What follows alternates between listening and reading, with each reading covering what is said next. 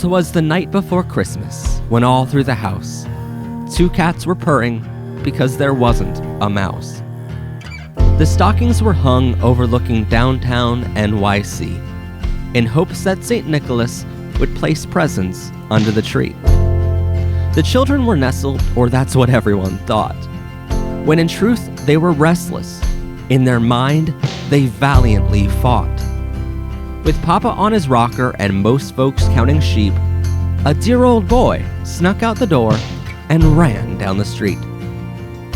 Though most would assume he was trying to find reindeer tracks, only Santa Claus could see that boy running from a mist covered in black. The boy looked back at his house and imagined it gone, with nowhere to run to at the end of his song. He woke with a fright. It was all a bad dream. He's been having these nightmares for some time, it seems. Our dear old boy rewrote his letter to Santa 8 times, though you'd find a pattern through his pages and lines. He didn't want boxes or stockings filled to the brim. No, our little Tin Man wanted merely a heart he could love within. He prepared for the worst and plotted his escape. 2 words can be cataclysmic in the life they could shape. He wanted to cry, but his tears ran out long ago. This was the moment he shed light on his shadows. He thought life would be over, or they'd look at him strange. When he told them his heart just didn't beat the same. But our dear old boy forgot how deep love from his family truly goes. They embraced him with love and showered him with rainbows. A wink of their eyes and a twist of their heads soon gave him to know he had nothing to dread. Like the Grinch, he spent most of his life hiding away. To be more precise, it was 9,300 plus days. Before, he would often wonder what it was like to breathe fresh air. But this Christmas, he can breathe and love without a care. Though words can't express the gratitude he so rightfully owes, for loving him through his best and having his back when he's hit a low, for always loving him, and most importantly, for continuing to, for seeing love as it's all the same to me and to you. What makes this Christmas special is the mere fact that it's the same. You and me get to spend it together with words in healthy exchange. Only now you might see me smiling a whole lot more, or holding someone's hand and rainbows galore. So before Santa's reindeer fly him up out of sight, thank you to all, and to all a good night.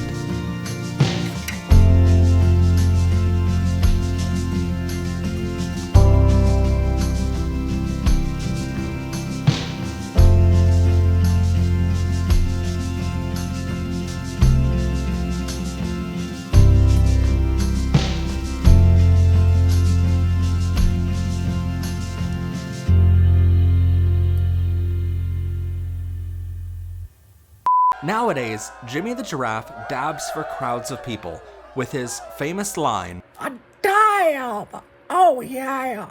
But today, he took a break from his life on the road to sit down with us.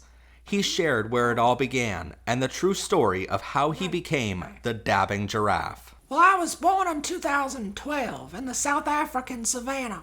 One day, when he was just 2 years old, a traveler from Miami Zoo came up from behind him. He shot me in the eye.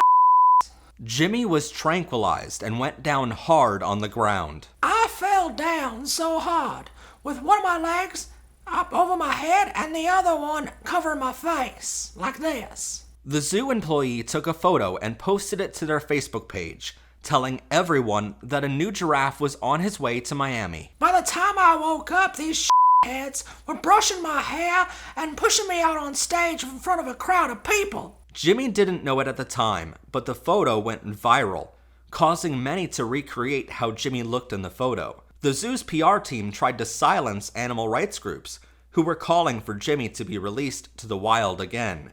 So their marketing team nicknamed the dance move after the little dab of narco berries needed to tranquilize Jimmy.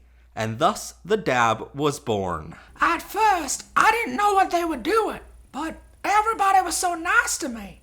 Then I saw the photo, and the zookeepers told me everyone was coming there to see me do the same thing as I did in the photo. So I did, and everybody started doing it with me. It was so popular that the zoo gave Jimmy and his best friend Hoss their own show on YouTube. We had so much fun making that show together, and the people in the comments, they were so nice to us. Dabbing was an overnight sensation with kids around the world doing the dance move, and even caught the attention of stars like Jason Derulo and Carolina Packers quarterback Cam Newton. I love making people happy, and the keepers were nice, feeding me brushes and trees, but there were still fences all around me, keeping me all caged up, and I don't like that. And all these people kept walking around with shirts with my face on them. But did I see any royalties from that? Hell no! But on September 28, 2022, disaster struck when a Category 5 hurricane named Ian made landfall in Florida. The storm came through and destroyed everything around us. The water tore my house from its base and crashed it through the fence that kept me inside for 8 years. But Jimmy and his friend Hoss were lucky. Hoss is a bald eagle so he could fly, and Jimmy had extremely long legs so he can stand above the water. Before we left town, we found that zookeeper that shot me in the ass in the first place, and Hoss found this trank gun, so he shot him in the ass, and it was funny as hell. This would be the first of many times Hoss attacked a human to defend his friends and fellow animals. But as for Jimmy... So then I started laughing my ass off, and then I yelled to him, "Hey, who's laughing now, motherfucker? Damn!" So then Jimmy and Hoss walked all the way from Florida to Pennsylvania, where they heard there were good tasting trees. Well, by the time I made it to Pennsylvania, I was so hungry that I ate the first tree I could find. He ate my goddamn tree. I had all my nuts stashed around that tree, and I even had a house built there. But then this long-necked horse comes along and eats every freaking leaf. I went nuts. Look, I don't know why he's so upset anyway. Squirrels in Florida never find 80% of the nuts they had anyway. So what? I like eating trees. Sue me. Oh wait, he did! During the trial, Jimmy pled not guilty and famously kept saying, "Wasn't me. It wasn't me. You eat one tree and everyone goes f***ing nuts." But luckily, Jimmy's lawyer cut a deal with Mr. Nutterbutters and offered a settlement of 1 tree, 45 walnuts, and 3 cashews as compensation. To this day, Jimmy still proclaims his innocence. It wasn't me! But after the case was over, Jimmy started making videos on his own. I still like to make people happy, so I took my phone out one day and I started dabbing everywhere I go. Fans adored his new videos because finally, Jimmy wasn't caged in a zoo anymore. So one day, I was eating a wedge salad at P.F. Chang's in Princeton, and this fan of mine came up and gave me this rainbow bow tie so that I can be fancy like everyone else there. Ever since then, Jimmy has been doing a new dance move that he calls Fancy Dab with a bow tie. While the old YouTube channel for Jimmy and Hoss has now been removed by YouTube for inappropriate behavior on animals, Jimmy now connects with his fans all over social media. I like to travel as much as I can nowadays, but everywhere I go, there are so many great people who want to see me dab their hometown. So I do. It makes so many people smile, and that makes me so happy. Have you ever gotten in trouble for dabbing different cities? No, I mean, I got sick off the trees in Meadville when I went there, 'cause they were covered in bullshit. But anytime the boys with the fancy lights show up, I just yell, "It wasn't me." Those suckers fall for it every time. Oh yeah. You ready to get dabbed? Oh no, you're sad. You need a dosage of wrath. You're worried, but no need. My dabs are free. Look here and see. I'll teach you everything. Raise one, hand up, then cross and pump. I'm the coolest giraffe. this side of the Mississippi. I have a need to get down, so who the hell is with me? My bow tie is on, but no need to be fancy. They call me Tiny Jim, but you can call me Jimmy.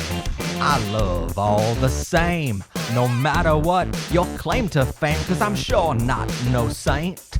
I dab without restraint, cause I'm cool like ice. I make everything feel nice. I came, I saw, prepare yourself to get dialed.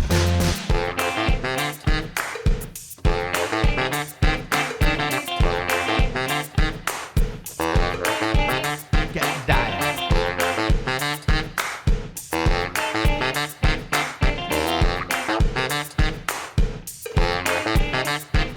Oh no, you're tired. You need a dose of Uriah. You're worried, but no need. My dabs are free. Look here and see.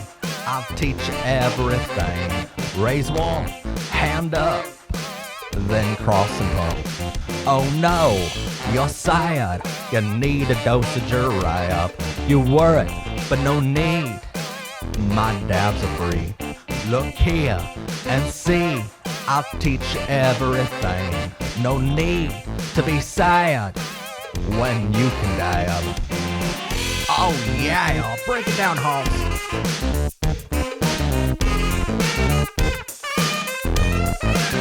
Get dialed.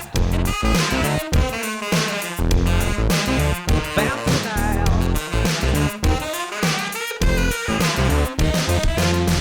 I'm gonna lower it down right now, cause I have something very important to say. Something everyone has gotta hear.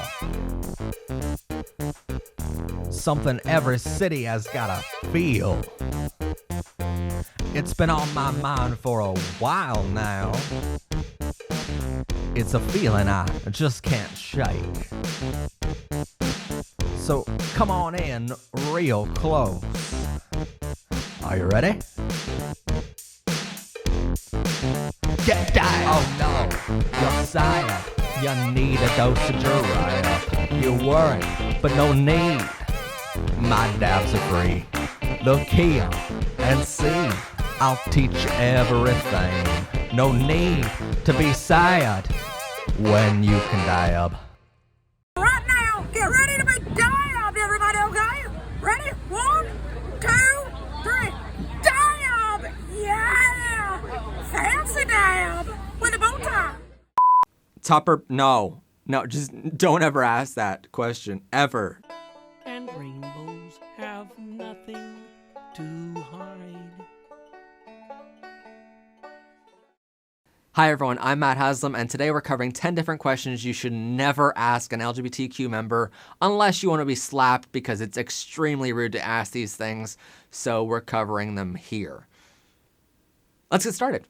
Number 1, when did you first realize you were gay?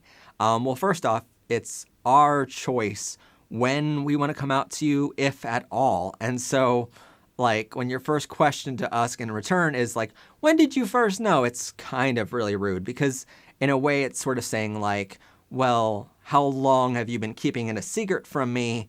And it's just, don't ever ask that, because for the most part in the LGBTQ community, we've known we were different our entire lives. We just taken a long time to accept it sometimes. And so when you ask us how long we've known, it makes us think back in those days when we still kept it a secret. And it brings back all of those horrible feelings that we had trying to keep it a secret. And it just brings up a very bad time in our past. So just don't ever ask it, okay? Number 2, does your partner worry about you cheating because you're gay? No. I don't know how this is a question. I seriously don't.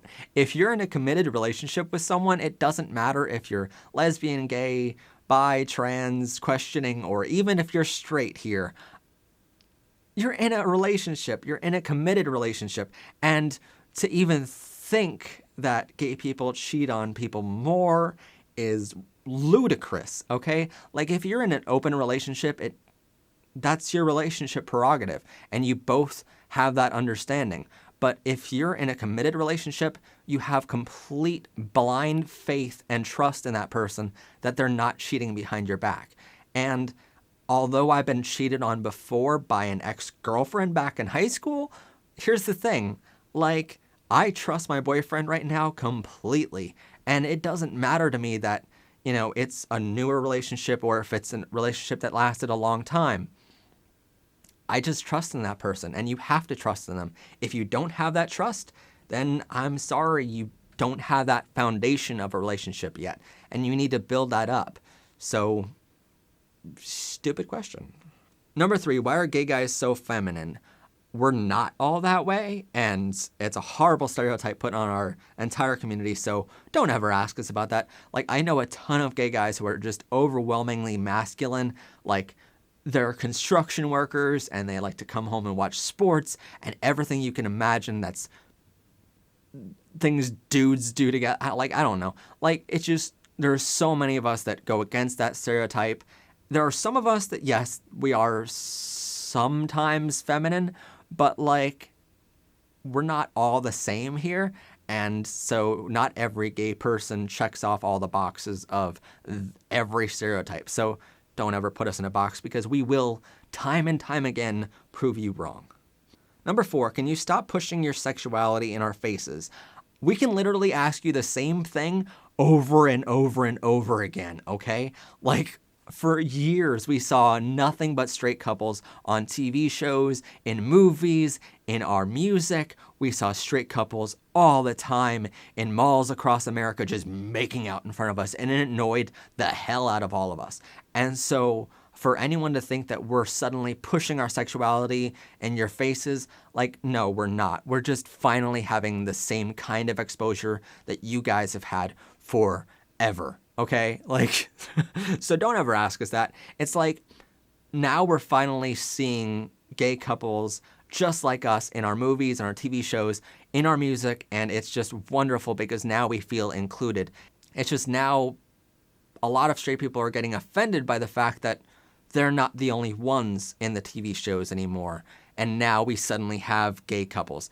It's sort of like, in a way, it's not like all straight people, by the way, but there are some straight people who just get highly offended or grossed out when they see a gay couple kissing each other or whatever on TV or in a movie or whatever, and it offends them. And it's weird because for years, we've been seeing nothing but straight couples on our TV shows and movies and in our music, and it's sort of just like, well, can't you understand that it could offend us, seeing nothing but straight people?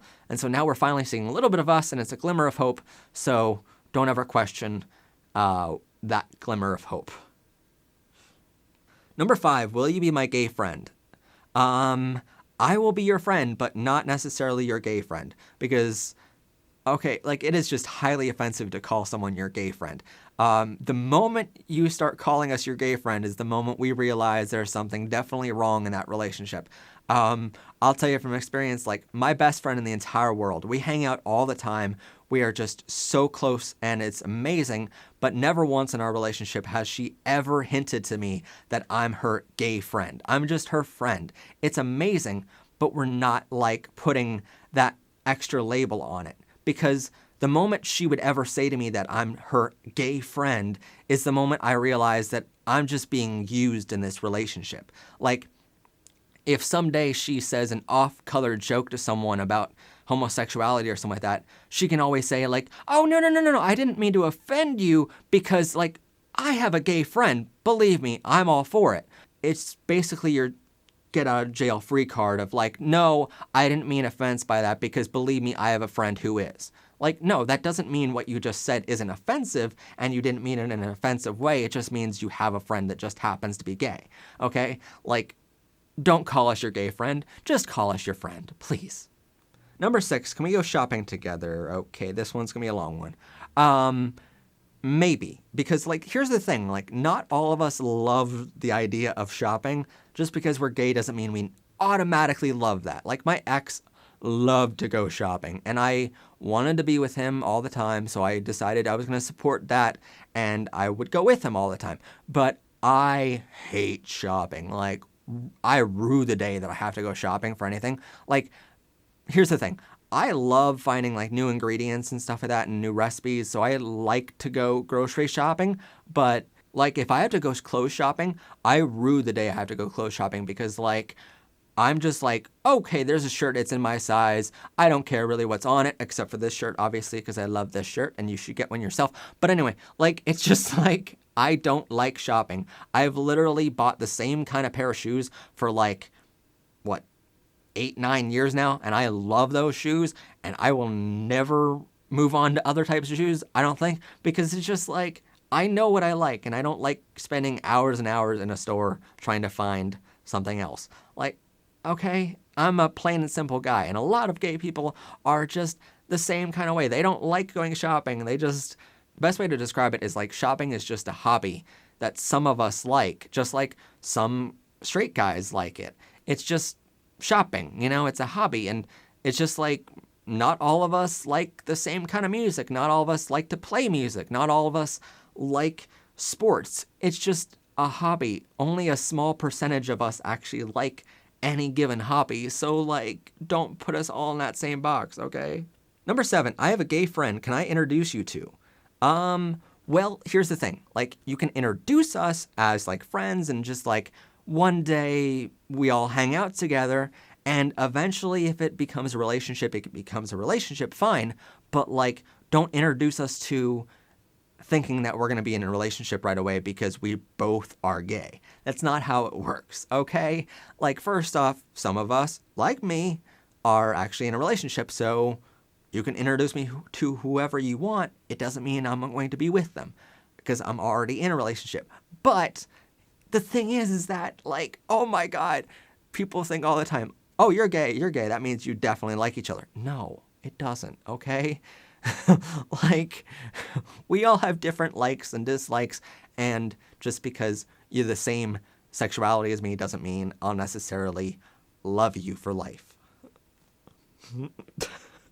That was harsh. Sorry. Number 8, you have same-sex marriage now. Isn't that enough? Really? You're gonna really ask that? Okay, fine. I'll answer it then. No, we want actual equality. We have same-sex marriage now in some countries across the world, but we don't have it across the whole world. There are still countries that kill us members for just being gay. There are still countries that lock us up in prison for life if we even hint the fact that we're gay. So no, this is by no means the end of it. And how dare you think it is, okay? We want actual equality. Until every single person on this entire earth is completely okay with gay people, and we're not walking down the streets fearing being called gay just as an insult and fearing bigotry in the world, until that day when bigotry is completely gone, no, this is by no means the end. Number 9, are you sure you're gay? Yep, pretty sure. Number 10, you're gay, so who is the man and who is the woman in the relationship? Wow. Okay, yeah, never asked that one. That's probably the top of the freaking list. So here's how homosexuality works, okay? If you're gay, that means both of you are guys and you love each other, and that's all that matters. And if you're a lesbian, that means both of you are women and you love each other, and that's all that matters. Neither one of you has to be the man. Neither one of you in the gay relationship has to be the woman. Some gay guys have feminine traits. Some lesbian women have masculine traits. That doesn't really affect the relationship. As long as you love each other, it doesn't matter. And I know some people out there have the question, well, who is the and who is the in the relationship? And they word it in a way like this question where they're trying to ask that, but they don't know how to word it because they don't know the terminology. Well, guess what? I've never once in my life walked up to a straight person and been like, you know what? I wonder how they do it. Okay, just don't ever ask us that question. Don't ever ask us who's the man and who's the woman. It doesn't work that way. And if you really still want to know how everything works, there's 2 ways you can find that out. Try it yourself, or Google's a thing. Ask Google. not us, okay? Like, you'll probably find out the stats online of like, yeah, most gay people are vers. It's a thing. And if you don't know what that means, look it up. Google's also a thing for that. Or you can also just try it yourself. It's kind of cool. So anyway, those were 10 questions you should never, ever in your entire life ask a gay person. So please don't ever ask that. Just don't. So I'm just warning you, this one might make you cry.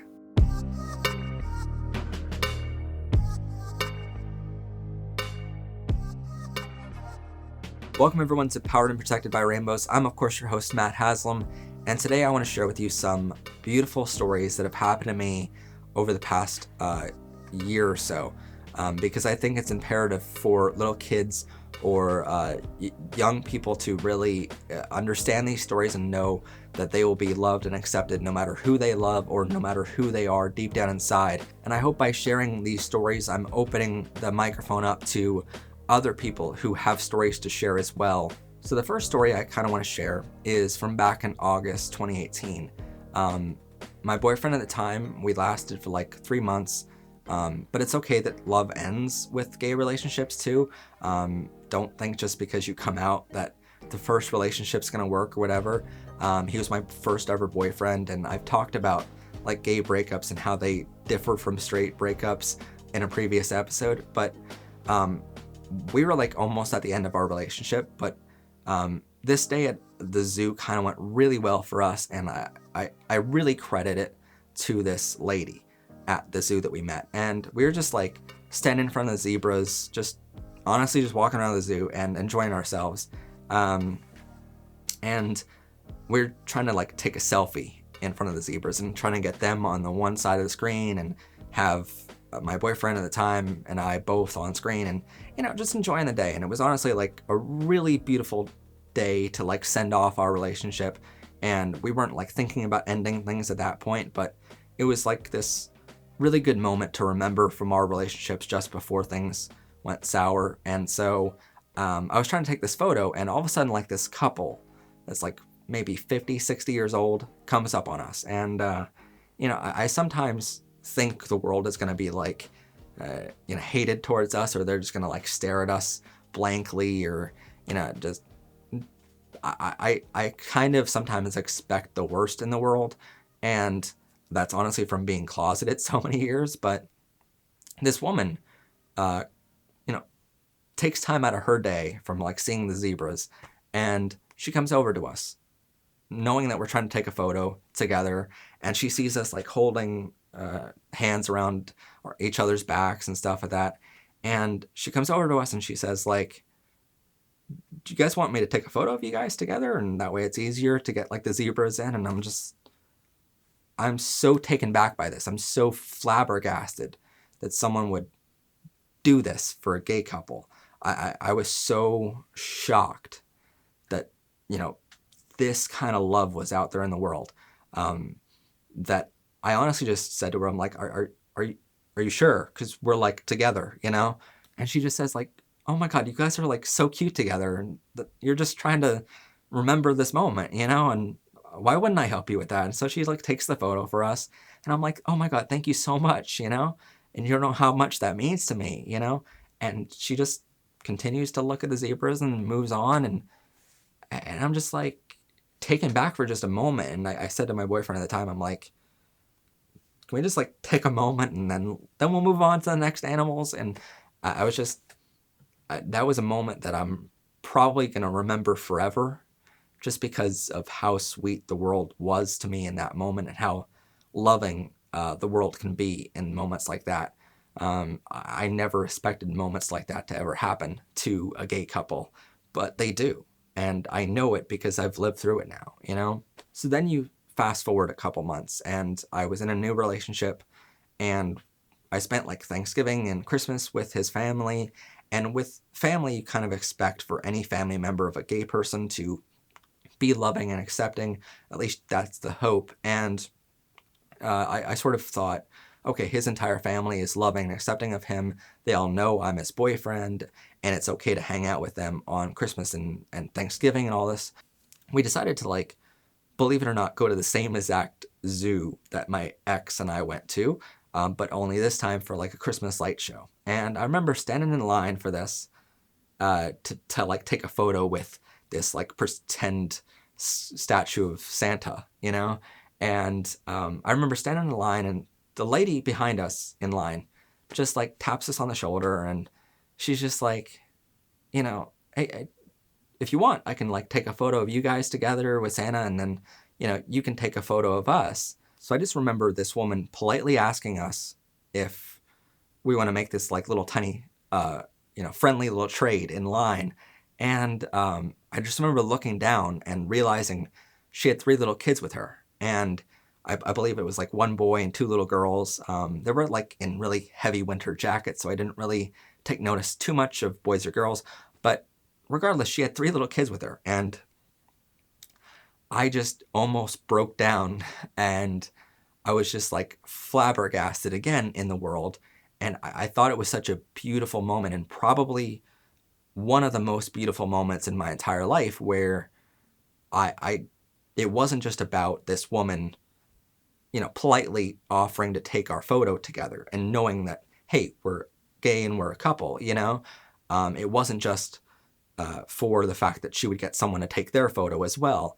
It was honestly this thing thinking about, this is the lesson that she's teaching her kids, that they should be loving and accepting as well. It was such an incredible moment to watch a mother show her kids what love and acceptance really is, and to realize like what those little kids will grow up into, to realize how good of a mother she is, and to know that, you know, if that's the way she's parenting and others parent, if anyone parents like that, then our next generation will be in complete equality.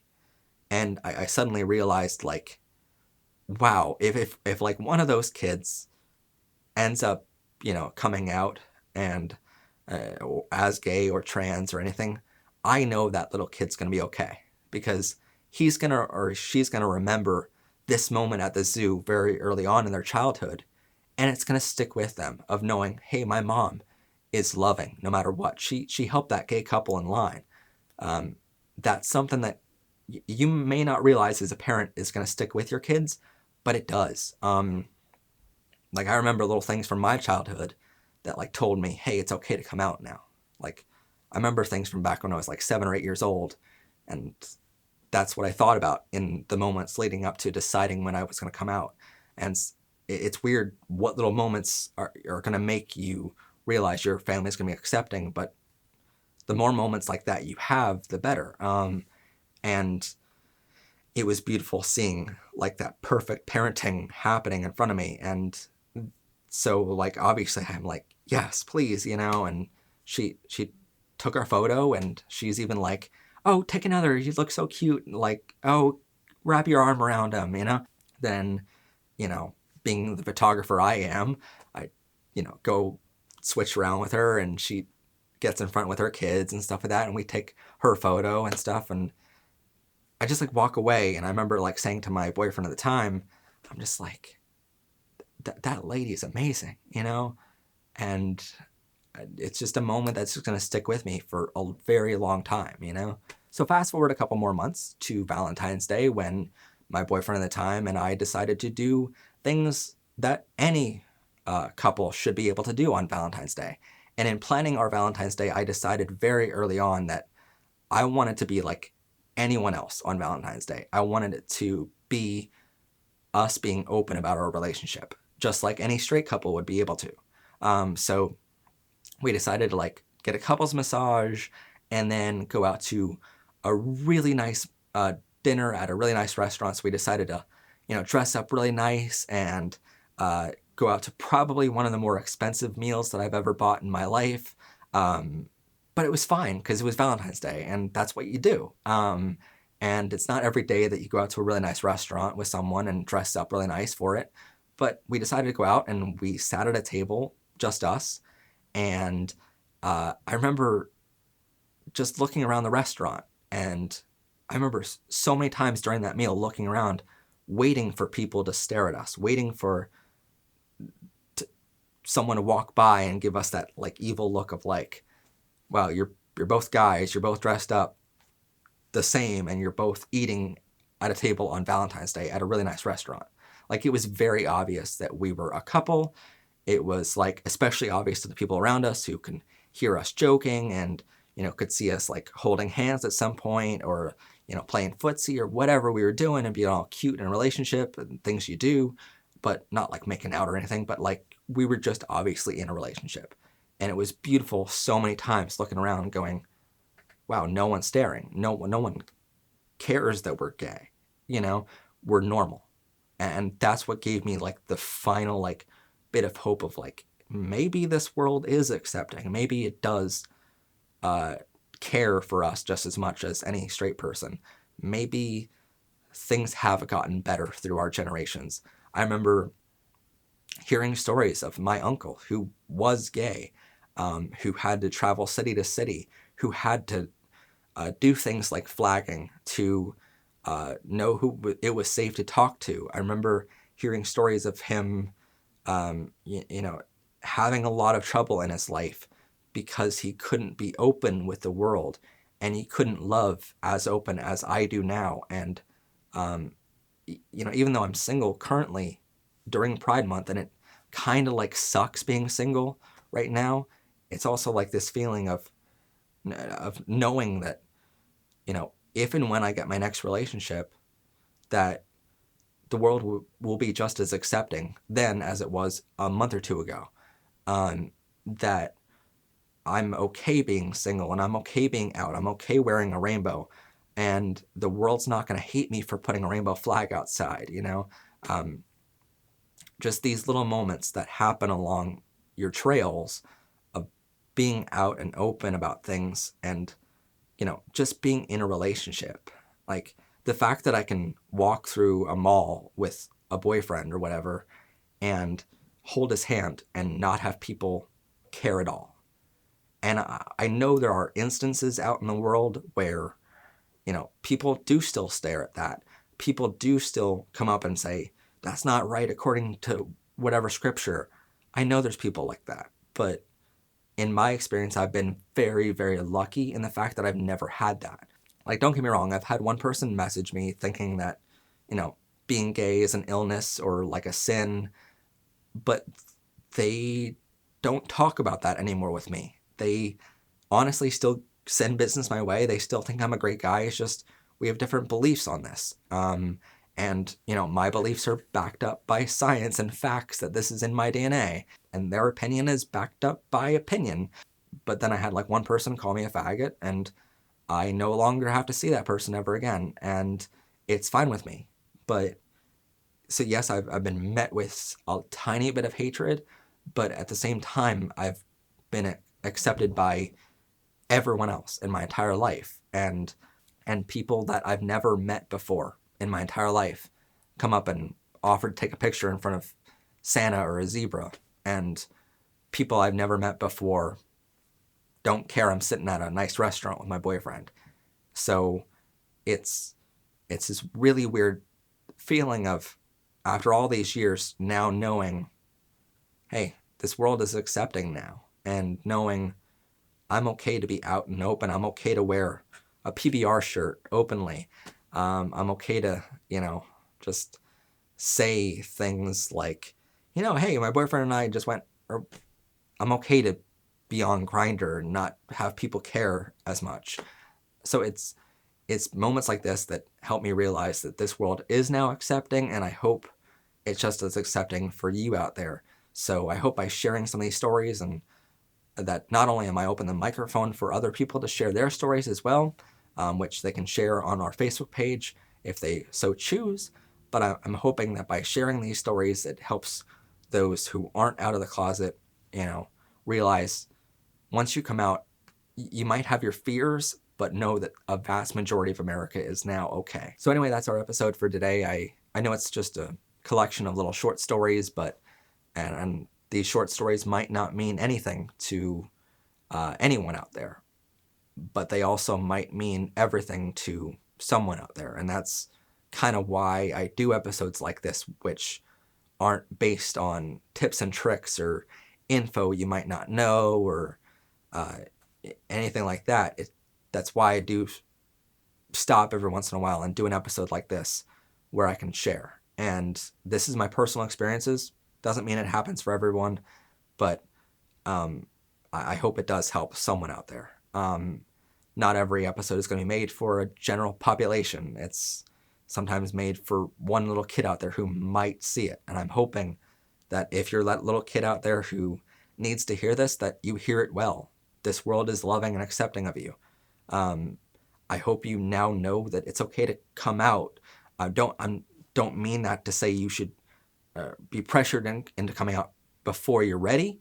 Obviously, take your time, as much time as you need. But if you figured out by now that your family is accepting and your friends are accepting, and you're still kind of hesitant to come out because the world might not be accepting, know that, at least in my experience, it is.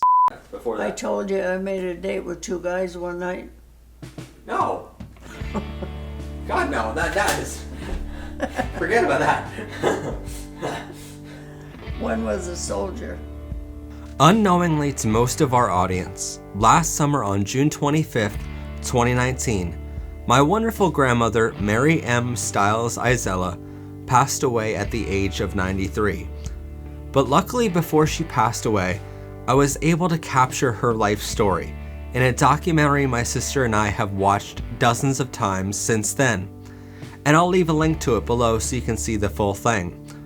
I was also able to come out to her as gay on June 18th, 2018, just about 1 year prior to her passing. And I'm incredibly lucky to have had the opportunity to tell her in person. And I'm even luckier that she continued to love me the same ever since then. She even welcomed my ex-boyfriends into her assisted living apartment for our weekly family game nights before she got really sick. See, my grandmother and I always shared a special connection because she acted more like a mother to me and took care of us. But I remember so many times playing Go Fish or some other card game in her dining room as a young child. On those game nights, my grandmother and I were the only ones awake in the whole house. She'd have her coffee and I would have my milk, while I asked my grandmother to tell me stories and answer questions about my uncle and her son, Jeffrey Blake. Now, some have asked me how I can feel somewhat of a close connection with a man I never met in person. After all, Jeffrey passed away on March 2nd, 1992, 4 months before I was born. But in a way, I feel like life cheated me out of a close friend. Not just because our family isn't really that big to begin with, but because of how similar Jeffrey and I grew up.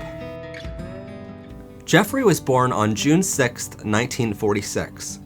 He was raised in a little town called Mahanoy City, PA, with his mother Mary, father Lewis, and his sister. He went to St. Canicus Catholic Grade School in downtown Mahanoy City, PA. He then attended the town's public high school called Mahanoy Area. So far, Jeffrey and I's childhood stories mirror each other equally, with my attending of St. Stephen's and St. Ambrose Catholic grade schools and public high school at Pottsville area. But our stories are much, much closer in resemblance to each other than just the fact that both of us attended similar schools. According to stories from my grandmother back when she was alive, like me, Jeffrey knew from a very young age that he liked other guys and was truly gay deep down inside. We both kept it a secret from everyone as children, but the reasons why we kept being gay a secret were vastly different. That looks innocent enough, doesn't it? Lots of young people hitchhike. Seems like a good way to get from one place to another. But sometimes there are dangers involved that never meet the eye. Let's take the case of Jimmy Barnes. Jimmy played baseball all afternoon and he didn't feel like walking home, so he decided to thumb a ride.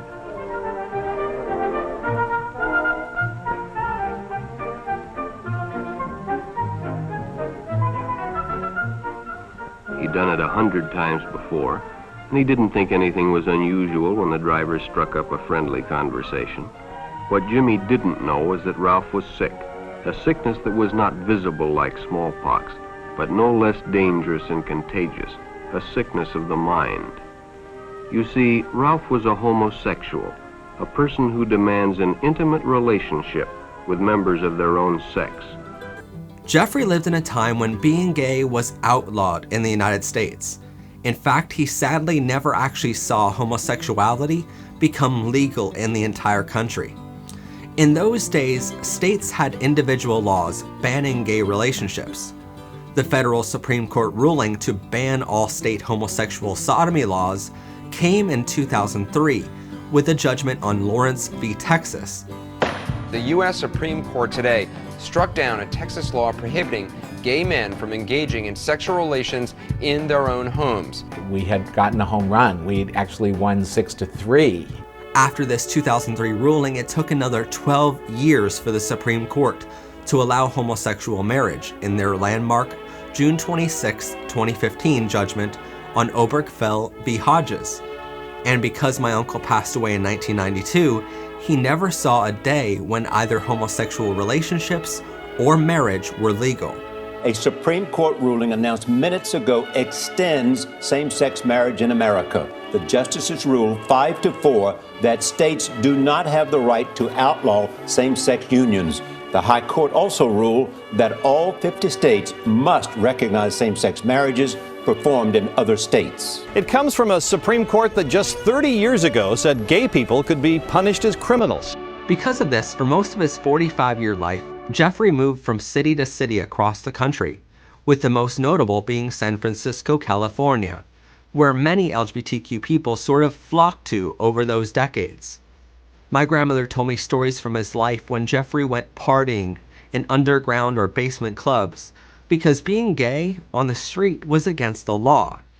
He even lived in an apartment with 4 to 5 other gay men, not as a relationship between them, but more so that way they can all talk openly and not have to fear saying something too gay in their own home. In the beginning of season 2 of our show, we spoke about gay flagging and the handkerchief code. Nowadays, it's a code us gay people, including myself, use at pride events or in life to showcase what we prefer in others. But as I said in that episode, it was a system which my uncle's generation used to avoid the police and identify each other out in public, so that way they would know who it was safe to talk to. This is something where even my late uncle used to do back before I was born, and different cities that he lived in across America, like San Francisco or New York. But after high school, my uncle served our country as a member of the United States Navy, and even fought in the Vietnam War. But he did so without telling anyone he was gay. Not only back home in the United States was it against the law, but ever since October 1949, the United States Department of Defense standardized anti-homosexual regulations across all branches of the military.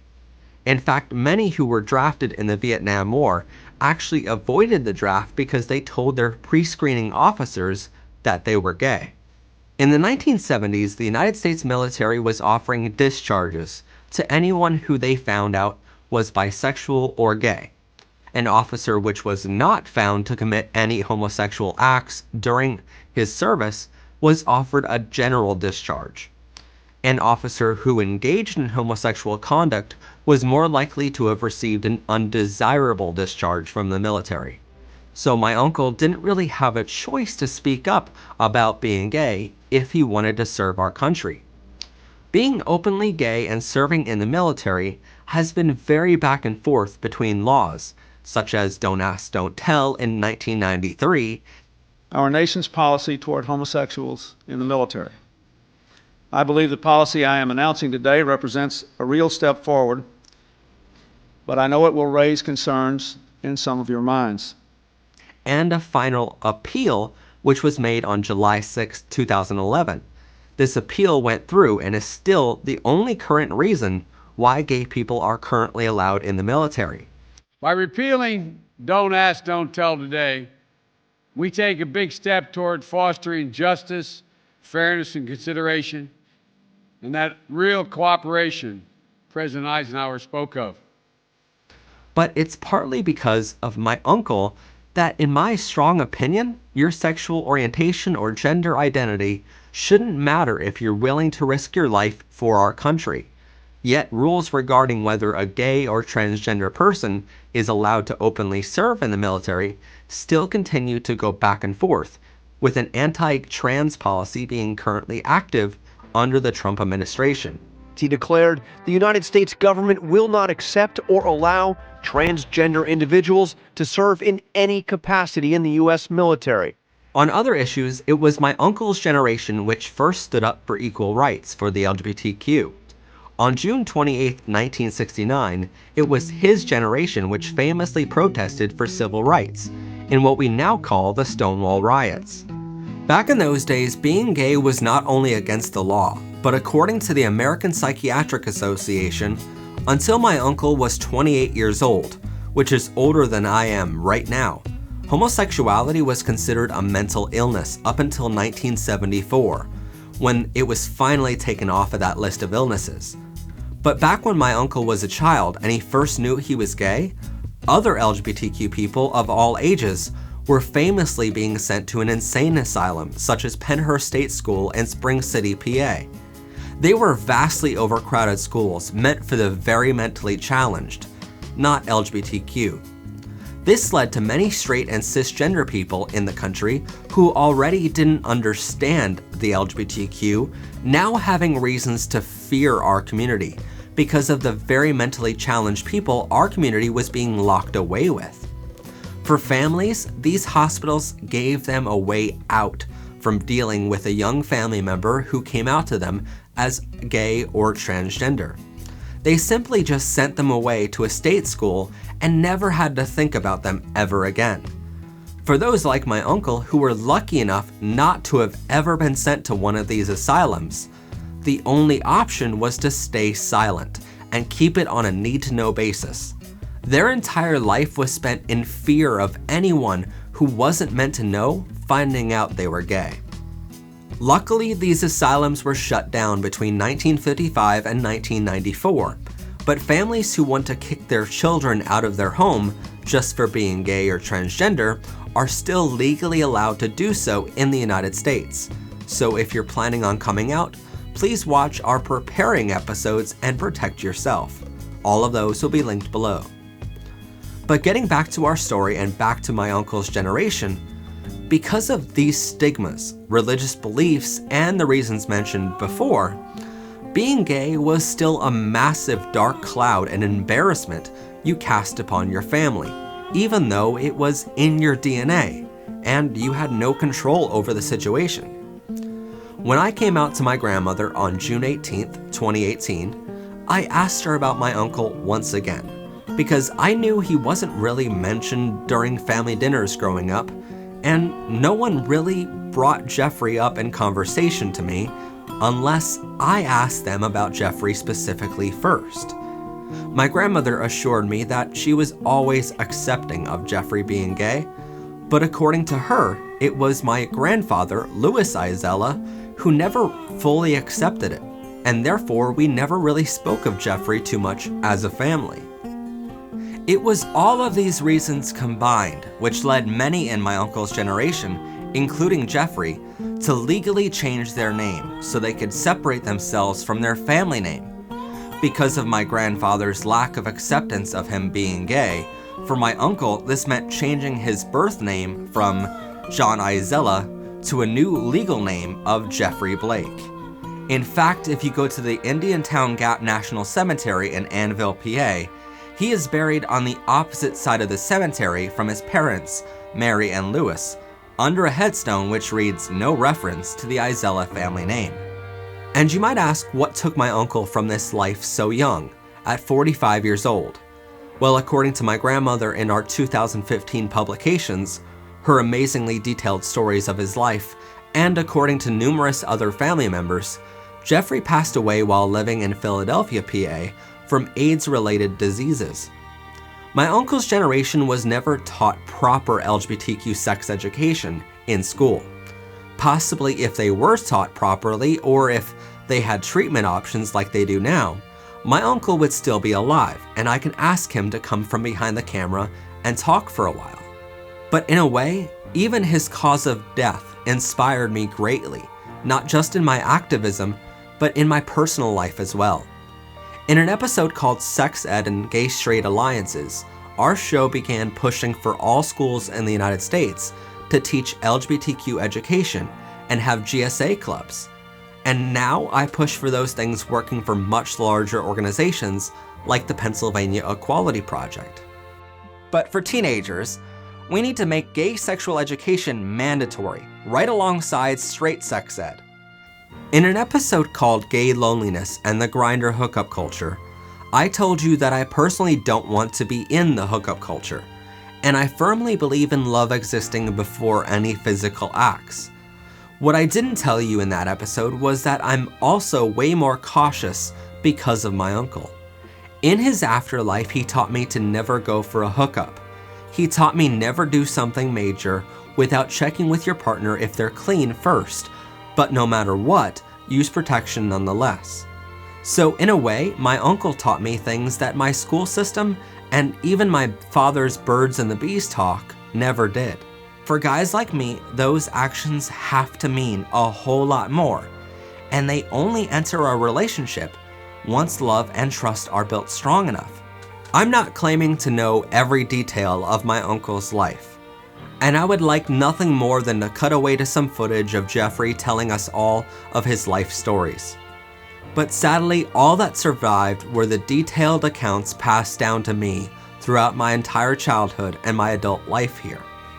Although we have never shook hands, I can't help but feel two things whenever I think of my uncle. Firstly, I feel a bond between us that most people won't understand, but I do understand.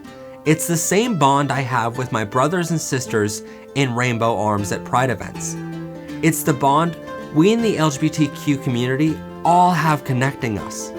Only for my uncle and I, that bond is a little stronger because he's family to me.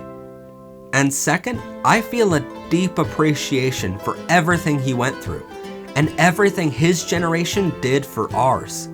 Sure, we still have many mountains to climb, and we still need equality, equal education, equal blood donation abilities, free or affordable LGBTQ mental health services, and so many more things in this country to protect us. But when I think of how far we have come in just the past 50 years, it makes me realize that our goal of equality is attainable. Think of it like this. 47 years ago in 1973, my uncle would have been 27, the same age I am now. But life in his generation was vastly different than mine. We both kept our homosexuality a secret until we were much older compared to when we first knew it ourselves. But I kept it a secret because I didn't want people to know yet. It wasn't because I had any fear of getting sent to an insane asylum or locked in prison for the rest of my life. No one in my family is embarrassed of me. None of them see a dark cloud I put over them, and no one pushed me to change my name. My father accepts me for being gay, and he's happy for me when I have a boyfriend. He accepts that I will someday have a husband, and we might adopt kids of our own. But even our government fully accepts the fact that I can actually have a husband one day. And it's profound. The 5-4 vote in many ways reflecting the huge societal shift of the last 20 years. The president saying today there are days like this when that slow, steady effort is rewarded with justice that arrives like a thunderbolt. Even now that things have changed, some others from Jeffrey's generation have been so ingrained in that way of thinking and keeping it silent that they still, to this day, haven't come out and told everyone they're gay. Some still tried their best to hide it. When I was a kid, it was always worded to us as that man who lives alone down the street, who never married, or that lonely old man, or my personal favorite, that man who lives with his roommate. At 27 years old, I've gone on many first dates with guys. My father taught me to meet up in public during daylight hours so I don't get murdered or robbed like others are nowadays, but none of those first dates have been in underground clubs requiring passwords for entry to keep the police out. But no joke, I've gone on a first date with a policeman, and my first thought wasn't if he was going to arrest me for being gay. I've had 3 boyfriends now, and I've held each of their hands in public with no worries. At 27, I can say I have lived to see a gay presidential candidate become a serious contender. So I just came out. I had no idea what kind of professional setback it would be, especially because, inconveniently, it was an election year in my socially conservative community. What happened was that when I trusted voters to judge me based on the job that I did for them, they decided to trust me and re-elected me with 80% of the vote. And I can happily report that gay and trans representatives and senators represent our country in our capital. On June 10th, 2018, when I came out to the world, I did so while standing on the steps of my nation's capital. I was surrounded by hundreds of thousands of my brothers and sisters singing along to a coming out song written and performed by an Australian gay singer-songwriter named Troye Sivan.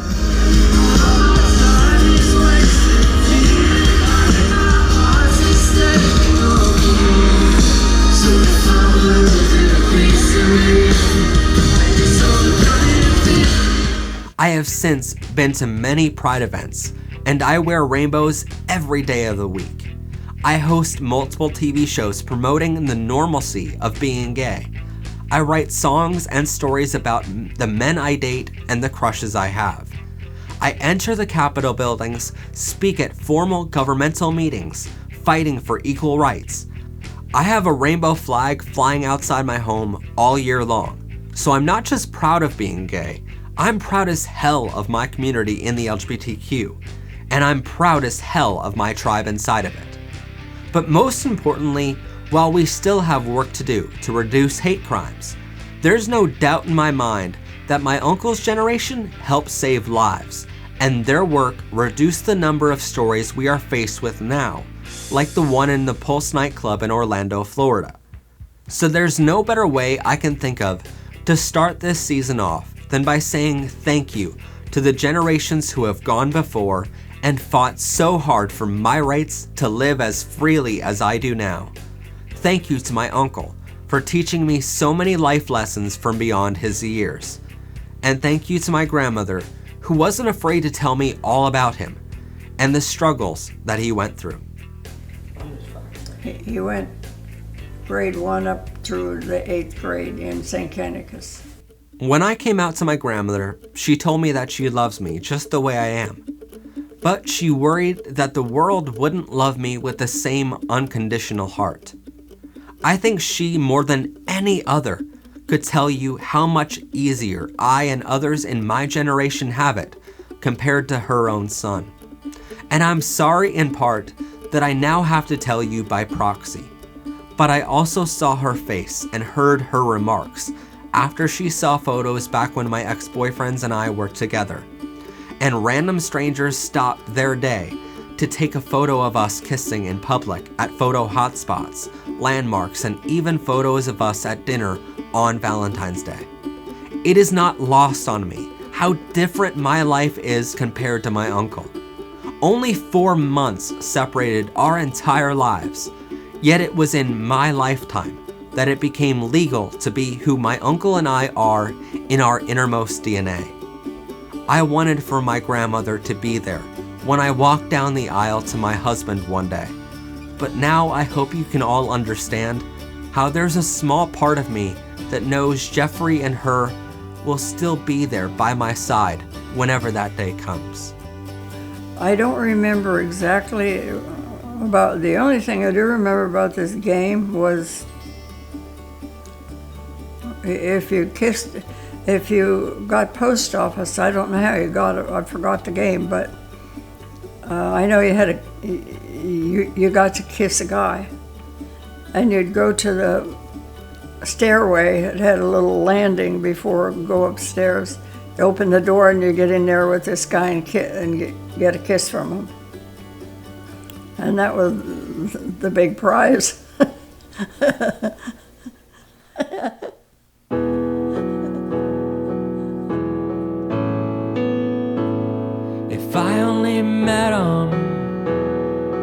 If I only met him for a day, I'm sure we'd get along. We'd have lots of things to say.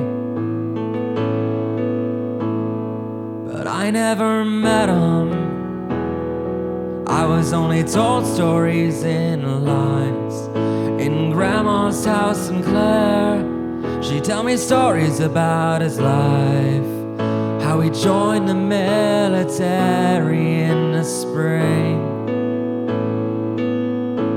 moved to San Francisco, changed his name. So if you can see me, Blake, know the world has changed. And though there's still some bigot folks who love to hate, know the world has changed from the Stonewall days. I'm sure you'd be quite proud of all the progress made. If you can see me, Blake.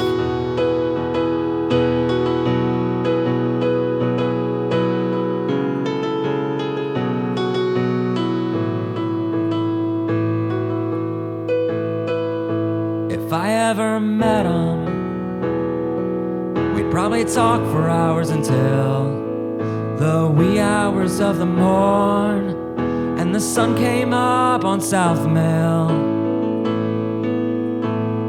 But I never met him. I feel cheated out of a friend, 'cause he probably would have loved me more than some folks ever did. So he hid his heart and died in 92. I was born in July and never knew. So if you can see me, Blake, know the world has changed. And though there's still some bigot folks who love to hate, know the world has changed from the Stonewall days. I'm sure you'd be quite proud of all the progress made. If you can see me, Blake.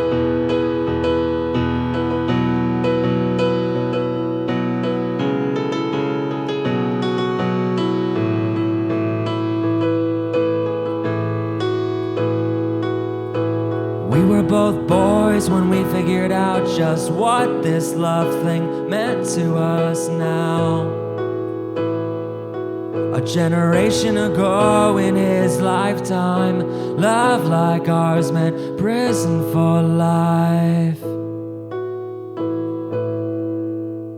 So if you can see me, Blake, I'm wearing rainbows today on the steps of the Capitol, 'cause love always beats hate.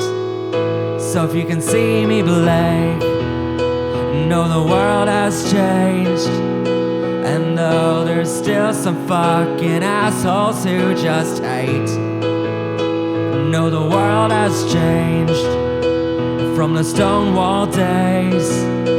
I'm sure you'd be quite proud of all I meant to change.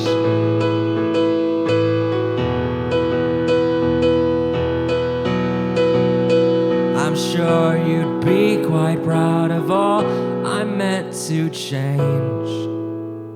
If you can see me, Blake.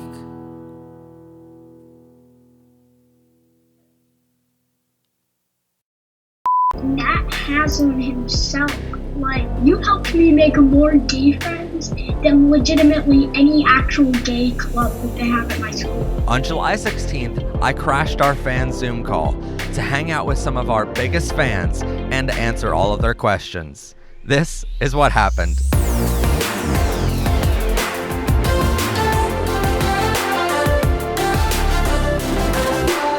We started this whole channel to help kids know they're normal and loved, and I'm like, well, you guys are so young that I really feel inspired. Every time I see your comments come up, I'm like, oh my god, we're actually helping the world a little bit more every single episode, you know? You helped me make more gay friends than legitimately any actual gay club that they have at my school. That's so good.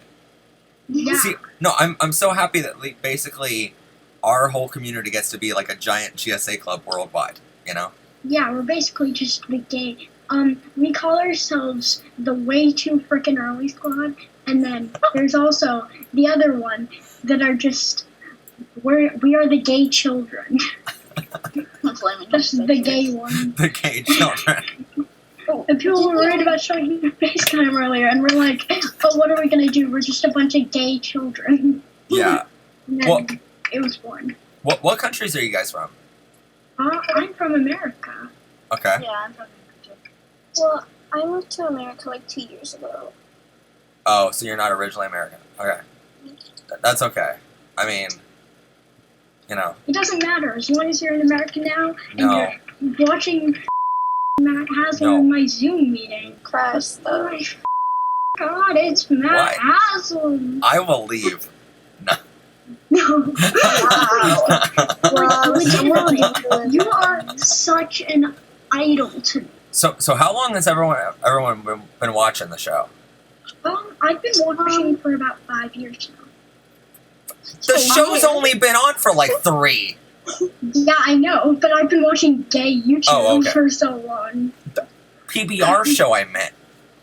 Oh. Well, maybe like a few months. That's deep. I got really bored maybe with like quarantine, so I found it. It's like really entertaining. Maybe. What is the Zoom call? Wait, Felix is actually gonna be on the Zoom? That never happened. Felix never joined the Zoom. Bruh. So tired. And surprised. You are my idol. Aw, thank you. I really appreciate that. I'm just so happy that like everyone's here and like we have like the core fans. I'm the one who started the pickup lines for Becca trend on that live. That's me. I did the first pickup line. Oh, okay. All right. Well, Becca sincerely appreciates that. That ran away the whole night. Who was the one that started the egg thing? I have no idea. I think it was someone said something. Like, I'm okay with the t-shirts outselling any other merchandise we have, but like, it was weird. Don't be shy. Crank the show. It's okay. It's okay. We never liked them anyway. I'm kidding, Ivy. It's okay. I'm sorry, guys. Zoom glitched me out. It's being really weird now. No, it's fine. You're not a true fan. It's okay. What? But oh my God. You gotta understand, I'm so savage most of the time. I'm so sorry. I just started watching him, and I'm already obsessed. Like, I watched all of your 6-hour streams. Didn't miss a millisecond. Which is okay. It's literally crazy how long you guys stay on the streams. And I'm just like, normally, I'm thinking, oh, people are going to stay for like an hour or two, and then we'll have different fans throughout the whole show. And then, like, some people are on for the whole thing, and I'm like, do you not sleep? I leave the live stream on my tab, and I, like, close my laptop, and I go to sleep, and then I wake up, and I'm just like, morning, family! Yeah. And I just sleep for like, oh God. I gotta say one thing, though. I actually... You know how you had those bunch of speeches at like, it was at like 3 a.m. for me? I woke up at 3 a.m. I set my alarm. I woke up at 3 a.m. just to watch those speeches. And then I just watched them like live and stuff. And like, but it's like a Matt fucking Haslam. Oh my God. I've never been described so many times with the F word between my name. Don't be shy, you have your phone number. Sorry, we're the most fangirly kind of people. Some of us aren't girls, but like, we're the kind of people that will like legitimately sometimes just say your name and everybody smiles in the Zoom call. Like, That's you're awesome. not here, but it's the most wholesome thing. I'm meeting so many new friends, and everybody just loves your channel. And it's great that we all have a common interest. And it's great that we can say the name Matt Haslam and just smile. Well, I think it's great that you guys got a friend group together, and you're all I like, gotta say one thing. When you said ask the Zoom stuff, I legitimately started freaking out. I teared up a little bit, but then I'm like, pull it together. That has one. Well, see, earlier today, I'm editing that video for tomorrow because YouTube's like, you have to upload at the same time every week in order to get your Stay analytics. in the loop, you know? It's fun. And then being a YouTuber is so much fun. No, you guys are the best part of that. The YouTube analytics and the YouTube algorithm, I hate. But so I'm like uploading that, and I'm like, as soon as I upload it, then I'll join, you know? So let me ask you this. Are all of your parents supportive of you being LGBTQ? Mine are. Definitely. Well, I'm Awesome. closet. Like 100%. They're trying to use my pronouns a little bit, but it's definitely tough. If you're not ready to have a gay child, then don't have children. Am I right? Yeah. It's completely true. You can't have a gay child, can't have an autistic child, can't have a black child, can't have a child. It's true. It's the only thing that you need to know. If you're not ready to have those kinds of children, then don't have children. That's how you tell a true fan. It's the entire truth. The whole and entire truth. And I know that it's true. Because otherwise, why would you have children if you're not ready to have a different child? Now, do you like Wendy's? Wendy's? Yeah. Yeah, we had this argument earlier. It's Wendy's versus Five Guys. Okay. Wendy's is good. Oh my God, Wendy's. Yeah, we're having like an argument. You didn't here. tell me the competition was Five Guys. Yeah, Five Guys. The competition was hold on. But restaurant or just compared to actually having 5 men? Yeah. I mean, like 5 men. Because you're talking to a very gay boy, okay? But no, it's actually the restaurant. God, we're the most fangirly kind of people, and we love your channel so much. There's this fly, and I'm trying to like bat at it, but it's on my screen and it's just falling down because I recently polished my screen a little bit because I treated myself, right? And then this fly is just like dragging itself down my screen, and just like, you know, cat with the chalkboard out just falls down. This fly is just falling. Did you just say you cleaned your screen because you're treating yourself? Yeah, I don't clean my screen at all. I don't even clean myself, to be completely honest. This fly, I'm just trying to like bat it because I actually do have a touch screen thing. I'm just, oh my God, it's Matt Haslam. You're the first YouTubers to ever notice me, by the way. Well, I'm glad. And it's really great. That's why I drew fan art for you. That's why I wanted you to come on the Zoom call. You're the kind of YouTuber that notices every one of their subscribers and loves it. Well, okay, so the beginning of June, we had like 500 subs, and I was like, oh, this is going to be easy to notice everyone, reply to every comment. And then, like, 20 days later, we're looking at 12,000, and I'm like, well, this just got harder. I know, but you're like that kind of person that notices everybody for every little Right, yeah. And that's the best kind of YouTuber. Even at 12,000 people, you still manage to notice everybody's little hard question. And you still manage to make us all feel like we're an important part. So, thanks for that. That's really actually helpful. Now, what I can say to my parents is, yeah, I met my idol. And because, you know, that's the coolest thing in the world. I just can't believe that you noticed us. To be completely honest, we do these Zoom calls in obscurity. Like, we do them with like 4 or 5 different people, and we just chat for a little bit.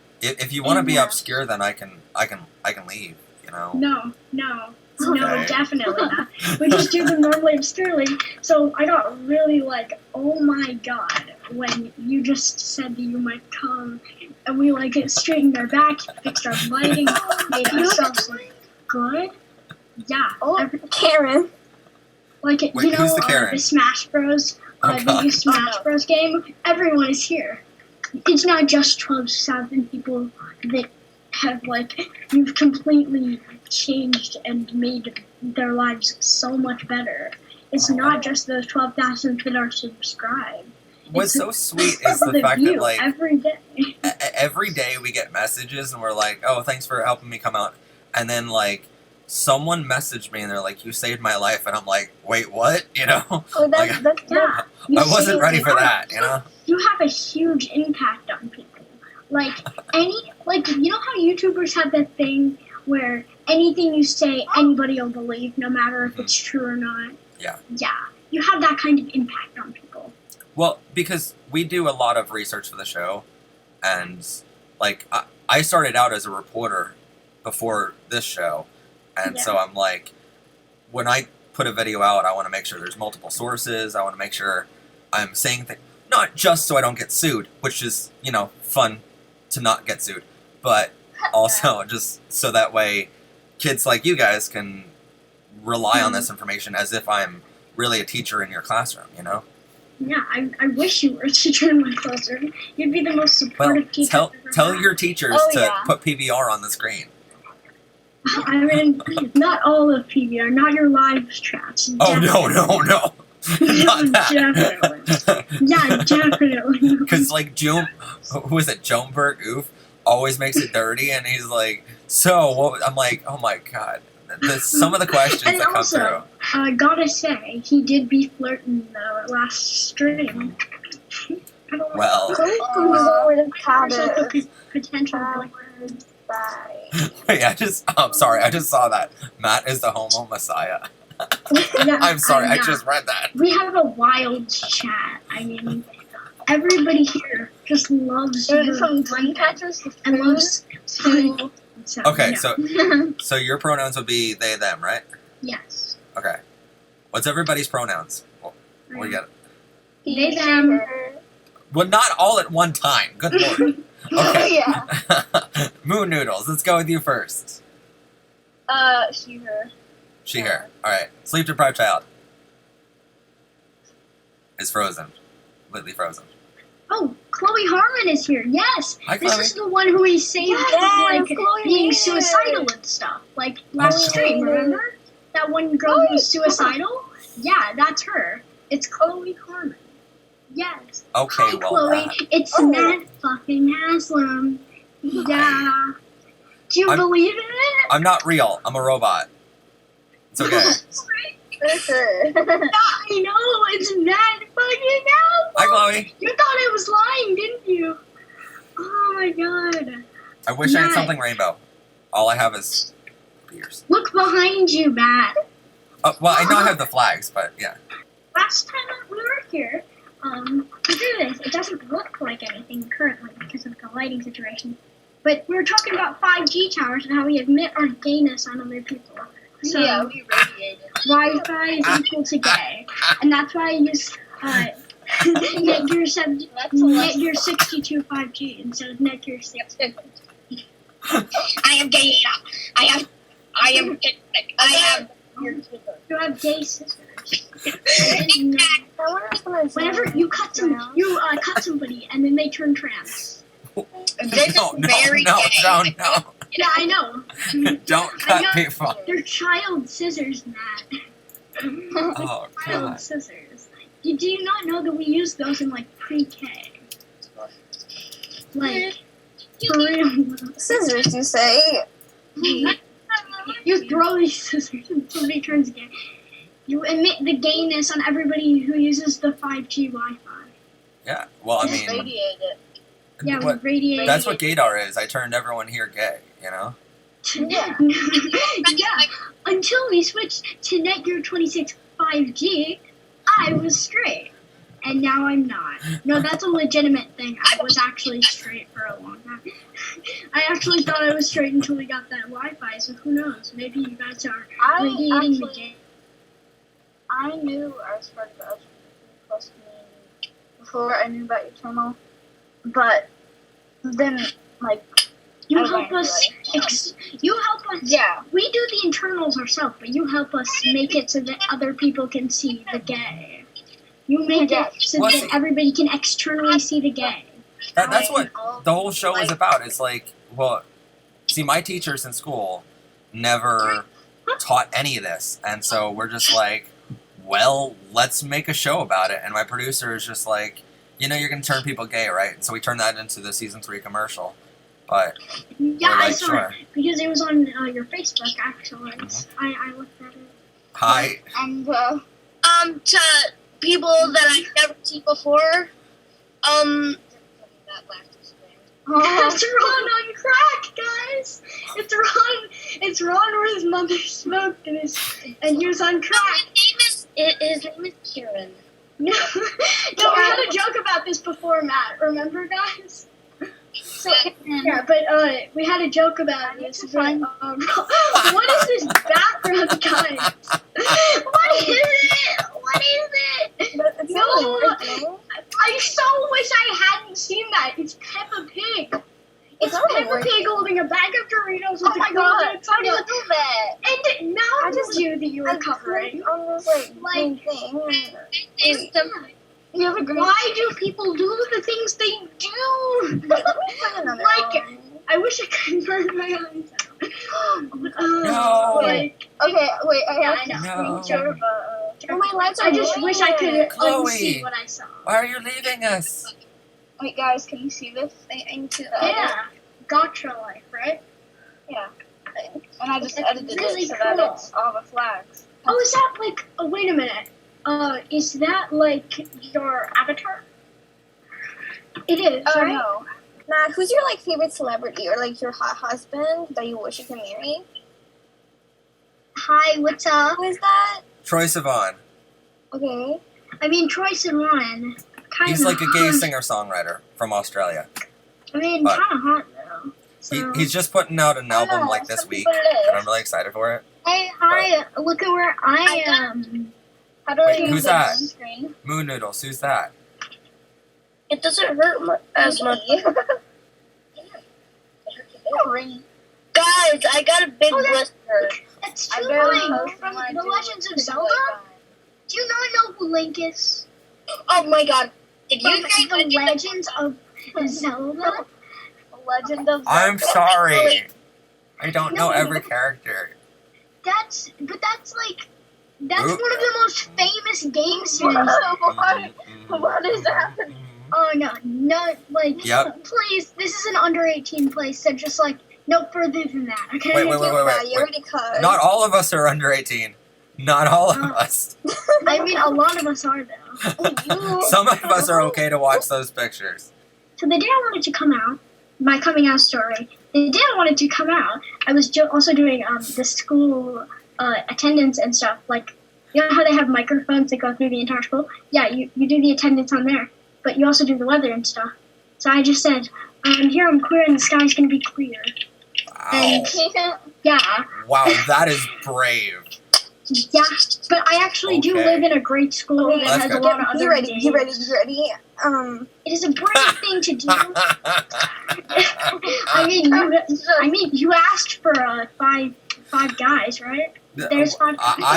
Well, see, people try to scare me on the stream, and they're like, "There's like a policeman behind you," and I'm like, "Dude, like, if there's a policeman behind me, I'm not gonna be streaming, okay?" I'm scared, Matt. So I really didn't come out to my mom. She just found out, cause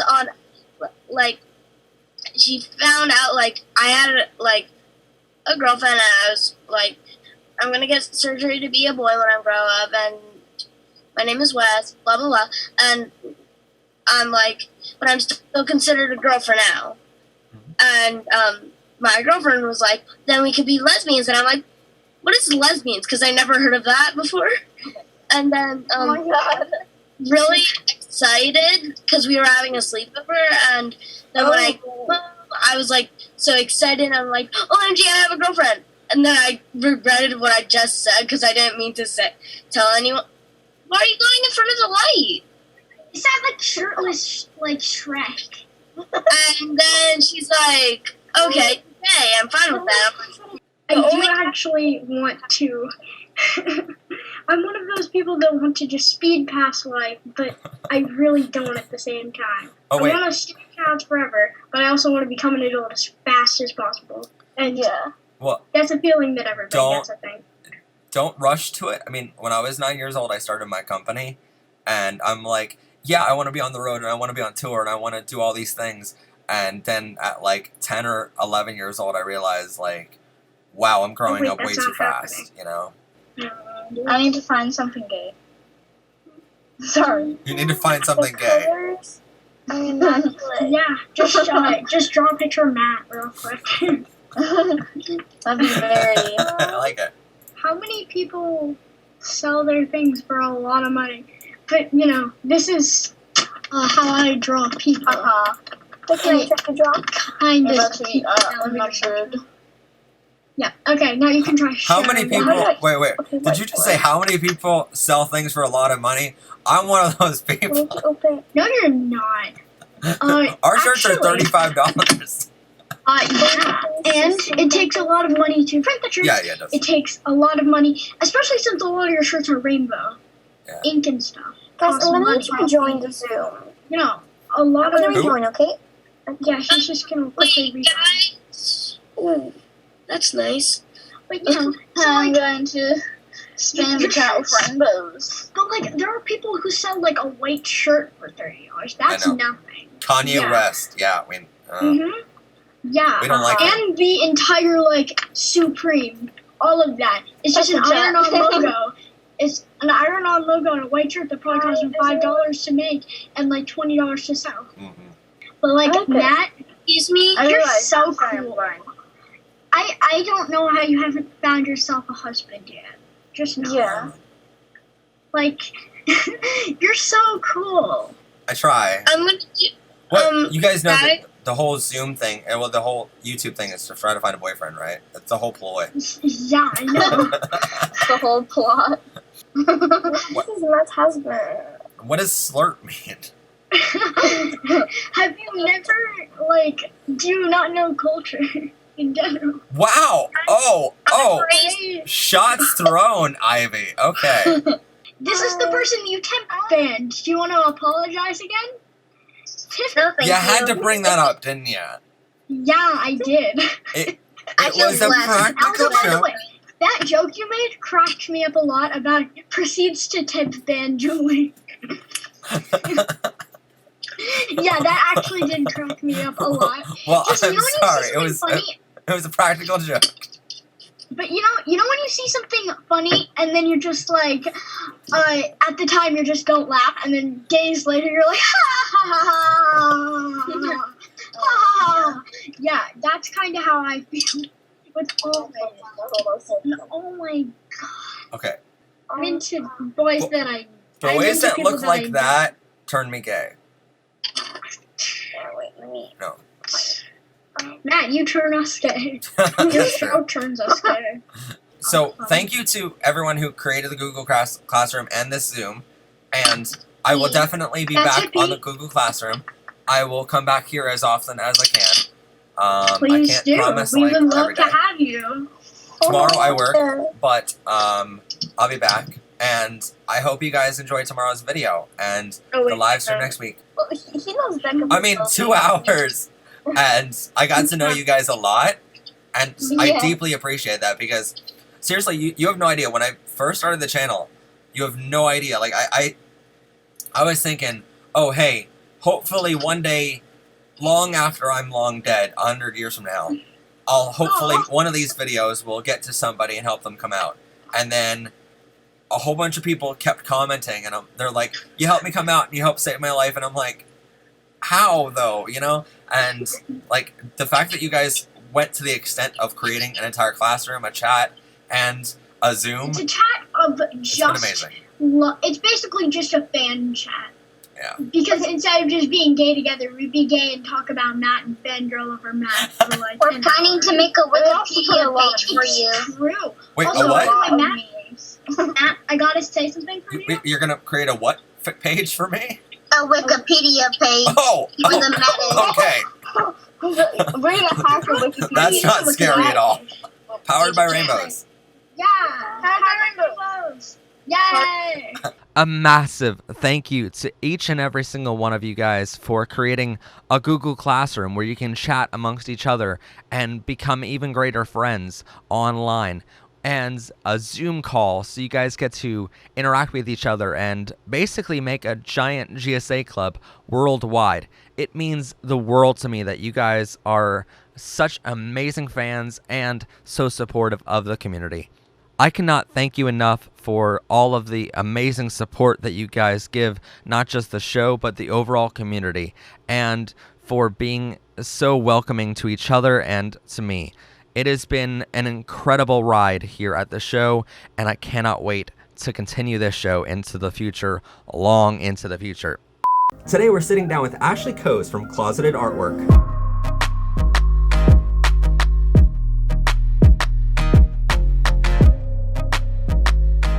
Welcome everyone to Powered and Protected by Rainbows. I'm of course your host, Matt Haslam, and today we have a very special episode for you. We're sitting down with the head and the founder of Closeted Artwork, Ashley Coase.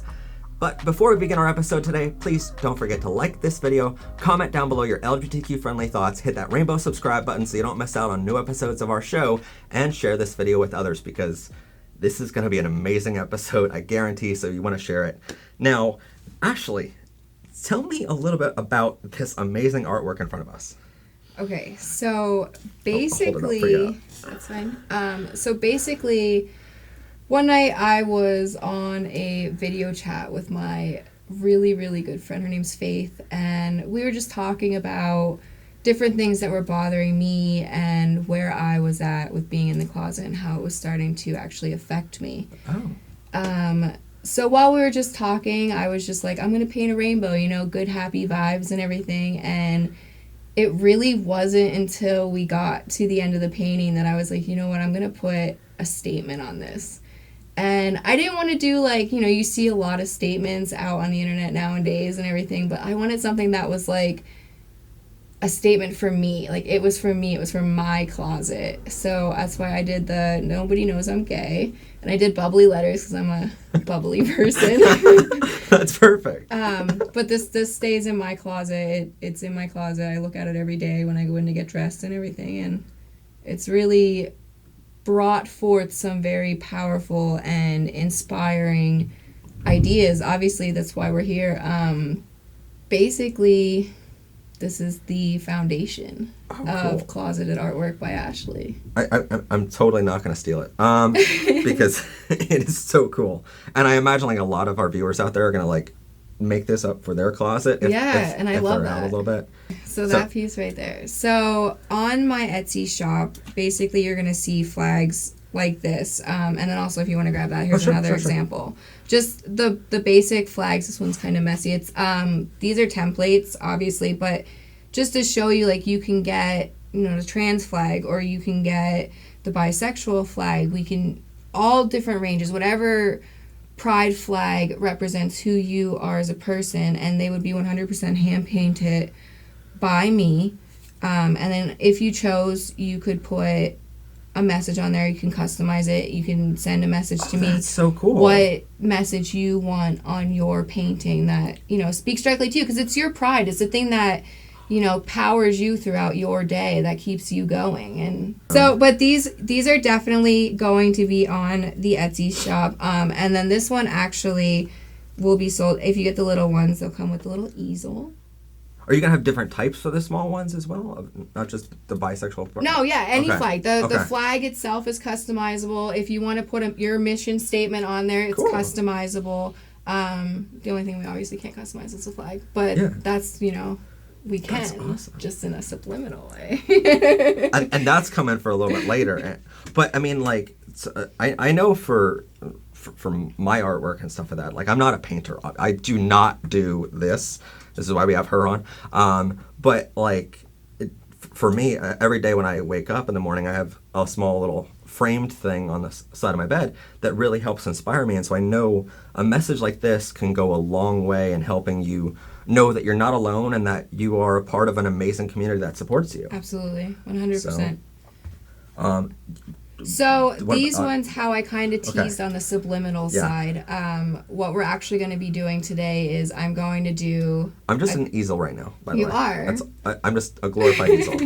But what I'm going to be showing all of you today is basically how to do a galaxy painting. It's very basic, very beginner. It's mostly silhouette, so there's not a lot of detail that you have to worry about, and it is customizable. So, like when you're making your galaxy, it's wherever you want to put your colors. But love it. These ones, I just wanted to show you, these are general ideas. These are just personal pieces I did. That's why they're both the same color scale. Those are my favorite colors. Purple, definitely. Of course. Yeah, I was going to say with the blue hair, a lot of you are going to think blue hair is probably her favorite color. My hair has been lots of colors. Yeah. But no, yeah, so those are mostly my favorite colors. This one's That's okay. I'm sorry. It's fine.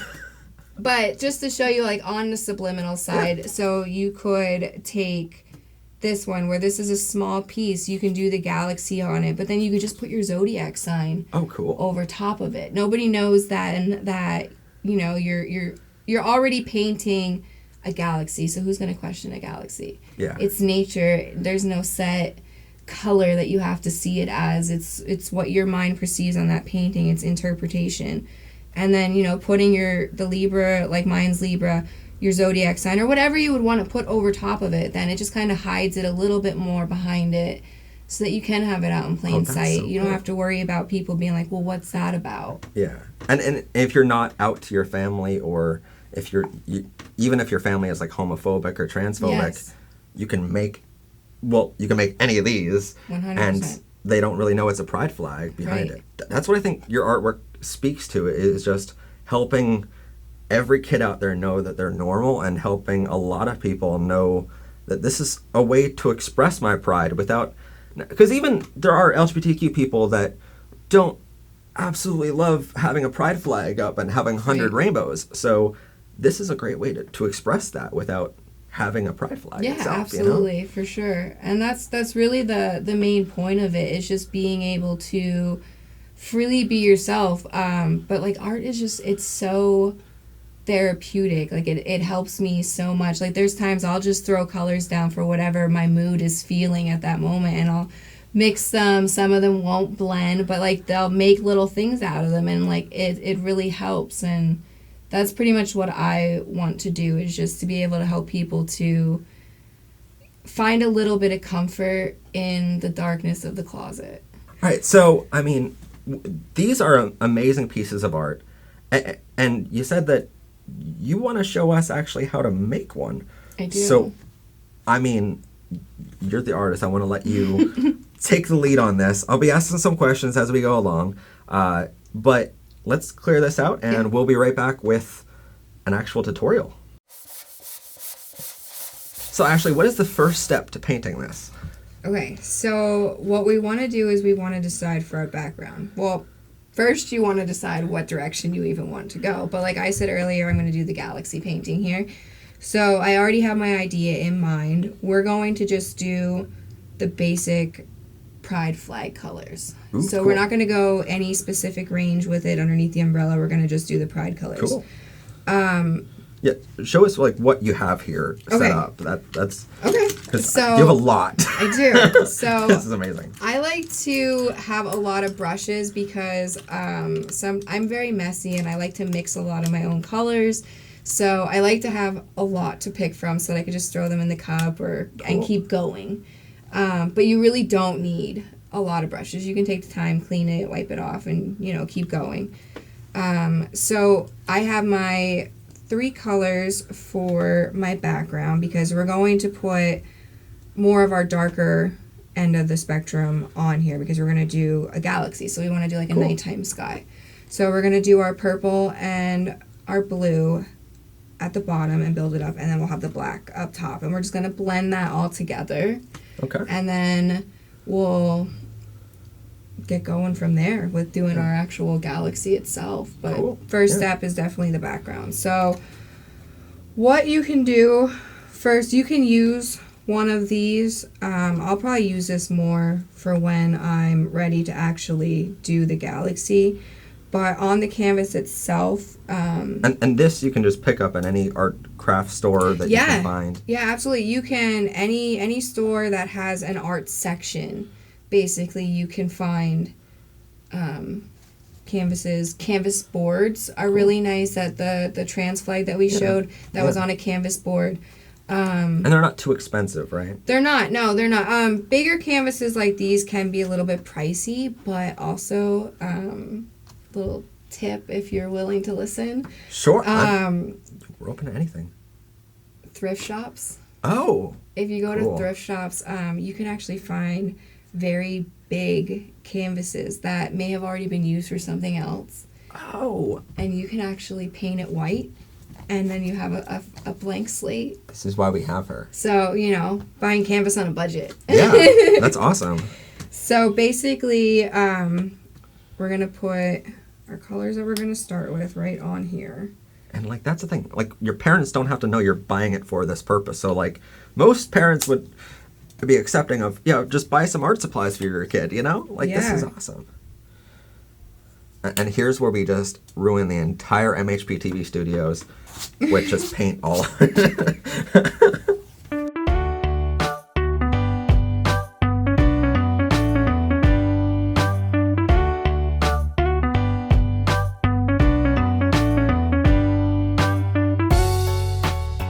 And I think that's one really crucial part about what you're doing is you're bringing art to more people, more kids out there. And you're helping, and you said you're starting a YouTube channel on how to do this, by the way, too. We're going to link that below. Yes. So that's going to be amazing. I'm really excited about it because I never honestly had the appeal to want to do YouTube videos. I'm working on a lot of my own self-criticism and my own self-acceptance and everything. I've gotten a lot better. I'm here on yours now. Yeah, I mean. So, but through what we're doing here and talking to you and about the youth and everything and how, I'm starting this, but that doesn't necessarily mean that they're going to be able to get out and be able to, sorry. No, you're fine. You didn't hit me. And be able to buy these pieces. And so I want to be able to give the tools and the knowledge that I have learned this far so that they can make their own art and find their own therapy through art, because it's easier to go to your parent and say, I want to go to the art store today, I want to get a drawing pad, or I want to get watercolor, than it is to try to buy this package and find a way to get it in your house without them seeing. So I understand. I'm very sympathetic and very empathetic towards it, and that's why we're doing this. So my background is on, and in the sense of the sky area where we're going to be working. So we have our higher up area where it's darker, and then our middle where we have the blue, and the bottom where it's lighter, closer to the skyline. Okay. Where it's lighter, are purple. So already we have two of our colors of our rainbow on our canvas. So we just have to let this dry now before we proceed. So what's the next step? Okay, so now that we have made our sky, what we want to do is we want to start our galaxy. Ooh. So basically the best way to do this, you want to have a round brush or something that's able to be stamped onto the canvas. So you can even use a sponge or anything like that. Round brush. So I'm going to be using this kind of brush though, because I don't have a round brush since I changed You literally told us to bring a round brush and then you don't. I did. You have a lot. I don't. I like my flat brushes, sorry. But then I'm going to use these to kind of help blend it out. Now I feel like we're doing a makeup tutorial. We are. With a canvas. That's not our face. So that's a whole nother video. Do you want to pick our first color Oh, out of these? Okay. Okay, my favorite's blue. It's already on there. It is. So we already have our blue. So we're going to do our warm colors. Since we went with our blue and our purple for our rainbow, we did this in our sky. We're going to use our warm colors in the rainbow. What's a warm color? So reds, yellows. Think of, when you think of colors, you get feelings, right? You think of red, you associate it with the sun. It's a warm color. But blue ice, so it's cold. I totally didn't think you meant we're going to microwave these and heat them up for a little. Okay, anyway. So So we're gonna start with our warm colors. Welcome back to Matt Knows Art. So what I'm gonna do is I'm gonna put a couple of these in here. I'm just gonna put them all in, actually. I feel like we found the game motto. Just put them all in. Yeah, definitely. Hashtag that for sure. Yes. So what I did here, I basically double loaded my brush, and by double load it, I dipped it in 2 different shades, so the darker red and the lighter red. Oh, okay. So that and way, we blend in the middle. I just did this just to make sure that they were gonna look okay together. But so you can see on the brush here, we had the darker color and then the lighter color. So it's just kind of gonna blend together and fancy, give different depths, and cool. That's what I'm hoping it's gonna do, anyways. Okay. So what you want to do then, you just want to blot. If it's not right, it's just TV, you know? Yeah. Okay. And what is this technique called? Dabbing. I don't know what it's actually called. Well, no, in the beginning, she's like, I don't know the technical term. So now every time she does a different technique, I'm like, well, what's your technique term? Oh, my technique term? I don't, just dabbing. I'm just dabbing right now. Okay, and then how I said I was going to come in with these, just to kind of blend it out a little bit. Nope. She didn't get that joke. Okay, no, that's fine. It's fine. No, we're not totally dabbing. Oh, no, we're not dabbing. No. Okay, so... Takes a minute. It's okay. It did. Sorry. I was focused on this. At least I'm committed to my craft. Yeah.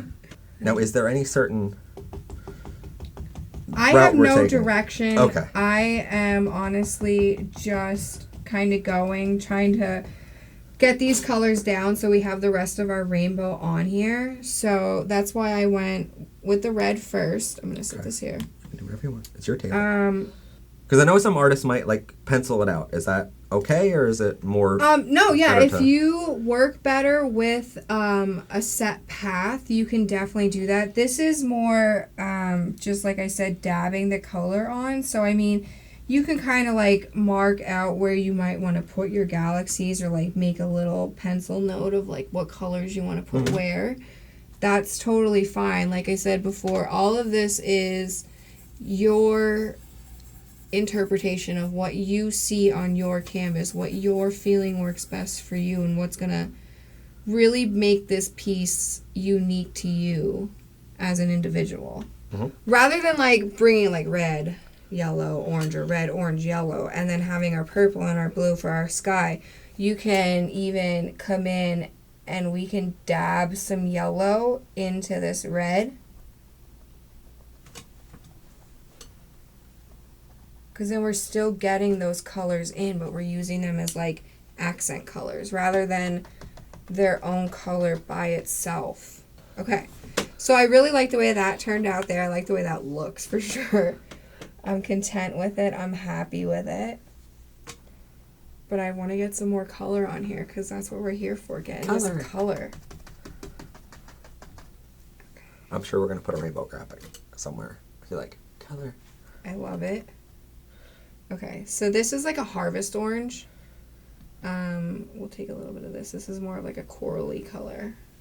I don't want to shy from like the actual colors because like we do want them in there, but at the same time like we are trying to be subliminal. So I feel like not saying to like the direct base red, the direct base orange. Okay, so the off colors more. Yeah, so Okay. like we can build our own color because it's still a color. It's still the colors in the rainbow.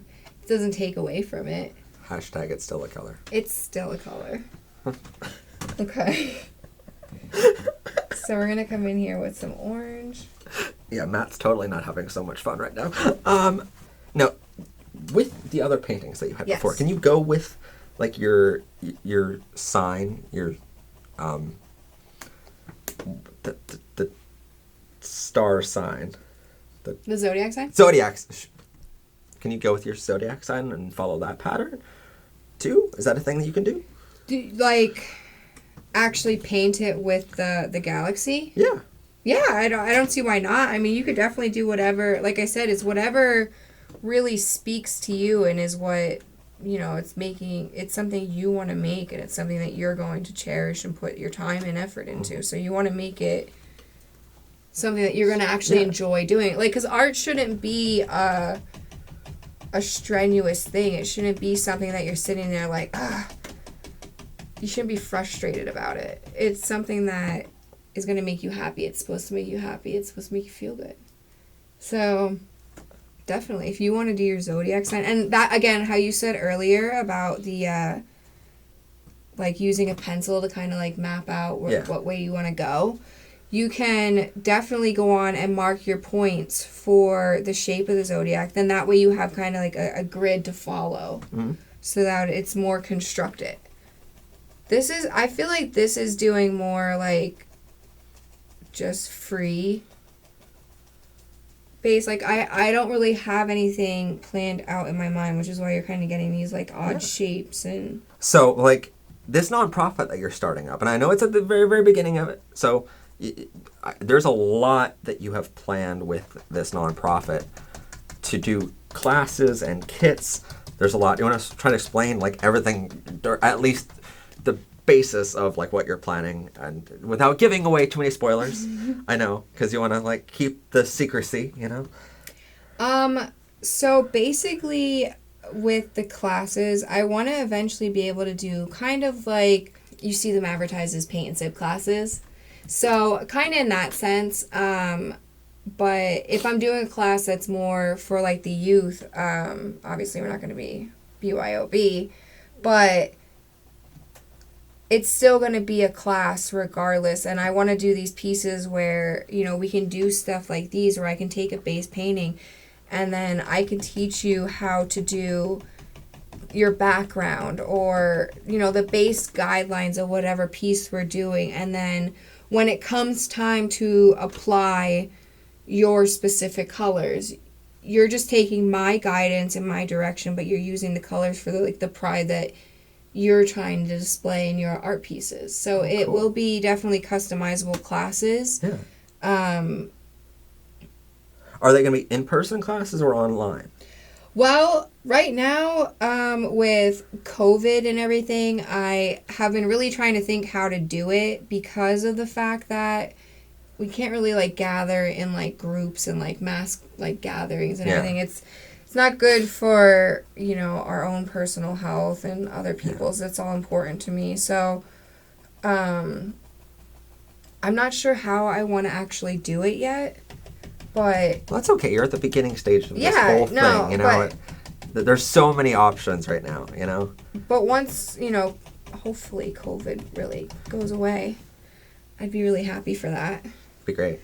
If you hear us, COVID, just get out of here. Yeah. We're sick of you. There's a pun. All right.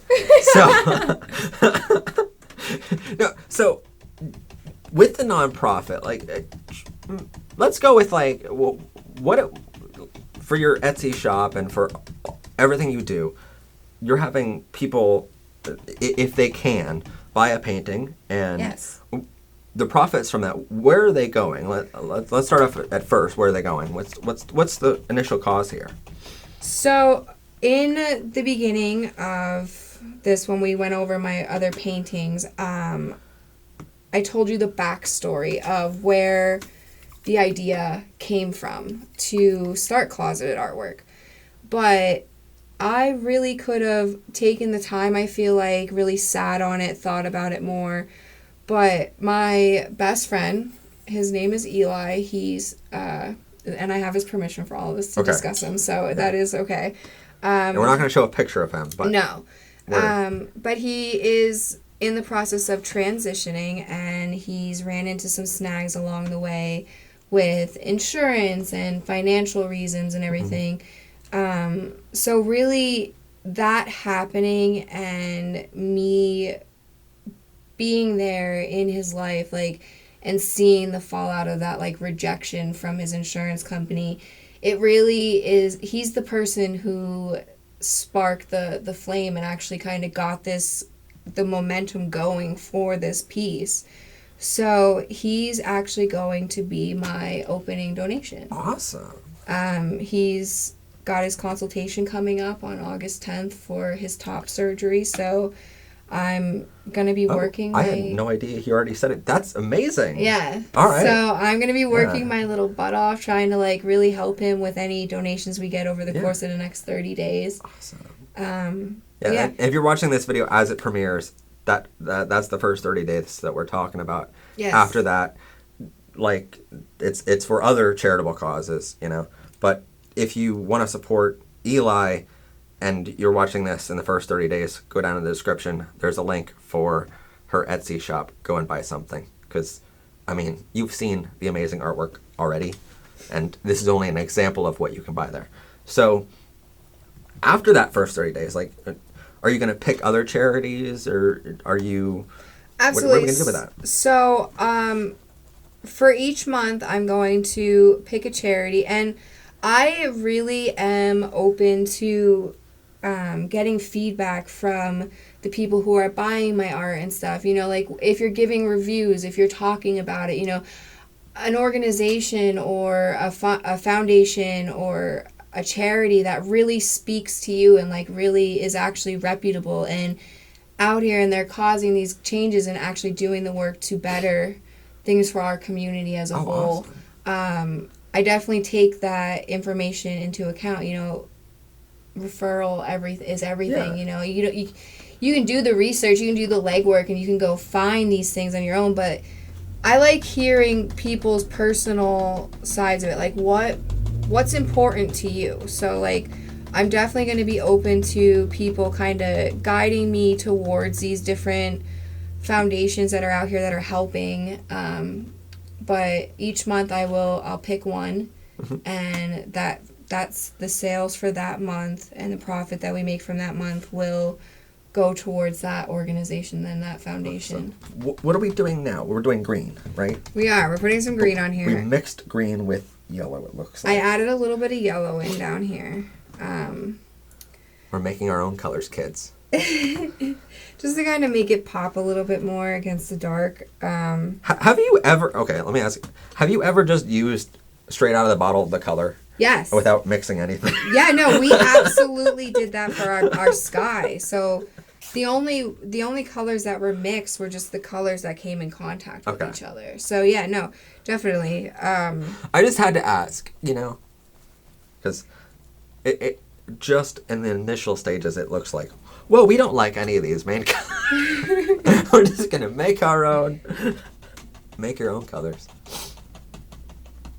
When life's not pretty enough, make your own picture and make your own colors. I love it. I'm trying to find the inspirational message in this, and it's very easy. But I'm trying to come up with the slogan of a lifetime. That's my job as an assistant. Because I'm so good at handing her painting and paints and, you know, totally doing a great job. I think you're doing a fantastic job. No, she says that because it's my show and she has to say that. That's generally speaking how my guests work. They compliment me because... I'm in your house. Yes. And then one day down the line, right, you said something about having a kit that you're going to sell online so that people can do this at home and they're going to be able to get all the paints that they need, you know, to make that. Yeah, so basically what I want to do, they're going to be customizable kits. So and I didn't know that part.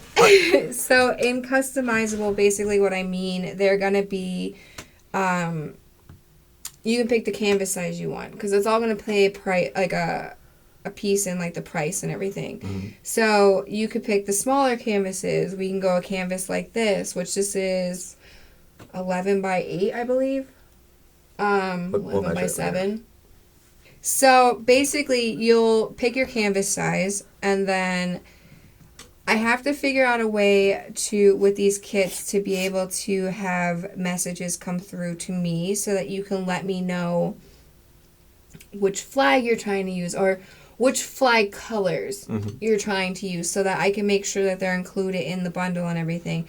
And then with it, it will come with directions how to do a subliminal piece and also the directions how to do just the actual flag itself, in case you didn't want to do a subliminal piece. But So, I mean, with the kits, that way people can buy these for their kids even without knowing that they're a pride flag organization or whatever, and they can paint all they want all day long. absolutely. And that'd be amazing for kids. Also, adults, like, you know, if you're above 18 and you have your own credit card, I'm just saying, a wonderful person to support is her.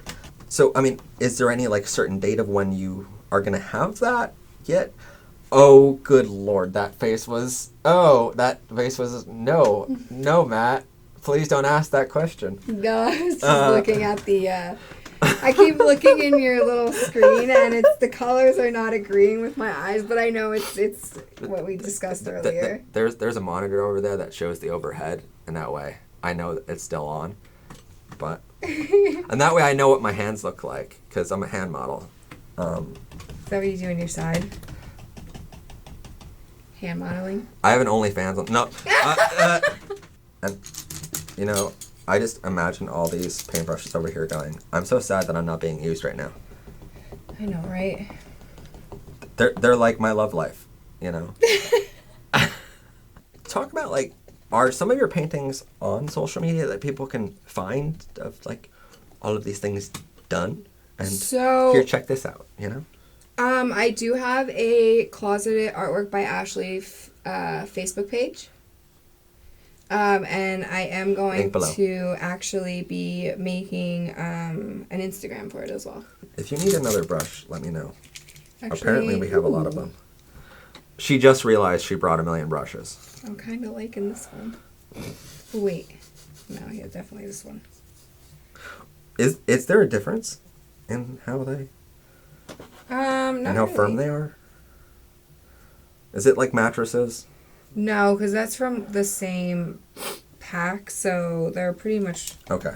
very similar. But is there a difference in paintbrushes sometimes? Oh, yeah, you I can don't know. get synthetic brushes, non-synthetic, water paint brushes, like brushes for oil painting. Oh, you need different ones for oil and watercolor? Honestly, I'm not educated enough to say if you actually do or not, but I know that they have different brushes for them. Okay. Make your parents buy it all. Just go to the art store or any store that has an art section and just buy everything. And, well, if your parents are homophobic, then they should just buy you everything because that makes somewhat up for it. Yeah, they have a lot of making up to do.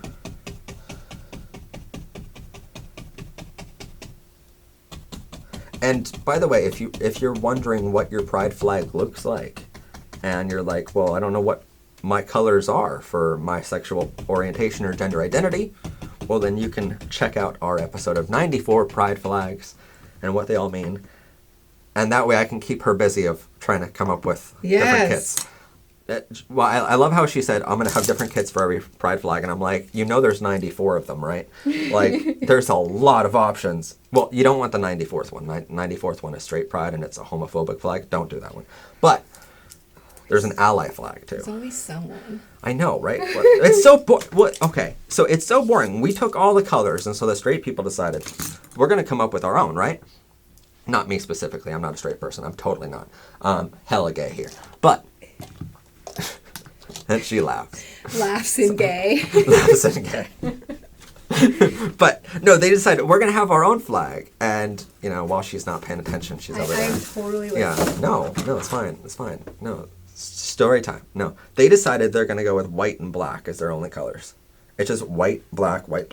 That's it? That's it's just the white and black flag. I'll put a picture up on it. That's literally the whole... It looks like a prison jumpsuit, honestly. My goodness. It's like the Hamburglar, you know? It's so bad. And so I'm like, well, I guess all the cool people took the cool colors, you know? So that's all you had left. And so they have... This was like before the first ever like straight pride rally of homophobia rally, which are a thing, by the way. Don't go to them. But the first one ever had like only 6 people at it. And I'm like, congratulations, straight people. You can only get 6 people. And they're like, we're going to come up with a flag. And they came up with that. And then I'm like, oh, congratulations, guys. You did a great job at this whole thing. Wow. That's just... Yeah. blows my mind all the time. Mm-hmm. Straight people blow my mind. So what we're going to do next is one of my favorite parts. And basically what I was doing, the reason why I was digging in that box, I was trying to get the white paint. That was totally planned. Totally planned. So I was getting the white paint, and then what you're going to do, you want to wet your brush for this part. So all you do is just dip your brush in the water, because you want to add a little bit of water so that it gets more runny. Moist. Runny. Runny. And then, actually, I want to add just a little bit more. So all you're going to do then, I'm just going to dry this off a little bit. You're going to hold your brush like this. Oh, that is so cool. And that's where we get our stars from. And you can kind of like focus them if you want to do more.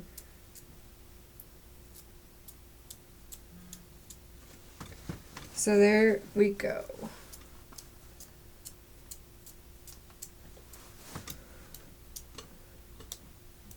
Okay. That's the messy part. Okay, so now we have our stars on there. She says that as if the whole thing wasn't messy. Right. I feel like I want... I forgot my job. I'm sorry. That's totally fine. I had one job and I already messed it up. See, I was wondering how you do that. And I was like, do you just dip it on every single time? Because I've seen that in your other paintings and I'm like... Yeah, so that's all I do for it. There's Some also people... A very fine one. Yeah, you can even use a toothbrush. You definitely can use a toothbrush for it. Some people will Not the one that actually- you use for your teeth. No, I wouldn't recommend that. Some people will even, like, they'll take one brush and they'll dip it in the water and then in there, and you can just do this so that you don't have to actually get it on your fingers. Yeah. I like being very... hands-on. Involved and hands-on. So now we have our stars. We have our galaxies going on up there. What we're going to do next... Black paint. I have a whole bunch of black paint right here. We're going to put this right here. That's why there's two of us. Yes, absolutely. So I can point out the things that she's missing. I'm blind. Which is great for an artist. Oh. What kind of brushes do we got over there? We Actually, have a lot of brushes. What kind of brushes do you I need? have this angled one, please. I So did my job. Yay. That means I get paid today, right? Yes. So what we're going to do, we're going to make our bottom, our foundation now. We're building our bottom. That's totally not going to run away in the comments. And then kind of go up on the side like a little hill. And you don't want to be completely straight at all. You planned that line all week long, didn't you? No, I didn't. But I'm glad that it came to the front of my brain at that exact moment, because I am not mad. So Hashtag scripted. You thought there was no script. Oh, right? I know. I put the teleprompter away today. And Okay, so once we have our little hills and everything built, we're just going to fill this bottom part in. now, why do you want hills? Just, I mean, you can make flat ground. You don't want it to be a completely flat line, though. It's going to look unnatural, like because the ground's not perfectly flat. Yeah, nothing's perfectly straight. No, definitely not me. You're the one that brought it up, not me. So basically, we're going to just fill this in, and then I'm trying to decide where we're going to go from here now, because this part I kind of left unscripted for my own brain. She came underprepared. How dare her? So, wait, this isn't one of those cooking shows where you have all the ingredients already planned out for you by producers? What? Who knew? No. You know? Well, Matt needs a bigger budget. You better donate to his Patreon.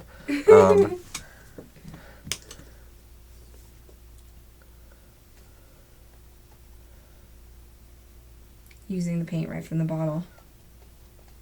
I feel like that's another adult meme coming. Right from the bottle. You asked me earlier if I've ever just taken the paint from Yeah. the bottle. Well, besides black, because I've seen we mix colors all the time. Look at this. Look at how many colors that she created in a matter of 2 hours here. Oh, that's right. It's 15 minutes for you guys. That's right. I forgot. So, now we have this done.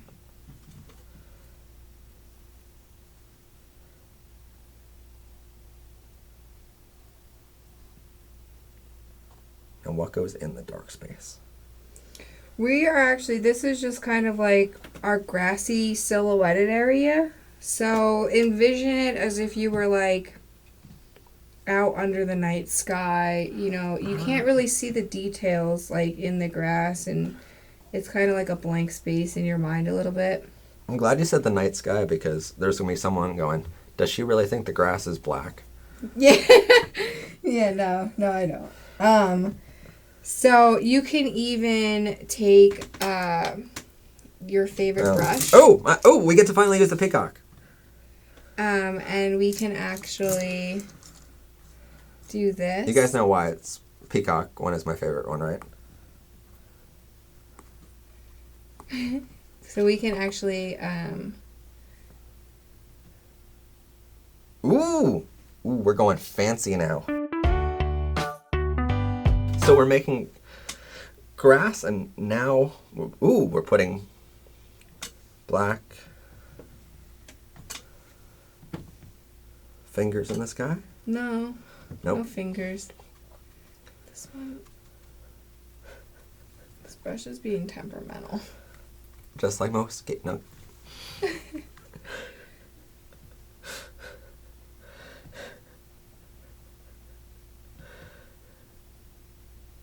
Oh, trees. Yes, trees. Yay, I'm right.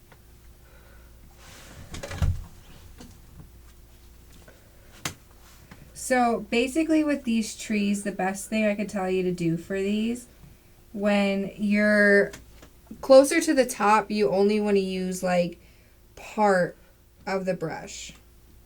And then like as you get down to where like the base of the tree trunk would be, you can actually use like the full fan. So that, and then you just want to do back and forth motion.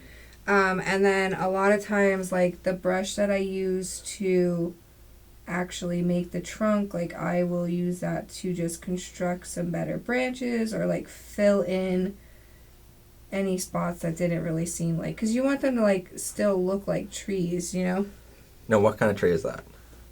Pine tree maybe? Sure. It's a silhouette, I don't know. There's probably some like tree expert that's like, that is not right. Yeah.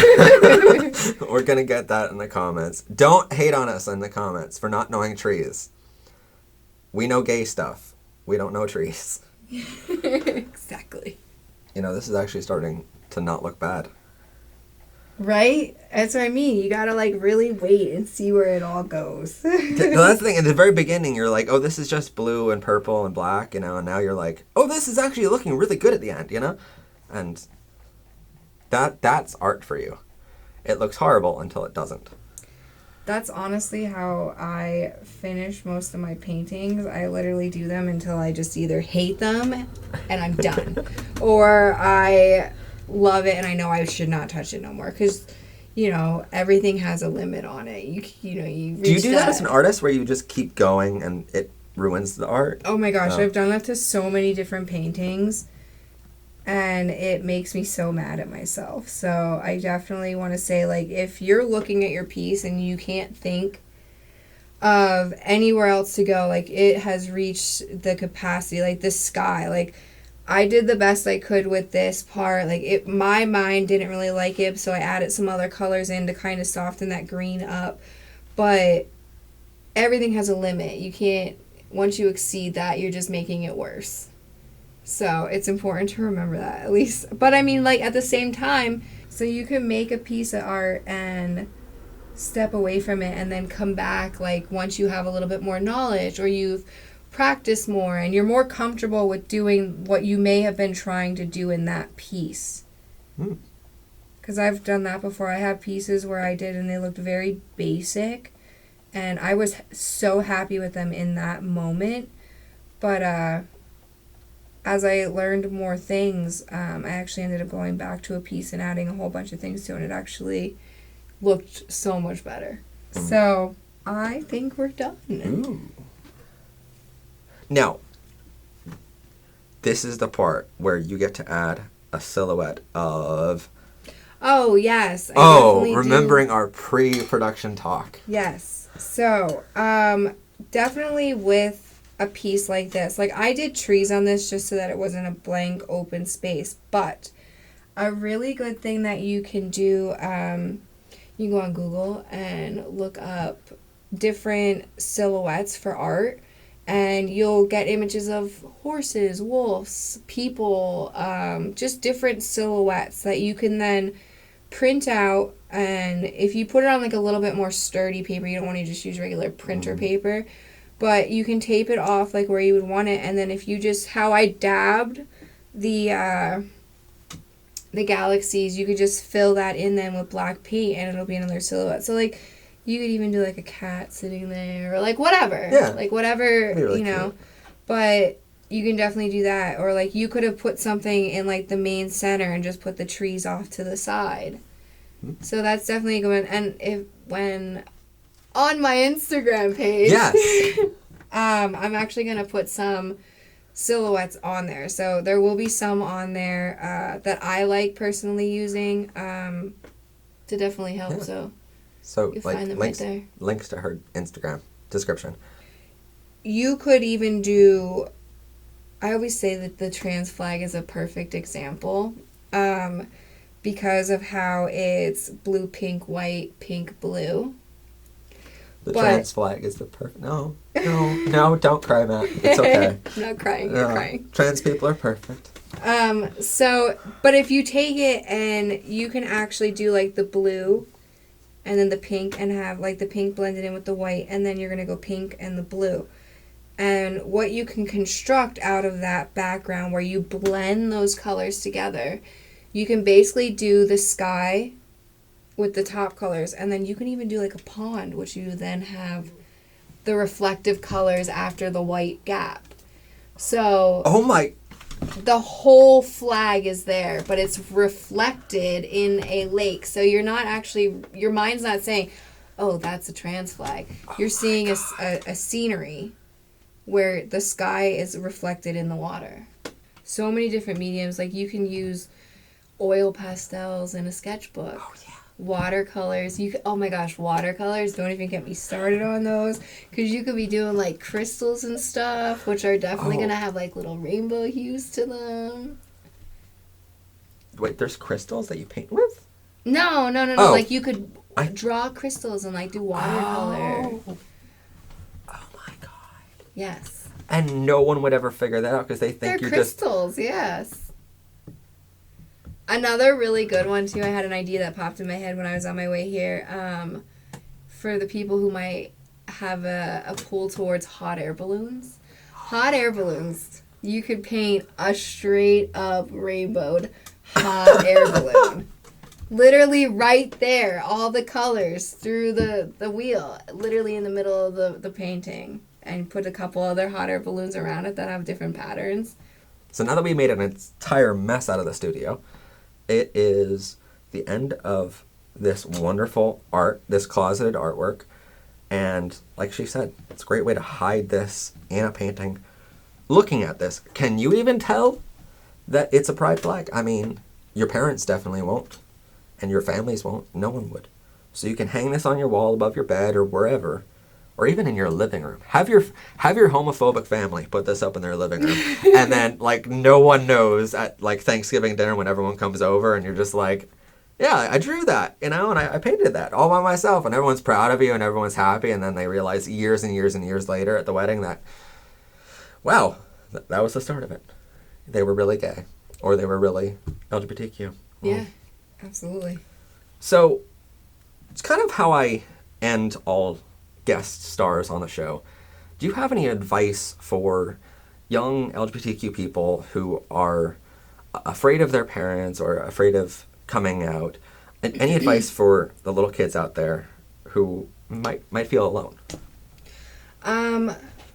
You're definitely not alone, for sure. I still have those moments where I feel alone, but you're really, truly not alone. And my advice to you and the words that I can give you are, it definitely gets better with age because you start to realize whose opinions actually matter. And just because family is blood doesn't mean that they have to be family. Like, don't follow that association. Like, it's okay to remember that sometimes you might have to let people go to actually really truly be yourself. And I am a mom, so this mom loves and appreciates all of the people out there in the community, all the people in the closet.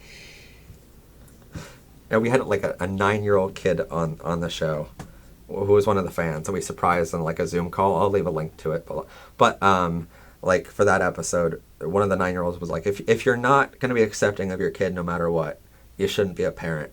Absolutely. 100%. I mean, no, but that came from a 9-year-old. No truer words from a 9-year-old. Like, the grown-up mentality that 9-year-old has, you know? Yeah. You know? It really makes me sad to think of, like, how accepting the heart is, like, even in a child who just, it's blind, like, they're blind to it. Like, they don't see hate. It's not there. Like, so what has happened to you for you not to be accepting of your own child? Like, I really don't understand that. I really could never understand that. But then again, my very first dance with homophobia was from my father, so I definitely understand, which is another reason why, like, the passion's there and the support for the community is there, because I've been there. I've been in the closet with the homophobic parent. Now, if you don't mind me asking about that, how did you deal with that homophobic father? In the long run, and I feel bad for the viewers who have to hear me say that this isn't a happy ending. I actually no longer speak to my father, which is where those words of advice came from. Like, sometimes you do have to cut those ties, but you shouldn't allow toxic into your life. So basically the way I handled it throughout my life were just the friends that I made along the way that I talked to. Journaling helped me so much. But I want to say, just a key point, if you are journaling, just remember, if you are below the age of 18 and you're living with your parents, to really make sure you put that somewhere safe, because... Or use code words. Yeah, because you don't want that to be discovered and to be outed that way. Like, and I wouldn't want anybody to be put in that harmful situation. May it be a harmful situation as a result of those words being found. But journaling, oh my gosh, it really, really helped. Music and the arts. Yeah. Like, they were my escape, and reading too, for sure. Definitely reading. I more so just found ways to build walls from the hatred that he was projecting. So, and unfortunately, the hatred that was projected wasn't even directly towards me. It was ignorant hate, because my mom is actually part of the LGBTQ community. Okay. And she came out when I was 9, so as a result, I watched his homophobia directed at her and directed through me towards her. So it really impacted me, not in a good way, because all of the things that I was seeing towards her, it scared me further into the closet. All the things that my father may have had me do while I was under that manipulation of him for years were also acts of hate towards my actual self, which caused me to repress who I really was for a very, very long time. So I definitely understand. I definitely get it.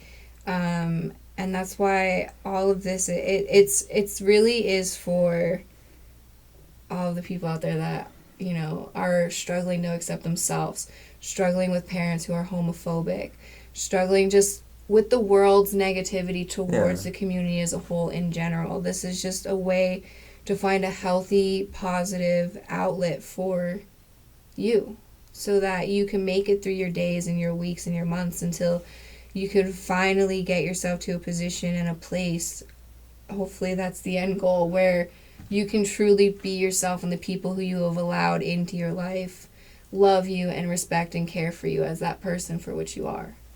So tell me about some other work that you guys do over at Closeted Artwork. So this honestly is probably one of the most exciting parts of what I'm trying to do. So with these paintings and the YouTube channel and trying to show people how to do subliminal art, I really want to get that back out there. If you think about it, a lot, arts are being taken away from a lot of schools. We're really missing out on this. So I'm really hoping to inspire people who may have a natural talent hidden or may want to grow their talents through practicing.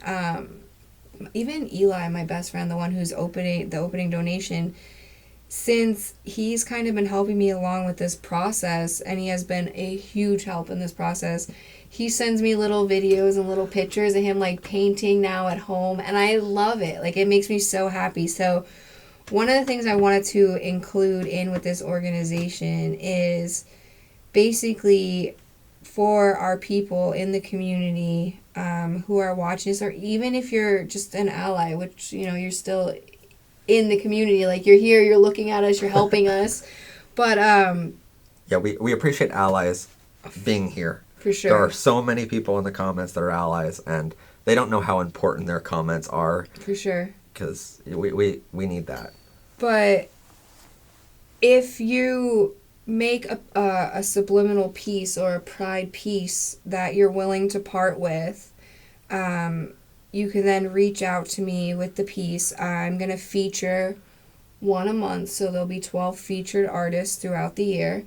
And basically, whatever piece you made, like if you came to me with this piece and told me that you wanted to put this out there to really help, like, with what we're trying to do with the subliminal art and getting that pride out there for people, what we'll do is we'll take that piece, you can send it to my P.O. box, and then also with it, when you reach out to me, I'm going to ask you some questions for a little bio that I'm going to then construct for you. If you're in the closet, we can make it anonymous. If you're out of the closet and you want to have your name attached to it as an artist, that's totally fine. That piece will then be on my Etsy shop, and when it sells, the proceeds will then go to whichever organization that we're donating to that month. What I love about this is, like, I mean, you're doing all of this great work, but all of the profits from that are going to charity and to great causes. So anyway, that is all for our episode today. A huge thank you to Ashley Coase for being here from Closeted Artwork. Please, again, if you do have the means and you are able to, please go down in the description and check out Closeted Artwork's website, where you can buy some of your own artwork or a pride flag painting, which we showed you earlier in the episode. So there's a lot of different options for you. And also check out her amazing social media for her Facebook page, her YouTube channel. There's going to be videos on it. And you're going to be able to learn a lot and also just have a lot of fun over there. I don't really promote a lot of other channels or social media on this channel. You guys know that. But her entire platform is a safe place where you can be LGBTQ, where you can be happy, and there's, you know, no bullying, no homophobes, and no transphobes allowed. You know, those people aren't good. I honestly just want to thank you for being here and giving me the platform to really get this out there for everybody. Oh, my pleasure. And so if you like this video, please give it a like down below. Hit that rainbow subscribe button so you don't miss out on new episodes of our show. Share this video with others and comment your LGBTQ friendly thoughts. Tell Ashley how amazing this painting is, because holy crap, she impresses me every single time she brings a painting. So, I mean, it just gets better and better. So go over to her social media, give her a like, and subscribe to her channel, because being a part of her community is just as important as being a part of ours. And I would like to thank you for being a part of our community here at Powered and Protected by Rainbows. Hello, ladies and gentlemen. How are you liking it so far? Thank you all for showing. I mean, this turned out as wonderful, being that it was the first show, of many to come. So, I'd like to bring to the stage right now somebody that you've probably seen before. He has a strong social media presence. He's a social media guru. Somewhat of an activist and somewhat of a whip, I would say. Likes to mix it up with people, and that's okay. I mean, as long as he's bringing awareness. But he also is the CEO, the director of Powered and Protected by Rainbows. I'd like to introduce to you Mr. Matt Haslam. First off, can we get a huge round of applause for Michaela for directing this entire event tonight? Thank you so much. This is absolutely beautiful. In all my years, I never in my lifetime thought that this would happen in Pottsville. So thank you to every single one of you in the back for coming. Thank you so much. I cried so much on the way here this morning, so thank you. And before we continue, because, she's mentioned I'm a social media guru and a whip, which is the first time I've ever been described as a whip, which is wonderful for the gay community. We're filming here tonight for Powered by Rainbows, which this entire broadcast here tonight, the entire 7-hour broadcast, will be available tomorrow or Monday, depending on when we can edit, on Powered and Protected by Rainbows on YouTube. So, with that, we need a thumbnail for that video, and I see no other spot better than right here, right now. So, as the camera passes, smile and wave. Oh, as soon as I can. You think I would know how to run a camera.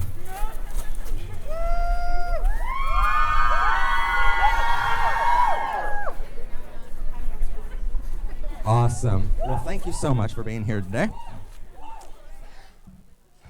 And now, good afternoon, and thank you all for coming. My name is Matt Haslam, but some of you might know me as Professor Pride. Today, I'm here representing 3 amazing organizations called Powered by Rainbows, the Pennsylvania Equality Project, and the Schuylkill County LGBTQ Club. Powered by Rainbows is an LGBTQ education network, which I am proud to host and produce. Our network provides an online classroom to LGBTQ topics on a weekly basis. The Pennsylvania Equality Project, if there's not flies around here, is the largest grassroots LGBTQ rights group in the state. As their interim vice president, I help them in hosting summits for educators to get together with activists to learn how to help our LGBTQ community. We're fighting for legislation such as the Equality Act, PA Fairness Act, conversion therapy bans, and LGBTQ education made mandatory in all schools in Pennsylvania. As one of the amazing admins of the Schuylkill County LGBTQ Club, we provide an online forum where local LGBTQ people can connect and discuss community topics. But what keeps me up at night are the basic questions we get asked almost on a daily basis on all of these networks. For instance, kids come to our networks and ask us if they are normal for being who they are and loving who they love. At this point, it feels like a stock response. We're just pulling off our shelves and handing these kids. Because time after time, all we're telling them is that being LGBTQ is in our DNA and they are perfect just the way they are. But the fact that our kids have to come to a YouTube channel to know they are normal instead of their parents or their schools telling them they are loved and accepted, well, that's a big problem we see firsthand every day. Other kids ask for advice on how to come out because they're afraid of not being accepted. They hear us talking about conversion therapy and the practice of trying to change someone's sexual orientation or gender identity, which is impossible. They know the statistics of how conversion therapy only leads to greater risk of suicide for kids. Somehow, Our administrators are supposed to tell them that everything will be okay, even though our lawmakers continue to allow conversion therapy and suicide camps to stay open. By the way, there are 34 cities in Pennsylvania alone which have these conversion camps pushing kids to suicide. Transgender kids come to us asking for advice on how to get binders or hormones to match their gender expression with their gender identity. And they ask us how to deal with classmates who don't want them in any of the bathrooms or lockers at school. Our school districts have the power to ensure every kid feels safe. The U.S. Department of Defense even put restrictions on schools, telling them to be more trans inclusive. But we just had a case in Minersville, Pennsylvania, where my school district didn't allow a trans student to use the appropriate bathroom. Afterwards, the voters complained how expensive the settlement was, but no one mentions how wrong the discrimination was, which caused the lawsuit to be filed. Gay teenagers and adults comment on our videos, asking for basic sex education and how to protect themselves during intercourse, because 89% of them say their school didn't teach them any LGBTQ inclusive sex education. The gay community is saturated with the Grindr hookup culture because our schools never taught us how our love is completely normal. Many LGBTQ teenagers turn to adult websites to learn everything. So it becomes our job as YouTube personalities or activists to not only teach sex ed through online classrooms, but change the entire dynamic of how sex is looked at by our community. We get asked a lot about religion on our show. Many of these kids come from religious and homophobic homes where being gay or transgender is looked at as a sin. It was up to our research team, along with the Human Rights Campaign, to read the scriptures in all the major religions of the world and provide these kids with accurate information. As it turns out, being gay is not a sin in any of the major religions of the world.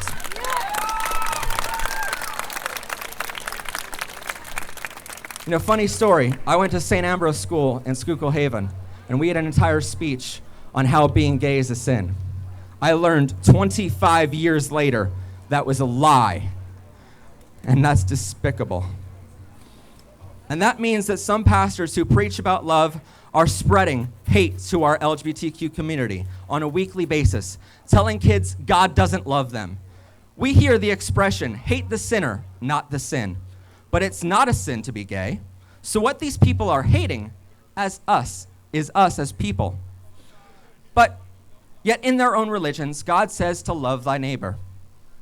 But luckily, some churches are beginning to read the scripture too.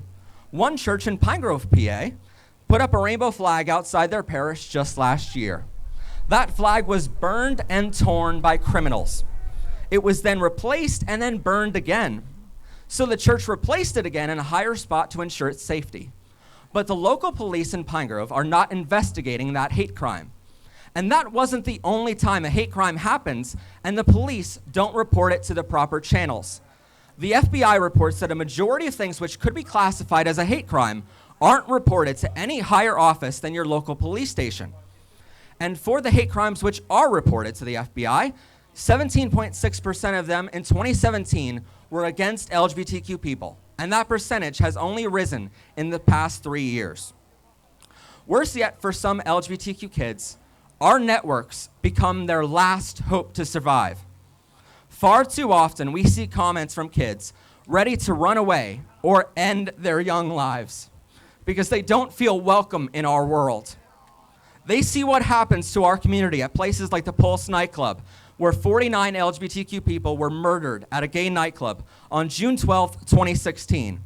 Or they see the stories like the transgender woman who was just murdered and dismembered before being left in the Schuylkill River near Philadelphia this very month. Somehow, our networks have become the first line of education and the last line of defense for our LGBTQ community. But as I stand here today, I know the severity of this moment. And for that reason, I have hope. Not only is this event being held 51 years after LGBTQ people stood up at Stonewall and demanded change, but Pottsville has never seen anything like this. LGBTQ people are everywhere, But until now, we didn't celebrate our pride in Schuylkill County. And after today, we can all say we were a part of that history. And better yet, we're on the right side of that history.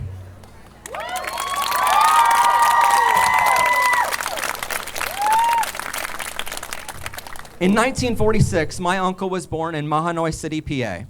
According to stories passed down from my grandmother, he knew he was gay at a very early age. But in those days, you could be sent to jail or an insane asylum for just being gay and loving another man. His father never accepted him for being gay, so he changed his name to Jeffrey Blake shortly after high school. He also joined the military and fought in the Vietnam War. But being gay was against the rules of the military back in those days, so he had no choice but to hide it. My uncle fought for the freedoms of everyone else in this country, but that American flag still didn't protect him in return. He didn't feel welcome here in our county, so he moved from city to city across the entire country his entire life. But even in those cities, he had to hide his love, and he was only able to show his love in underground bars like Stonewall Inn. I wish this was just a nice way to introduce him to the stage next, but he passed away a few months before I was born in 1992. Jeffrey passed away from AIDS-related causes, but perhaps if we had LGBTQ education in our schools, he would still be here today.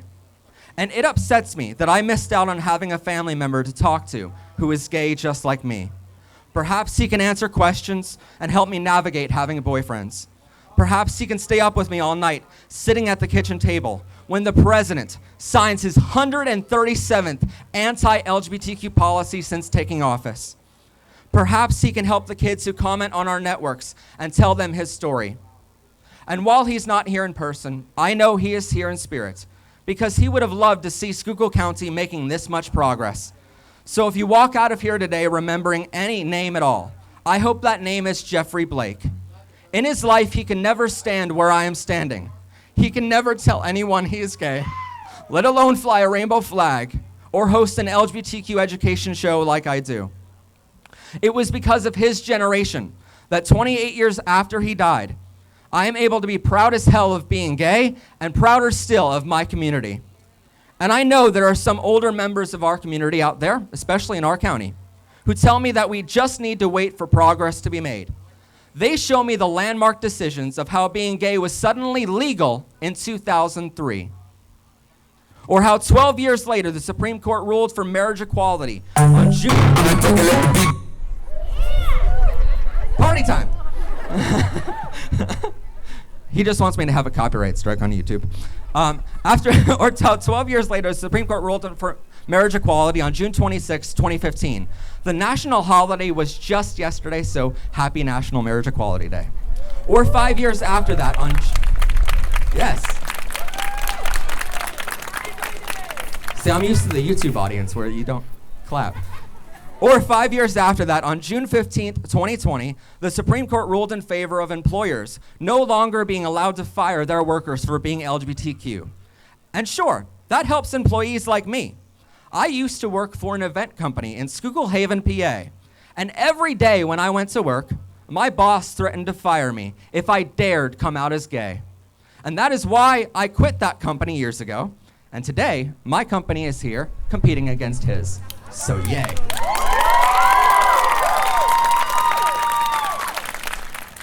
But when there are lives at risk, we cannot wait for tomorrow. We cannot wait for progress to be made. We must be a part of that change, and we need to ensure that change comes down like a sledgehammer and obliterates homophobic and transphobic hate once and for all. You see, every major win the LGBTQ community has comes from the Supreme Court, not the elected officials we vote into office. Here in Schuylkill County, we have homophobes like Teresa Gaffney working for our Register of Wills, a woman who doesn't believe gay people should be married and even sued the federal government to take our rights away, still is the one who signs your marriage license here in our county. Our representatives and senators are refusing to take a vote on things like the PA Fairness Act, conversion therapy bans, bills to make LGBTQ education mandatory in all schools, transgender medical protections, and many more. They have the power to save lives, but they choose to sit on their hands. But make no mistake, we are their employer. They can no longer fire us for being LGBTQ, but we can sure as hell fire them for not being LGBTQ friendly.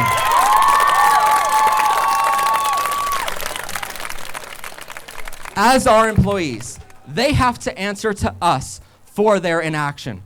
And last November, our groups demanded they answer for that inaction. We went to the county commissioners here in our county asking for change. They couldn't answer my questions as just one of their voters.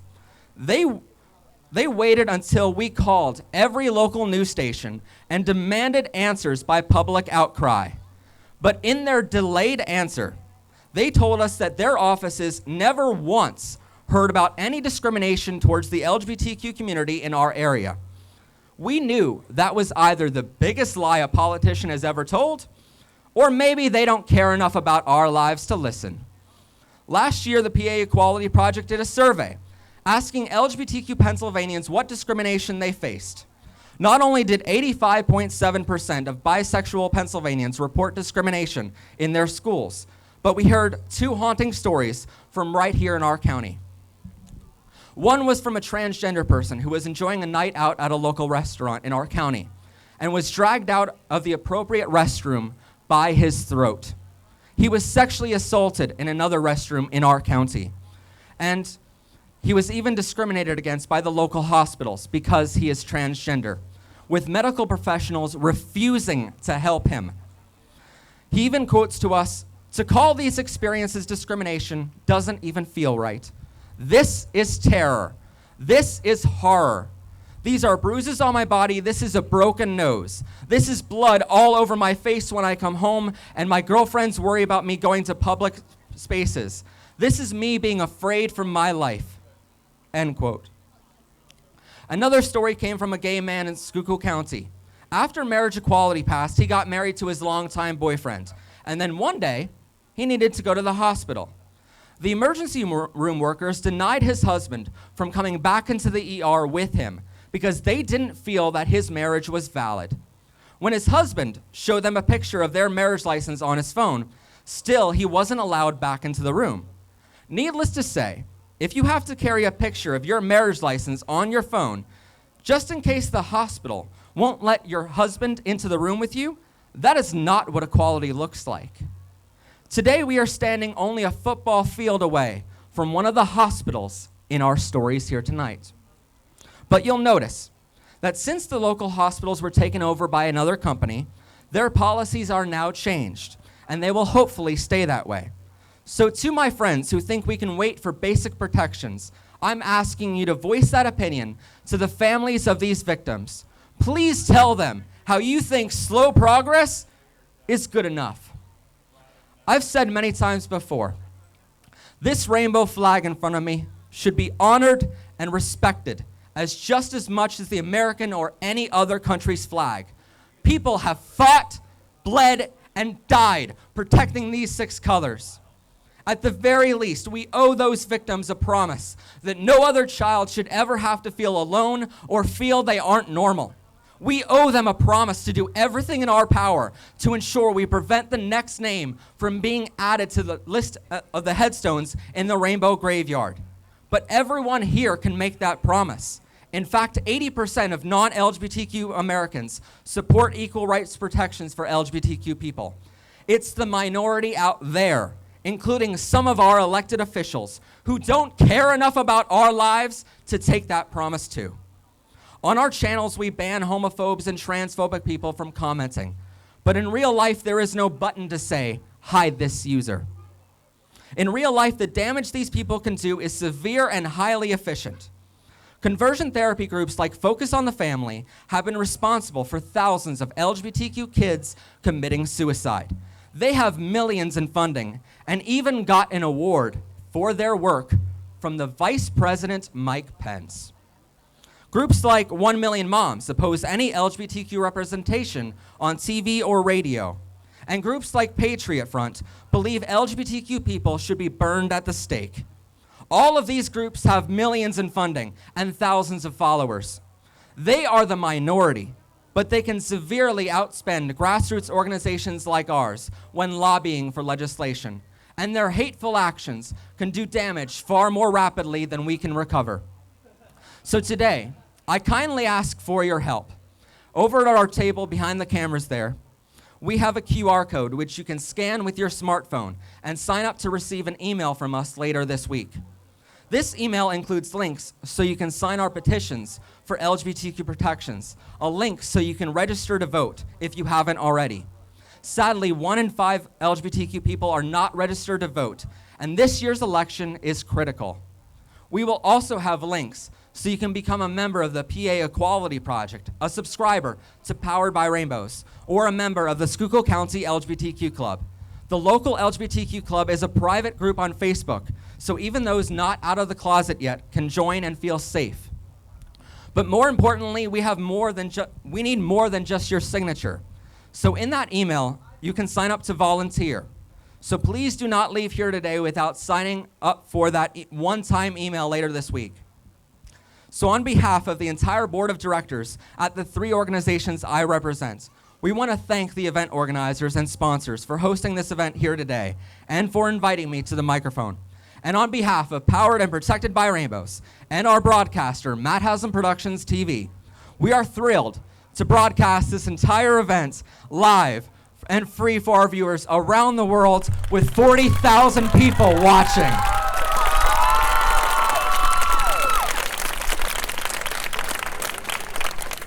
And before I go, because I absolutely love my tribe in the LGBTQ community, I would like to say, pause out for pups. I am Professor Pride. Thank you all and happy Pride Month.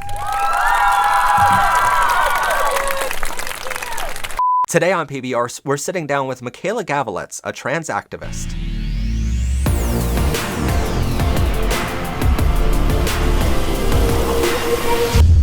Welcome everyone to Powered by Rainbows. I am, of course, your host, Professor Pride, and today I'm sitting down with Michaela Gavelets, a trans activist and head of Yes Empowerment Program, and also the founder and director of the Pottsville Pride event that you've seen on our channel before.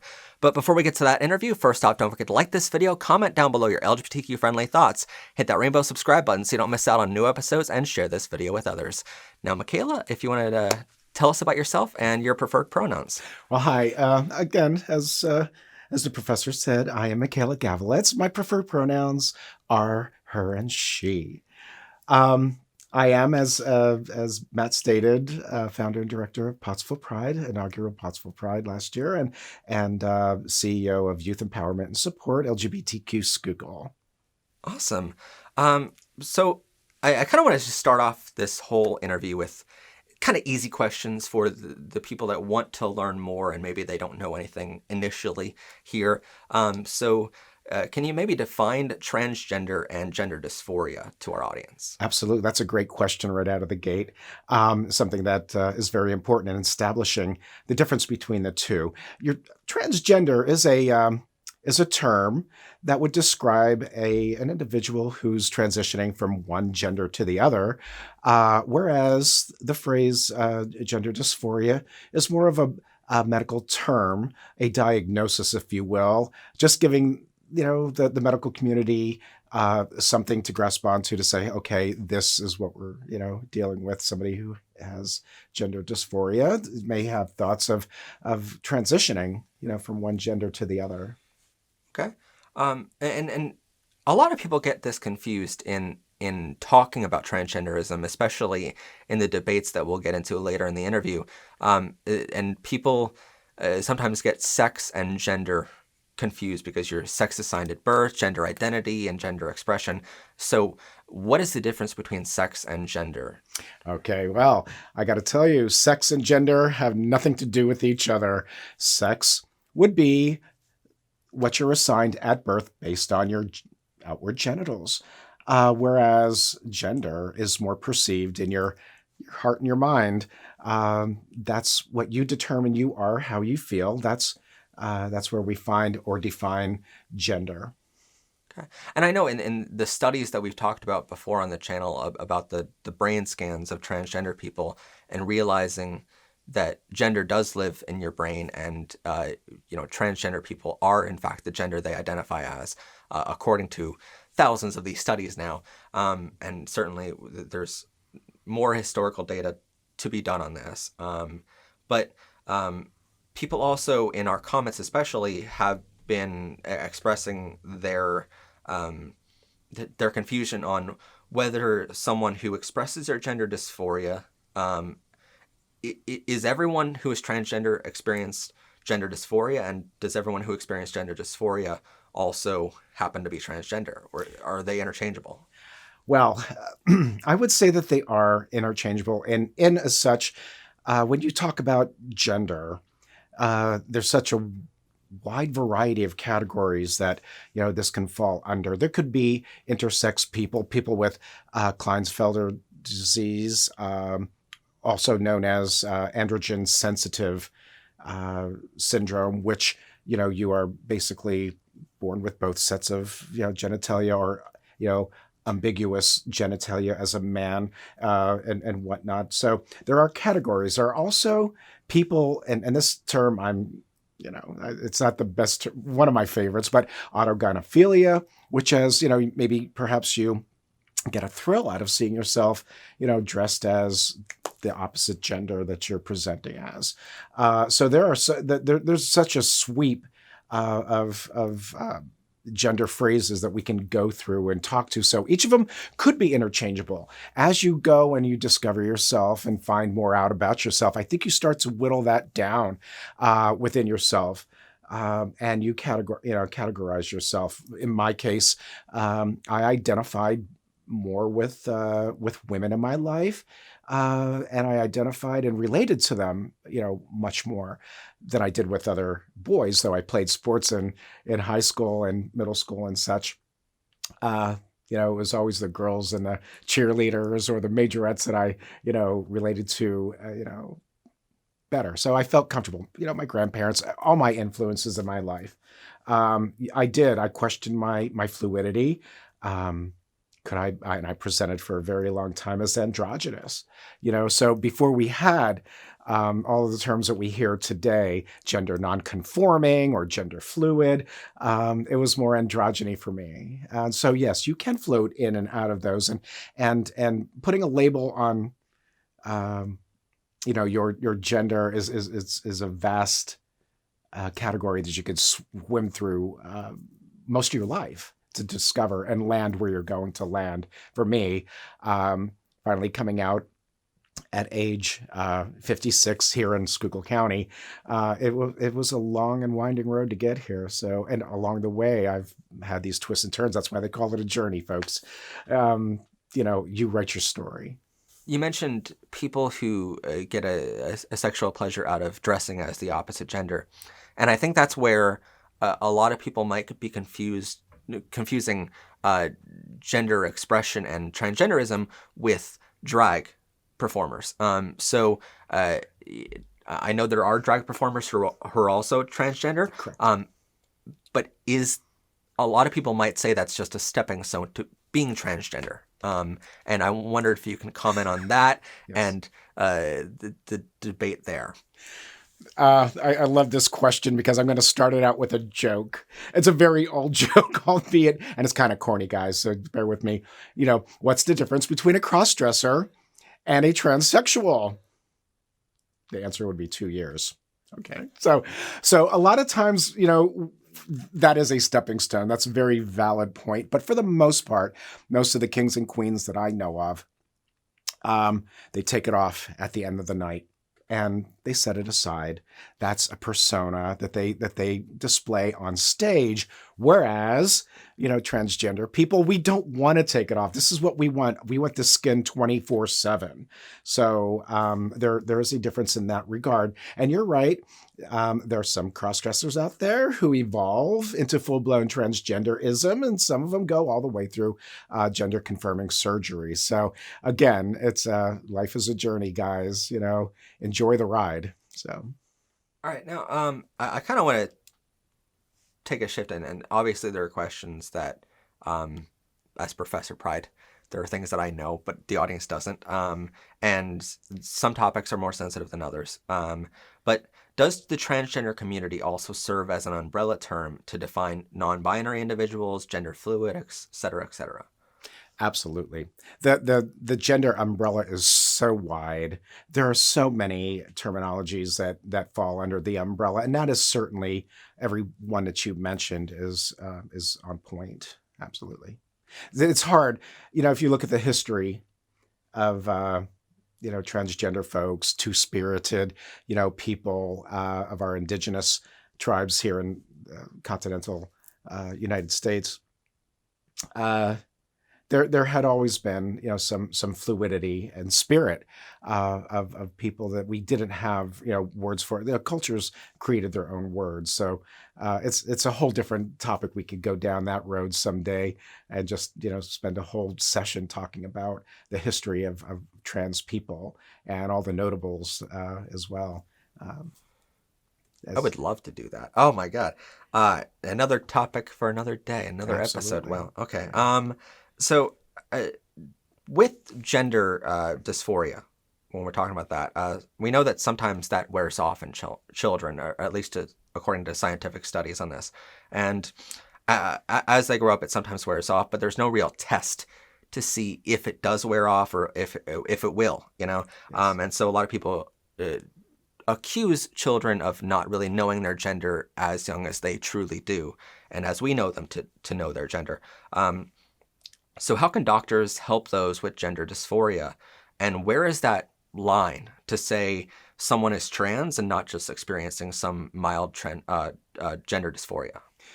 Well, that's another fantastic question. And buried within your question is the answer to it all. Phases are phases. I can speak of my own experience to you really quick. I kind of knew at an early age. I'm going back maybe to age 5, age 6. And back in my days, there was such a thing as Saturday morning cartoons. We didn't have Nickelodeon or Cartoon Network or Adult Swim 24/7. We had to wait for Saturday. But anyway, those were my earliest influences. When I was looking at Sabrina the Teenage Witch with the Archie crew, I was loving on that blue dress with the wide black belt and those little kitten heels that she wore, white bouffant with the headband. Yeah, that's the look I loved, And for a while, as a little child, I thought I'd always wanted to grow up to be a cartoon character, but it was my early influences. I mean, I loved Daphne from Scooby-Doo. I mean, I love that outfit. Come on, guys. So on. So I knew from an early age, I was confident that this wasn't going to be a phase as I strived to learn how to twirl baton, played with Barbies with my neighbor girlfriend, and she was my cousins who were, the female cousins I absolutely loved because they're always dressed like, like little dolls. And it's like, oh, I want your mommy, we know it's not a phase. And it could be that children, and I've seen it with my own son, at times, he, wanted to paint his fingernails. I'm like, hey, let's go do it, or whatever. But it was a phase for him. It wasn't anything he was going to expand on. I think parents know, especially mothers have that, maternal instinct about their children. And it's great that I read so many stories, positive stories about parents who, let their children's spirits soar and they discover themselves and let it play out. Let's see if it's a phase. Let's see if it's something that's going to continue. But I believe there's in every child's life that is, transgender. They've often questioned their mommies if they could have a dress or if they could dress like that. For me, it was Barbara Eden and I Dream of Jeannie. I wanted to have that costume for Christmas. I mean, for Halloween. And, I wasn't taking no for an answer. I wanted to be I Dream of Jeannie until I was defeated in my decision. Ultimately, I wasn't Jeannie, but it was just to impress that some of us know from a very early age what direction we're going. So I hope that answered your question. Yeah, definitely. I mean, I know in the research for what we do, we've learned that trans people, as they grow up, they don't call being trans a phase. They call their time in the wrong body as a phase. And it's just a phase that they had to go through.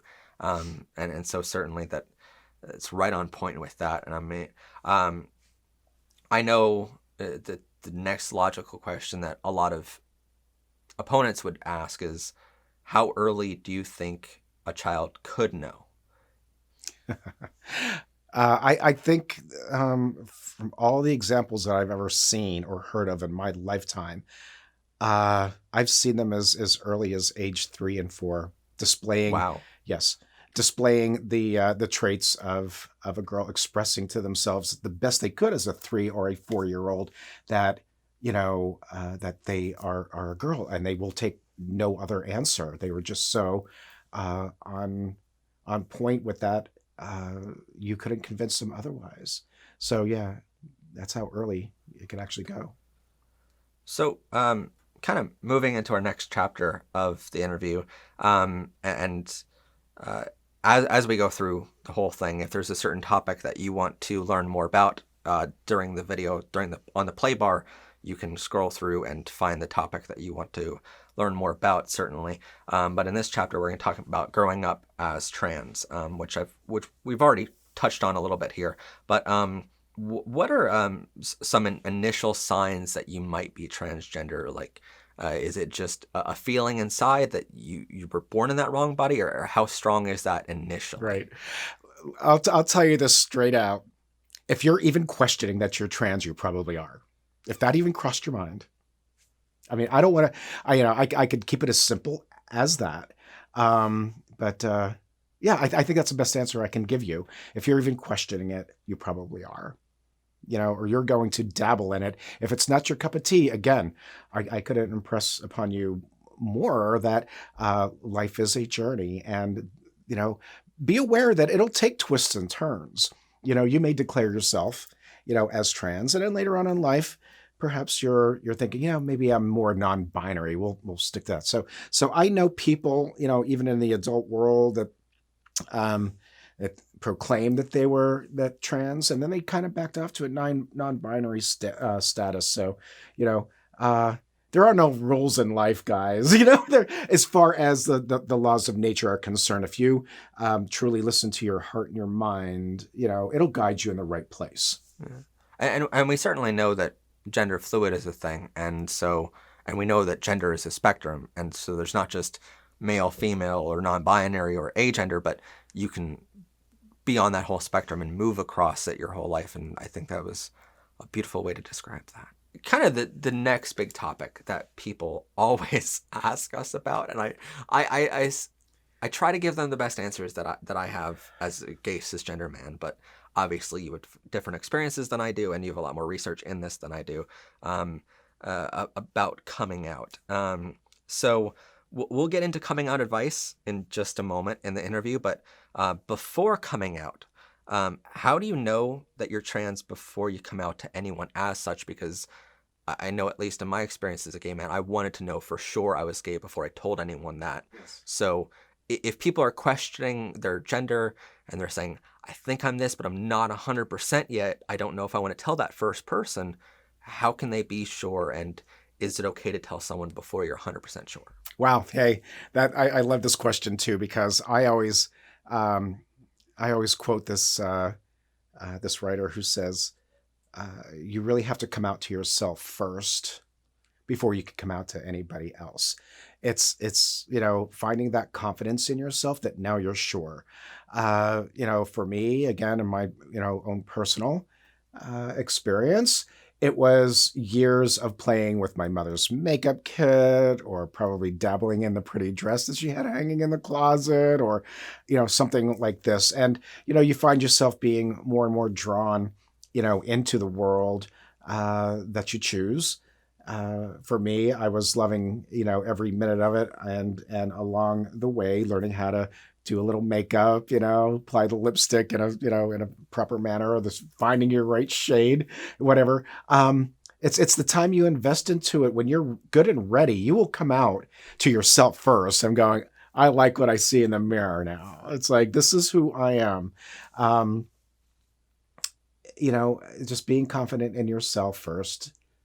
And then coming out to the rest of the world, little by little in increments, start with your closest confidant, your friend, test the waters, Some people come out, in increments. Other people just dive in head first. It's completely your choice. But be careful. That that you're going to affect people in many different ways. So you'll have different reactions along the way. So, I mean, with coming out, we certainly tell people to test the waters, make sure it's safe to do so first, and we'll get into like the transphobia and stuff like that a little bit later, in a whole section just for that.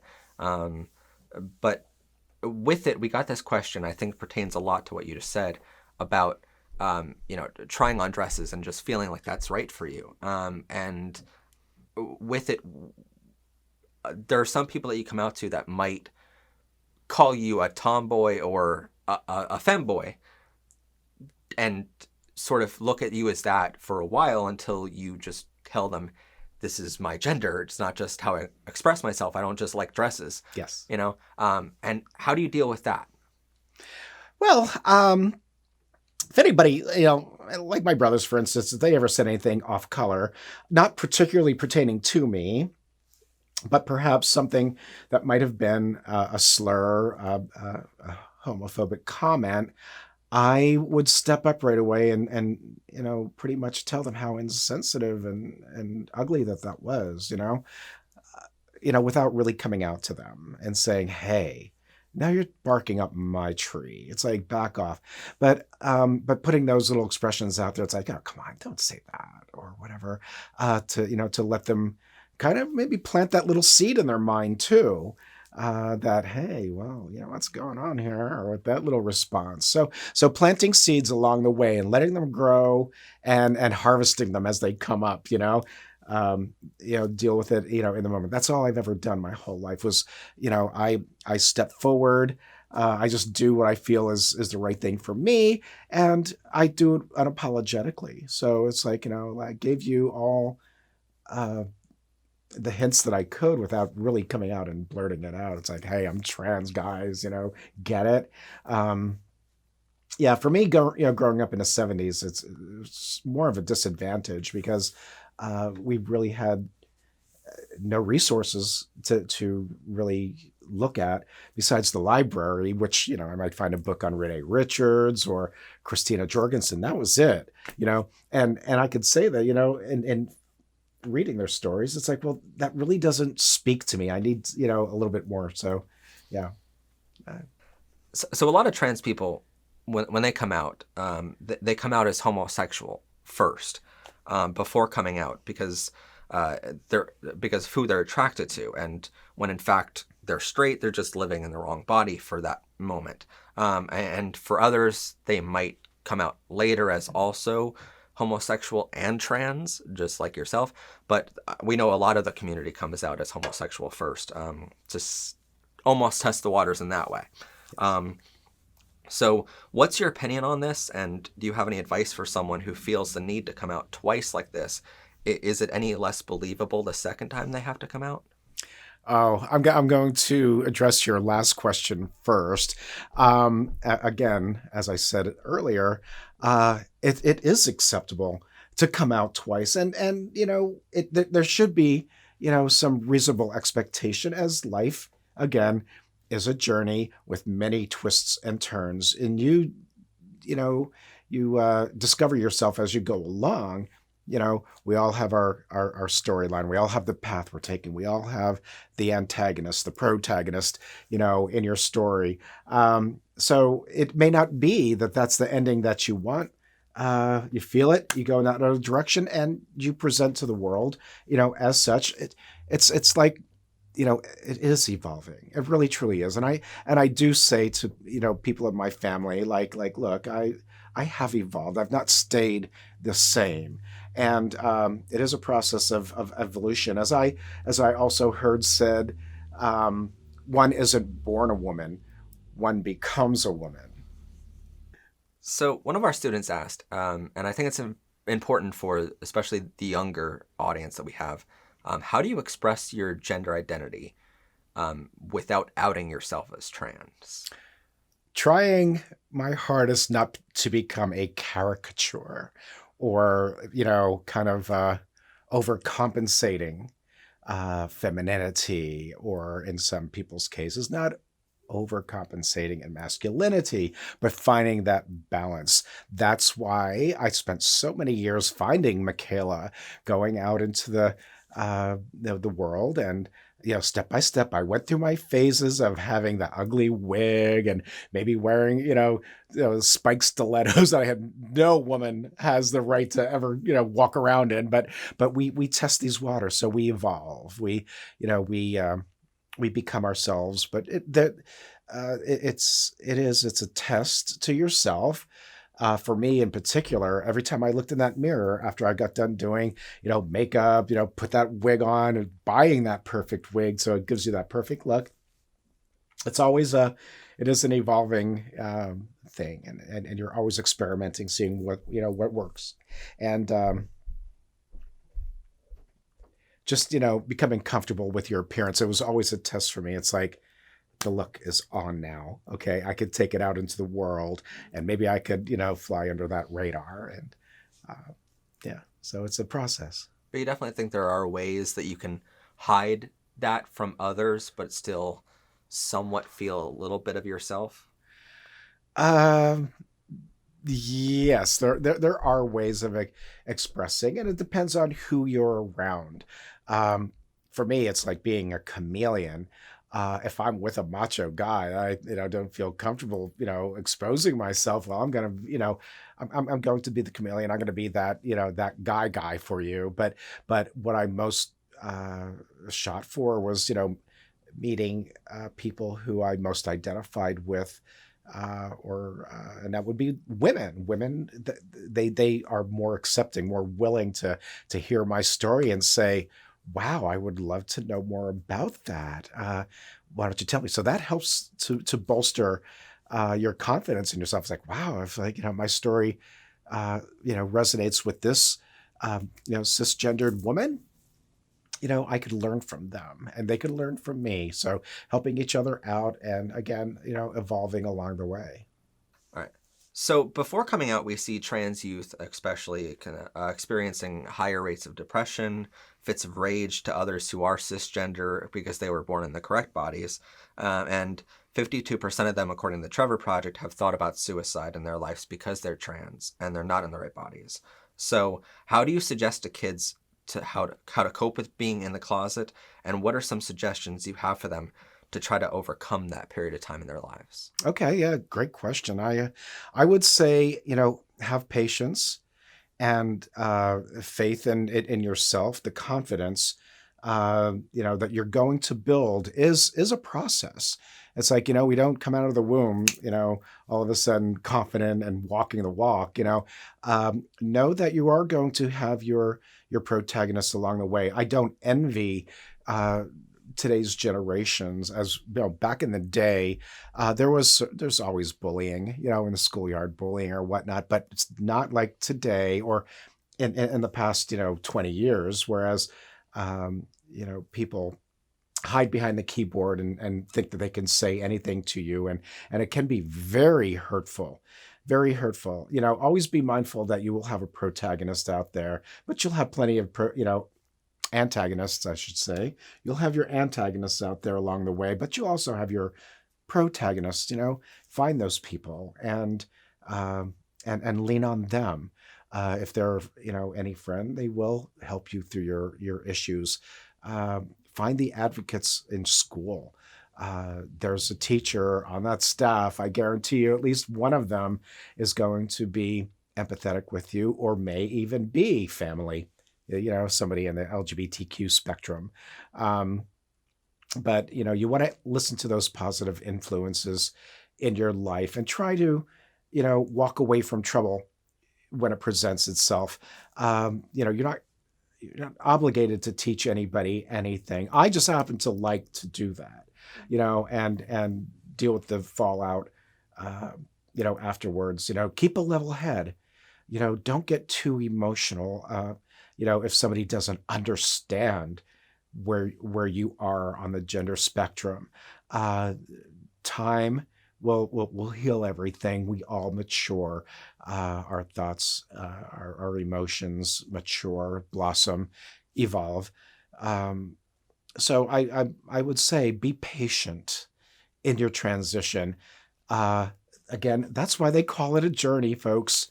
It's a process. It's going to, roll out in front of you, and you're going to have to deal with those people along the way. Okay. Now, kind of moving right along to understanding really what transgenderism is in the whole process, and you talked about the journey. So I think it's important to talk about that journey step by step, and with it, I want to talk about, we a lot of times we talk about socially transitioning, medically transitioning, the whole process defined in two terms, but obviously it's not just a two-step process there. So I was wondering if we can walk through from the very beginning of you start to feel like you're the wrong gender to you're fully transitioned. Maybe you don't want to go the medical route, but maybe you do. So what each step is, what are the legalities of it, how young can you do that step, and what's the cost in that step, how much can insurance pay for, how much do you have to pay for out of pocket, what does that step feel like to go through? Because that's a lot of times forgotten in our activism is, what does it feel like to go through that? Like, what does it feel like to be dead named? What does it feel like? And how difficult is it? And finally, how long does that process take? So I know there's a lot in there, but step by step, step one, what is that first? Well, I had got that's a great multi-tiered question. So I will start from the beginning. Again, when I was a child, knowing what I liked, what I saw in front of me, as I grew older. Admiring the women in my actual life, my two grandmothers, my mother, other strong women that I'd seen on television, back in the day. I was certainly growing up through the very infancy of the women's lib movement. So I admired those strong women, and I really felt their pain. It's like, and I related, to them. So knowing that about myself, I would say, okay, I'm kind of on the path to womanhood here, because, I don't like doing the things that my brothers do. They go hunting, they go fishing, and those things, that they like to do, that's fine. I just like to stay back in the kitchen, learn how to cook a meal, keep the home nice and spick and span, run the vacuum, wear an apron, whatever the case may be. It is an evolution. Again, I'll use that phrase quite a bit throughout this whole talk. As I got older, the epiphanies that I had in my lifetime that were the telltale sign that this is valid, folks. And I'll just briefly say that my second epiphany in my lifetime, when off camera we talked a little bit about my first epiphany as a child, and seeing my neighbor's older brother. My second epiphany came when I was in the Air Force, a young man of 19, and going to my first gay bar. And it's a song from my era, guys. It was by the Kinks, and it was called Lola. And this rolled out for me exactly. She came up to me and she asked me to dance, beautiful woman. And I'm in a gay bar, and I'm 19, and I'm at the height of my, my hormones just raging and whatnot. The sexuality is oozing or whatever. I thought to myself, wow, look at me go. I come here and I end up with this beautiful woman. Well, 5 dances into it, into the whole meeting process. I look at my friend who's tending bar, who invited me to the gay bar to start with. He's from Pottsville, came down to Hampton, Virginia, Norfolk, Virginia, actually, to get a summer job and hang out at the beach with me. And I saw him, he told me later on that, that woman used to be a man. I'm like, it could happen? It became a truth to me. So it is it's a rolling out of many things throughout life where you start to put yourself, together at this point, going, all right, let's practice, being the gender that I'm obviously excited about being. So as a young person, I without the benefit of YouTube and the many trans influencers that are out there that we literally watched evolve, before our eyes. We didn't have that. So this was my YouTube, influencer moment, in 1982. So that was a different experience than what it was when I moved out to Southern California and started hitting the West Hollywood scene and developing to a more mature version of Michaela. Knowing that I'm balancing. It's a very delicate balance, folks. I really had to play two roles. One was the business person who went out and, drummed up business for the company that I worked for, helped to start up out in Southern California. And then softening it up at night, heading out on the nights that I didn't have my children to worry about or to watch or to, take somewhere, which, I was a very active parent. I had my moments where I was, finding Michaela, refining her. What clothes does she like to wear? Growing out the hair, as a matter of fact. And I grew it quite long in my years, even as a sales rep for an aerospace company out in Southern California. It didn't, nobody really, batted an eyelash at that, So I got to develop along the way, each level being a different challenge, and it was a whole different set of challenges as I came back after 20 plus years of being away, coming back to Schuylkill County and evolving even further as a more mature person, a more mature woman. It's like not over dressing, not over emphasizing. It's like at my age, I'm not gonna go to work in a mini skirt and 6-inch, stiletto heels. I'm reeling it back to little kitten heels and a conservative, nice suit or whatever the case may be. And I would say it's a delicate balance along the way when you're expressing your gender identity. So that's about it. So one of the steps in the first initial process of socially transitioning is choosing your name. And certainly there's a legal cost to that of doing it. But one of our students has a beautiful question of, how do you choose that name? Is it always based on the first letter of your dead name, or is it just something that you're drawn to? How do you choose that? Wow. And what's the cost in doing that? How long does it take? Okay. I wasn't Michaela out in Southern California. I just used that because that's my chosen name now. I've settled on that. Again, evolving. I did take a derivative of my dead name, which I'm proud to say was Michael. And I just looked at the feminine version of Michael. It was Michelle. So for, a good handful of years, I really went by Shelley, and I kind of liked that. I thought it was cute. I thought that kind of fit me. I still wanted to honor my parents naming me Michael. So I just used that variation. Michaela is still very much the variation of Michael. Sounds a lot like it. My birth name given to me was Michael Allen. So I chose to use the middle name Lynn as it flows with Michaela Lynn. It almost sounds like Michael Allen, So I chose that. So it's a process again. Everything's such a process. But it is, and I've settled on Michaela. I just thought I saw that name out there in the world. I'm thinking I'm more of a Michaela than a Shelley, I think. So I'm going with Michaela. So I stuck with Michaela now for, a good 4 years.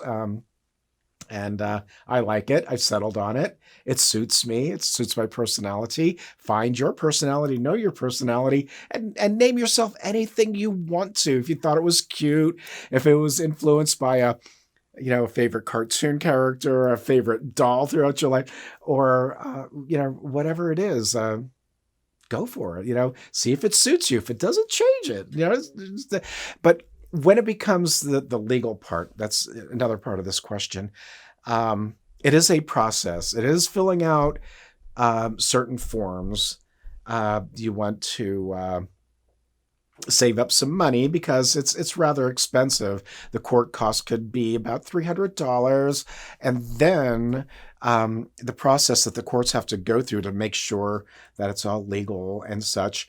There's I believe that there's a notification. It has to be made public in your newspaper, and the newspaper will charge you yes, it is. They do charge you, and it could be rather expensive, but there are ways of having those expenses waived, adjusted. So I've been told, but the court cost, the court time it takes is sitting in front of a judge. The judge will say, okay, we can see no ill reason for you changing your name other than this is who you identify as, and the court will throw down the gavel and say, you are Michaela Gavelets. You go through the expense of getting your driver's license changed and your gender marker changed on your driver's license, which I've done recently, and your birth certificate. So that is a process, and it takes a little time and money, and it could cost you, upwards of $1,000, but in the long haul, it's well worth it. You got all your legal paperwork changed. You can now change your bank accounts, your the title of your car, whatever it is. It's a time-consuming thing. So be prepared to spend a lot of time on this. It's not an overnight process. I'll be honest. Like, we're just at step one of changing your name, which is the most basic gender expression thing you can do. Yes. And we're already at $1,000 basically, and a lot of time investment. That I genuinely didn't even look up the cost of being trans because I wanted this interview to be fresh to me. But that shocks me. Of just, we're not even halfway there yet, and we're already at way more than I thought it would be. That's true. Now you're transitioning. Yeah. How do you deal with people who might see you as impatient or rude when you correct them on your pronouns or your preferred name? Well, people are, in my case, have been very apologetic every time they use my dead name or, use the wrong pronoun. It's a learning curve for them too, especially if they'd seen you, prior to your transition. Allow them to do that for a little while. Give them that padding. I did. And it makes everybody so much more comfortable, because it is, they feel like they're walking on eggshells with you now. They don't want to say anything wrong, but it slips. It's going to happen. It's happened to me 100 times. I just, brush it off my shoulders. It's like, it's okay. Don't worry about it. Do try to exercise a little, understanding and patience on your behalf too, because after all, you want them to understand you. So it's a give and take, that's the best advice I could offer. I mean, you mentioned when someone names you as your dead name. Certainly, again, I don't know how that feels. So just for a second, can you walk me through what emotions go through your head when that kind of thing happens, when someone dead names you? How does that feel? How emotional do you get when you know that they can do better? Well, I can't say that I'm unaffected by it. It does. It is a little bit of a jolt, and in as much as it's like, oh my God, who just heard you say that? Do you just outed me in front of people that I don't know? And that could be a dangerous thing. So yeah, there's concern. I would say I do get jolted. I'm not impervious to feeling that my dead name being used is hurtful. In a way they can do better. They can try, because although there are, in my case, there are women in the world who are named Michael. I realize that could be a fem name, but for me, it's not. I always related it to, the male that everybody throughout my whole life wanted me to be or expected me to be. So yeah, it is a process, though. Understand that people are learning too, and it may slip. And you have a lot of people too that will immediately say, "Well, what do I call you? What's your name. And so you tell them, and they may use a variation of that because they feel comfortable. Like, some of my male cousins, although they love me and they accept me, they see me as Mick. Michaela is Mick. So I'm like, I'm cool with that. That's all fine, So I'll allow people to have that flexibility in a way. And have nicknames. Yeah, sure, absolutely. All right. So another great question we got on socially transitioning is, how do you socially transition with a transphobic family compared to an accepting family? Like, what are the differences there? Okay. For me, I have to say that transitioning with a family who wasn't willing to accept my decisions, try to talk to them and say, express to them how much time in your life you've lived for them, to satisfy them. And, at the end of the day, we have to look at ourselves in the mirror. We have to be happy with what we see in the mirror. Be true to yourself. Be ready for loss, because you're going to go through a grieving period, a feeling of loss of a son or of a brother, or a loss of a sister who's now transitioning to a brother. It is a grieving process for them. Understand that. Be as compassionate to them as you expect them to be to you. That old saying, do unto others. For me, it was knowing that I could lose them and coming to terms with that. And I wasn't far off the mark. I knew going into this for many, many, many years that there's a possibility that I'll lose somebody along the way. And I have. And it's sad, but then you hold out hope that they'll come around. Don't ever try to shove an issue down their throat. Let them take their time to wrap their head around it, to absorb it fully. And when they're ready to talk to you about it, they will. They will. I'm still going through that process with a couple people in my family. I think the next chapter that a lot of people see is what is commonly known as the in-between space between socially transitioning and medically transitioning. This is the space where your gender expression doesn't match your gender identity yet, but it also doesn't match your sex assigned at birth still. So lots of trans people describe this as the worst phase of transitioning. Do you have any advice for those going through this time period in their lives, in that in-between phase? Yeah, it's intense. I'm not going to lie. You will get knots in your stomach. You will literally throw up thinking about it, because it will make you very nervous. That's quite natural, because you don't know what the response of somebody is going to be. And that could be quite scary.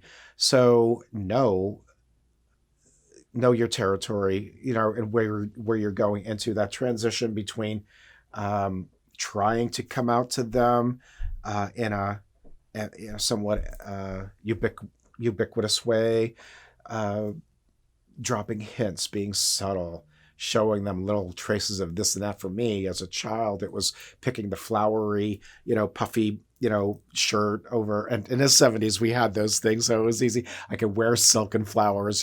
Nowadays, you don't get away with that too easily. But that those little touches along the way that you hope that your family, your parents, your brothers, your sisters will pick up on and question you, so you can tell them what you're thinking. You would like to think that family comes first, that they would work with you and understand, but it's not all that cut and dry. It's a loss for them, a loss of a brother, like I said, or a loss of a sister, a loss of a father in my case. The way that my children might view it. So it is. I gotta say, you've just got to be patient and understand where you're going is not always an easy place to go. There will be loss and heartache and a lot of crying along the way. I promise you, it's not going to be easy. But stay strong, stay true to yourself, stay hopeful that one day it will iron itself out. They'll come to you and want to know if they truly love you. That will happen. So know that there's there could be that light at the end of the tunnel.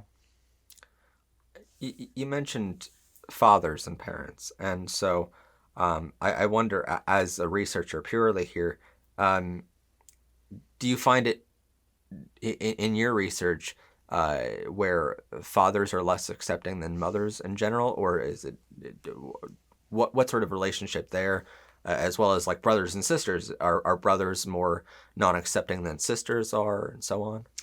I have found that girls are more accepting and quickly. I mean, it's just, don't even think about it. It's like, oh my God, I love you even more. Whereas brothers or fathers, they raised you to this point where they wanted you to walk the walk of a male.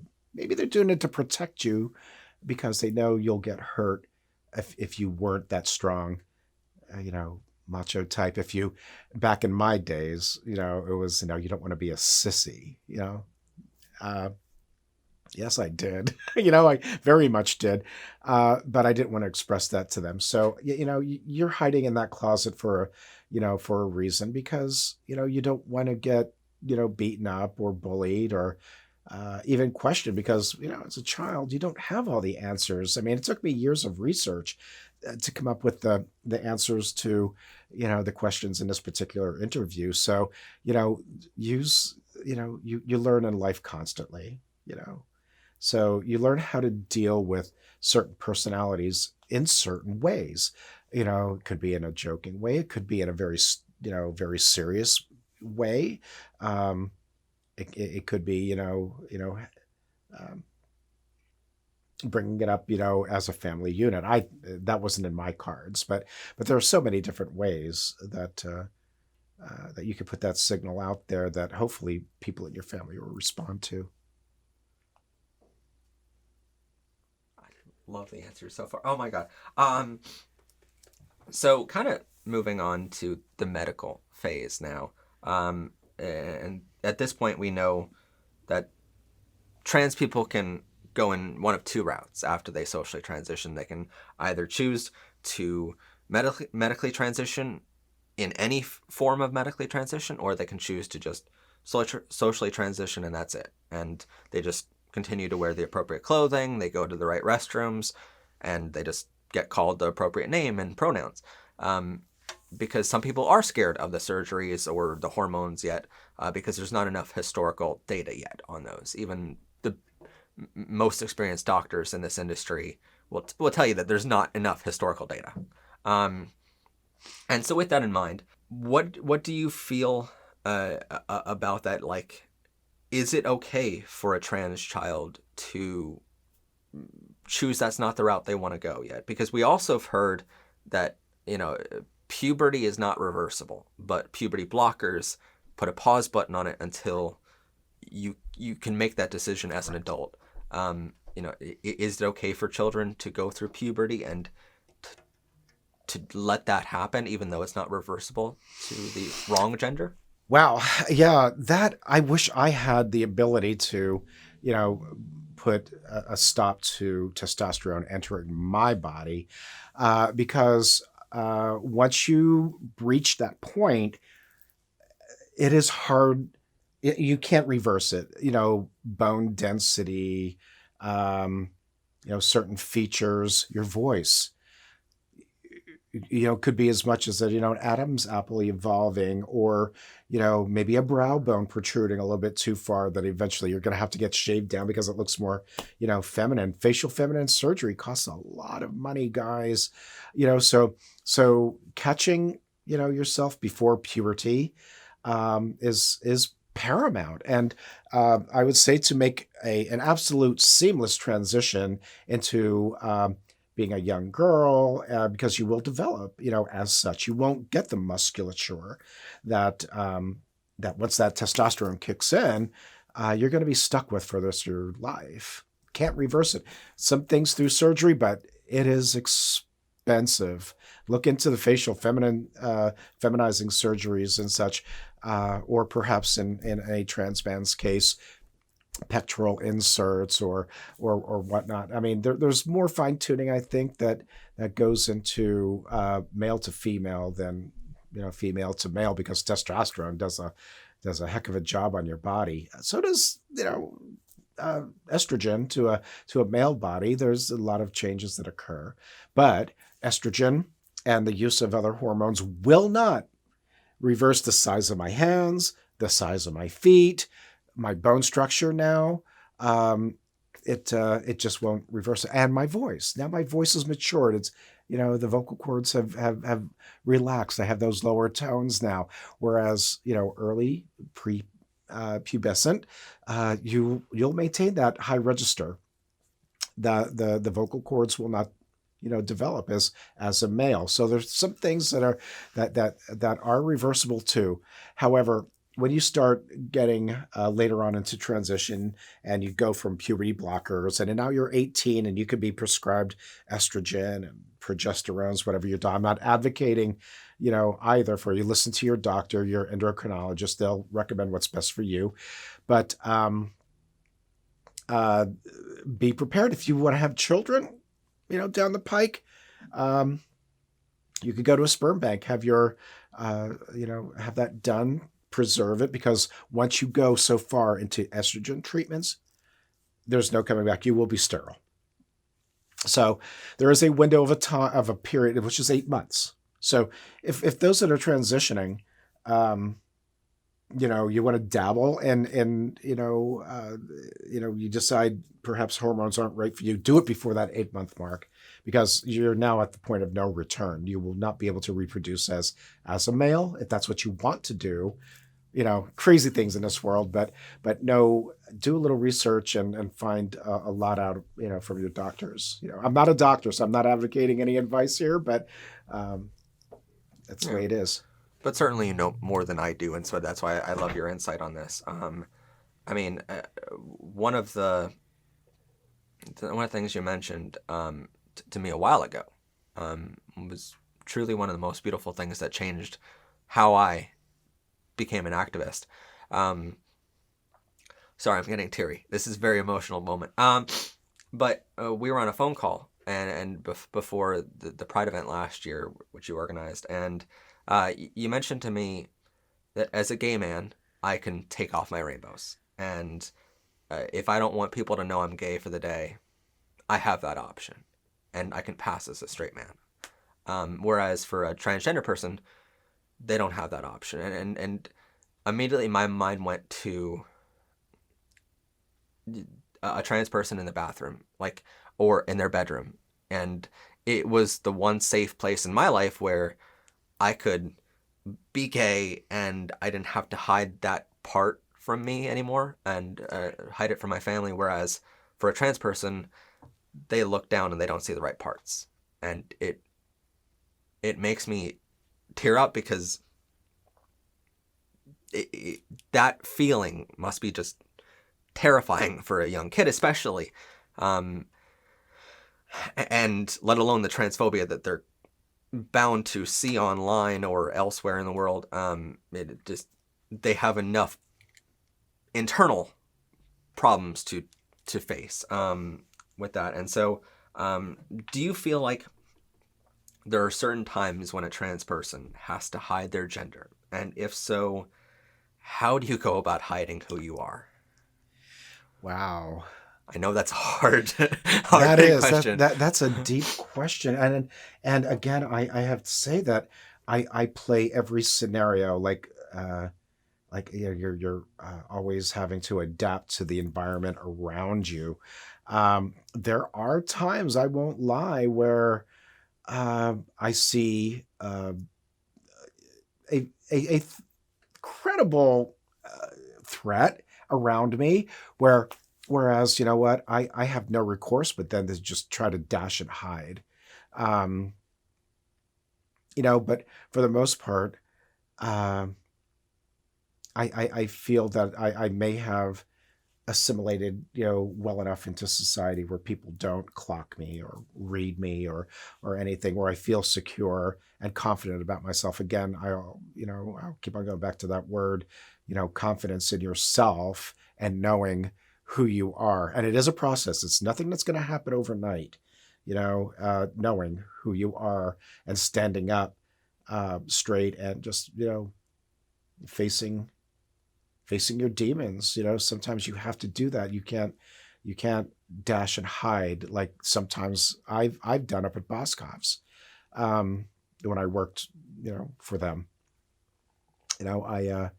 It's scary. You never know how people are going to react. So, again, it is knowing your environment, the environment that you're in, and knowing yourself and your capabilities, your limitations, and keeping confident.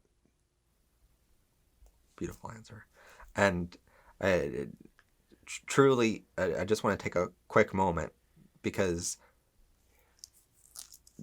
the words you said to me in that phone call way back in the day, I considered myself an ally of the trans community for a long time, but that's when I really started, especially on the show, diving into, let's cover this, because this is, I never thought about that side of things of like, yeah, you don't have any safe space where you can go to hide. And that changed everything for me, truly. So I want to thank you for that. But with body transitions, let's transition our conversation into the medical side of things. And we've touched on it before in the interview, but one of the things that kids especially would have the question on, where, with medically transition, a lot of it is diagnosed and a lot of it is determined by a therapist. Correct. And so where do people go to find one of these gender therapists, and what do you even search for? Well, I would look under endocrinology to start. It's just that word. See who's in your area.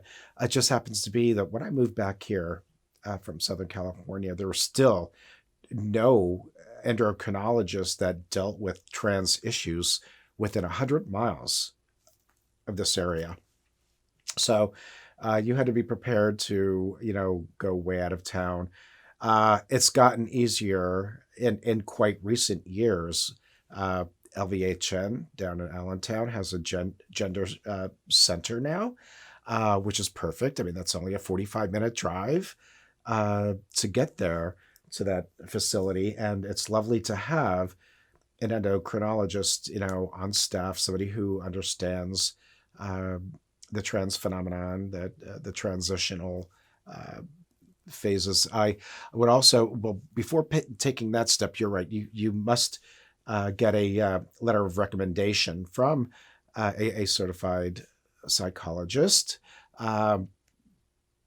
That's a process that's going to take at the very least 6 months to 8 months to evaluate you. That's, again, going back to expenses. Let's add that in.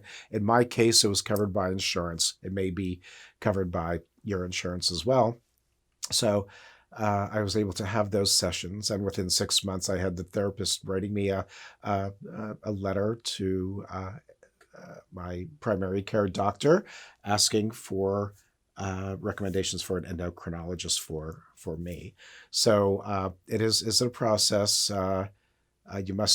Everything's a process. And like I said, and when you're transitioning, the Harry Benjamin standards of care are still in play. So the rule there is 2 years living in your, that was 4, but I meant 2, in your perceived gender, living a solid 2 years, 24/7.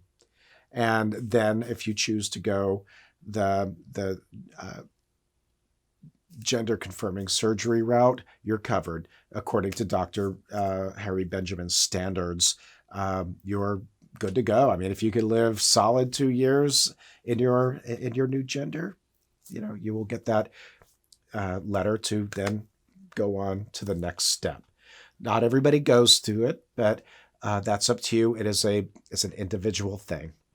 If you feel that you can live your life with, what you were brought into the world with, a lot of people do. And like you brought that up earlier about the various stages of transitioning. Some people choose not to go under the knife.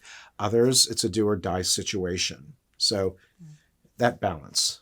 With the psychologist, is that just any psychologist that you can find in your area, or is it a specific one that you have to find? Well, it would be more specific in the way of behavioral psychology. Yeah. Yeah. And I, like I mentioned to you earlier off camera, things have evolved to a point where it's getting, streamlined down to having a friend, a new friend since Pride, somebody who is a psychologist dealing specifically in the transgender world. So now you might be able to look for them specifically. But for me, I was I went in looking for behavioral psychology, female. I just, because it always seemed to me that, the females have a more understanding ear. And I felt comfortable talking to, because that's who I related to. I could talk like, more comfortably and more out and direct to another female, because that's just the way I was wired. And when we talk about this, like after the point of finding a psychologist, which again, 6 months, it's a long process, and it adds to the cost if insurance doesn't cover it. We hear about these gender programs in hospitals, and you mentioned the one sort of near us, but where do you go about finding those programs? Are there a lot more than there used to be back in the day, or how easy it is to find them? Yeah, I believe that they're easier to find these days with the wealth of information that's out there on the internet. And there are organizations locally, as a chapter in Harrisburg, chapter in Allentown,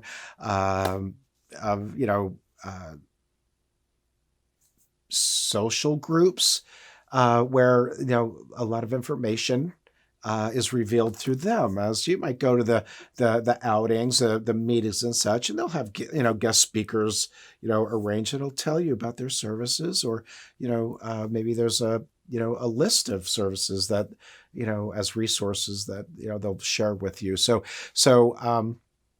becoming involved in those kind of organizations is not a bad idea. Now, my guess on this is after you get recommended to an endocrinologist, the first step with them would be something like a puberty blocker for a younger person. Yes. And maybe it's different for someone who's transitioning later in life, but my guess is that's the first step after that. So walk us through, what is a puberty blocker? Is it an injection? Is it a pill? How often you have to take it? And what is the cost in that? How long are you on those, kind of thing? Wow. Well, I asked tough questions there, but they're very good questions, and very everyone has an answer. There are things that you can take. It depends on your doctor what they recommend. In my case, it's a drug that I think is commonly known as it's used for something like blood thinning. So I really forget, but it's called spironolactone. And what that does, it's a hormone inhibitor. It'll suppress the production or the secretion of testosterone, from your gonadal system. You could also go and have an orchidectomy, where that's the process of having your testicles removed. The main reason why you're secreting testosterone is, in your gonads. So an orchidectomy is a route that some go. Again, I'm not advocating this because, later on down the road, if you decide to go for the full vaginoplasty, that skin that is, included in your testicular area is used to create certain parts, certain features of the vagina. So you don't want to be, with an orchidectomy for too long, because, parts atrophy, parts, shrivel, and it's no longer usable material. They'll have to probably get something from somewhere else when they do the labiaplasty. So things could be, to inhibit the production of testosterone. Finasteride, there's other drugs, I believe, that are used commonly for male pattern baldness that it inhibits testosterone to some degrees. So for me, it's spironolactone and a Gorsulin implant in my lower abdomen, and that almost completely kills the testosterone. So my testosterone level, as we talked about this earlier, when we were talking about participating in sports against a cisgendered woman or whatnot, it's like, these hormones work in strange ways. Decreased muscle mass, strength, the redistribution of fat cells in your body to settle in places that are more likely to happen with cisgendered females, breast growth, skin softening, hair reduction, not on your face though. That's the terrible part, that, going on puberty blockers, the facial hair thing, because then you have to go through the expensive and painful process of electrolysis. Thankfully, I was not blessed with, facial hair. I'm very grateful for that. I think there's a reason why I am who I am. It's because, God created me this way. I'm thankful for that. And I just want to touch on the orchiectomy, or you mentioned? Orchidectomy, yes. I'm sorry. With that, before we get that in the comments from some transphobic person, can you get that surgery before you turn 18 or 16? I would say not, because that's part of your gender, confirming surgeries. Of course, they take those out and they fashion, the walls of your vagina with certain tissues and like I said, labiaplasty. That's that skin is removed. So you might want to hold off getting an orchidectomy until you're absolutely sure it's not that phase you're going through, that this is the route that you're taking, and you're willing to push yourself to the point of no return. You've got to be confident that that's where you want to go with your life before you go getting any surgeries. So that's usually reserved for, consultation with your therapist. You will tell your therapist, is like, this is where I'm going with my life. I am heading for gender reaffirming surgery. So we know where we want to go, Because from what I've heard, surgeries or anything under the knife is reserved for after 18. Correct. Period. And that's where a lot of people get confused of the legalities of this. And there's a lot of transphobic people who will try to scare lawmakers, especially into, they're going to chop off the penis of a 5-year-old. That's right. It's not going to happen, folks. Not going to happen. Again, I will bring up the Harry Benjamin standards. They are ironclad. This is what everybody goes by. It has been for a long time, and it always will be. So there are plenty of hoops that parents must jump through in order to give their son or their daughter what they desire, what they know is to be themselves. So yeah, there are no, gender reaffirming surgeries done under the age of 18 that I'm aware of. Yeah, it's just not happening. And when we talk about the things under 18, right?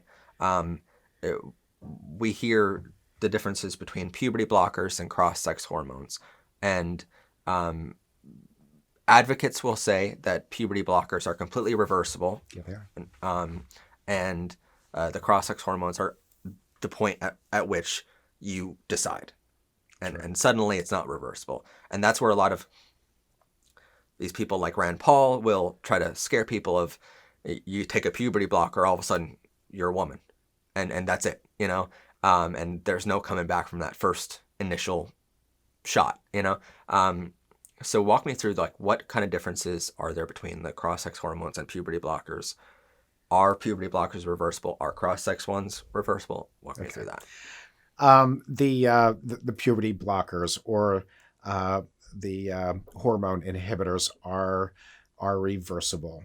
And that's why physicians have no issues with putting a younger transitioner on them.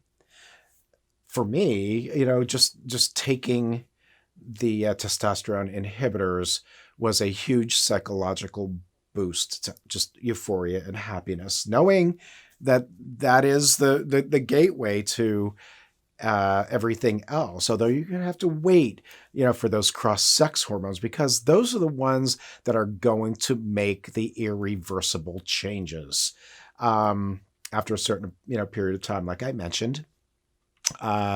So if you're thinking you're going to dabble, be prepared and know that you're going to reach that point of no return. Be ready for that.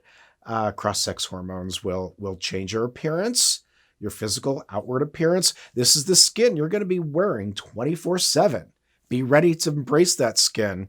Know that you're, ready to embrace that skin that you're going to be wearing on the outer side.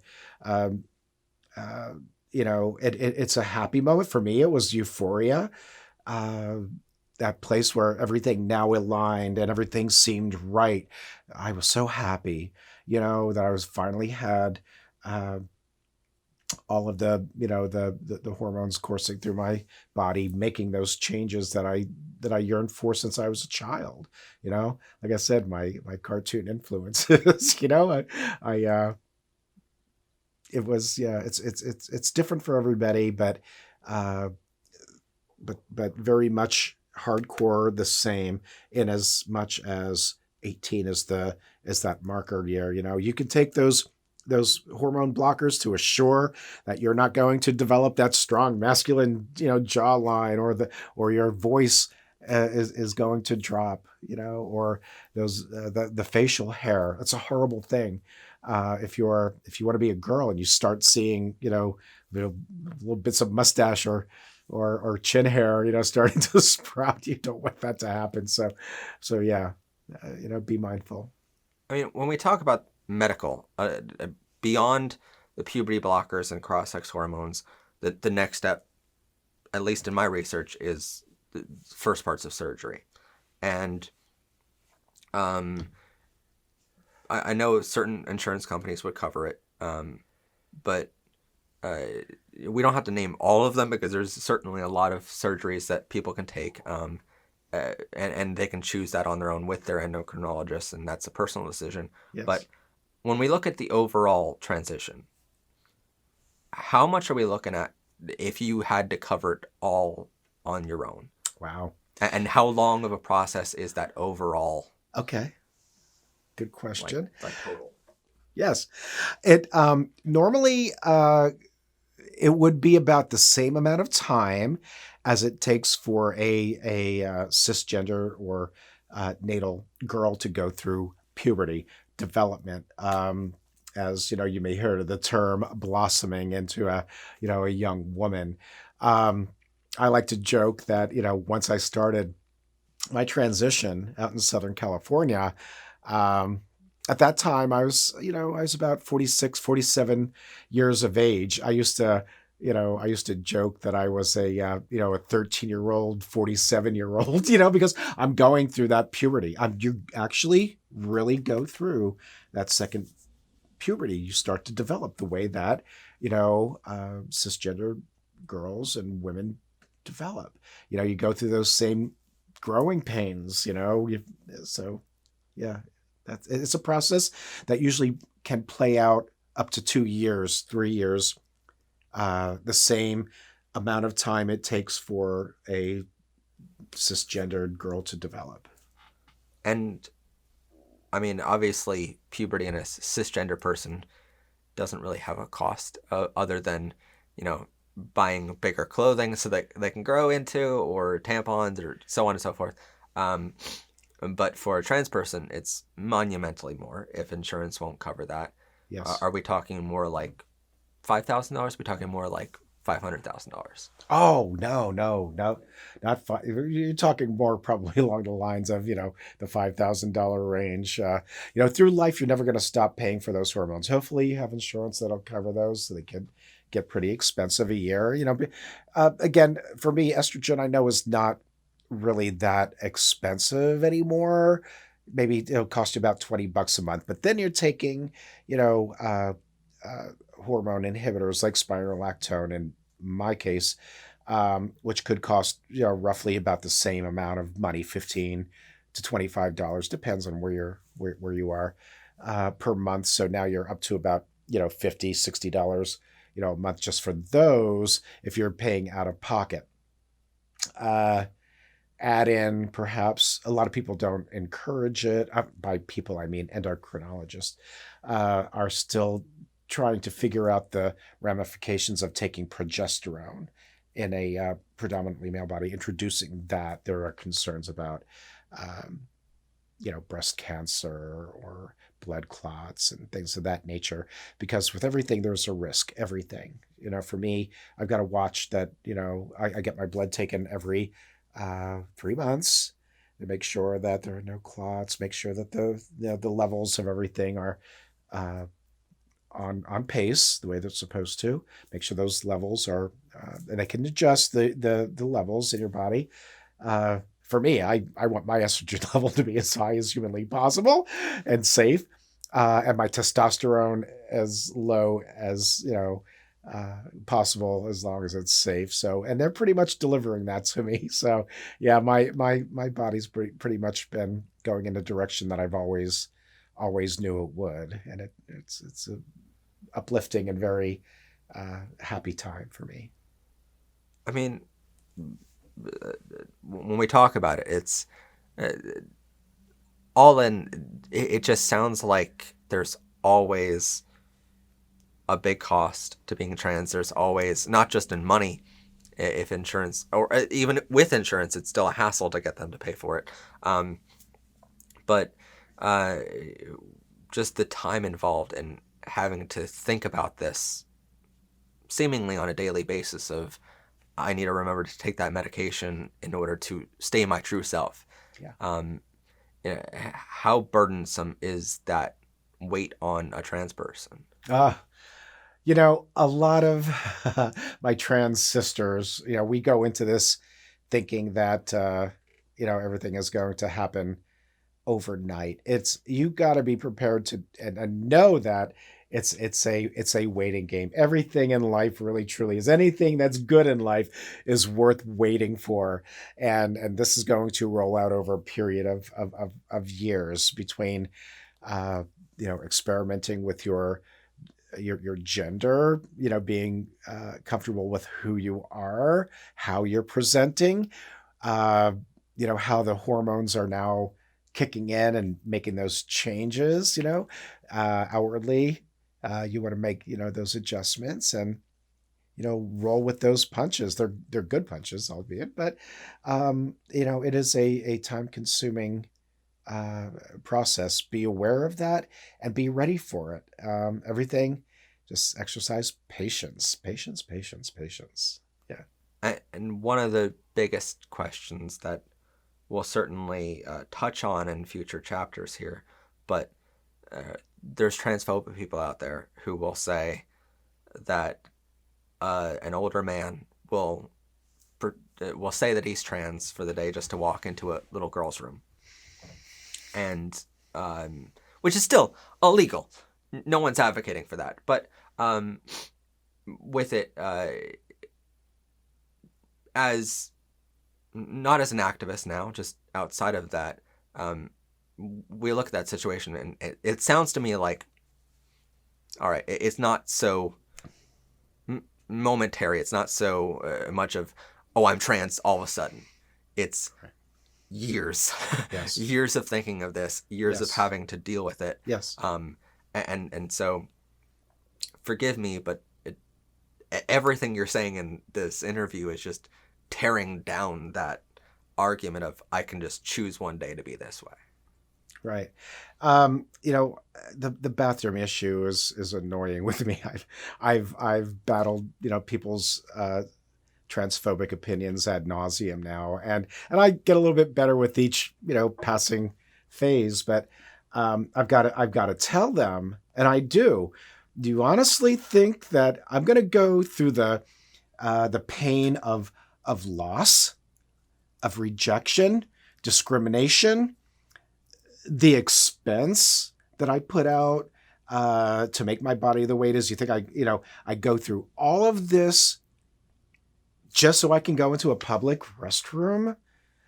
If I'm going into a public restroom at all, I'm going for one reason, people. I don't care. I'm in and out of there. But I also combat those transphobes and homophobes with this. And it's not easy for me to talk about, but we have more of a problem with males molesting children. I was a victim at one time as well. So we have that problem to really deal with. The transgender community is not as big as it seems, and we're still a very small percentage in the United States and in the world. Yet there are people out there with their sexual misconduct, and you could be label yourself as a straight married man. I've seen it. I've lived it. It's a horrible thing. So let's tackle that problem. Let's talk about that problem before you go talking about a trans person walking into a woman's room just so they can molest your child. I'm offended with that. I'm a father, and I wear that title proudly. That's a title that I acquired many years ago. I was viewed as a father. I have two beautiful sons, and I will never want to give that experience back. I have grandchildren, both male and female. How dare you, even imply that I'm doing this so I can walk into a public bathroom. Of all things, I try my best to avoid using public bathrooms. They're disgusting. Have you looked at one lately? Yeah, I'd rather not. I mean, like with that, so two questions. I mean, you mentioned that you're a father.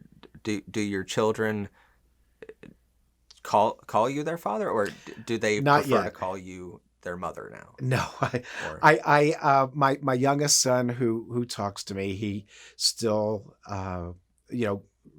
calls me pops, and I'm okay with that. Just call me. The labeling for me, and it's everybody's different, Matt. Labeling for me is not a big deal. I don't let that hurt me. I just want the love of the people that I grew up with, that I raised, that I learned with and loved unconditionally. If that's what makes you feel comfortable, I will allow that. Going back, I do like the pronouns she, her, hers, but I don't want to force that on you. If you're in my life and you lived with, the person before, I'm not going to, crucify you for that. I just want you to, to accept me and respect the person that I've evolved into. I think it's a personal decision of trying to figure out, does the person you're talking to respect you in general? And, any kind of wrong pronouns could be determined off of that and based on that amount of respect. I mean, with the bathroom debate, before we really dive into that, I think it's really important to ask, what is it like being a trans person, and you've gone through a period of time when you've had to walk into male restrooms before you came out fully. What goes through your mind? What kind of emotions are brought up? And the transphobes here will say that you're just acting, and you should be forced to enter that restroom. So what does it feel like to actually go through that? Well, I can remember going into specifically woman's restroom for the first time in an office building, Now, there were times where I've gone in clubs up in West Hollywood or Studio City, and it's like everybody was on that same page anyway. But going into, and like I said, I try to avoid whenever I can, but there are some times, dear, where nature calls and you've got to answer. So it was a very nervous time for me, very nervous. I didn't know if another woman from the office building was going to, to enter. And the same time I was there, once I was in that stall and the door was shut, all I could see is my ankles. They can't tell, right? Then you got to exit that stall. It was my biggest fear that somebody would come in and clock me. But my very first experience, and I'll never forget it, and I'm telling you about it right now, as I exited the stall, another woman walked in. And I'm like, okay, here it comes. Because, I wasn't 100% sure that I wasn't going to get clocked or questioned. But as that woman approached me, she just greeted me like any other woman. It's like, hey, how you doing? How was your day? And then, me trying to put on my best feminine voice says, oh, it was fine. Thanks for asking, or whatever, So the encounter was very, but, nerve wracking at first, but it turned out to be a good one. And ever since then, I've never experienced any pushback, any questioning whatsoever. And I know that it's not that way for everybody because we all transition in a different way. Some souls, they wish that they could, pass under the radar or be unclockable. Unfortunately, a lot of late in life transitioners deal with issues like the male pattern baldness and things of that nature, things that, you can't stop unless you're taking, whatever medications you are to try to reverse it. Some people are born, very bulky, but so are women. We tend to forget that. Women's bodies come in all shapes and sizes, just like men's bodies come in all shapes and sizes. So crossing over, it may not be a big deal, but, going into the ladies' room for me has been something that I don't really look forward to doing, but it happens. And I got to say, I've not had any conflicts from the father's waiting outside to whatever, or the husband waiting outside. No issues. And I'm thankful for that. I hate to know that there are people less fortunate who do have to, put up with the bigoted remarks and the hateful remarks and things of that nature. And I'm with you all in that, I wouldn't want anybody harmful in a bathroom with my child. And it's, it's going to happen somewhere along the lines, but I think that these people who fear it must know that we, transgender women aren't out to do anything other than just to go relieve ourselves and get the heck out of there. It's no big deal. I mean, it's, forgive me, but a lot of homophobic and transphobic arguments are seemingly similar to what we want, and somehow they use our own arguments against us of, I don't want a man in a woman's restroom.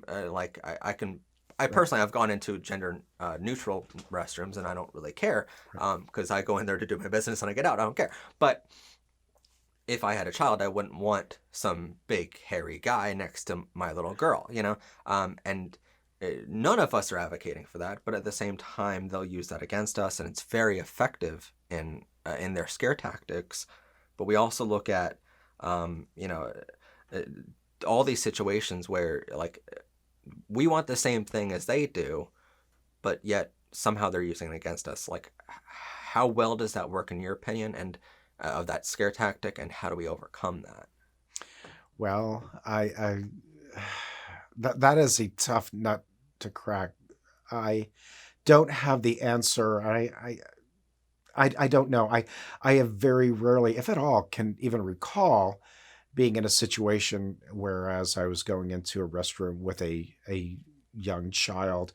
I'm still very nervous about what that may bring. But then again, I also like to think that, I have a very feminine look that I don't get read, so it's not an issue with anybody. I think I have an appearance that's very welcoming or very gentle or So you whatnot. think I'm always smiling, always greeting people, always looking them in the eye and going, I'm just like you. I just want to get in and out of here. No big deal.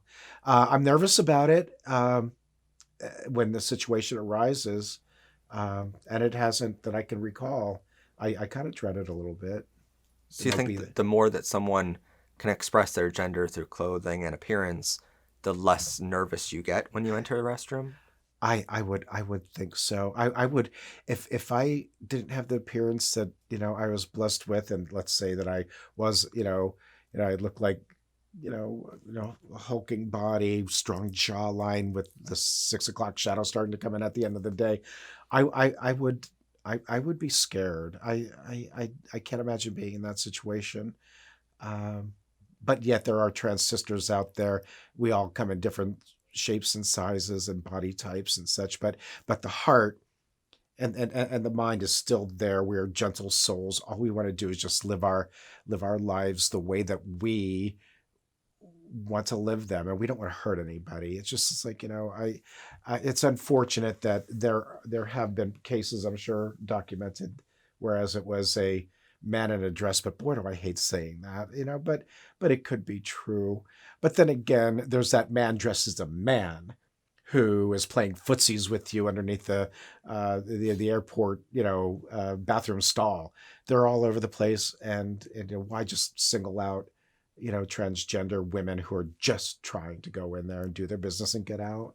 We'd rather not go in, like I said. I know one of my friends who's a straight ally, cisgender. She mentioned to me that we should be looking at these situations where girls enter restrooms and they bully each other in middle school, and these situations. It's like there's a lot of other problems in the restroom to worry about that we should be dealing with first, bullying included, and molestation of people who really want to go in there and molest and assault kids before we worried about a trans person just trying to go to the bathroom. Yeah. So yeah, we, there are problems all over the place. I mean, we just put what we want to underneath the microscope and blow that up, if you make it an issue. Sort of along those same lines, we talk about the sports debate, and that becomes the next talking point of a transphobe, because it's never ending with transphobes. It's just you prove them wrong here, and all of a sudden it's the next topic we'll talk about, right? Until you just don't have the energy. And so, what kind of advantages or disadvantages? Let's just nip this in the butt for all the transphobes watching. What kind of advantages or disadvantages would a trans person have entering a sports team matching their gender identity? Wow. I know we talked about this before we came on camera, and I have got to say that when it comes down to sports, it's your dedication to your game. It is training. It is execution of technique, the way that you're coached to execute. It is practice. It is, and that's what wins the game at the end of the day. What I brought up to you, it was, me, my experience pre-transitioning, and I was in the best shape of my life in this period of time, whereas I had a very close friend who I played tennis with, who happened to be, cisgendered female, and a student at Cal State Long Beach. And I'm gonna tell you, her technique, her dedication to her sport, the tennis team, and I'm a really good tennis player, and I do have a blazing forehand. She handled me quite easily. She was a good player, and I consider myself a very good player too. And me, being a guy at the time, with all the testosterone coursing through my system as nature was allowing, she still took me to school on that tennis court, and she beat me more often than I beat her. It is, it's your passion, it's your dedication, it's the amount of training that you put in is the results that you're going to yield. So I'm also on the same token saying that when a male to female takes cross-sex hormones, it does diminish your strength. It does. You do decrease in musculature. There are some things that won't change. It won't change the bone density or anything else like that. But in my case specifically, I've noticed the edge that I've lost in throwing, because I still, like to throw a ball whenever I can. And I've gotten weaker with, weight training. I don't lift those weights that I once was capable of. I mean, in a dramatic fashion too, it's decreased. So I got to say my strength has decreased a lot during the use of these past 4 years of cross-sex hormones. So it does its thing, it redistributes fat, puts it in places where, cisgendered women have it, in the hips, in the breast and whatnot. Your skin becomes softer, etc. I mean, not that your skin being soft, has anything to do with, your sports performance, but I've got to say that this whole movement of banning young trans girls from cisgendered, female sports is kind of a scare tactic, I think, that the right is using. And in as much as when you start tackling hormones, prepubescent, you're going to develop as a natural born female does.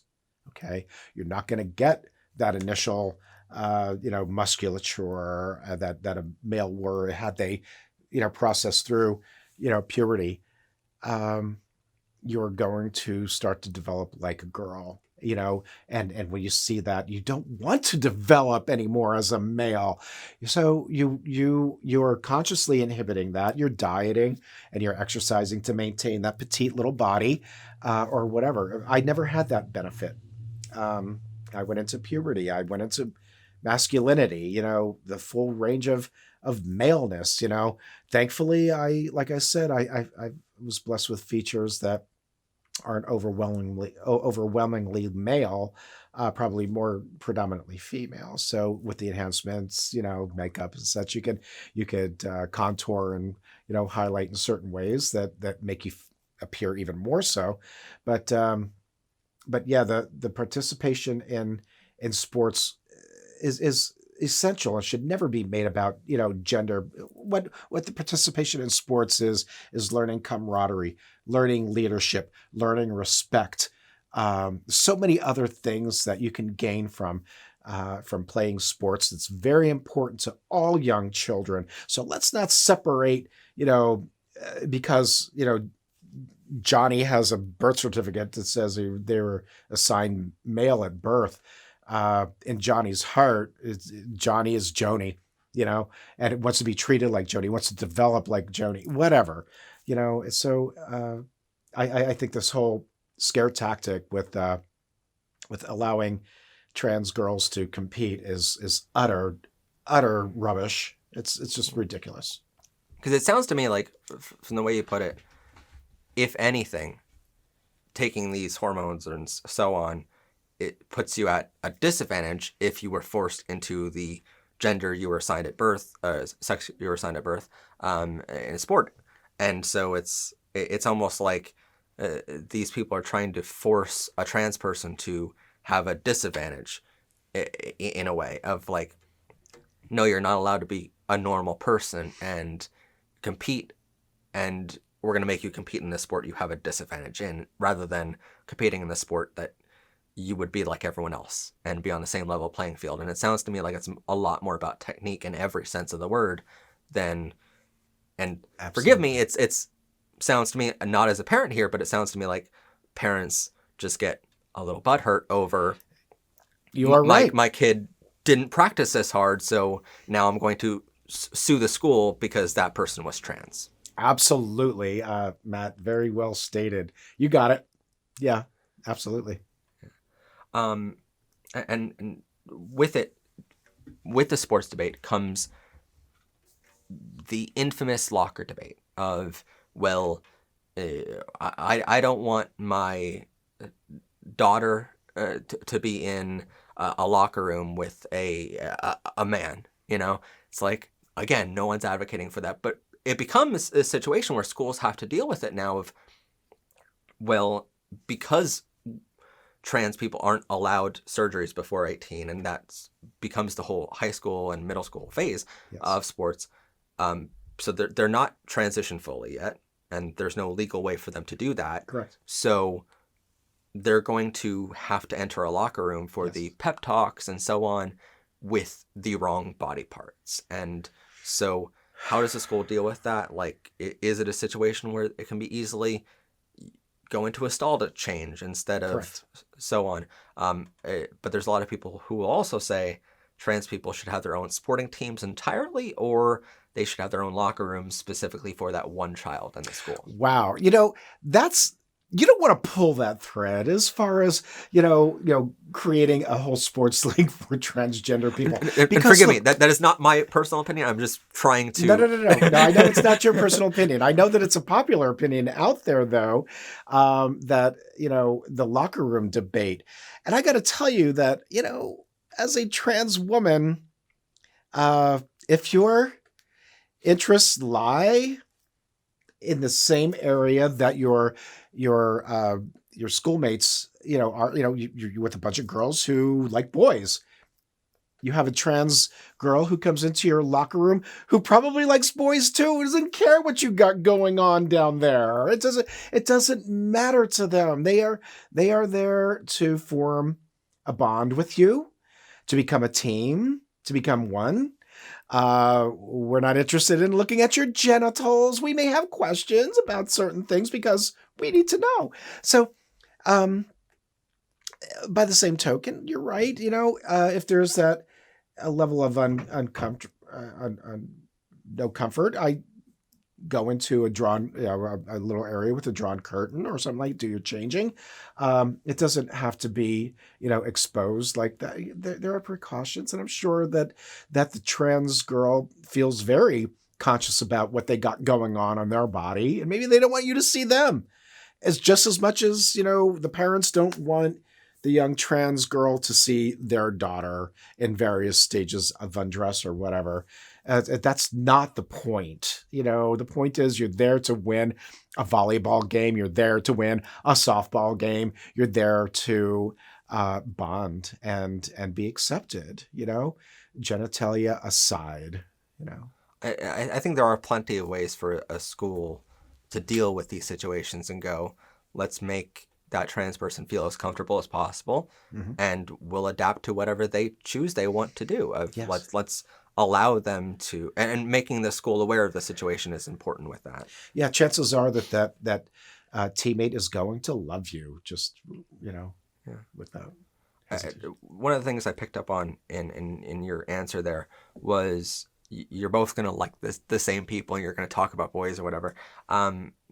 With it, we start talking about sex and fertility with transgenderism. And is it more difficult for a trans person to find a boyfriend, a girlfriend, or a partner compared to a cisgender person? Wow. I'd say yes. I've been involved in relationships in my lifetime, and I never had any problem getting a date as Michael. It's not so easy now, being a trans woman and finding a date. I put myself into a whole different category now.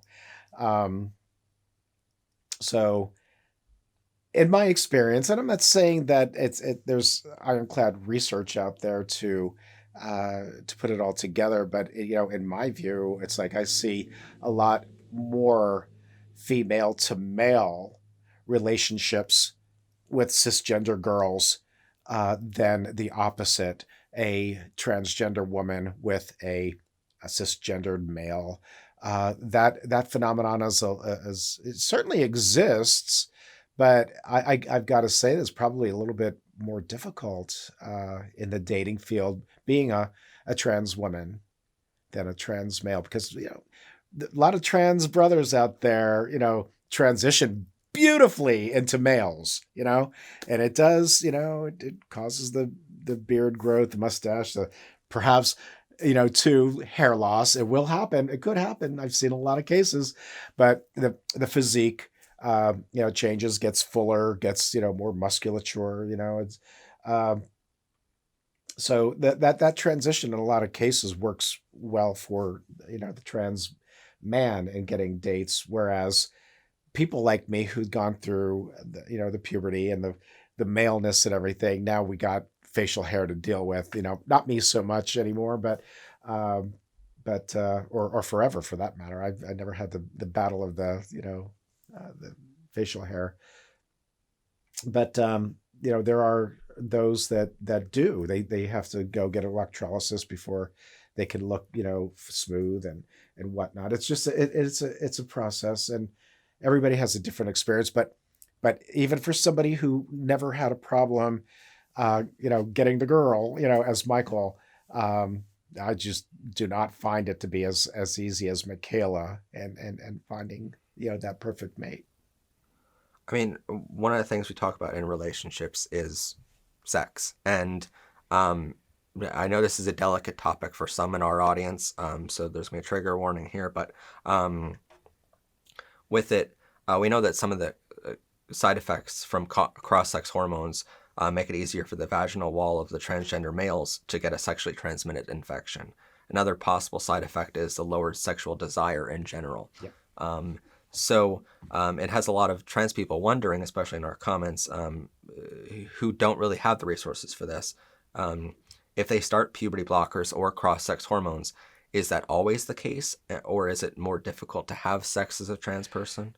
Well, very good question. I've got to say, in a lot of cases that I've studied, and certainly in my own case, sex drive, libido, as it were, wiped out. I'm about at that level of a cisgender woman who doesn't have that much testosterone, whose sex drive is just about zero. As a male, I thought about it a lot. I thought about sex a lot. Now, having 4 years into cross-sex hormones, and of course still the testosterone blockers, there are months that I go without even thinking of sex. So yeah, be prepared. Your sex drive, your libido will substantially decrease. Functionability, it depends on your partner.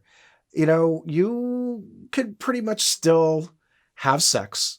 If you still have your male parts, they will work to a certain degree.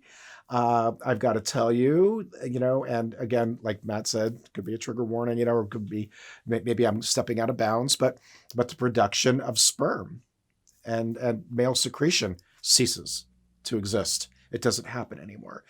For me, it's more of an internal full female explosion that occurs in my body within. It does. It makes some changes in your life. And I'm sure with the female to male, cross-sex hormones, it does the opposite, probably bolsters that sex drive and probably makes you want to have sex more and more. As somebody who stood on that side of the fence, I know how that feels. But it's comforting for me to know that I'm at that level now of a natal woman, and that's what I chose to be. That's the fallout and the ramifications that I deal with on a day-to-day basis. I'm okay with that. I chose it. That's what I wanted. So you're saying that risk of a lowered sex drive is worth it because every day you get to live your true self now, basically. Yes. I'm trying to summarize those beautiful words that you've already. We mentioned it earlier in the episode, but if someone wants to have a biological child one day, at what age can they start preserving their fertile cells or reproductive cells? Well, we all develop differently. If you ever recall, seeing some girls in middle school that have developed, far beyond those of others, we all develop differently. So I can't really answer that question intelligently. I don't know what that age would be. I would think that once you've crossed that point in your life of your puberty, and let's say you have that first nocturnal emission, I think you're then at that point, 13, 14 years old. If you're absolutely certain that you are going to be headed toward the cross-sex hormones, I would question. I would get the answers from a doctor. It's like, can I, store my my sperm for future, application? I may meet somebody who I want to have a child with, a natural born child. You could do that. The puberty blockers, once you go off of them,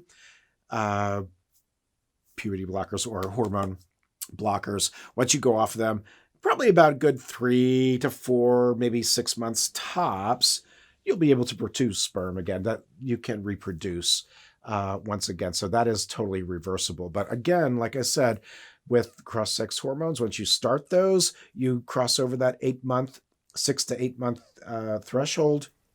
Yeah, there's that time period. Yeah. Yeah. And certainly that's something you want to talk to your doctors about. And yes. Yeah, I'm not a doctor. I don't know that. Yeah. Absolutely. I don't know when it will happen for you, but that's just something that came through our comment section. I'm like, I'll ask it, Sure. But I mean, with it, I know there's a lot of trans people that don't necessarily want to reproduce with those cells because that's not their true gender then. And it's just a personal decision that you make. Yes. We're all different. So one of the things that a lot of people I don't think cover in a trans documentary or interview is detransitioning, because it's a dangerous topic. Because there'll be people that go away from this and think that there's certainly these articles out there to scare people of everyone who transitions comes back and detransitions, and there's headlines that read hundreds of trans people that might be true, but truly, when you look at the percentages, only 0.4%, 0.47%, less than 0.5% of people who medically transition will ever consider detransitioning. But as we also know from the same scientific studies, most of them only choose to detransition because of a hostile and transphobic environment that they're living in. So what are your thoughts on the detransitioning process, and what do you say to the opposition who will bring that up as a talking point? Oh, that, is a reality. There are people out there who had detransitioned after many years of living life in the gender that they thought they were. And you're right. In most cases, I believe these are people who just can't take the adversity any longer, that they let this eat at them, and they somehow they think that it's hopeless. Maybe they can't get their career back, or and they're tired of living in poverty, which a lot of trans folks do. There's a high percentage of trans people living in poverty, homelessness, and such. So when you're pushed to that brink of breaking, that's the recourse you take. Unfortunately, some people don't take it lightly. Others are like, okay, maybe this wasn't meant to be, and I'm just gonna go back to being unhappy, or maybe that will make you happy again. I don't know. It depends on what your motives are. Everybody's different, and I can't speak for any cases out there because I don't relate to it. I've transitioned. If you're with me, you're with me. If you're without me, I'm sorry. That's not the decision, that I made. I wanted to be with you. So if you want to cut yourself out of my life, that's on you, honey.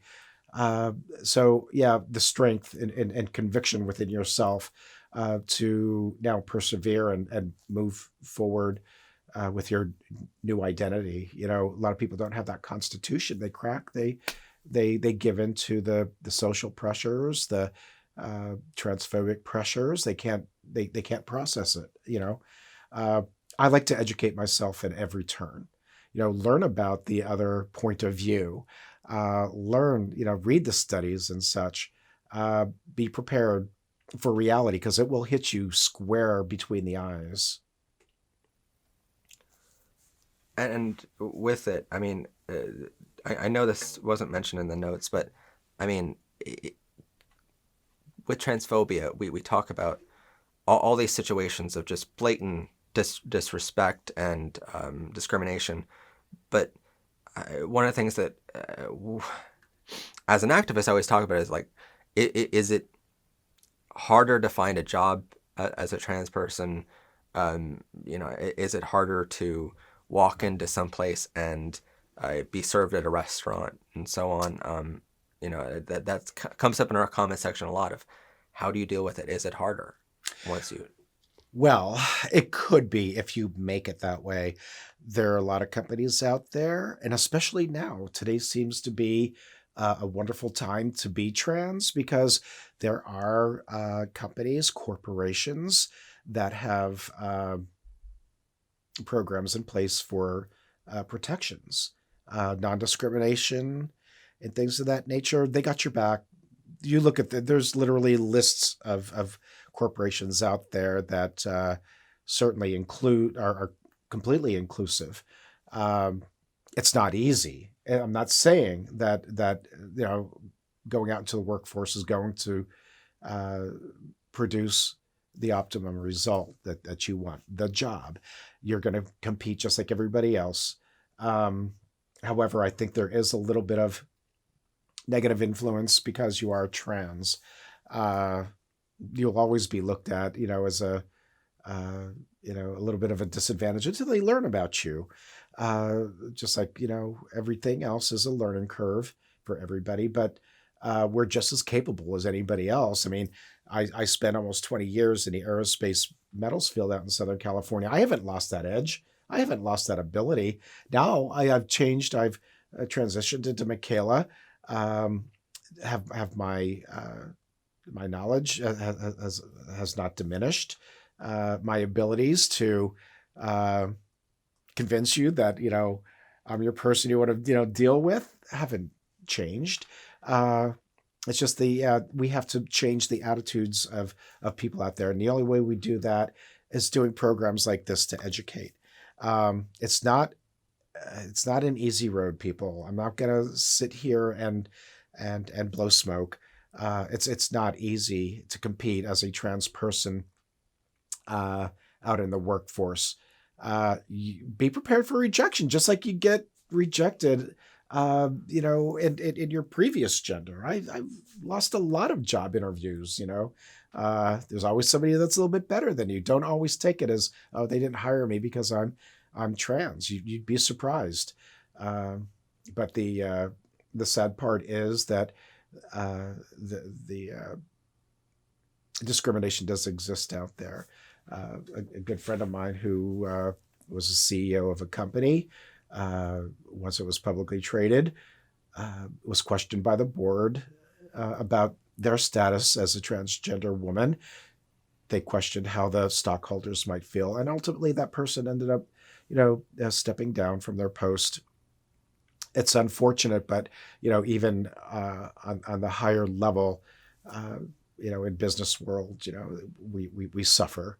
But it's all about reinventing yourself, Matt. I've reinvented myself now that I've become Michaela, not only through transition from Michael to Michaela, but career-wise, reinvent yourself. You should always, evolve in that respect too. Whereas now I'm doing my own thing. Having, worked in a company that I helped to start up and grow out in Southern California, I was pretty much, my own boss. That's where I feel my path needed to go again, because, I'm just at that stage in my life where it's like, I don't want to have to deal with other people's, feelings or emotions over, who I am. So I do my own thing and become a success at that. So again, it's all about confidence in yourself and your willingness to evolve and grow into the person that you become. You're not the same person that you left behind with a dead name. So be prepared to reinvent yourself. If things don't work out for you, in a standard way, find your own path. Just make that work for you. With it, I mean, certainly this past year, we've both witnessed something just beautiful. And certainly our audience took a liking to Danny speaking at the event. And with it, we saw someone so young and so confident, and we saw what became the Binder Boys. Yes. And this group of trans people, very young in life, just knowing who they are.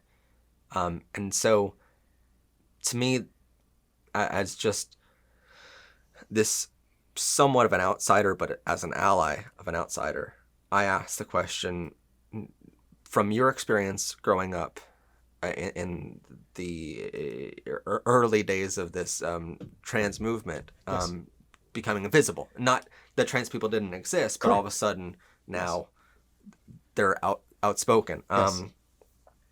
Do you have hope for the future generations that we will have change and that it won't be such a big deal in years ahead? Oh, absolutely. I see the generations behind me, and the amount of young people who are, more aware of their surroundings, more aware of their personalities. There's a lot more gender fluidity out there amongst the ranks of the younger people. The willingness to embrace it is higher than it's ever been before, I believe. People understand there's the resources that are out there on the internet, I believe, had been found by a lot of people. Mainstream media, everywhere you go, Netflix or, to the movies. I mean, mainstream media is really amping up exposure to, trans people, in mainstream magazines like Vogue, or perhaps, Victoria's Secret, hiring their first trans model, the runway models that are very gender fluid, designers that are promoting it, Procter & Gamble, Dove soap. I mean, whatever, they have trans spokespeople. Pantene is another big one. So the information is out there. The visibility is out there. Young people are more aware of gender fluidity than they ever have been before. There are more trans, people coming out as trans at a younger and younger age. It's mind-boggling. So I think there's hope, for the future that it will become more trans inclusive as the older generations die off. There'll always be that level of hate out there, though, that may exist in certain religious factions and such. It's all about what we teach our children, and teach your children well. That's all I can say. You're not going to make me tear up during this interview. Not again. So you mentioned reliable sources and websites.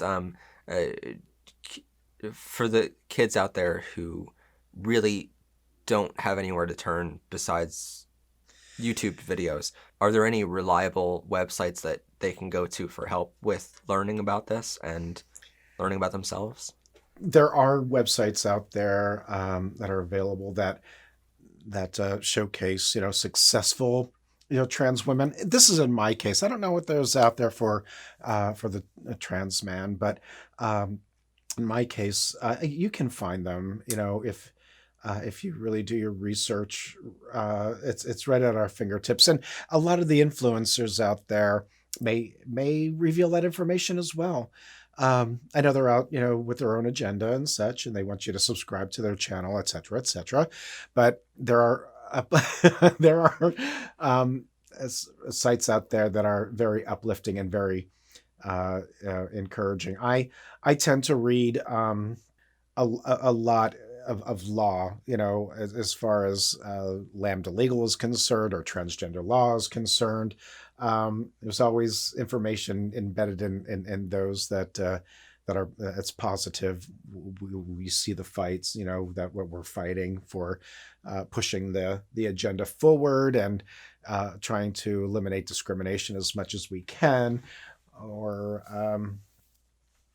like I said, there's one that I grew up with in a sense was simply, a website called Transgender Women's Successes. I loved looking at that because it had just a history of, trans women who came before me, long before me, and some that are coming up behind me, and the successes that they've achieved in the business world, or in the arts and entertainment world, etc. So they're out there if you look for them. I can't name any specifically now because I just, like I said, I focus on activist issues right now. That's where I put my energy. I don't look for those resources, anymore, but I could just say they're out there. Yeah. We'll leave some links down below in the description for everyone, including the ones that Michaela beautifully mentioned. So if our audience has additional questions for you, because even though we've been going for 3 hours now, this has been edited down heavily. Just so you know. But if they have any additional questions for you, where can they find you online to ask you those questions, and can our audience reach out? Well, I am in the process of working out a website, but for the time being, I do have an email that is simply Michaela Gavelets at youthempowermentsupport.org. And, feel free to drop me a note, a question, or whatever, and I'll do my best to answer it to the best of my ability. All right. Well, thank you so much to Michaela for coming on our show and for answering all of these questions from our audience and from beyond.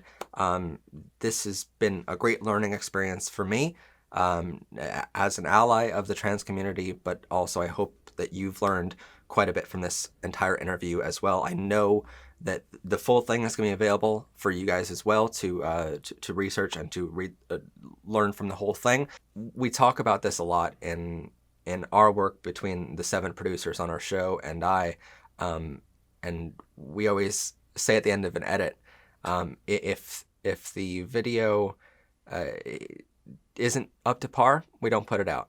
But if we're looking at that edit and we know that it's going to change the world, that's when we put it out. And that's exactly why I wanted to have Michaela on the show, because she's a woman that is changing the world. And every time I hear about her doing something or an article in the paper, it truly brings me to tears, because I know how much she's helping kids and how much she's helping the trans community. And thank you, Matt. So thank you so much. And as she said, we want you to subscribe to certain channels. So make sure you like this video, comment down below your LGBTQ friendly thoughts for Michaela. She'll be going through those periodically and getting motivation from them. Also, check out the Pottsville and Schuylkill County Pride event that she wonderfully ran last year, had me speak at, which is I'm incredibly grateful for. This year, we're going to be broadcasting that entire event for free on our channel again, so you can check that out in July of 2021. We cannot wait to have our cameras there. That is such an amazing event, and I cannot wait to be there in person again. It's just a beautiful environment that she creates there. So with all that said, thank you so much for watching. This has been Powered and Protected by Rainbows with Michaela Gavelets, and thank you so much for watching. Have a gay day, everyone, and bye for now. Oh, I love that. That was a beautiful end. Lions and tigers and bears. Oh my, they're all LGBTQ.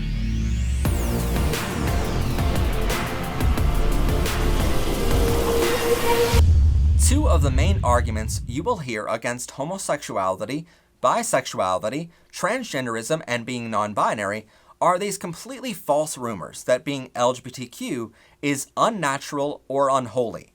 Now, we've already proven on this show before that being gay and transgender are not sins in the eyes of any major religion of the world, therefore discrediting that second rumor of it being unholy.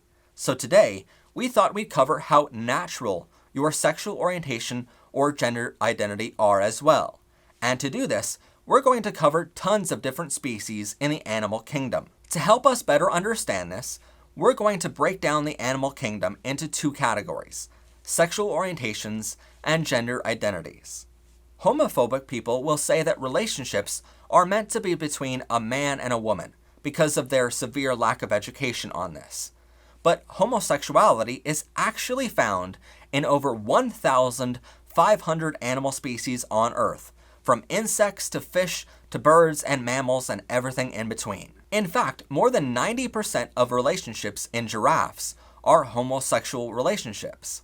Male giraffes know how to flirt and have even been observed necking with each other, which is the process of gently rubbing their necks along the other's body for up to an hour before mating. For bottlenose dolphins, both male and females display just as many homosexual relationships as they do heterosexual ones.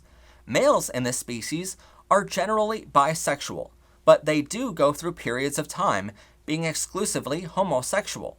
So in some respects, we can call them homoflexible. For lions, homosexuality is very common. Usually, 2 to 4 lions form coalitions, where they work together to court females. But generally, in these coalitions, until one of them ends up with a female, they form bonds with each other by having homosexual intercourse. Bisons have more homosexual relationships than heterosexual ones. For their species, female bison only mate with bulls once per year, so during mating season, males engage in same-sex relationships several times per day. Kudos to bisons. For monkeys, which are very close to humans in the animal kingdom, both males and females engage in same-sex relationships. Male monkeys usually only engage in these relationships for one night at a time, compared to females forming intense bonds with each other, which are usually monogamous and last a long time. In some populations, homosexuality isn't just common, but it's the normal.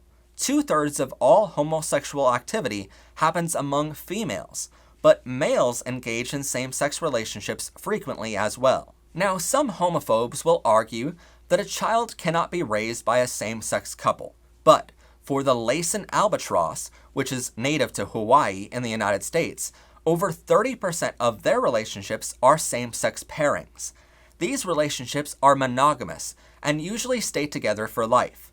And usually, chicks are often raised by their father, who is in a same-sex relationship, or their mother in a same-sex relationship too. For swans, 20% of couples are homosexual. Usually, these relationships are monogamous and stick together for life. These same-sex couples often start families together. They do this either by a male same-sex couple mating with a female same-sex couple, then once they have a child, pushing the other couple away, or they adopt abandoned eggs by other swans. If we look at walruses, males reach sexual maturity at the age of 4. Until then, they are almost exclusively gay. Even after they reach maturity, they are considered bisexual, mating with females during mating season, but being in same-sex relationships for the remainder of the year. In almost every case, males embrace each other, sleep close to one another in water, and form a lasting relationship with one another, which is based more on the emotional bond rather than the physical one. For domestic sheep, up to 8% of them have lasting relationships with same-sex partners, even when opposite-sex partners are around. Quite possibly the most popular example of this is found in penguins. More than 28.3% of relationships among penguins are homosexual. And examples of same-sex couples can be found in many zoos around the world. In fact, many zoos use gay-coupled penguins on their zoo tours to show guests and children how natural being homosexual or bisexual are. There are countless stories of same-sex couples adopting other penguin children and helping them grow up. And in penguins, these same-sex relationships usually are monogamous and last for life. But it's not just in these animals where we find same-sex relationships, a common part of their species. Homosexual and bisexual relationships are found commonplace in mammals like bears, rats, caribou, cats, dogs, elephants, foxes, horses, pandas, raccoons, and more. It's found common in birds like owls, chickens, emus, sparrows, mallards, ostriches, ravens, and doves. It's found common in fish like the anglerfish, grayling, salmon, sticklebacks, and more. In reptiles, same-sex relationships are common in bearded dragons, geckos, lizards, garter snakes, rattlesnakes, red-tailed skinks, water moccasins, wood turtles, and more. For amphibians, it's common in salamanders, frogs, and toads. For insects, it's common among wasps, beetles, butterfly, bees, crickets, and more. For other invertebrates, it's common among crabs, spiders, octopuses, and worms. But it's not just your sexual orientation that is completely natural. It's your gender identity too. For transgender and non-binary individuals, you might hear transphobic people condemn your gender by saying how it's not the way nature intended you to be. But not only have we proven in a previous episode how valid your gender identity is, according to DNA and science, we wanted to also remind you here that transgenderism is found in hundreds of other animal species aside from humans. For example, clownfish are one of the most popular transgender animals on Earth. Every single clownfish on Earth is born male and later turns into female. Cardinals and chickens can't swap sexes the way some fish, snails, and coral do. But there are cases in which these animals have been half male, half female. The same could be found in butterflies, parrots, snakes, lobsters, and more. For bearded dragons and turtles, studies found that they can change their sex while in their egg. While exposed to warmer temperatures, male dragon eggs will alter the course of their development and become female, despite remaining genetically male. They not only socially transition, but can even produce and lay viable eggs. Spotted hyenas are pretty cool too. Female hyenas all have penises, making them the official trans women of the animal kingdom. Studies have shown that female hyenas are, quote, the only mammalian females to copulate, urinate, and give birth through the penile-like canal. It's even possible for females to achieve erections. The females simply retract these appendages into their body in order for males to mate with them. For red-sided garter snakes, while they cannot change their sex or their appearance, they give off the illusion that they are female, therefore socially transitioning. Sea snails often change their sex to improve their chances of survival. They can adapt to whatever is around them, and just like clownfish, all sea snails are born male and later transition to become female. Even lions sometimes exhibit physical characteristics of males and females. Scientists found lions that are gender fluid. And just in case a transphobic person makes the argument that physical transition is not natural, you can bring up frogs. They have been observed changing their sex in the wild. A common pesticide in Europe, which is now banned, is atrazine, which is a weed killer. It often ends up polluting the rivers where the frogs in Europe live, turning male frogs into female frogs. These trans female frogs are often able to reproduce as natural females, laying viable eggs after mating with a male frog. Transgenderism is found in plenty of more animal species on Earth, but the point is, being homosexual, bisexual, transgender, intersex, and so on are all completely natural. In fact, examples of being LGBTQIA+ have been found in a majority of species in the animal kingdom. We just don't have enough time today to cover them all.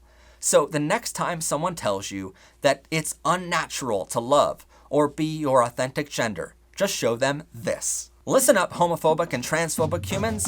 We know you just want a reason to hate on someone else because studies show you're insecure about yourself. But being gay or trans are completely natural. We know you didn't want us to take over your media with it, but we already did. You know that gecko on the Geico commercials? Turns out he's gay. The clownfishes, Marlin and Nemo, and the turtles Squirt and Crush in Finding Nemo, well, they are all transgender. The lions in The Lion King? Yep, bisexual. Oh, and just wait until you find out how gay those puppies are in Paw Patrol. My point is, you can't keep spreading lies of how unnatural being LGBTQIA is, because we can find examples of homosexuality, bisexuality, transgenderism, asexuality, and intersex in almost every animal species on Earth. but the only species on Earth to show hatred or discrimination for being LGBTQ are humans. That means even the dung beetle is smarter than you, and they quite literally eat shit. So stop hating on us for loving who we love, and stop hating on others for living their life by the gender they were always meant to be. Because being LGBTQ is like being a beautiful butterfly, or giraffe, or chimpanzee. And when you make a chimpanzee angry, they throw their feces at you. So unless you want to be a dung beetle and eat it, maybe stop coming after us with lies.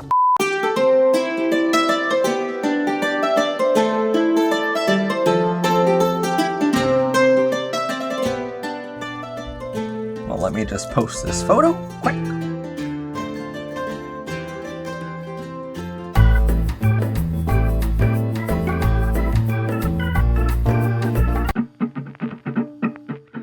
What? How dare you? Your relationship is against the word of God. What? No, it's not. Yes, it is. It's a sin to be gay. No. Look it up. Nowhere in the Bible does it even mention homosexuality at all. Well, still, your relationship infringes on my right to believe it's a sin. How? You're the one who commented. Plus, I don't even know who you are. My wife. Well, actually, she's more like my cousin, but she works with your niece. First off, ew. Second, I don't even have a niece. Well, your relationship infringes on my freedom of religion. You do know that I have the same freedom too, and you're infringing on that. Right now, actually. But I have freedom of speech. Your freedom of speech is limited in general. Secondly, that doesn't mean freedom of consequence.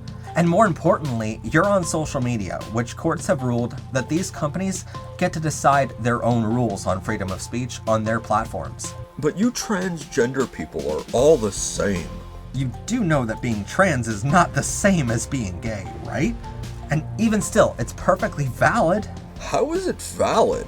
Thousands of scientific studies have concluded your gender is determined in your brain and not your genitals. And now it's even a scientific law. But I'm a man, and you should be one too. I am, and so is my boyfriend. That sounds to me like manly squared. Oh, piss off. Okay, goodbye then. Have a nice life. No, please don't ban me. I really don't have many friends. Shocker. How don't you have any friends? Everyone here thinks I'm stupid. You literally spelled stupid with a numerical 2 inside of it. But you can't ban me. Really? Because it's actually pretty easy, I'll show you. Well, I wouldn't have commented if you weren't such a snowflake. Snowflakes are really pretty, so thank you. Also, as you can see from the above photo, I'm happily taken, so no thank you. I meant you make up all these facts. Wait, what do you think facts are? Because by definition, a fact can't be made up. If any of this was real, they would have taught it to us in school. You know what school also failed to teach every kid how to do? Their taxes. And I would love for you to attempt that same argument to the IRS. So when taxes are due, you just walk up to them and explain how school never taught you how to do it, so you thought it wasn't real. I know, school sucks. I agree. That's why we want schools to start teaching kids how valid being LGBTQ is, as well as basic skills of life, such as taxes, cooking, cleaning, and everything else. And there it is. Wait, what's there? There you go, trying to push your gay agenda on little kids because you're all pedophiles. First off, my boyfriend is older than I am, and secondly, which one of us married their cousin again? Schools can't teach alphabet mafia stuff to kids. It's against my freedom of religion. You do know that schools already teach evolution and the Big Bang Theory, which actually does go against that book that you somehow think is the real Bible. That's not my point. Sounds to me like you're avoiding every fact possible because it doesn't agree with your narrative. Whatever, you still push your gay agenda. You mean we push an agenda of love and acceptance to all? Yeah. I guess we do. Ew, I just saw a photo where you and your boyfriend are kissing. Wait, that was Valentine's Day, so why are you snooping through all of my photos if you don't want to see gay relationships? It's like a car wreck. I just can't look away. Well, that beautiful car wreck of mine just got home and I'm hungry, so gotta go. Probably having something gay for dinner, knowing you. Well, he's already naked, so good guess. Gay.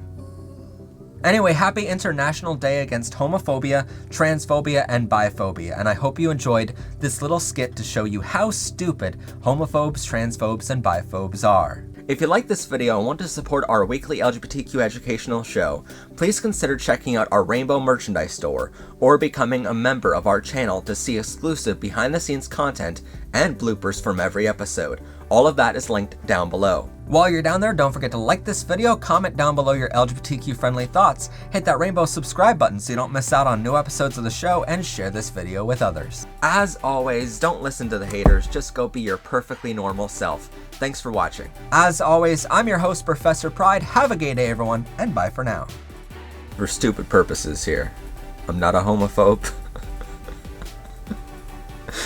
This is a scene. Well, still, your relationship infringes on my right to believe it's a sin.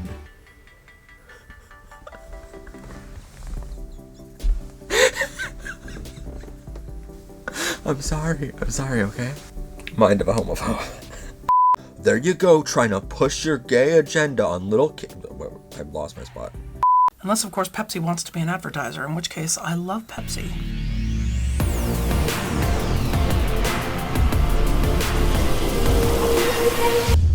Welcome everyone to Power Rainbows. I am of course your host, Professor Pride, and on today's show, we are with my boyfriend, Michael Martin, and we're going to be doing the Chapstick Challenge, trying to figure out Hershey's and Pepsi, just from kissing each other. So this is basically my excuse to just kiss him on camera for like an hour. Anyway, you're going to see it all in 4K, so welcome to that show. And also with us today is our little pet squirrel, Mr. Nutter Butters. The way this challenge works, have you ever played this before? I have not. Okay, so what you do is one of us covers our eyes, and then you pick one, you apply it to yourself, and then you kiss me and have me taste it, and then I have to choose from the ones. Whenever you're done applying it, you put it back exactly where it was, and that way I can't tell where it was. Okay. And then I have to guess it, and vice versa. All right, I'll cover my eyes. All right, hold on. And you gotta apply a generous amount. All right, you're good.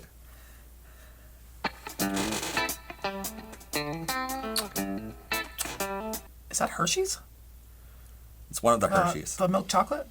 No. You get 3 guesses per round. It's very subtle.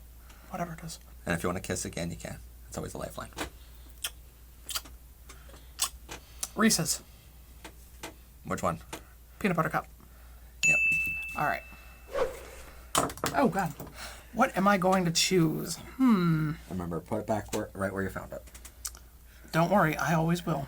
Wait, what's this one? Yeah, we're gonna go with this one. I almost said what it was. Oh my God. So professional. Please, list it off for me as you're picking it up for the audience at home. I can't hear like the audience can. The audience won't have graphics on screen showing exactly what you're picking up. Okay. Am I good? Yeah, you're good. Okay. I'm gonna guess. Oh, something in the Pepsi line. No. No? No.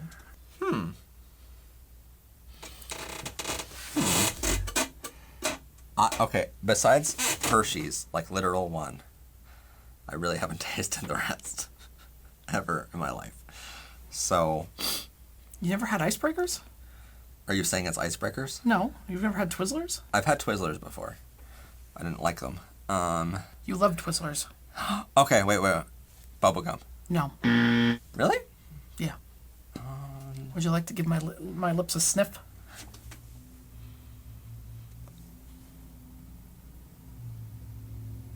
Chocolatey. You went with regular chocolate, didn't you? No. It's still chocolatey, so I would have to say York. No. I'm saying no. Well, you can't say no. No. Wait, what was it? Whopper. Oh, I forgot about the Whoppers. Ready? I'm ready. I have to pick a difficult one. because apparently you're too good at this. Alrighty. That one. No. No? All right. Wow. Really? Okay, that's it's fruity. Okay, so wild cherry. Don't throw. How do you get this on a second try every time? There's so many. That's the problem. Because it was fruity, I could tell. I expected you to go with like that and get Well, confused. I could tell it wasn't. This is cherry vanilla, so I could tell there wasn't like vanilla to it. So. Fine. I'm losing my own game.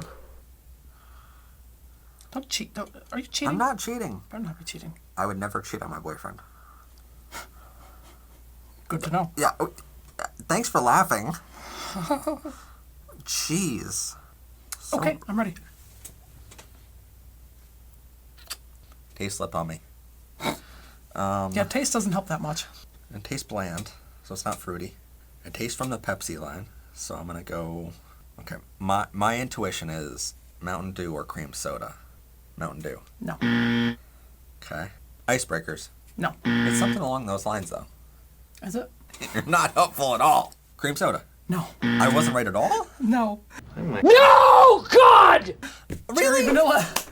At least it gets easier. That's true. It does. The last couple, you might actually get a point or two. If you say it out loud, I can hear. I'm blind, not deaf. What if I just like opened one up and didn't actually put anything on? That would be cheating. I'm realizing that we've basically tainted all these. You're good. We're never going to be able to give these or sell these away. Actually, you know what? If you want to buy one of these, let us know in the comments down. It'd be creepy. It's orange. Live wire. Nope. You generally get it on the second time. Twizzlers? Which one? That one. No. That one. Nope. Which one? How dare you? Well, you have to. There's multiple ones you have to specify. Because of that, I'll allow you another one. Icebreakers. I shouldn't give you another chance. Was it icebreakers? Yes. Cool mint. Yeah, and that's why it's minty at the end. Could I have another? This one's starting to get a little used. Just like me. It's like a tissue in a dorm room. Just like me. All right. Oh, God. All right, are you ready? Uh-huh. It's like we have to synchronize the audio again, but This we is already what did I'm that. choosing for you guys out there. Where the hell's the camera? Oh, there's the camera. Guy, there's one f***ing camera. You know, I could have went with the simple version and just like bought one pack, but I chose to make it harder on myself and get 2 packs. Oh, I really like this one. In other words, it's Hershey. I almost forgot to put it back. Okay. Okay. Oh, you're right. That is good. Mm-hmm. I think I know it already. Bubblegum. No. Really? Cream soda? No. Baja. Yeah, you got it. All right, you got one. Yay. 1 point. See, I told you once it gets easier, I'm going to be on top of this. Mm-hmm. It's like... Oh, dear God. He's causing chaos. He does this in my room. I do not, and I never have. He comes in and he just starts knocking stuff over. It's terrible. He's like a bull in a china shop. Not a bull in a china shop. No, a bull could be reasoned with. How dare you? All right, you're good. That one's subtle. Uh-huh. Bubble yum? Nope. Twizzlers? Nope. Is it the Twizzlers Fruit Punch? Yes. It was very subtle. Mm-hmm. I don't like that one as much. Not like the Baja Blast. The Baja Blast was good. I mean, that one is like a blast to the mouth. The best kind of. Okay, all right. Now let's figure out what we're going to do here. Well, see, I had to get the one that I just did because I'm a rainbow guy, you know? Okay, I'm done. Okay, they're starting to run together. I will agree with him there. If that's not bubble yum, I don't know what is. It's not. What? Mm-mm. It's gotta be something I've never had before then. And it's bubble yum. Bubble yum, sorry. I'm getting a hint of orange on this. Are you? Yeah. I'm gonna go with this. Yes. Oh. Now we're getting into the easier options. I don't know about easy. There's still like 15 Pepsi options. All right. Fine. I guess I have to choose a Pepsi option then. Not necessarily. Yeah. All right. I'll do a Pepsi option. As he says that to throw me off. Don't worry, ladies and gentlemen. I have not been fooled. I'm actually starting to like other things. because of this challenge. Other things. Well, I'm so glad that you like other things. No, I'm expanding my palate again. All right. York peppermint patty. How? How is so fast? Because I smelled peppermint. Peppermint is a very strong... Oh. I mean, there's a reason why I haven't chosen the Hershey's. It's because so chocolate easy, is a very yeah. strong smell. Alrighty. So we have 3 Hershey's left and 6 Pepsi. Mhm. What does that say about us? I like Hershey's more. That is true. All right. Go it. Just do it! Okay, I'm ready. That's my favorite part. It's very chocolatey. Hershey's. You just mentioned See? it. That's why I didn't do it Mhm. before, because Yeah. it's a very Well, that easy... makes sense. Yeah. Let's see. Do you like Pepsi or Coke more? Coke, obviously. Unless, of course, Pepsi wants to be an advertiser, in which case I love Pepsi.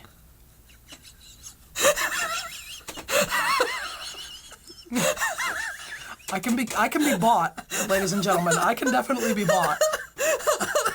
I like how you're the one that said that, knowing what the show is. Okay. Wow. That was pretty... I like that. Yeah. Thank you. I'm amused at how spot on that.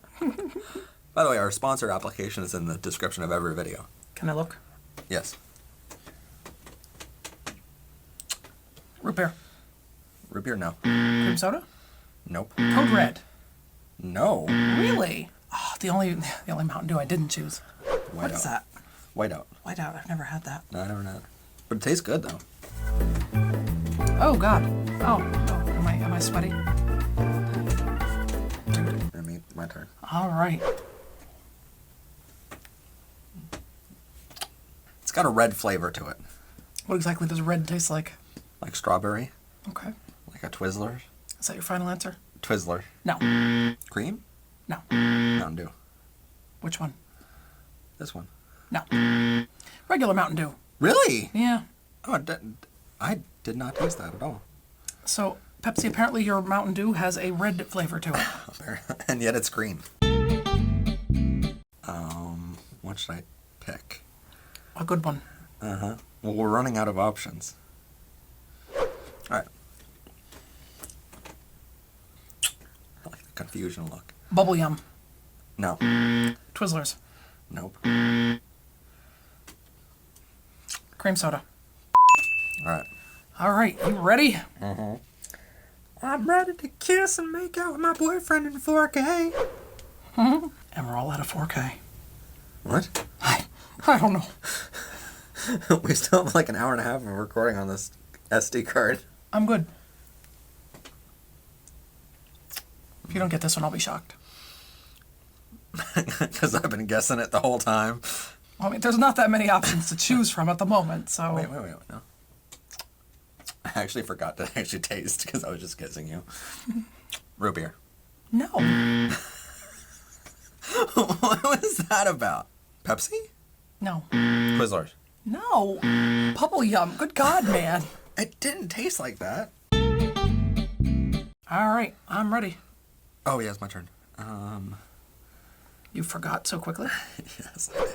Our lips are going to be so dry after this. Yeah, I can already feel it. We're going to need this lip balm for the next couple weeks. Alrighty. Can I look? Yep. I like how you're smelling. That's cheating. Okay. You can't exactly just taste it because they all taste like petroleum, so... Pepsi? Yep. All right.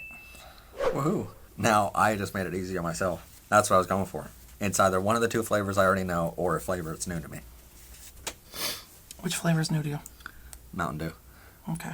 All right. Well, I've had Mountain Dew before, but I never had that Mountain Dew. I cannot wait to edit this footage and be like, what were you doing? Are you going to make me sound like a psychopath? No! I'm ready. That's how he sounded on our first date. I love how you're breathing. That's cheating.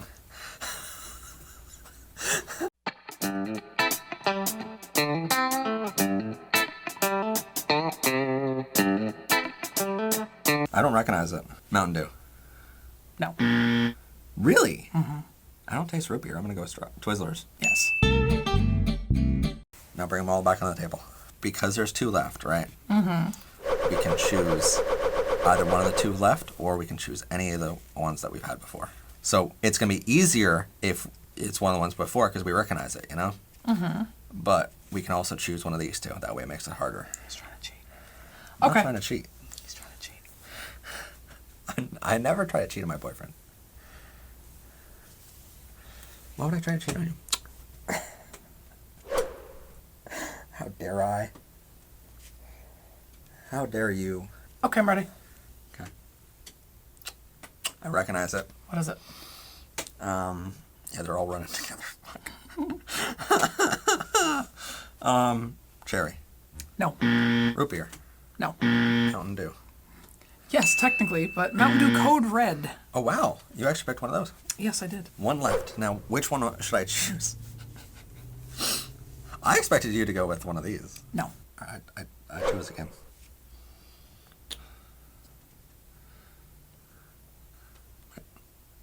I think I need a little bit more. Are you choosing multiple ones? No, I needed a little bit more. Ladies and gentlemen, if he's choosing multiple ones, please let me know in the comments down below. Go ahead.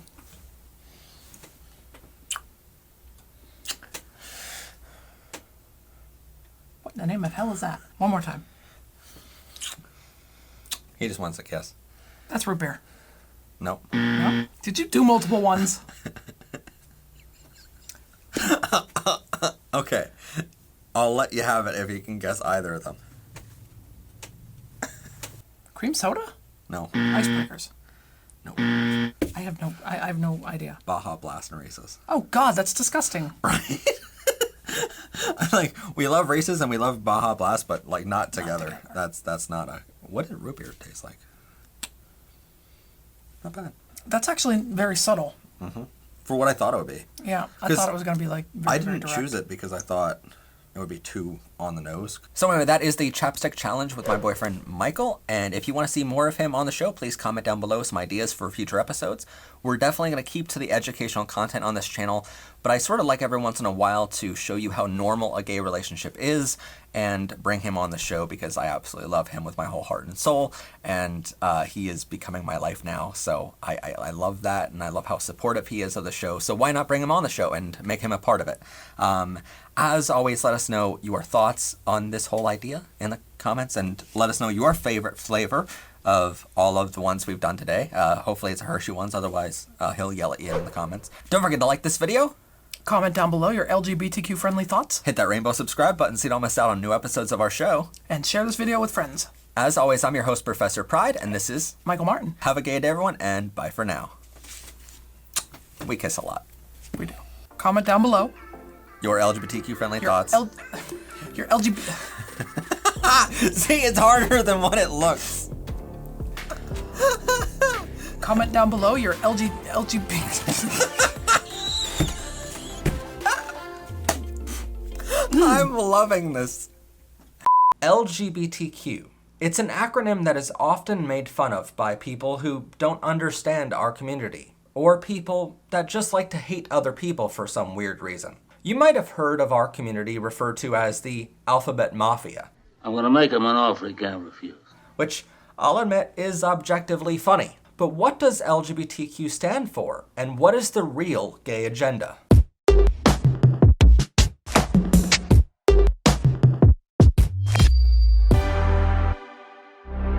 This episode is sponsored by the all-new Gay Agenda Notebook, with over 100 pages for you to take notes from your favorite rainbow show, read all about the gay agenda, and where you'll find your favorite characters from Powered by Rainbows, including Mr. Nutterbutters, Shadow, and more.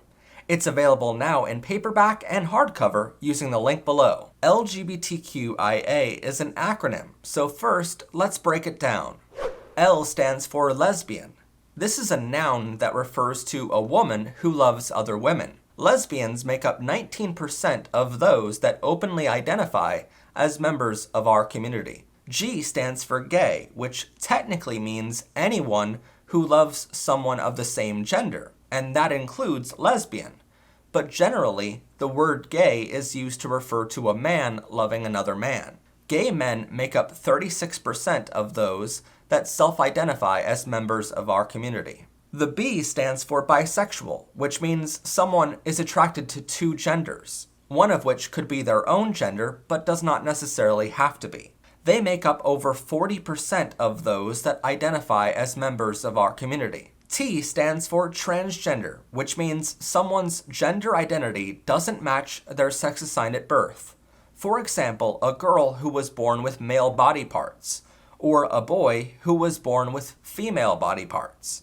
Transgender people make up 5% of those who identify as members of our community. Q stands for queer or questioning.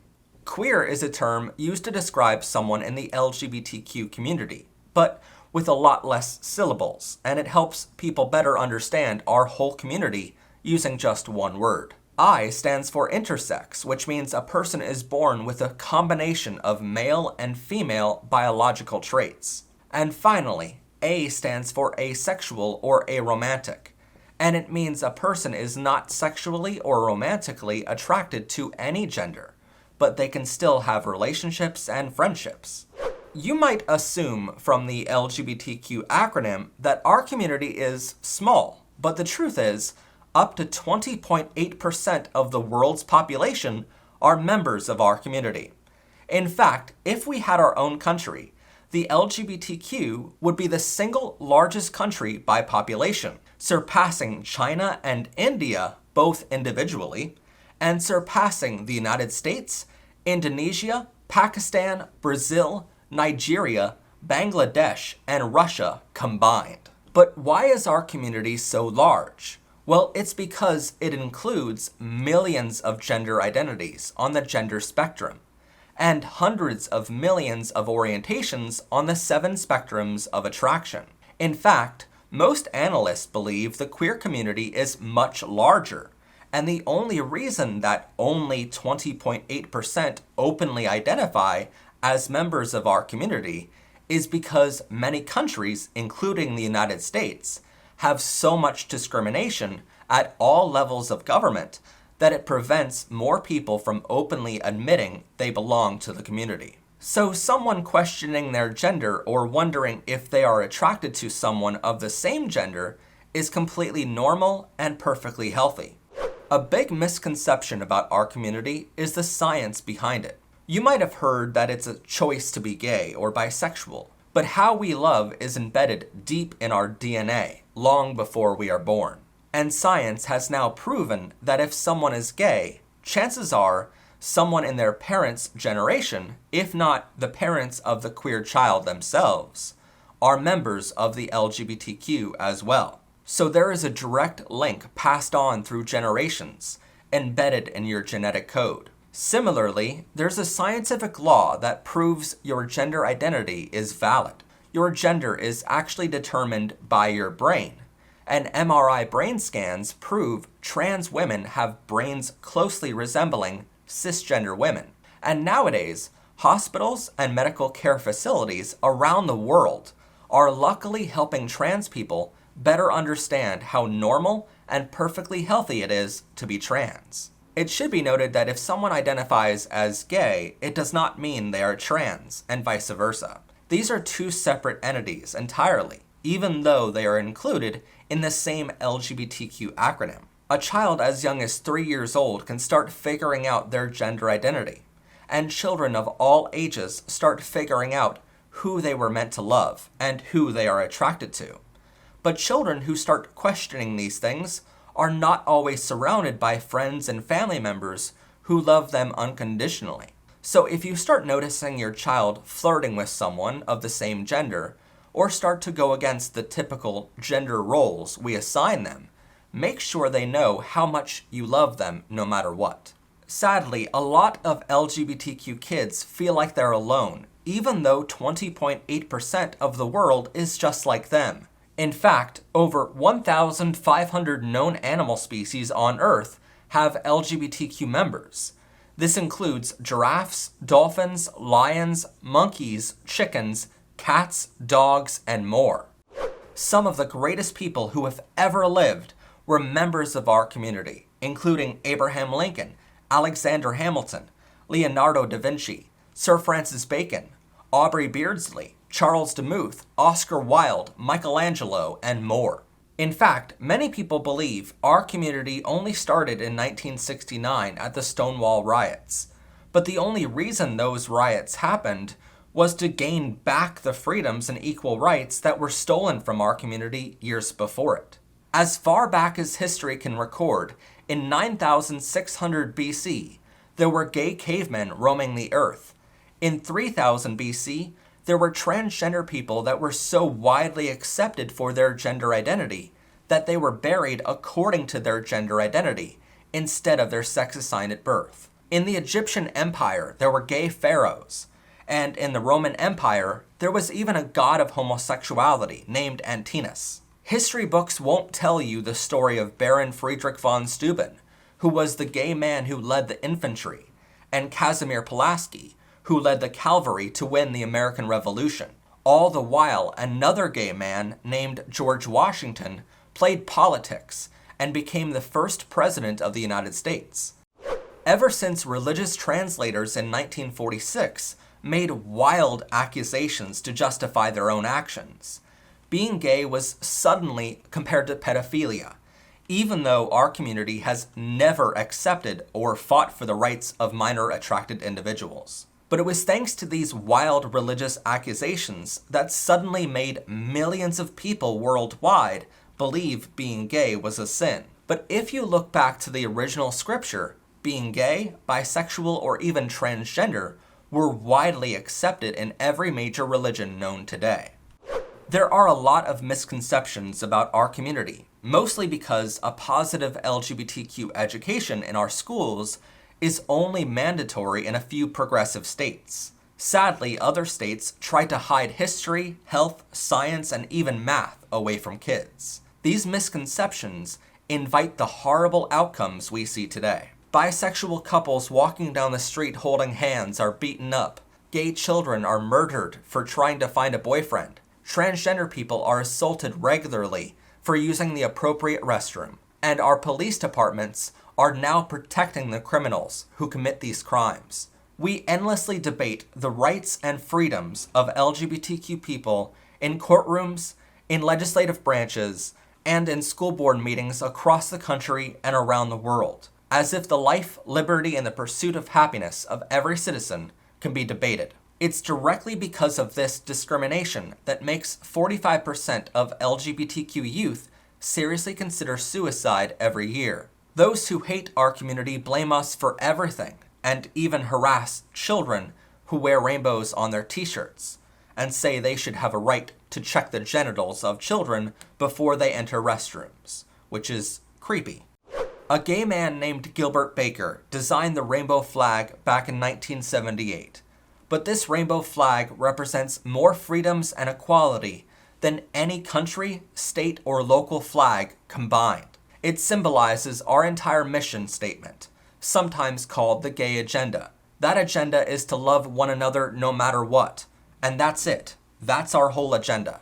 So please go out there and be yourself, love whomever you were meant to love, and express your gender no matter what that gender is, because I promise you, it's valid and perfect in every way. Welcome to Transgender Science class.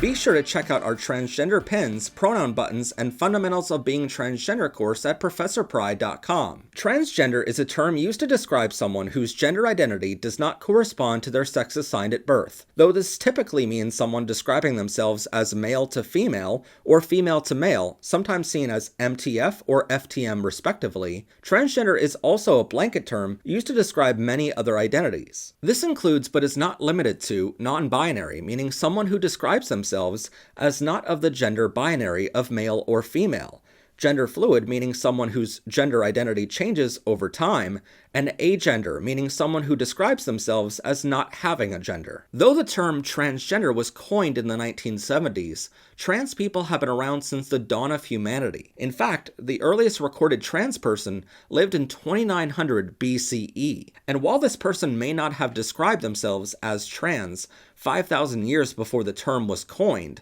they were buried according to their gender identity, not their sex assigned at birth. This means the people in 2900 BCE respected a person's gender identity even after death. Some other important terms to know for this science class include perceived gender, which describes the gender other people may perceive you as when they first meet you. Actual gender, meaning the gender you feel you are internally. Gender dysphoria, which describes a person's distress when their perceived gender doesn't match their actual gender. And gender euphoria, meaning their happiness when their perceived gender matches their actual gender. So how does being transgender work? A person's gender identity is determined long before they are born. We know that a person's sex is determined by their father's sperm cell when it meets their mother's egg in the womb. But that's when scientists have discovered the brain and the body of the fetus can go in two different directions on gender. Your gender is determined by your brain, not your genitalia. After a child is born, most times they begin to experience their actual gender identity between the ages of 3 to 8 years old, though it could begin much later in life. This goes for all children, not just trans kids. But for trans kids, this comes in many forms, from feeling like the genitalia they were assigned at birth doesn't feel right, feeling like they want to wear different clothing, or feeling like their name or pronouns people address them by are hurtful to hear. Once a child shows signs of this gender dysphoria and feels like they might be transgender, there are two types of transitions available for them.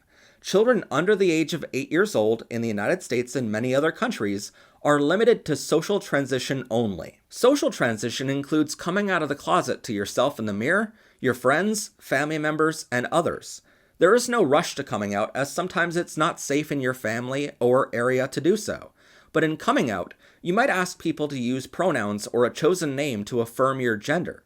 You might start wearing clothing and getting haircuts to match your gender identity. These are all forms of social transition, and they are all completely reversible with no side effects and zero harm done to the child. This social transition period also plays a key role in allowing the child to understand their gender more before any other steps are taken. Some parents might worry a child is just going through a phase, but this social transition period allows the child to test how happy they are, walking around with different clothes or makeup and being addressed by a different name. Studies have found when family members, friends, teachers, and others respect this social transition, the child has less anxiety, depression, and less harmful effects overall. When puberty begins at the age of 8 to 10 years old, this is the first time any medical transition could even be considered. Typically, it is around this age when the family helps their child seek help from a certified psychiatrist working specifically in transgender therapy. After months of therapy, this psychiatrist, along with their family doctor, could both prescribe a puberty blocker drug. It should be noted that while puberty blockers are very basically a pause button on your puberty, which could be unpaused at any time, doctors warn patients and their guardians that these blockers may slow your physical growth, affect your height, and decrease your bone density, which may cause your bones to break more easily in the future. And doctors warn patients that the long-lasting effects of these drugs are still being tested to this day, just like any other drug on the market. Usually around the same age when puberty is taking effect, many trans children socially transition in other ways. These include trans men using binders to cover their breast, so they appear to have more of a masculine chest, and trans women use tight underwear, specially designed tape, or gaffs, to tuck their male genitalia to appear more female with tighter clothing. Sometimes when trans children are denied from using proper binders or underwear made to cover their chest or groin areas, they rebel and start using unsafe methods like ace bandages or other elastic materials which could cause lasting harm. In the United States and many other countries around the world, you cannot legally start the next step until the child turns 16 years old. You also need your parent or guardian's written permission, consent from your doctor, and consent from your licensed psychiatrist to start hormone replacement therapy or treatment, otherwise known as HRT. These are very strict regulations because, unlike puberty blockers, hormone treatment cannot be reversed. For men, this includes deepening your voice alongside vocal training and growing facial hair. For women, this includes developing breast and changing your body's shape. HRT can come in many forms, including a shot, pill, patch, gel, or an implant. Doctors warn patients that HRT can increase your risk of blood clotting, high blood pressure, mood changes, and liver inflammation.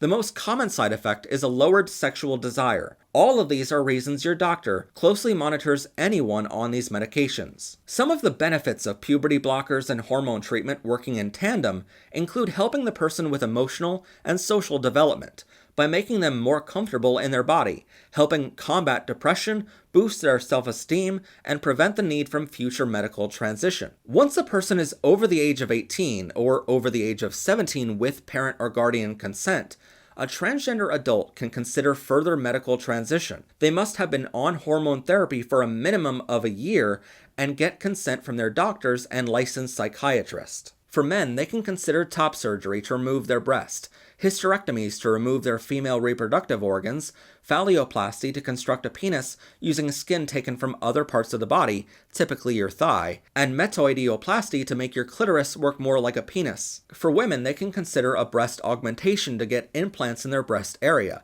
orchiectomy to remove hair from their face or other areas, tracheal shave to make their Adam's apple smaller, facial feminization to create more feminine facial features, and penile inversion vaginoplasty to create a vagina by inverting the penile skin. It should be noted that these surgeries can cost tens of thousands of dollars, which many insurance providers do not cover. Before any surgery, doctors will discuss with their patients the medical risk involved in any surgery. Because of these risks and cost, many transgender people decide to only socially transition, and even for those that begin medical transition with puberty blockers or HRT, most of them choose to never get any surgeries at all. No matter how a transgender person decides to transition, or how much social or medical transition they choose to undergo, their gender identity is no less valid than anyone else. But you might ask, what lets us know their gender identity is valid according to science? Well, in February 2015, the first unbiased study began on trans people to find what causes them to be trans. Previous studies had a bias of either trying to find a cure for being trans, funded by a hate group, or a study funded by a trans nonprofit setting out to find evidence to support their cause. Head of Department, Clinical Staff Physician, and Clinical Researcher at the Department of Endocrinology at Ghent University Hospital in Belgium,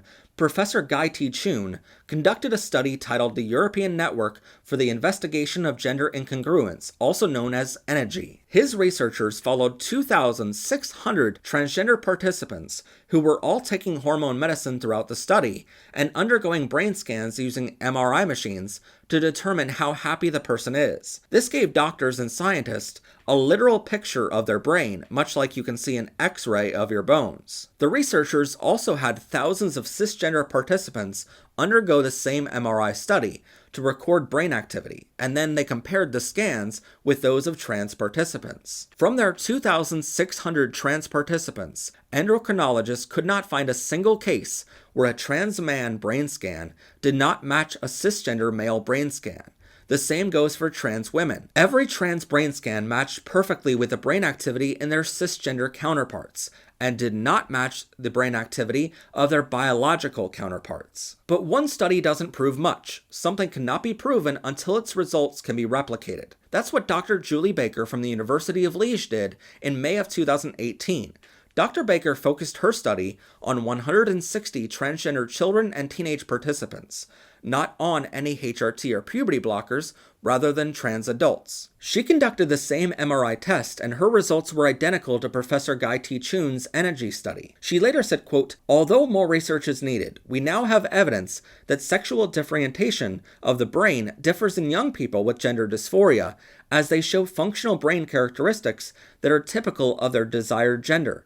As a result," she says, quote, "we will then be better equipped to support these young people instead of just sending them to a psychiatrist and hoping their distress will disappear spontaneously." Other doctors and endocrinologists around the world who have reviewed the data from both studies say the brain scans show some people are somewhere in between both male and female, sharing characteristics of both. We've defined this space on the gender spectrum as non-binary or gender fluid, but with this data, it proves their gender identities are just as valid as well. The best part of science is that it is an endless endeavor of presenting a question, finding answers, and most times, finding more questions to ask. So we concede that more studies should be done, more evidence should be sought out, and more questions should be asked. But as for now, the science and data are pretty clear. If you asked me or many other researchers who have spent years looking at this data, the concept of gender was put into a binary system because we allowed it to get that way. During World War II, women would wear men's clothing so they could help fight in the war. During the Renaissance, men would wear dresses and put on makeup to perform on stage, and no one saw it as an issue. And even 5,000 years ago, a woman's gender identity was respected by her community, even after her death, even though her skeleton was male. I've witnessed thousands of people over the years wearing clothing, shoes, jewelry, or makeup that doesn't match the gender role society labeled them with at birth. Throughout my study, although less scientific than those I mentioned a moment ago, I could not find one person in those thousands who wasn't genuinely happy to live their authentic lives. I've made dozens of terrific friends who don't conform to gender roles, and met some of the smartest people you'll ever meet, who once upon a time questioned why they couldn't wear a dress. Though the thousands of MRI brain scans can prove being trans is valid according to science, no matter where your gender lands on the gender spectrum, to me, validity can be a relative term. No one under the age of 17 is getting surgeries, and most trans people only ever socially transition anyway, so there's never any harm to kids. No one is coming home from school a different gender, and no child can use a bathroom or play on a sports team matching their gender identity without first spending years working with certified professionals and doctors who agree with their gender identity. So if it makes someone happy to wear a dress and high heels, then you go, girl. But for those out there wanting their happiness to end, please know that coming out isn't someone's way of asking your permission. It's their way of telling you the good news. It's not up to you how valid their identity is. It's only up to you how accepting you'll be. And we hope by learning from this episode, you'll make the right choice. Welcome to Rainbow Science Class.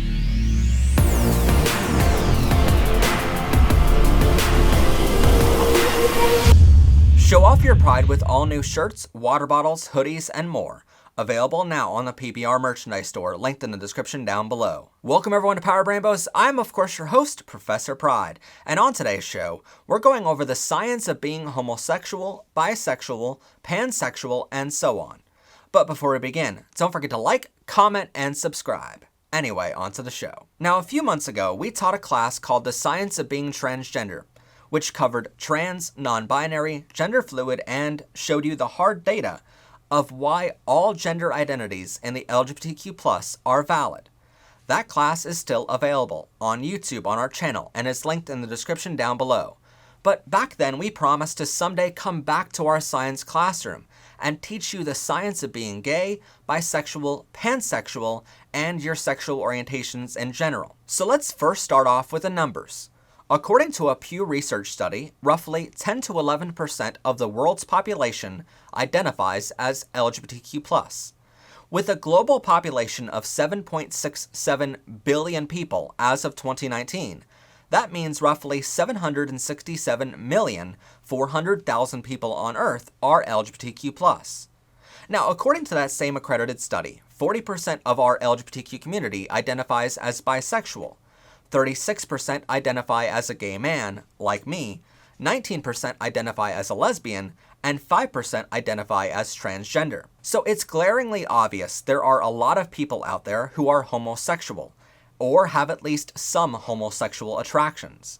When you run the numbers, it turns out 729 million people have these homosexual attractions on Earth. And just like with our Science of Being Trans class a little while ago, we're going to look at this from unbiased sources, trying to find the science without any bias as to what the outcome of that science says.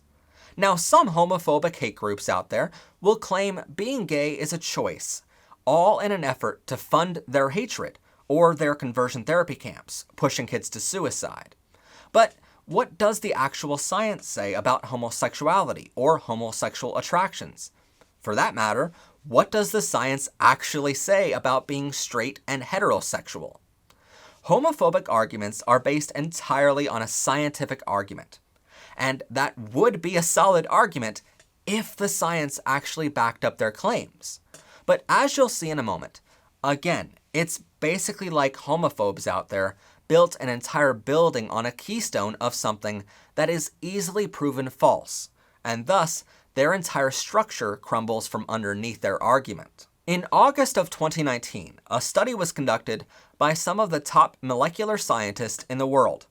They are employed by the top universities and research institutes in the United Kingdom, the United States, Netherlands, Australia, Sweden, and Denmark.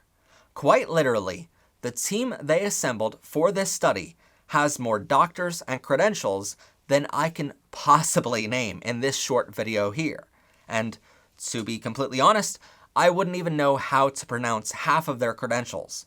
So I'll leave a list here on the screen and a link in the description so you can learn more about these amazing doctors and scientists. Now, if you're not familiar with what DNA is, it's a scientific term, and it's called deoxyribonucleic acid, and it's a complex molecule that contains all the information necessary to build and maintain an organism. Basically, it's the foundation of any living thing.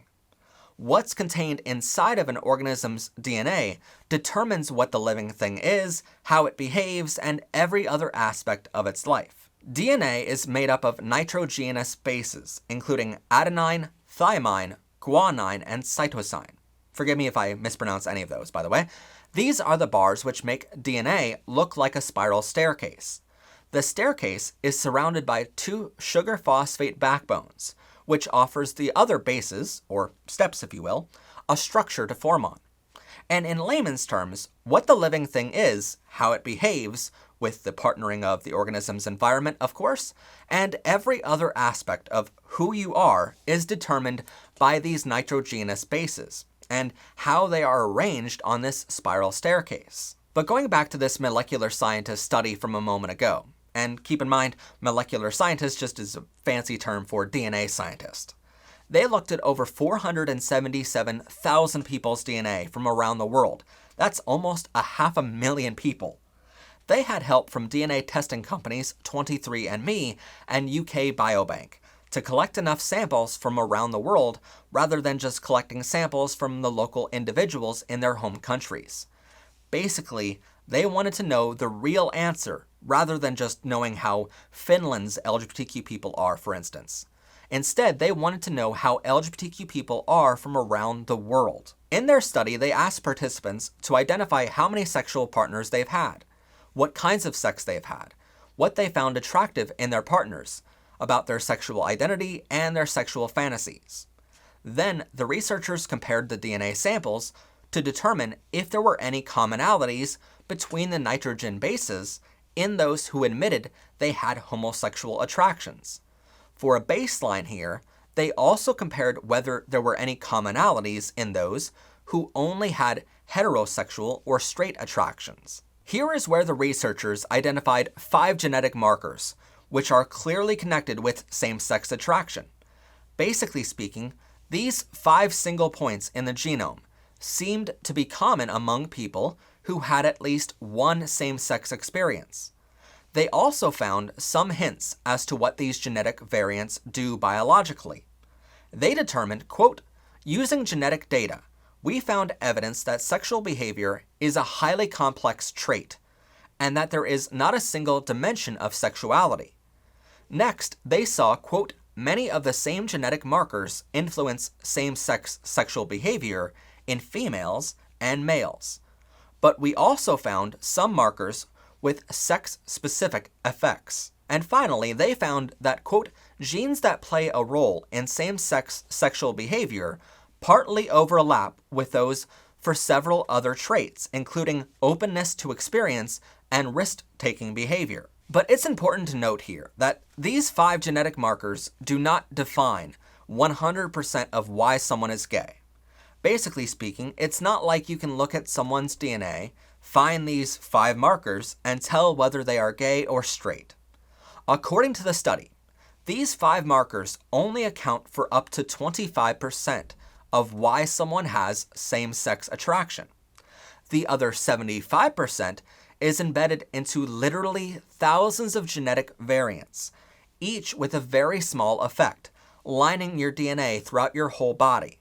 And to find all of these thousands of bits of DNA in someone's body means you would literally need to draw samples of their DNA from every part on their body and look for them under a microscope. And still, you don't know exactly what you're looking for.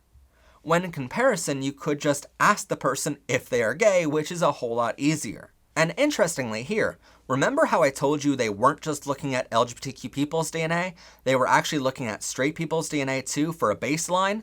Well, from their research, they found that while, yes, there is no one specific gay gene, there is also no specific straight gene either. Even for straight people, how they love is determined by thousands of bits of their genetic code in their DNA throughout their whole body, which each make tiny contributions to their attraction. Not only does this mean changing someone's sexual orientation is impossible, because you would literally have to find all of these thousands of bits of DNA and switch them out perfectly. But this also means having same-sex attraction is not a choice we make. It is truly something we are born with, and it is genetic. Even more interesting than that, because many of their samples came from DNA testing companies, they were also able to look at the participants' family trees and determine where the DNA genetic line goes in their family. They found a gay man is more likely than a straight man to have a biological gay brother. Lesbians are more likely than straight women to have a gay sister. And 8 to 25% of LGBTQ people have at least one person in the immediate past generation of their family who identify as the same sexual orientation or gender identity as they do. The immediate past generation means your biological mother and father's generation, which would include either one of your parents biologically or their siblings. In other words, your aunts and uncles. So if same-sex attraction can at least be partially traced through genetics, are humans the only species on Earth to have same-sex attractions? Well, many people here will point to penguins, who often do live in homosexual relationships, or frogs, who often live in bisexual or pansexual relationships. But they are far from the only animals on Earth to have same-sex relationships and desires. Everything from mammals, birds, fish, reptiles, amphibians, insects, and other invertebrates all have shown to have same-sex relationships. And contrary to what Alex Jones might say that we're turning the frogs gay, it's not just recently. It's been going on since the beginning of time, as far back as the dinosaurs have showcased same-sex relationships and attractions. Even for humans, it's not uncommon to find someone in history that matches your sexual orientation. On this show, we've talked about Antinous, who was the Roman god of homosexuality, George Washington, who was bisexual, and if you're religious and believe Jesus was a real person, you likely know the evidence showcases how he was homosexual, or at the very least, bisexual, which we will likely cover in a different episode. But no matter where you look in history, someone famous matches your sexual orientation. And if you look hard enough, you'll likely find someone in your family that does too. And for the record, we know that every credible study on the genetics of having same-sex attraction, from humans to other animals, needs further studying. This is far from the end of the research, but merely the beginning. Even the researchers of the main study we sourced for this episode concede that 50 years ago, when being gay was illegal in many of those countries, not many scientists wanted to work on finding evidence to prove how valid it is. But luckily, we live in a different time, and now the research can be done to figure that out. And so far, the evidence is crystal clear. Having same-sex attractions is not a choice we make. It's in our DNA, embedded into thousands of bits of our genetic code throughout our entire body. It can be traced back through our families, can be found in almost every animal species on Earth, and can be traced back all the way to the age of the dinosaurs. So if a homophobe tries to nullify your sexual orientation, at least now you know the science of how valid your orientation is. So, are you blue, black, red, coral, or brown with white stripes?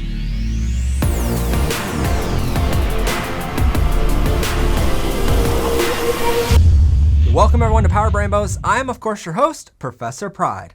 And on today's show, we're talking about the gay handkerchief code, how it's used, and telling you all about what the colors mean, all 150 of them.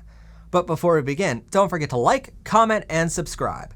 Anyway, on to the show. In order to tell you about the history of how the hanky coat came about, we first have to take a trip back in time, back to the Old West in the era of the cowboy. Well, howdy y'all. Back in January of 1848, a miner in Coloma, California struck gold in them there hills. The news rocketed across the country and brought over 300,000 people here to California to find gold of their own. This was called the California Gold Rush, and while all of these men were mining for gold, they traveled to California alone to save on the cost of moving their families, and they would send some of their profits back home to whatever part of the country or the world they came from, back to their families. But during their downtime, they would go to local saloons, bars, or other entertainment venues to pass the time. But because there was a lack of women in these towns, men started to dance with each other in square dances. But cowboys of this era also famously used bandanas to wipe the sweat from our eyes when we were working too hard in them mines. And so we had handkerchiefs already in our clothing. So when it came time for these dances, the cowboys started using a system where men wearing a blue bandana took the male lead role in the square dance, and the men wearing a red bandana took the female part in the dance. While many speculate that the red stood for men who wanted to be bottoms and the blue stood for men who, for whatever reason, wanted to be tops, in whatever relationship was present, we'll simply leave it up to you to decide for yourself if you believe these men were secretly closeted like me. Years later, when the gay liberation movement was happening, and by the way, this is the era which led up to the Stonewall riots in 1969, but in this era, being gay in America was still against the law. If found or even suspected of being homosexual, you could be sent to jail. This was right around the time when gayborhoods were becoming more popular, so LGBTQ people could stay safer and still express themselves more openly, which we talk about in an episode covering gaytrification, linked in the video description. In this era, the handkerchief code made a comeback into mainstream society. No official documents exist, proving the early adopters of the hanky code in the 1950s movement knew anything about the cowboys back in the 1850s, using the code too. We're rootin' tootin'. Therefore, we cannot say the 1850s cowboy era here caused the 1950s hanky code there as a cause and effect here, because no official records currently are available to prove that connection. But we now know both eras use similar codes in similar ways. You see, in the 1950s, with police raiding bars and restaurants, trying to unconstitutionally imprison gay people, the LGBTQ community had to hide, and thus they started using a code where they would have a bandana or handkerchief in their back pocket to symbolize they were a member of the LGBTQ, and it was safe to talk to them without fear that they were a policeman. The police soon caught on to this, and thus the LGBTQ had to adapt once again. So the leaders of the gay rights movement in each city would basically pick a color every week or so. If you wore that color bandana in your back pocket of your pants, you were safe to talk to. If not, you were likely an undercover cop trying to trick gays into talking to you and admitting their sexuality. As for why they chose the back pocket of your pants, well, if you're a gay man, then you likely know the first thing you check out on another guy is their buttocks area, and thus putting a symbol there to prove they were safe to talk to just made sense. During this movement, it became such a profitable business venture to help the LGBTQ know where it was safe to talk about their sexualities and genders that in 1964, a businessman named Bob Dameron published a book called Bob Dameron's Address Book. It was a yearly publication, and from the outside, it looked harmless to the police, who were none the wiser to the information written inside. But Mr. Dameron traveled the country and found the safest places for LGBTQ to be themselves. He wrote about each and every LGBTQ safe place he found. He traveled to each of them personally, wrote the book himself every year, and even more incredibly, sold every last copy to someone in person. This book was small enough to fit into the palm of your hand or your back pocket.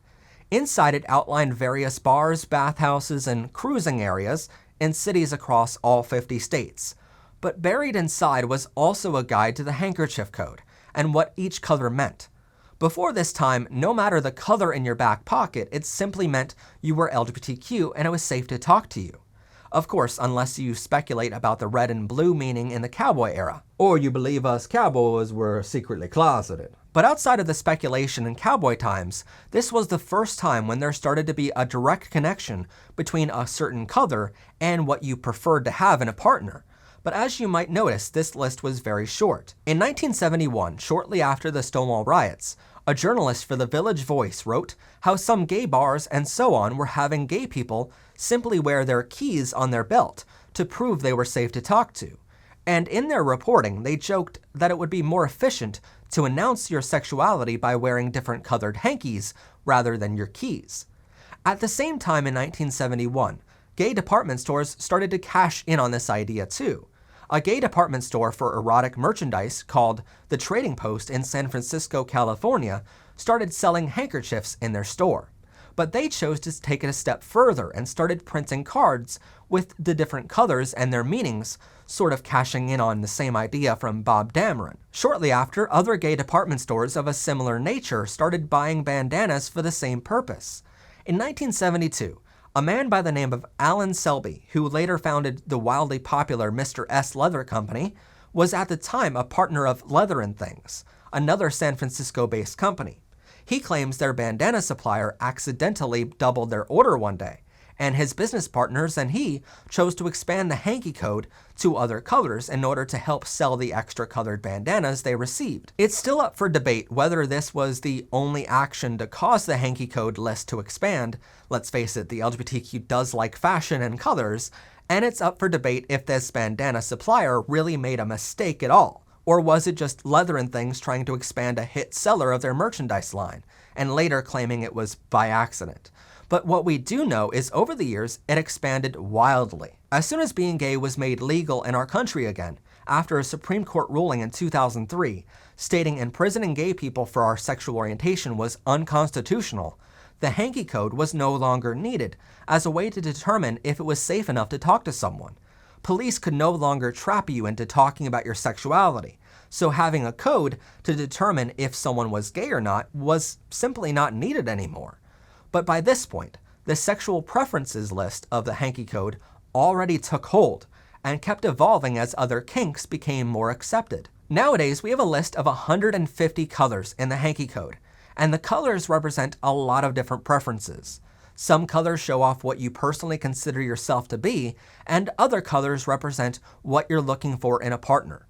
The representations are quite sexual in nature, so we posted a separate video covering them, which was bound to be demonetized, and not everyone in our audience would appreciate learning about those topics. So the first link in the description of this video is to that separate video where we cover all 150 colors. And just in case you want to show off your colors of that gay handkerchief code at a local pride event, at a gay bar, or a town near you across the world, then you can always pick up these little pieces of fabric to substitute for the bandana or hanky code at your local Walmart or fabric store for about $1 a piece, which is about a yard of fabric that you can quickly tuck in your back pocket. And these come in all different variations of colors and designs. Some have little paw prints on them if you're a Pup Tribe community member, or actual puppies if you are a furry or something like that. They come in all different variations for about only $1 or $2 a piece. So you can go pick up yours. Which US president was the most LGBTQ friendly, and which one was the worst?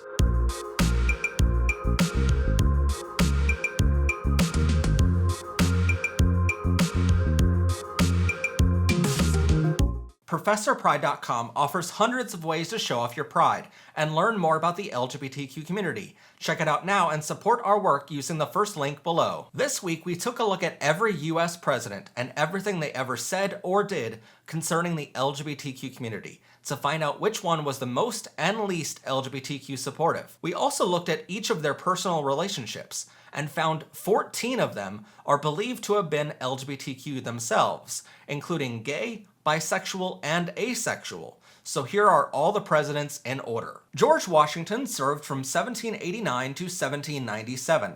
As the first president and first gay president of the United States, Washington wrote many love letters to his same-sex lover. He also let same-sex couples in the Revolutionary Army and hired many LGBTQ people to serve, including Baron Friedrich von Steuben, a gay man who led his infantry, and Casimir Pulaski, an intersex person who led his cavalry to win the American Revolution. We did episodes covering George, Friedrich, and Casimir, all linked below. Nothing is known on the LGBT record of America's second president, John Adams, who served from 1797 to 1801. The third U.S. president, Thomas Jefferson, served from 1801 to 1809. But before taking office, he revised Virginia's law to make the punishment for sodomy castration instead of the previous punishment, execution. Jefferson was also widely rumored to be one of the few same-sex partners of George Washington. Our fourth president, James Madison, who served from 1809 to 1817, was widely rumored to be asexual, making him the first asexual president. Again, nothing is known on the LGBT record of our fifth president, James Monroe, who served from 1817 to 1825. Presidents John Quincy Adams, who served from 1825 to 1829, Andrew Jackson, who served from 1829 to 1837, and Martin von Buren, who served from 1837 to 1841, were all rumored to have same-sex relationships while in office, but little is known as to whom those gay relationships were with. Our ninth president, William Henry Harrison, who served from 1841 to 1841, is rumored to have experimented in a homosexual relationship, and this was believed to have been the reason he helped a gay couple, Petcherhand and an ex-slave mourning guard, escape when their same-sex relationship was found out. We could not find any LGBT record for the next four presidents: John Tyler, who served from 1841 to 1845, James K. Polk, who served from 1845 to 1849, Zachary Taylor, who served from 1849 to 1850, and Millard Fillmore, who served from 1850 to 1853. Our 14th president, Franklin Pierce, who served from 1853 to 1857, was widely rumored to be bisexual, making him the first bisexual president in U.S. history. After him, President James Buchanan, who served from 1857 to 1861, has the most extensive evidence of a gay relationship while in office. And many believe it's because of this ample evidence that he was the first gay president to not care if others knew of his same-sex relationships. One of the most famous presidents in our history, Abraham Lincoln, who served from 1861 until his assassination in 1865, was rumored to have a same-sex relationship with Joshua Speed, and was therefore rumored to be bisexual. We could not find any LGBT record on the 17th president, Andrew Jackson, who served from 1865 to 1869. Our 18th president, Ulysses S. Grant, who served from 1869 to 1877, signed into law the Civil Rights Act of 1871, putting in motion the start of the LGBTQ rights movement in the United States. It is also widely rumored that Grant was gay as well, and had same-sex relationships while in office. Our next president, Rutherford B. Hayes, who served from 1877 to 1881, said while in office that homosexuality was, quote, one among many tragic signs that we are a broken people. It is for this reason we cannot consider Hayes an ally of our community. The 20th President of the United States, James A. Garfield, served from 1881 to 1881, but wrote passionate notes to his college friend, Harry Rhodes, pointing to a long-term same-sex relationship with him. Our next president, Chester A. Arthur, who served from 1881 to 1885, was rumored to be homosexual as well. However, the evidence of this is sketchy at best. Unlike other presidents before who have recorded relationships with same-sex partners, Arthur was only rumored to be gay because he had over 40 pairs of trousers, and he redesigned the White House many times while in office, for which he was the lead designer. So it is merely based on this stereotypical evidence that people believe he might have been homosexual, but no actual evidence or relationships point to this being true. President Grover Cleveland served from 1885 to 1889, and while he was presumed straight, his wife Rose was a lesbian and had same-sex relationships while her husband was in office. Grover fully accepted her as a lesbian though, and during his time in office, Cleveland also welcomed Weewa and Matilda Cox, both of which were Two-Spirit individuals, to the White House for a meeting. Two-Spirit is the term Native Americans use for what we now call transgender, so this was the first time a president welcomed a trans individual to the White House. Nothing is notable on the LGBT record of our 23rd president, Benjamin Harrison, who served from 1889 to 1893. Our 24th president was also Grover Cleveland, as he was re-elected in 1893 and served again until 1897. Nothing is notable for the LGBT record for Presidents William McKinley,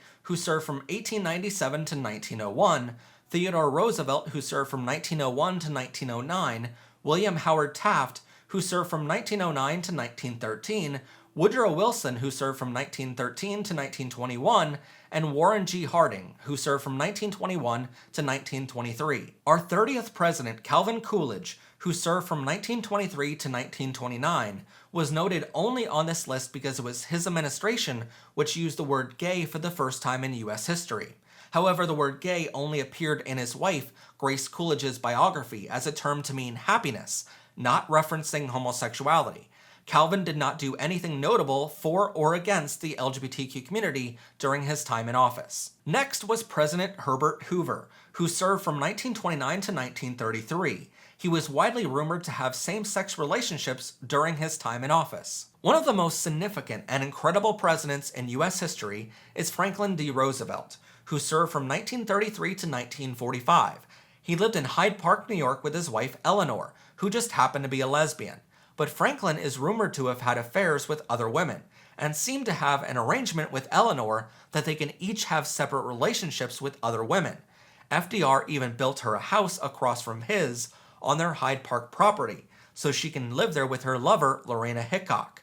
After FDR passed away in 1945, Eleanor moved into his mansion with Lorena, where they would live out the rest of their days happily. The only note on FDR's record against the gay community is his certifying of FBI Director J. Edgar Hoover, who we talked about on the show before, because he was a gay man who tried to cover for being gay by writing a letter to the editor of a paper associating homosexuality with pedophilia for the first time. FDR gave Hoover more power to investigate communists during his presidency, but Hoover took this power and investigated people for being homosexual too. So while this was under FDR's term, it should not be counted against him, in my opinion. After FDR passed away in office, our next president, Harry S. Truman, served from 1945 to 1953. While in office, Truman signed an executive order adding, quote, sexual perversion to a list of behaviors that would keep a person from holding a position in government as part of the Lavender Scare. This included LGBTQ people.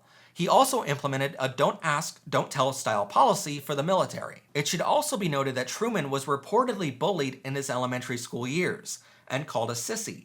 He later reflected on this and said it was, quote, hard on a boy. It makes him lonely and gives him an inferiority complex. He has a hard time overcoming it.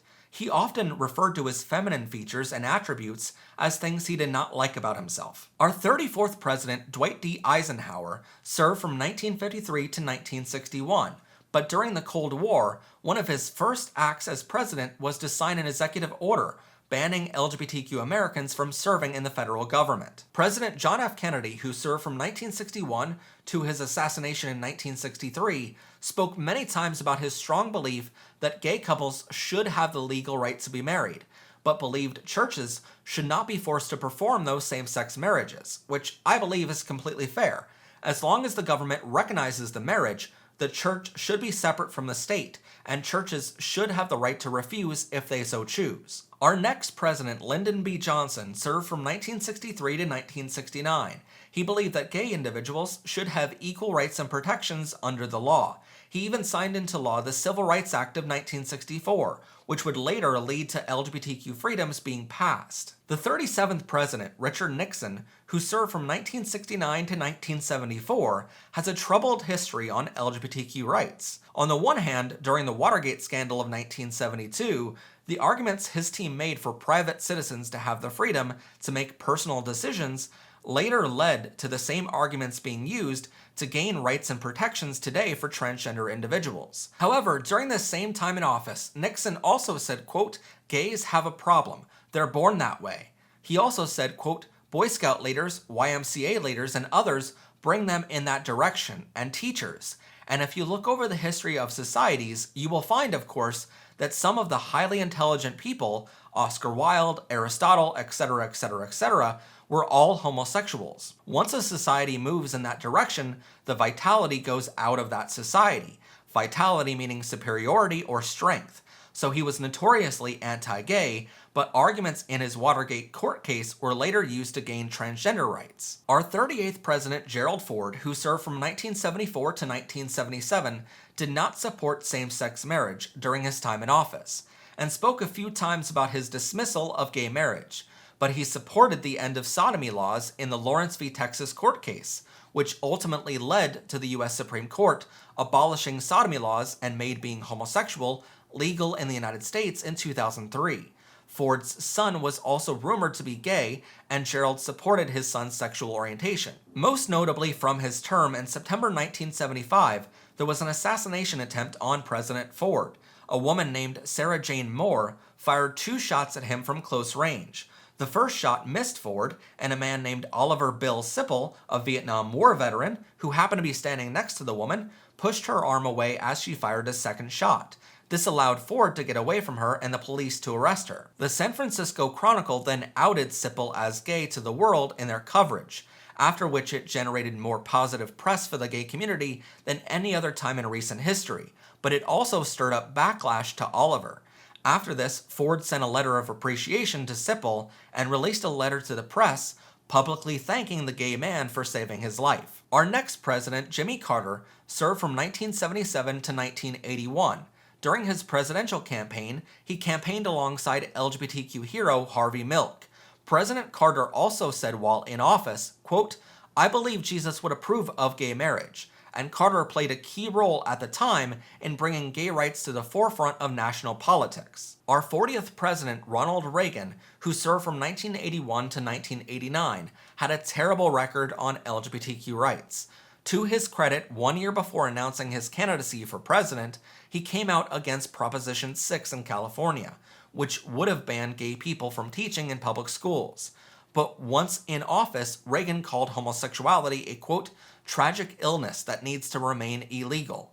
When he found out 2 of his campaign aides were gay, he immediately asked for their resignations. Reagan also considered HIV and AIDS to be a gay disease and said, quote, "Maybe the Lord brought down this plague because illicit sex is against the 10 Commandments." He also did not instruct the CDC or allow any other government funding to go towards HIV and AIDS research until he learned a straight person got the disease too. By the time he first addressed the disease, nearly 23,000 LGBTQ people died from it. Our next president was George H.W. Bush, who served from 1989 to 1993. During his campaign for president, he made anti-gay positions a cornerstone of his policies.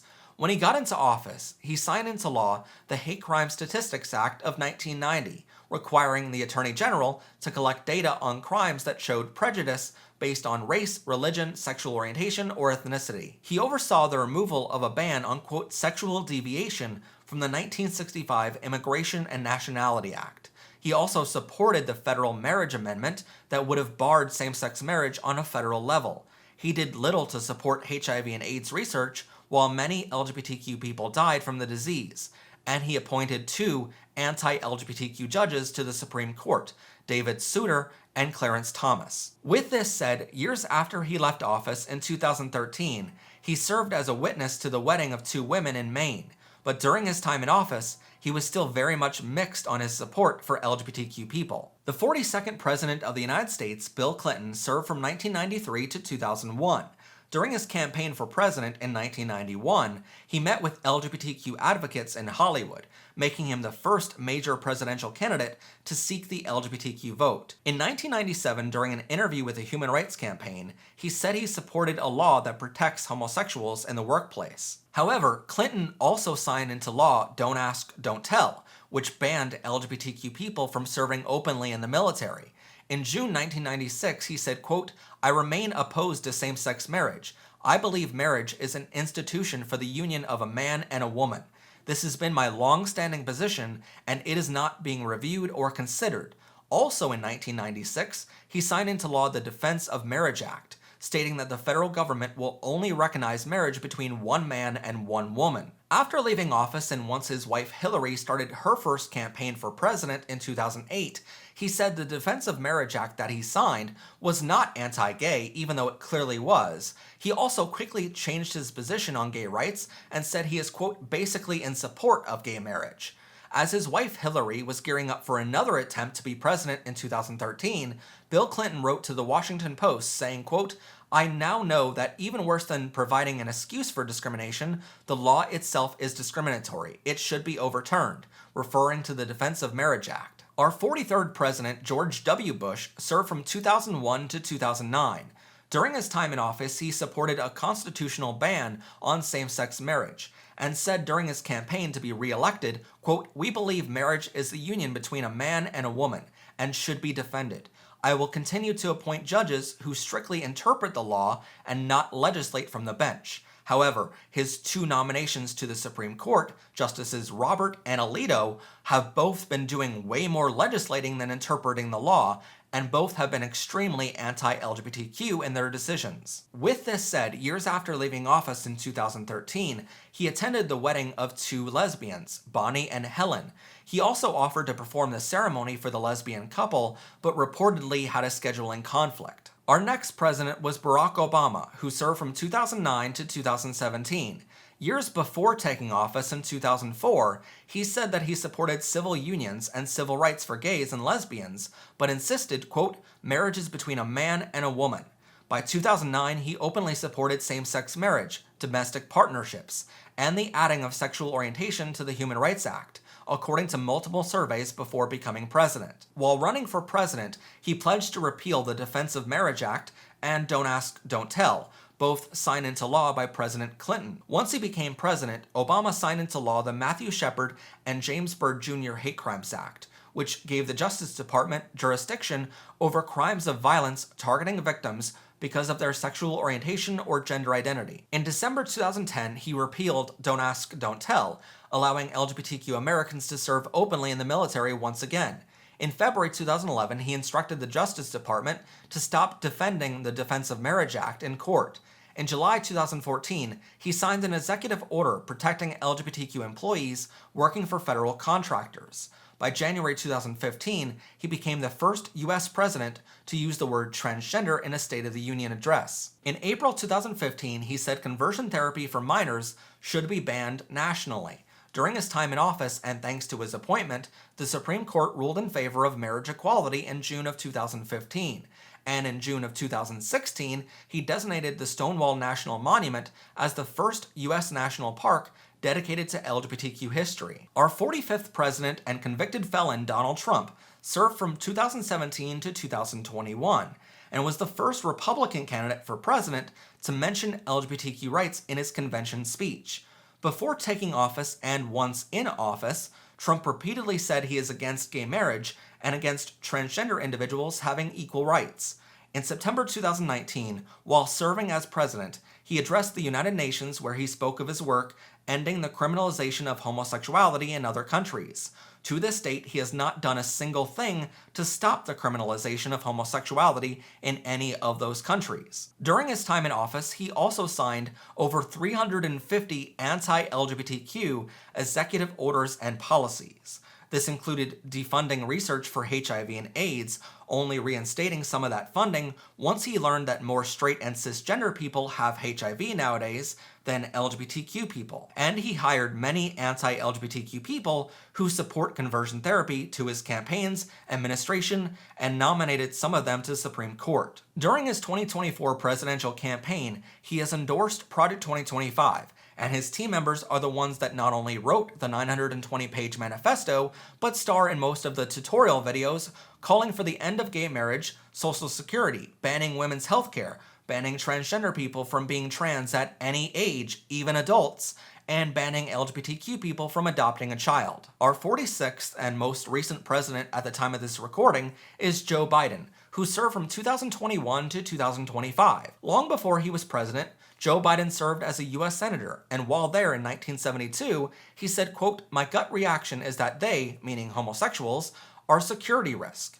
He also said as a senator that he believes marriage is between one man and one woman. Since his time running for vice president under President Obama in 2008, it seems Biden has changed his views on gay rights.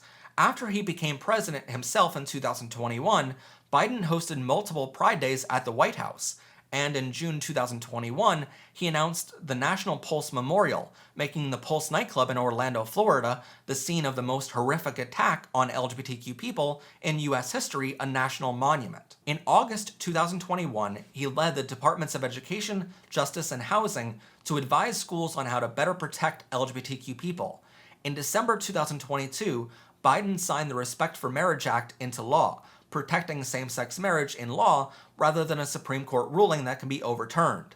By April 2023, he filed a lawsuit challenging Tennessee's ban on gender-affirming healthcare. We examined each president's full record to find anything that referenced the LGBTQ community and found the good and the bad on all of their records. After our research, depending on how you weight each action in a pros and cons list, we believe the most LGBTQ-friendly president in U.S. history to either be Barack Obama or Joe Biden. But a Kamala Harris presidency could supersede this and become far better, considering her and her vice presidential pick, Tim Walz, both have an amazing record on LGBTQ rights. We also believe the worst president on their LGBTQ record would either be Ronald Reagan because of his response to the AIDS crisis or his calling of homosexuality a tragic illness, or Donald Trump because of his ruthless attacks in over 350 executive orders and policies against our community. No matter where you stand, this is their full record of where every president stood during their time in office on LGBTQ rights. We provided the facts, and now it's up to you to determine for yourself who you think is most and least friendly to our community. Let us know your opinions in the comments down below. Telling someone you're LGBTQ is scary, but this video series will help.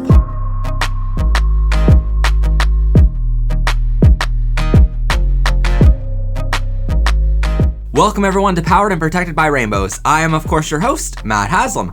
And before we jump into our episode, first off, don't forget to like this video, comment down below your LGBTQ friendly thoughts, and hit that rainbow subscribe button so you don't miss out on new episodes of Season 3. Anyway, on to our show. In this special series, we're going to be talking about the coming out process, and giving some advice on how to come out to your family or friends. But this is a very large topic to cover.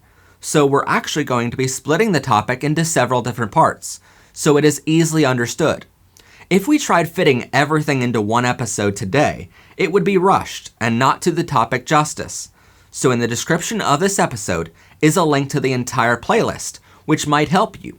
And we encourage you to watch the entire series in full before coming out, so you know what to prepare for and how to best come out to your family and friends. For this series, we're actually working with several organizations, getting advice and interviews from experts.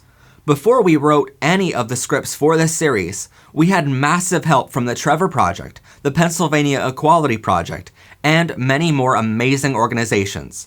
We've done all of this work to ensure it is the best possible info for you, because I know how scary it is to come out, and I know how hard it is to find accurate information while still trying to hide it from your family and friends.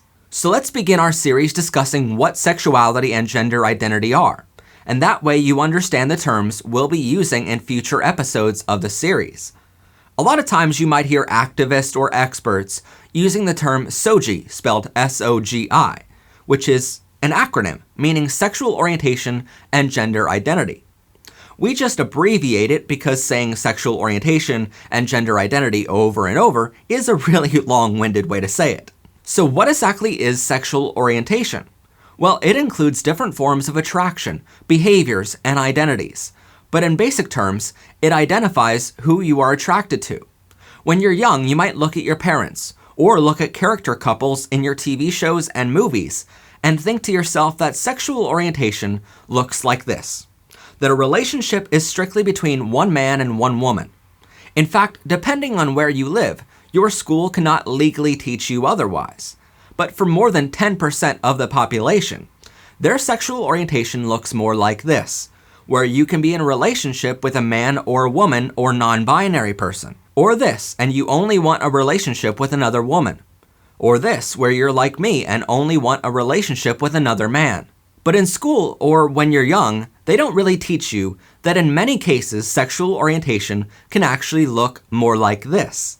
And you might ask, why is this? Well, if you look at your parents, you might see a relationship where your mom and dad are attracted to each other in many ways. Emotionally, physically, sexually, mentally, sensually, aesthetically, and romantically.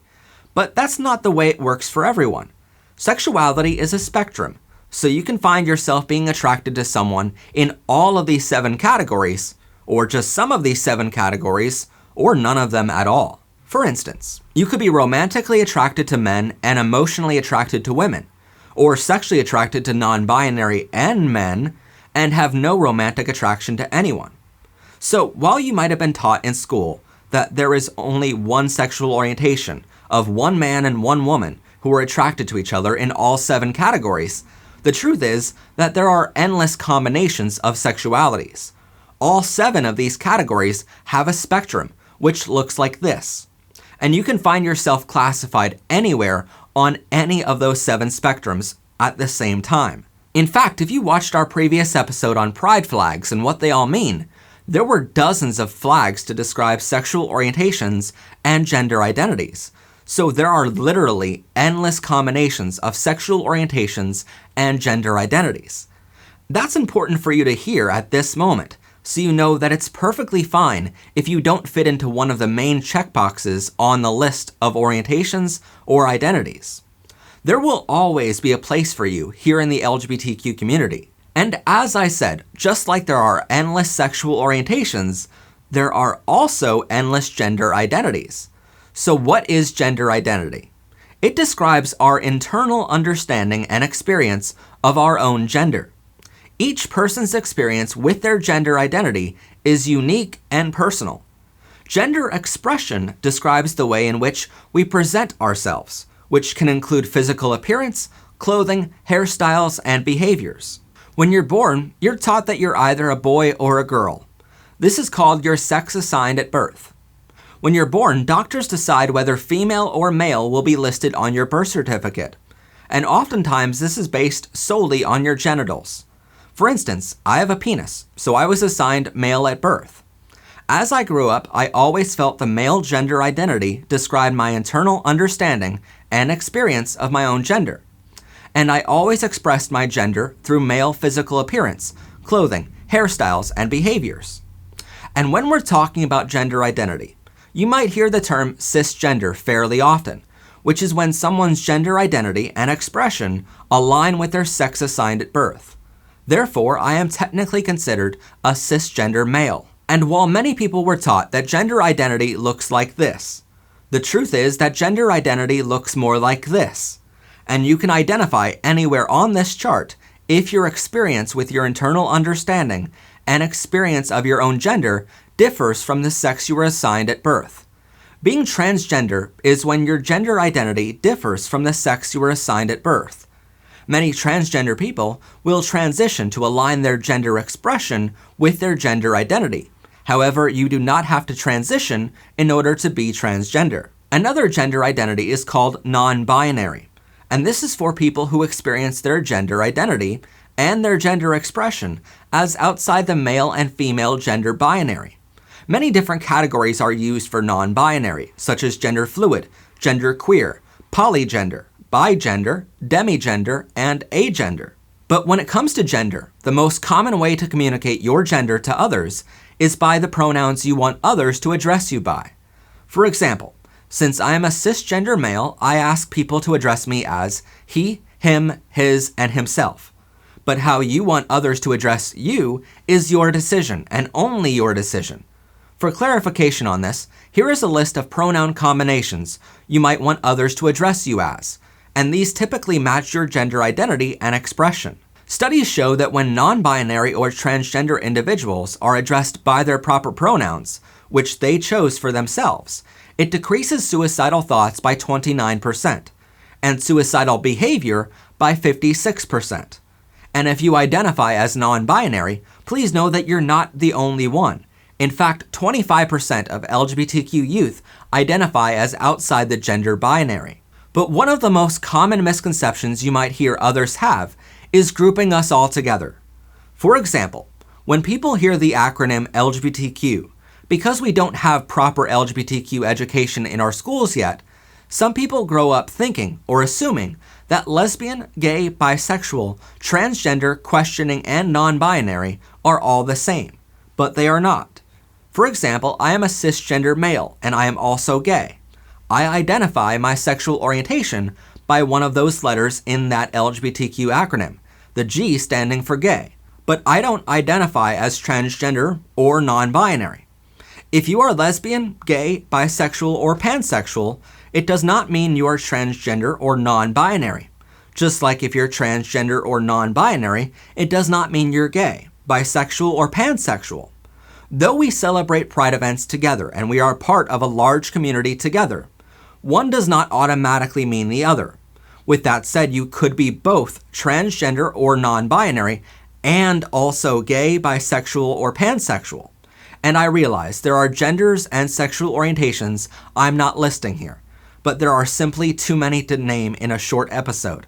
So to make things simpler to describe, I am listing these orientations and identities merely as main examples. Another example I want to highlight is a friend of mine, who you'll actually meet later in this series. He is a trans male, meaning although he was female sex assigned at birth, his gender identity and expression are male. He is engaged to a cisgender female, so technically speaking, his sexual orientation is defined as straight and heterosexual. The final term you should know before we continue in this series is called dead name. The term only applies to transgender and non-binary individuals, and it refers to the name they were assigned at birth. For example, if you were born by the name of Stephen, and your gender identity and expression does not match the male binary, a part of the transitioning process to being transgender or non-binary would be to change your name legally to something more feminine or outside the gender binary. If you were assigned the name at birth of Alex, which is a unisex name, you could choose to keep that name if you wanted. But no matter the case, if you change your name to something to match your gender identity and expression, the name you were assigned at birth, which you no longer use, becomes your dead name. This name is no longer used and is dead to you. And for this reason, it is imperative that those around you address you by your chosen name and your chosen pronouns. In part 2 of our Coming Out Advice series, we will discuss tips and advice on how to test the waters and how to come out safely as your sexual orientation and or your gender identity. How do you test the waters to know if it's safe to come out as LGBTQ?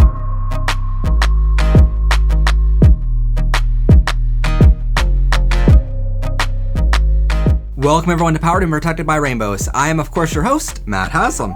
And before we jump into our episode, first off, don't forget to like this video, comment down below your LGBTQ friendly thoughts, and hit that rainbow subscribe button so you don't miss out on new episodes of Season 3. Anyway, on to the show. In the first part of this Coming Out Advice series, we discussed what sexual orientation and gender identity are. We also went over some basic things you need to know, such as sexuality and gender being a spectrum. So I highly encourage you go watch that first part of the series if you haven't already. I also encourage you again to watch this entire series in full before you come out, and a link to that playlist is in the description of this video. For this series, we're actually working with several organizations, getting advice and interviews from experts.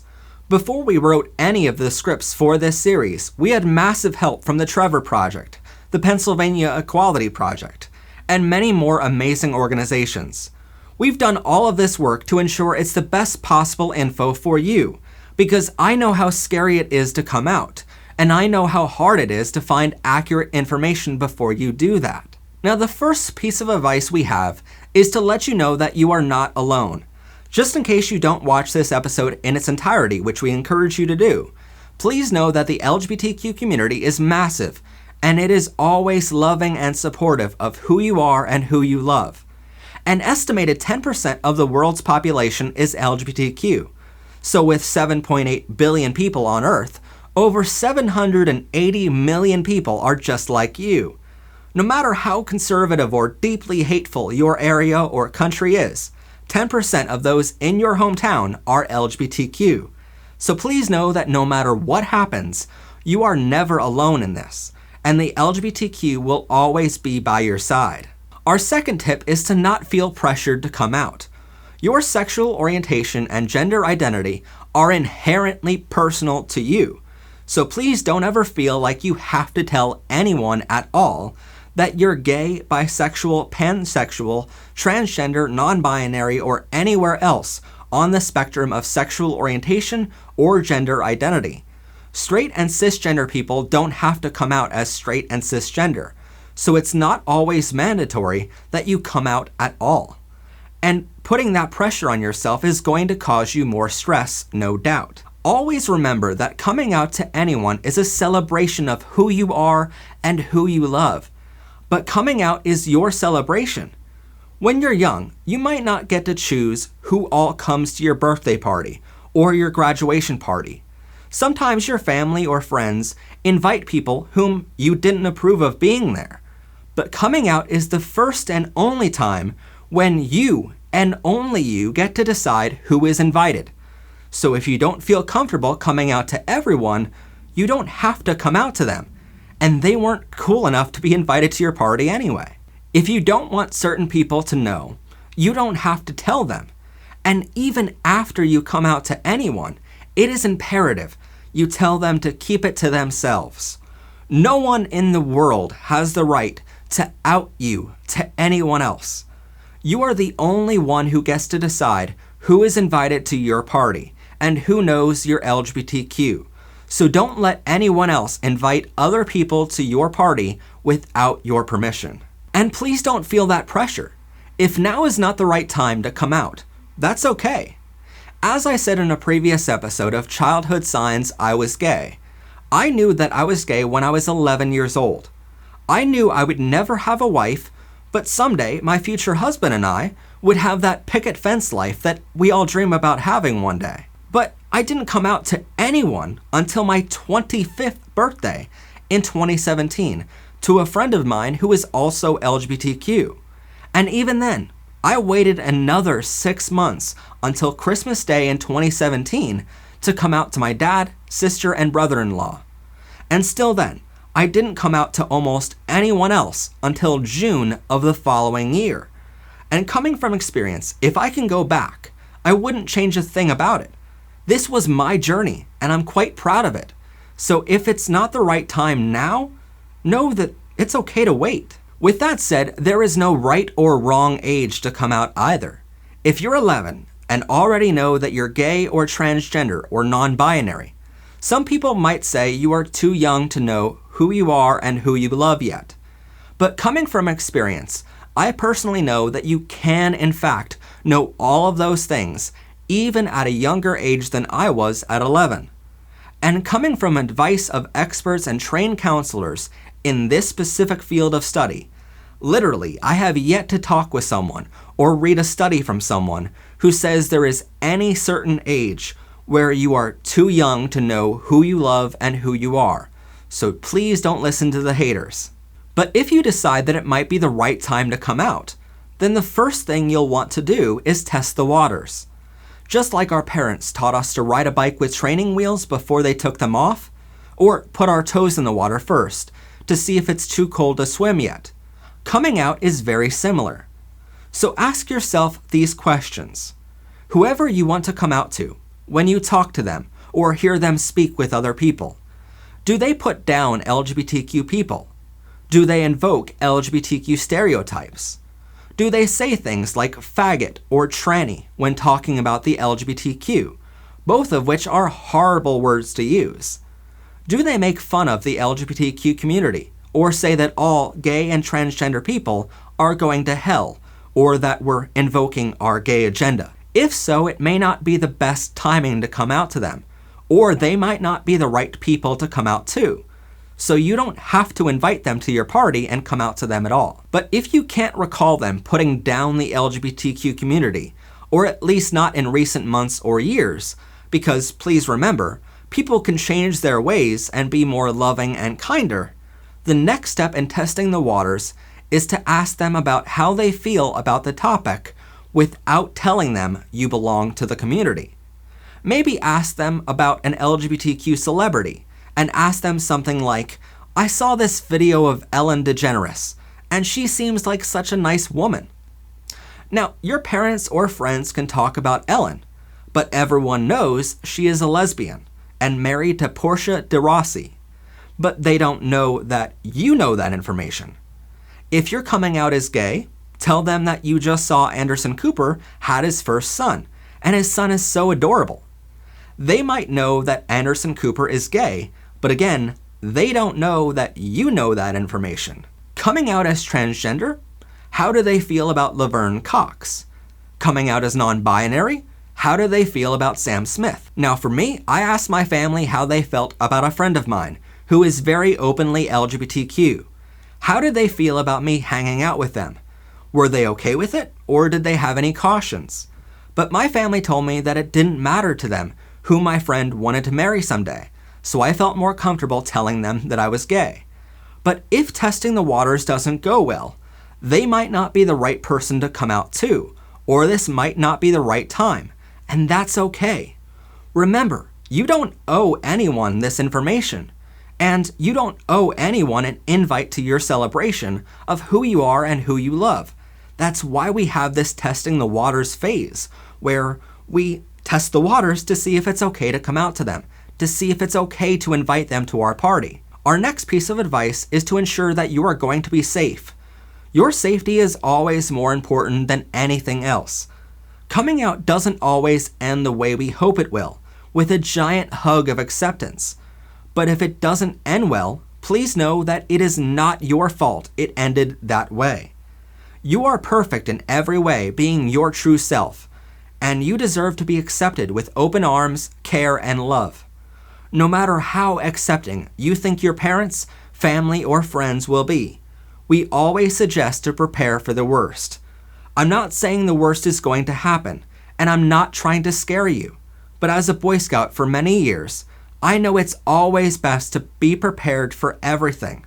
In these situations, the Trevor Project suggests that you can prepare a backup plan for housing, food, school, and/or transportation, just in case.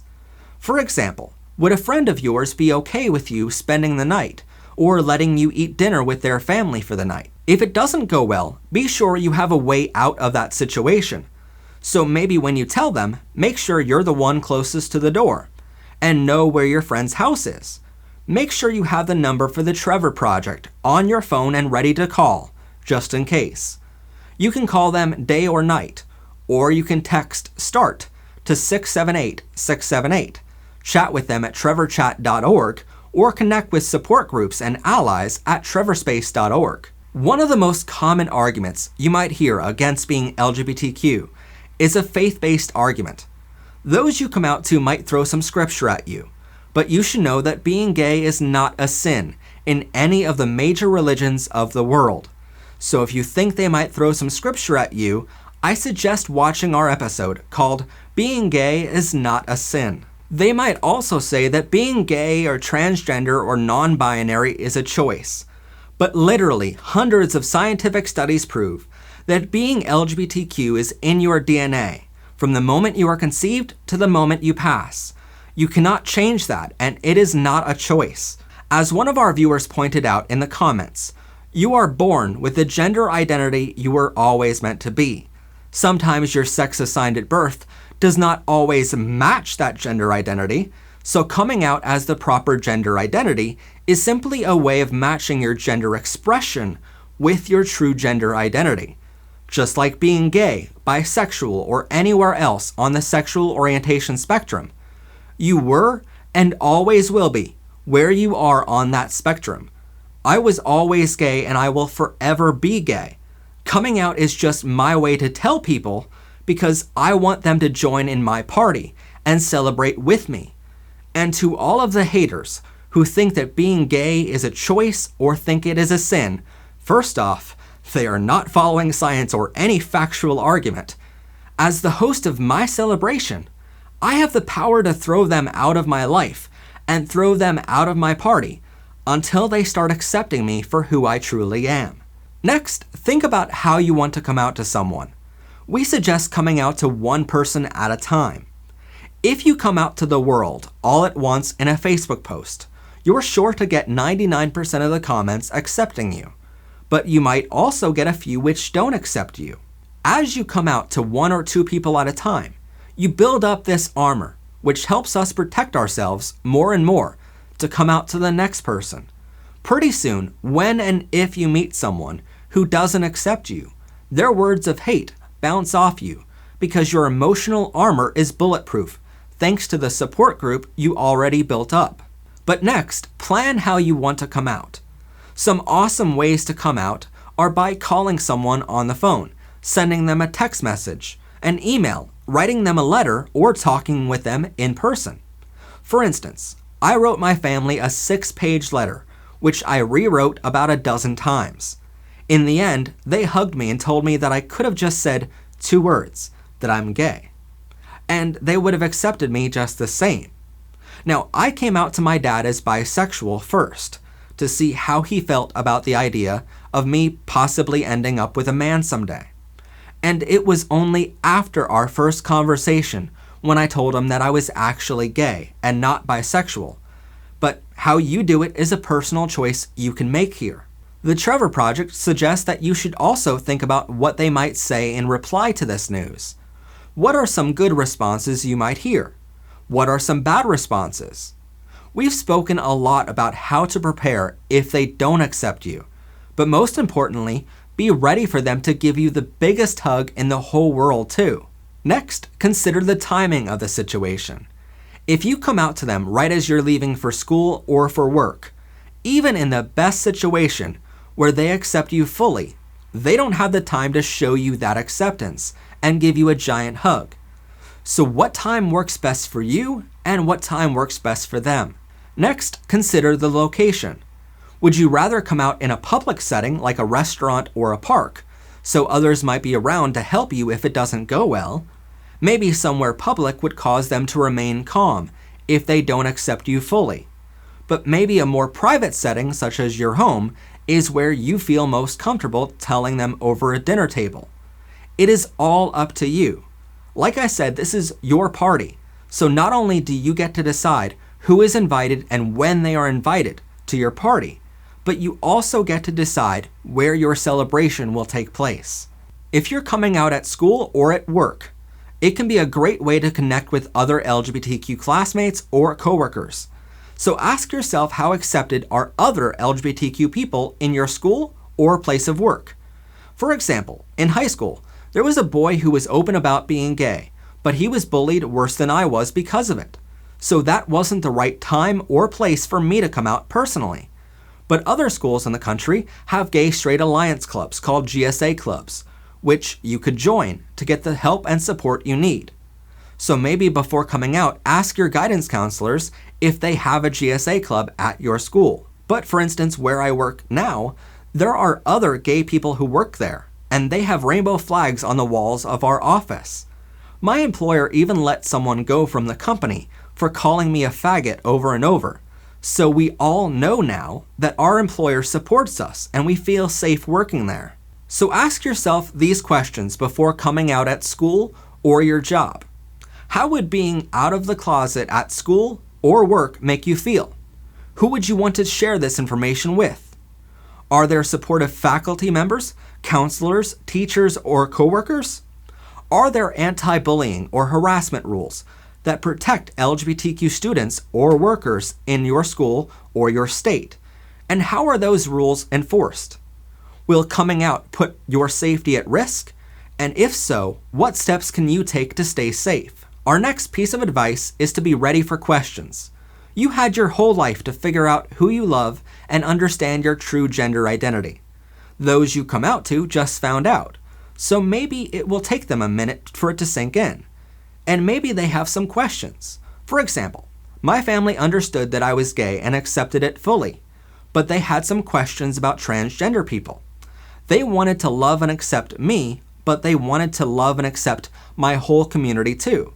So they just needed some other questions answered so they can understand the whole community and love and accept us all. In other examples, friends or family members might have been taught how the birds and the bees work, but maybe they were never taught how gay sex works.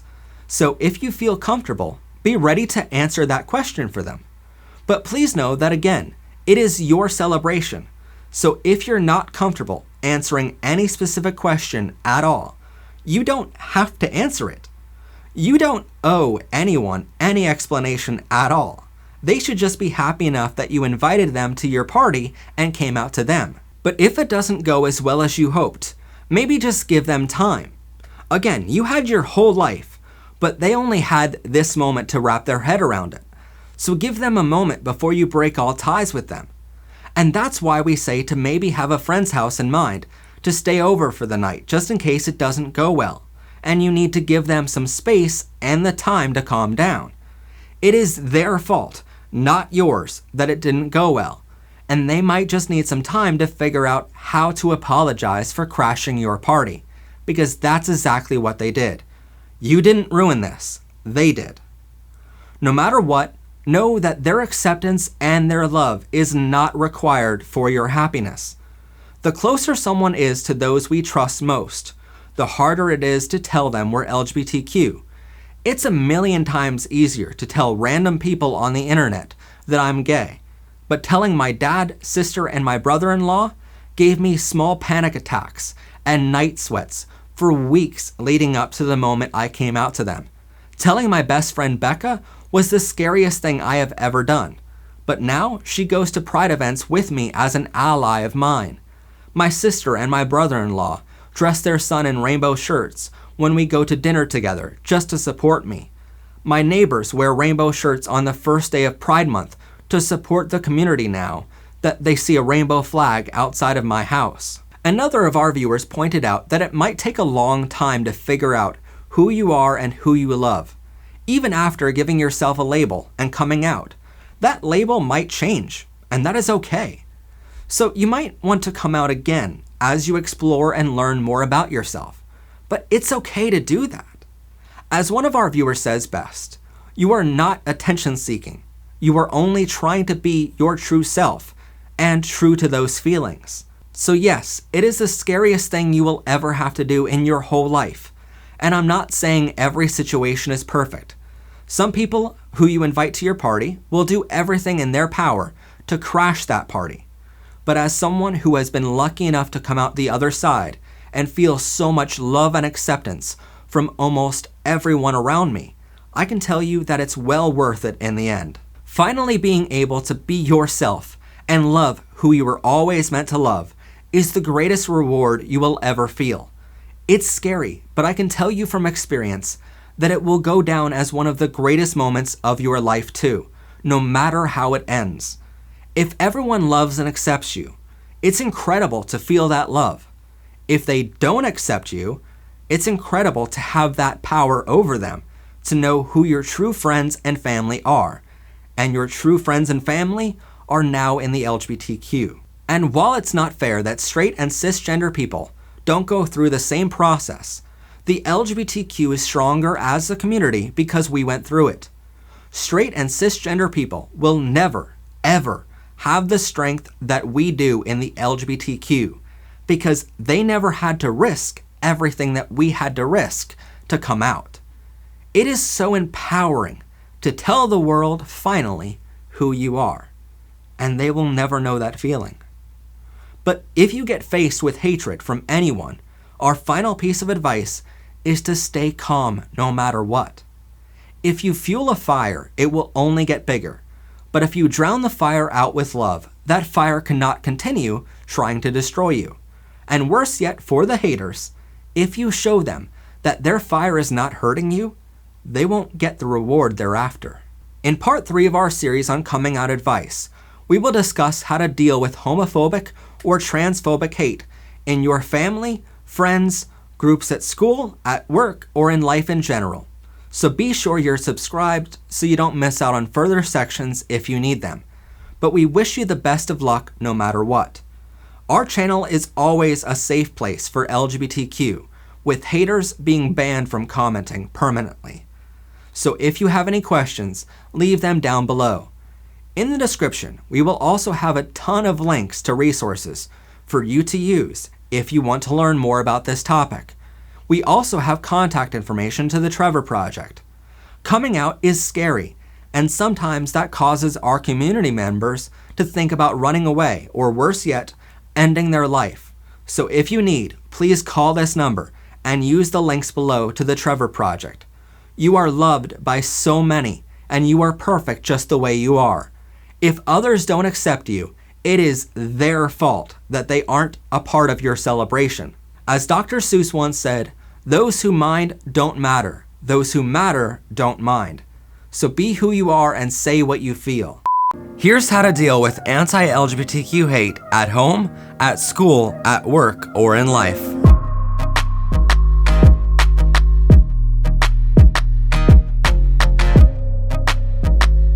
Welcome everyone to Powered and Protected by Rainbows. I am of course your host, Matt Haslam. And before we jump into our episode today, first off, don't forget to like this video, comment down below your LGBTQ friendly thoughts, hit that rainbow subscribe button so you don't miss out on new episodes of season 3, and share this video with others. Anyway, on to the show. In life, there are 3 constants we cannot control. The first is that there will be people out there who love us with their unconditional heart. The second is that there will be some out there who hate us with their cold and dead heart. And finally, the third constant, which we cannot control, is that time will keep on ticking, no matter what. These constants go for anyone, no matter their sexual orientation, gender identity, race, religion, or any other variable. For example, you might have your friends and your enemies. Some people will do everything to help you, and others will do everything to hinder you. The only things we can control are firstly which side of that constant we are on for those around us. In other words, we can love others with our unconditional heart, no matter if they love us in return. And the other thing we can control is how we deal with the hatred being directed at us. But in order to deal with the hatred being directed at us, we must first understand what that hatred is and where it comes from. In the LGBTQ community, we hear the terms homophobia and transphobia quite often. But what do these terms actually mean? Well, a phobia is a term used to describe something you are in fear of. For instance, arachnophobia is the fear of spiders. So the word homophobia literally means someone is afraid of gay people. And transphobia means someone is afraid of transgender people. Some allies like Morgan Freeman even say, quote, "I hate the word homophobia. It's not a phobia. You are not scared. You are an asshole." And to be honest, we agree with Mr. Freeman, because it should never be called a phobia. It should be called hatred, which makes defining actions against our community as hate crimes a lot easier. But the truth is that hatred directed towards the LGBTQ community is based on fear. You see, children are not born with hatred in their heart. They learn how to hate from their parents, their schools, and others around them. But how do those kids learn how to hate others?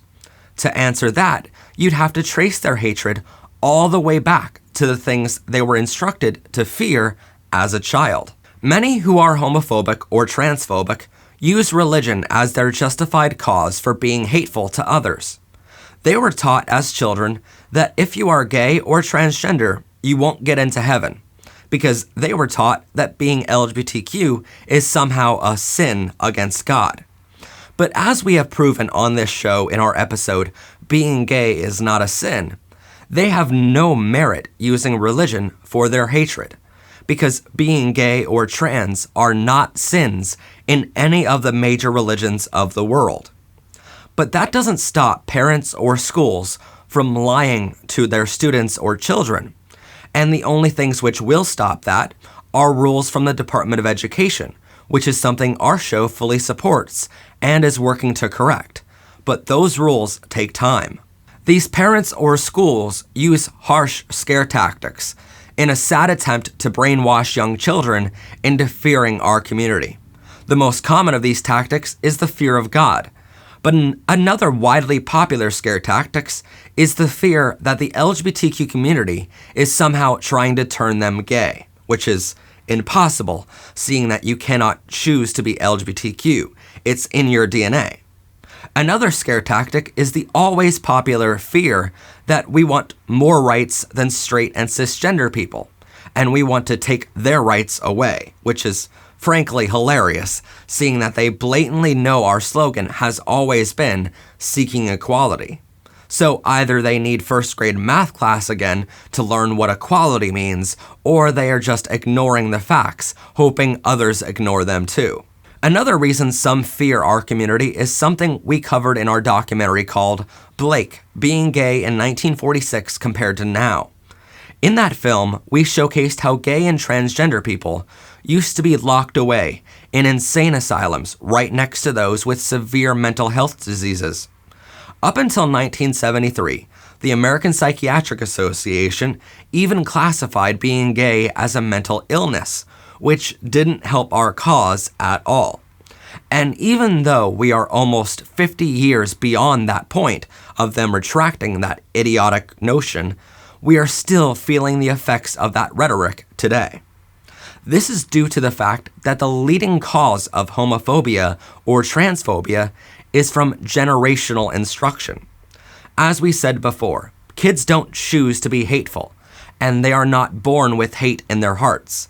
Kids learn from their parents and their teachers, so the leading cause of this disgraceful mindset is from parents teaching their kids to fear the LGBTQ community, which is filled with love in return. So as a child grows up being taught all of these things combined, that fear turns into hatred and causes many homophobes or transphobes to do and say some awful things later in life at the expense of all of those around them.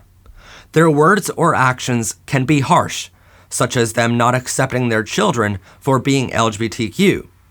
Or those actions can be more subtle, such as voting for anti-LGBTQ politicians like Donald Trump. But some others who are homophobic or transphobic are actually trying their best to overcome their own homosexuality or gender identity. In fact, last year a study was conducted by Sex Roles magazine, which concluded that the more homophobic a person is, the more they struggle with their own sexuality. My point is that anti-LGBTQ hatred comes in many forms, so fighting it becomes difficult, but there are ways to deal with it. And to best answer how, we reached out to several major LGBTQ organizations, including the Trevor Project, to help us with a list of ways you can best overcome that hatred at home, with your friends, at school, at work, or online. The first and most important tip is to know you are perfect for being LGBTQ. It doesn't matter what any of your family, friends, coworkers, classmates, or strangers say to you. None of their words change the fact that being gay, trans, or non-binary is something in your DNA from the moment you are conceived to the moment you pass away. You cannot change being LGBTQ, and it is not a choice. While some might call it a phase, and if a phase is something that lasts 100 years and your whole lifetime, then yeah, sure, it's a phase. But it's a lifelong one, which won't change no matter what they say or do. The truth is, you have science and religion, not to mention millions of allies on your side. So please remember that you are perfect being just who you are. To best explain the other steps on how to deal with hate, we must now break down the perpetrators of that hatred into 4 groups. Number 1, strangers. Number 2, coworkers or classmates. Number 3, friends. And number 4, family members. Each of these groups has a different severity to how much their hatred can hurt you, and therefore a different way to deal with the pain they might cause you. Dealing with hate from random strangers online is still difficult, and even activists like me have a hard time dealing with it. But the best advice we can give you for online situations is actually a quote from Dr. Seuss, who once said, "Those who mind don't matter. Those who matter don't mind. So be who you are and say what you feel." And I wish I can say it better, but I can't. Those who mind that you're LGBTQ should not matter to you, and those who should matter to you will love you unconditionally. On our show, we ban homophobes and transphobic people from commenting. It's one strike and you're out here at PBR, because this is a safe place. But it's also because if someone is willing to take the time to write something so hateful, we aren't going to allow their hate to be seen. And thus, they won't get what they are after, and they won't hurt our audience members who might read that hatred. So the next time you see a homophobic or transphobic hate online, here's my advice. If it's coming from a random stranger you don't know, don't comment something hateful against them in return. Just block them and move on with your day. This way, you won't see any more hate from them in the future, but you can just move on. I know how difficult this is, and I know how tempting it is to try to change them, but trust me, you're not going to change those souls which are already lost to the dark side. All you can do is fight on for those who still believe in love and equality. Like I said, one of those constants is that time keeps on ticking, so don't let your time stop just because of a hater. The closer hate comes to you personally, whether at school or at work, the harder it becomes to ignore. But if you experience homophobic or transphobic hate at school or at work, know that you are protected in these situations, at least in the United States, where a majority of our viewers are living. So if you experience this hate from a classmate or a teacher, report it to your principal and dean of students. You are not a tattletale for sticking up for your rights and freedoms. This is called discrimination, and there are rules to protect you. If you experience this hate from a coworker or manager, report this discrimination to your HR department immediately. Again, there are rules to protect you in most cases. But as that hate comes closer to you, the more it might hurt you. If a friend of yours makes fun of you for being LGBTQ or thinks you will fit into a gay or trans stereotype, there are a few ways you can handle that situation. First off, know that not every gay or trans joke is bad. As we explained in our gay jokes episode, if we cannot sometimes make fun of ourselves, then how do we expect equality? But if a joke goes way too far and someone calls you a faggot or a tranny, both of which are just as bad as using the N-word to describe someone of a different race, those are not jokes, no matter how much others may laugh. Depending on the situation, you have the option of trying to correct them while being polite or telling a small joke yourself. For example, when I came out to people, one of my friends thought that being gay, it meant I was suddenly going to start wearing dresses all the time. And in that situation, I decided to take a few minutes and educate my friend that being gay is different than being transgender. And it worked. We are still great friends to this day. But let's say they keep using your dead name or the wrong pronouns to address you. You can take them off to the side in private and ask them nicely to address you properly, or stop whatever it is they are doing. Try explaining to them how much they are hurting you by doing whatever it is they are doing. A good friend will immediately realize they are hurting you and apologize. They will immediately change or try their best to change as fast as possible, so they don't hurt you any more than they already have. If you try explaining things to them politely or telling them how much they are hurting you, and they choose to continue hurting you anyway, please know that you always have the option of ending your friendship with them. Maybe you can put your friendship on pause and hope they realize they would be losing a friend. In that case, allow them the opportunity to grow as a person, apologize to you, and you get back together. But in case that doesn't work, you can stop your relationship altogether. I know how hard this is, but please remember that true friends will do anything to lift you up and help you, but enemies will do everything to hurt you, and they won't care at all they are hurting you. If you ever heard the expression, "they are just a wolf in sheep's clothing," it means that your enemy might disguise themselves as your friend, just so they can get close enough to hurt you more. And that's what a homophobic or transphobic friend is, a wolf in sheep's clothing. Your former friend decided which side of that constant they wanted to be on, but it's up to you whether or not they are allowed to continue hurting you. That said, the closer that hate comes to your home, the harder it is to deal with. After all, you choose your friends, but you seemingly cannot choose your family. So what are you meant to do if that hatred is being dished out at home by other family members? The first tip is to always remain calm and patient. If you show how angry you are, that is only adding fuel to the fire around you, and your anger is what homophobes and transphobes want to see when they are directing that hate against you. But if you deny them the opportunity to see how angry you are, their fire has no fuel to feed on. The second tip is to remember that their hatred is typically based on a lack of knowledge. As we said in the beginning of this episode, their hate is born by fear, and that fear can be traced back to a long list of idiotic things they were taught as a child. Many people don't know that being gay is not a sin, or that being transgender is in your DNA.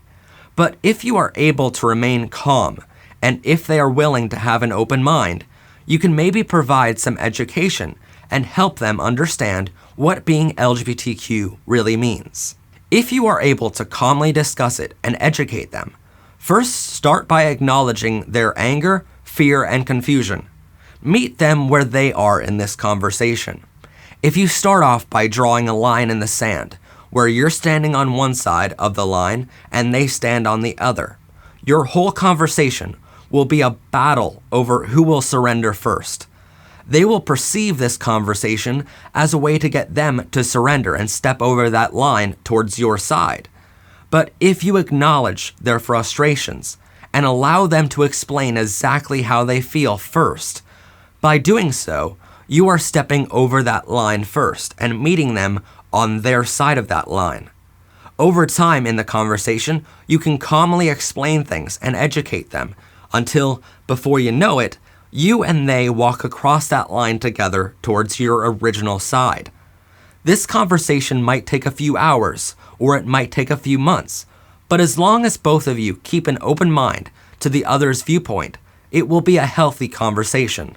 Another important thing to remember when facing hate in your own family or friends is to not take it personally. You have to remember that their hatred is against the community, against being gay or trans or non-binary. Their fight is not against you personally. Their lack of education is from their own school system, which let them down. Their homophobia or transphobia is rooted from their church or their parents, passing down that hatred to them when they were younger. So no matter what they say or no matter how hard it might be, remember to not take it personally. Going hand in hand with this is the next tip, to rise above the insults. No matter how much they try to tear you down, you need to keep in mind that you are perfect for being who you are and loving who you love. If they think it's a phase, remember that one day you and only you get to decide who is invited to your wedding. If they think it is a sin, you have the power over them because you're educated enough to know that God loves you and made you this way. If they think it's a choice, you have the power of science over them. If they tell you how alone you are, you know for a fact that 10% of your town is LGBTQ, and you know there are millions of people in the community who support you. And if their hatred is severe, you can rise above their insults and remember your true family is not one passed on through your bloodline. Your family is in the LGBTQ community, and we will love you no matter what, I promise. And that brings me to my next point. Remember, you are never alone. If you ever feel down or the hate becomes too much to bear, remember that you are not carrying that weight alone. There is an estimated 7,594,000,000 people on Earth, 10% of which are LGBTQ, meaning that there are an estimated 759 million people who love the way you do and identify their gender just like you. So you are never, ever alone in this fight against hate. Reach out to a local LGBTQ club in your school or in your area. Ask your parents to let you stay over a friend's house, and ask your friend or their parents to take you to a pride event in your area without your parents knowing. Make an alternate account and follow shows like this one, or follow Facebook pages which offer LGBTQ support. But please remember that pure hatred is not the only way your family can show their homophobic or transphobic hate against you. As we said in the beginning, hate can be more subtle. If your family or friends invite you to something, but they don't invite your girlfriend or boyfriend because you're gay, bi, or pan, or because your partner is transgender, you need to turn down any invitations if your partner isn't invited too. Straight couples have their partners invited to everything, even from very early on in the relationship. So if your family or friends don't, it can be a more subtle sign that they are homophobic or transphobic. Now keep in mind that you should be able to hang out with your friends or family and have time apart from your partner. But I'm talking more about family reunions or weddings or family trips. Anytime other family members get invited with their partners, your family should be inviting your partner too. Even when you get to family functions, if someone starts introducing you to other people and they say things like, "This is my son and his friend," or "This is my daughter and her friend," you need to correct them. This is their way of not acknowledging it as a real relationship, by claiming you are just friends. Sometimes this is their way of hiding their embarrassment that their child is LGBTQ, so you need to stand proud in these moments. If they introduce you and say, "This is my son and his friend," immediately reply and reintroduce your partner by saying something like, "Yeah, he's actually my boyfriend for 6 months now, and he dressed up really nice because he wanted to impress my family. Isn't he so cute?" If you're afraid of family being homophobic or transphobic, be sure to have places to stay, including with supportive extended family members or friends. This way, if their hatred gets too bad for you to handle, you have a safe place to go to and a roof over your head for the night. If you don't have anywhere, know the number of local organizations who will be able to help you and provide shelter for you. For instance, Women in Crisis is an amazing organization normally set up to help women out of abusive situations with their partners, but they also provide shelter for LGBTQ kids or adults who no longer feel safe in their family's home, or if their family threw them out for being LGBTQ. So search Google for local LGBTQ organizations near you or crisis hotlines which may be able to help. If your family or friends or anyone physically abuses you for being LGBTQ, or if they make a direct threat to kill you because you are LGBTQ, report these situations to your local authorities here in the United States or many other LGBTQ-friendly countries. There are federal hate crime laws which protect you in these situations. If any one of your family members or friends physically harms you for being LGBTQ, they will have their day in court and be sent away for a long time, but you have to report it to your local authorities. Once you report it, your local police and the FBI will be able to help you stay safe away from them, but they have to know about it in order to protect you. Far too often, these abusers get away with things because their victims were too afraid to tell anyone about what was happening. So trust in your local authorities to keep you safe. And if your family is threatening to send you to conversion therapy as a form of treatment for being LGBTQ, the Trevor Project suggests contacting LGBTQ organizations like Lambda Legal, the National Center for Lesbian Rights, or the Southern Poverty Law Center, which can all provide legal advice to you, no matter your age. And you can also reach out to local LGBTQ centers to find the most relevant LGBTQ resources in your area. Our next tip is to remember that you or I will not end homophobia or transphobia overnight. This battle will not end tomorrow, but with each passing day, know that we are making progress towards equality around the world. As we pointed out in that Blake documentary we mentioned a moment ago, we have made great progress in the past 20 years. 20 years ago, it was against the law to be gay in the United States. Now we have pride events, and you can watch a show like this one online. So we are making progress, but I will grant you that progress is slow.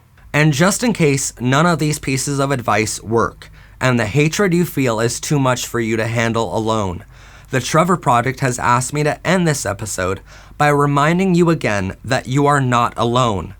They are the nation's leading organization providing crisis intervention for LGBTQ people. If you or someone you know needs help or support, the Trevor Project's trained crisis counselors are available 24/7 at 1-866-488-7386 via chat at trevorproject.org/help. Or if you're afraid of your family hearing you talking to someone, you can text START to 678-678. Their resources are free and available 24/7. As for now, that's all for our episode today. A huge thank you goes out to our friends at the Trevor Project, the Pennsylvania Equality Project, Lambda Legal, National Center for Lesbian Rights, and the Southern Poverty Law Center for all of their help in accumulating this list of advice for our audience. If you can, we highly suggest donating to these amazing organizations to help them in their work. Is it really a sin to be gay, or is that just something they say to scare us?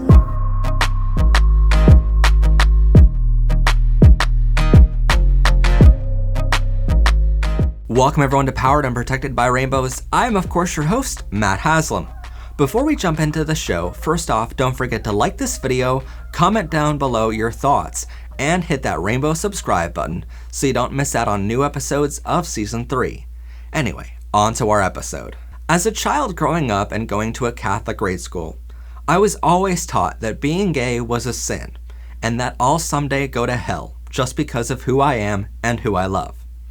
I was also taught that God designs each of us in His perfect image. So He created me as a gay man, and yet I was told being gay was a sin. For years, this was one of the reasons I chose not to tell anyone that I was gay. But years later, I found out the truth, and shortly after, I came out publicly. But it got me thinking about other religions. So today we're examining religion, but first we must examine the laws surrounding religion, because they are just as important here. Most of our viewers are living in the United States, which is coincidentally where this show is produced. In the United States, we hear a lot of homophobia coming from the same people who heavily believe in the Second Amendment to the Constitution. That amendment gives citizens the right to bear arms. But what about the First Amendment? Well, that one gives every citizen the right to freedom of religion.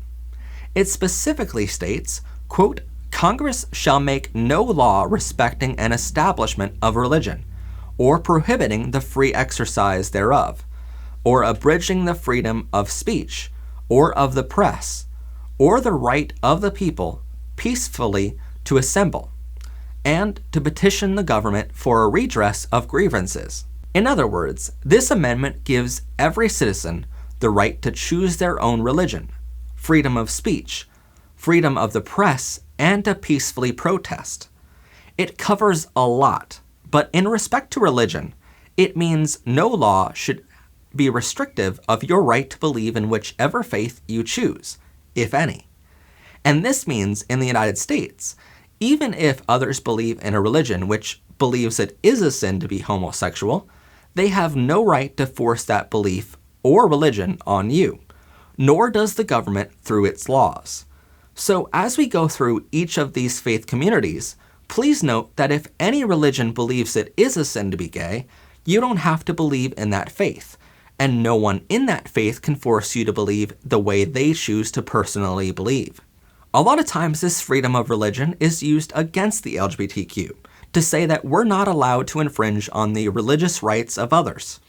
But just like we're not allowed to infringe on their religious right, they aren't allowed to infringe on ours either, and most times that second part is largely forgotten. As for the religions themselves, according to the World Bank in 2018 and the most recent data available, there are roughly 7.6 billion people in the world. There are 19 religions which surpass 1 million followers, but only 4 of those religions have membership of over 10% of the world's population. Thus, to keep our episode in a reasonable time frame, we're only going to highlight these 4. The first of which is Christianity, with 2.1 billion followers worldwide, making up 27.65% of the world's population. You'd find yourself a part of this holy community if you consider yourself to be Catholic, Protestant, Lutheran, Baptist, Methodist, and more. Please forgive our condensing of a belief system into a sentence, but essentially, they believe in the Bible. They believe in God the Father, Jesus Christ, and the Holy Spirit. While you might find some subtle differences while going between certain sub-religions in Christianity, they all believe heavily in the Bible. So let's take a look at the Bible then. The Old Testament of the Bible was originally written between 1200 and 165 BC. The New Testament was written between 0 and 100 AD. And for those who may not be aware of what BC and AD mean, the current year is 2020 AD, so we're living somewhere between 2,000 to 3,000 years after the Bible was written. But to be clear, by all historian accounts, the Bible which was written thousands of years ago is not the same Bible which you can purchase at your local bookstore nowadays, seeing that the Bible is still the most commonly sold book in the world. Somewhere between 1946 and 1952 AD, the original Bible was translated to English by the Division of Christian Education of the National Council of Churches. They called this translated version of the Bible the Revised Standard Version. By the way, the key word in that name is revised. But this version is more commonly known as the RSV Bible. And this RSV Bible is the one which Christian faith communities read from every weekend during their church services and believe in wholeheartedly. During the 1940s and 1950s, homophobia was on the rise worldwide. LGBTQ individuals and groups were finally making some progress in gaining equality. In fact, in 1946, the Center for Culture and Recreation was founded in the Netherlands, and it was the first known LGBTQ organization in the world. In 1948, Denmark quickly followed suit, and in 1951, Greece decriminalized homosexuality. And these are just some of the equality milestones during the same years that the Bible was being translated by the Christian churches. In other words, LGBTQ people were finally making headway, and this was not making homophobic people happy. Thus, I'll let you decide for yourself if this next part was purely a coincidence. Now, back in the original text of the Old and the New Testament, the only time the Bible even merely mentioned sexual actions between two men was a section of text referring to pedophilia. It mentioned an older man was not to lay with a much, much younger boy. When the National Council of Churches translated this text, they did not translate it word for word. They also added in extra words never seen in the original version of the text. In other words, this was their own interpretation of the text. To say that a man lying with another man, regardless of age, was now a sin in the eyes of the church. And they added these words everywhere through the text of the entire Bible, making it seem as if homosexuality was a sin in many verses of the Bible, which it wasn't ever before. Why this change was made is beyond our current knowledge, even by historian research. But even if someone believes heavily in the Bible being the Word of God, the original Word of God never once mentioned anything about homosexuality, or two consenting adult men in a relationship being any form of sodomy. It only ever mentioned pedophilia, which is why many homophobes accuse gay people of automatically being pedophiles, and why our community is accused of such horrible accusations so regularly. It's all because the men whose job it was to translate decided to add in extra words to the original text. And now in the RSV Bible, pedophilia is right alongside homosexuality in the new version of the Bible. So if you consider yourself a Christian, then homosexuality is not a sin in your religion. And if you believe it is a sin, then you are not following the original text of the Bible in order to subscribe to that belief. Legally speaking, you cannot force anyone else to subscribe to your faith, and you cannot pass laws which force that false belief on others. And even spiritually speaking, in the 1st of John 3:15, it mentions, quote, "Everyone who hates his brother is a murderer, and you know that no murderer has eternal life abiding in him." In other words, hatred towards LGBTQ is a sin, as compared to being gay, which is not a sin in Christianity. So for the love of God, stop saying it's a sin. Moving on, let's talk about the Islamic faith, a community 1.3 billion members strong, making up 17.12% of the world's population. Those who believe in this faith community are called Muslims, and believe in one God, which they call Allah, and believe Muhammad was his prophet. Muslims base their faith on the Quran, which is their version of the Bible. But the Islamic faith doesn't have one central governing body, such as the Roman Catholics have the Vatican and the Pope. This means for Muslims, beliefs on LGBTQ can vary depending on which part of the world you live in. In the western part of the world, meaning North and South America, mosques are more LGBTQ friendly. In the eastern part of the world, between Europe and Asia, mosques are more homophobic. Some countries even take this to the extreme and follow other sections of the Quran to justify their murder of LGBTQ people. So if you plan to travel as an LGBTQ person, check to make sure which countries you'll be visiting, and keep away from the countries which criminalize being LGBTQ. A map of these countries can be found in the resources section in the description below. There are, however, a number of Western mosques which freely accept LGBTQ Muslims. A group called Muslims for Progressive Values has founded Unity Mosque in Atlanta, Georgia, Columbus, Ohio, and Los Angeles, California. Another group called the Muslim Alliance for Sexual and Gender Diversity even hosts a retreat for LGBTQ Muslims in the Philadelphia, Pennsylvania area every year. Now, the Quran only mentions how homosexual intercourse could at times be lustful. It never says that every homosexual act is always lustful. The reason this is important is because the Quran says that lust is a sin. But remember, not every homosexual act is lustful. And it never specifically says that a person being homosexual is a sin. So because there is no governing body in the Islamic faith, the debate on whether or not being homosexual is a sin in the Muslim community is all left up to the interpretation of the imams who lead their local mosque in prayer. Interestingly, being transgender is widely accepted in the Islamic faith in many mosques worldwide, and is actually more accepted than being homosexual.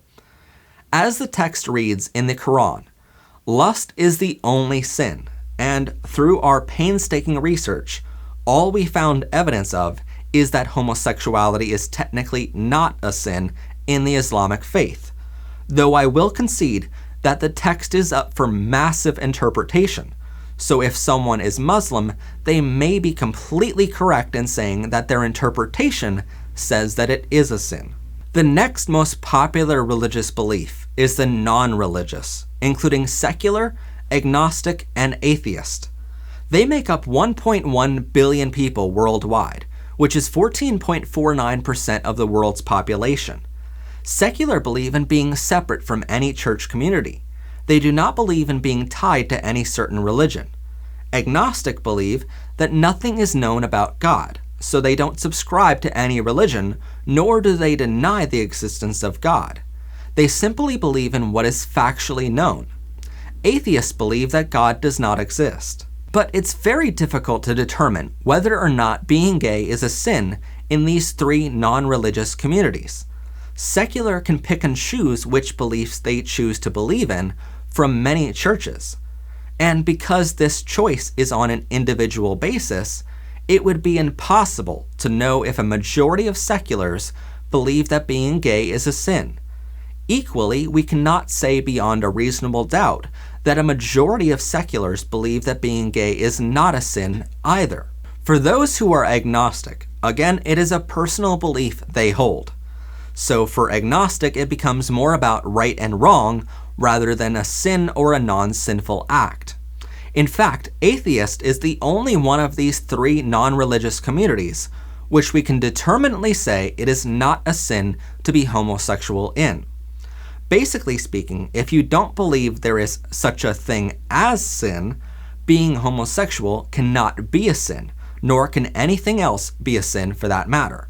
The fourth most popular religion in the world is Hinduism, which 900 million people believe in, making up 11.85% of the world's population.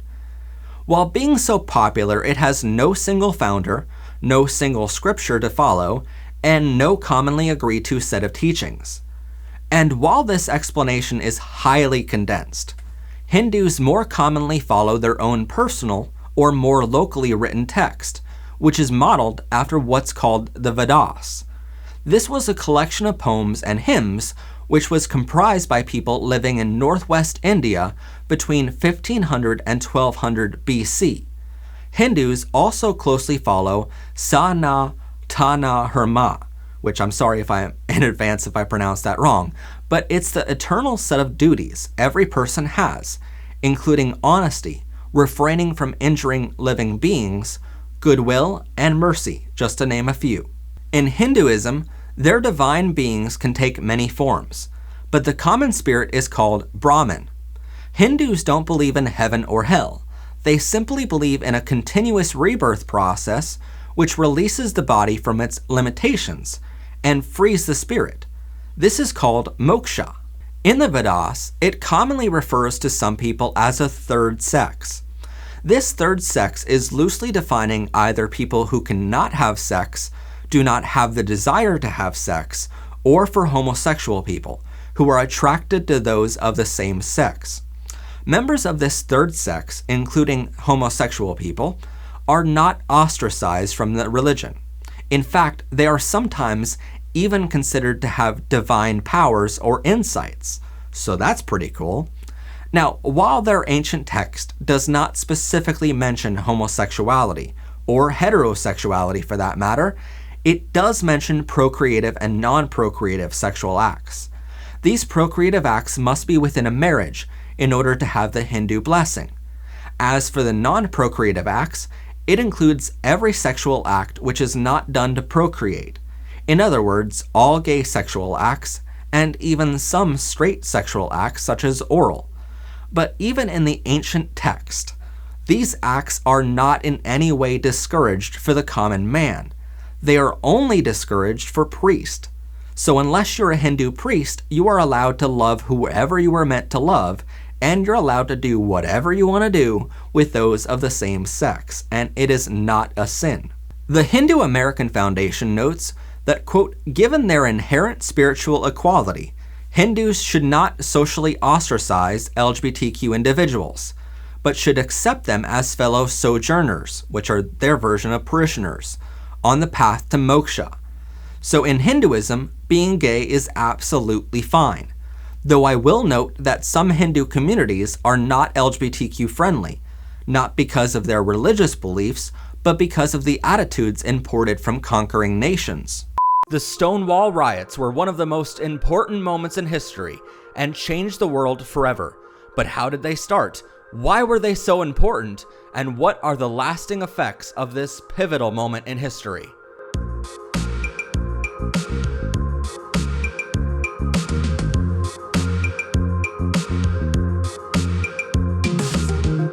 Remember Stonewall with the Stonewall Inn brick set, complete with over 770 Lego pieces, a rainbow flag outside, and the official Powered by Rainbows film set inside the building.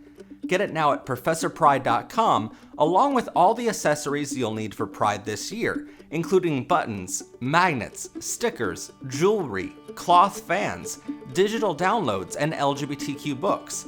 It's all available right now at ProfessorPride.com. In order to understand the events at Stonewall, we first have to go back to 1714, before the United States of America was even founded.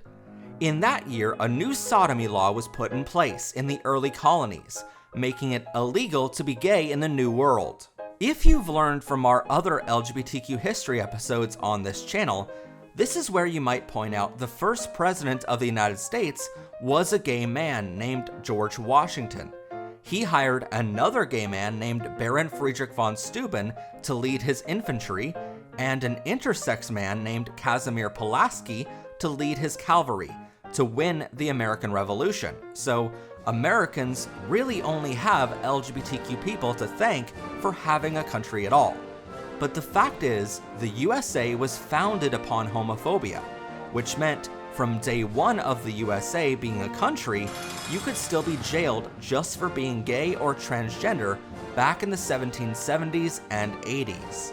For the next 200 years, tensions were rising between LGBTQ people and the government of the United States. Just as some examples here, in 1924, the Society for Human Rights was founded.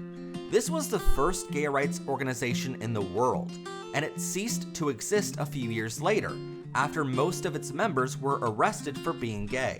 After World War II ended in 1945, soldiers came home to their countries around the world and were welcomed with open arms. But for LGBTQ soldiers who risked their lives too, they were shunned by their hometowns. This happened so much that LGBTQ people band together and created what we now call gayborhoods, where LGBT people lived together, could talk openly about being gay or trans, and could love one another freely without fear of being arrested in their own homes. This is the era where the gay hanky code came into popular society. If you wore the correct color hanky in your back pocket, it was safe to talk to you. If not, you could be a policeman trying to go undercover and arrest LGBTQ people for being gay or trans. But even in these gayborhoods, LGBTQ people were still breaking the law at the time, just by being gay or trans. And this opened the door to the actual mafia, who saw this as an opportunity. I'm gonna make him an offer he can't refuse. Although nowadays it's a joke about the alphabet mafia, back in those days it was the actual mafia that helped LGBTQ people live freely. The mafia created bars across the country in these gayborhoods, buying up cheap real estate and serving as a meeting place for LGBTQ people. The drinks or food at these places were massively overpriced, and it was still a massive risk for LGBTQ people to go to one of these bars, because police would routinely raid the establishment and arrest any LGBTQ person inside. The mafia tried to combat this by bribing local officials and police officers to stop the raids from happening. And while the bribes sometimes worked, other times the police would just take the money and still raid the bar, arresting everyone inside. The mafia had massive expenses in bribing local officials and police officers, which is why they say the food and drinks at these places were so expensive. Over time, LGBTQ people got sick and tired of the police and the mafia. They were tired of the police coming in and arresting them for being gay or trans, but they were also tired of the mafia for overcharging them for drinks and food with the promise of protecting them, but not really actually protecting them in these establishments. Our community got so sick and tired of both of these parties mistreating them that in 1955 in Baltimore, Maryland, at the Pepper Hill Club, it was the first recorded case of LGBTQ people standing up and fighting back against the police. But still, 162 people were arrested that night. This happened again in February of 1956 at Hazel's Inn in Sharp Park, California. Again in 1959 at Cooper's Donuts in Los Angeles, California. In 1961 at Black Knight Brawl in Milwaukee, Wisconsin. And 1966 at Compton's Cafeteria in San Francisco, California. At all of these places, LGBTQ people stood up and didn't allow the police to just arrest them for being themselves.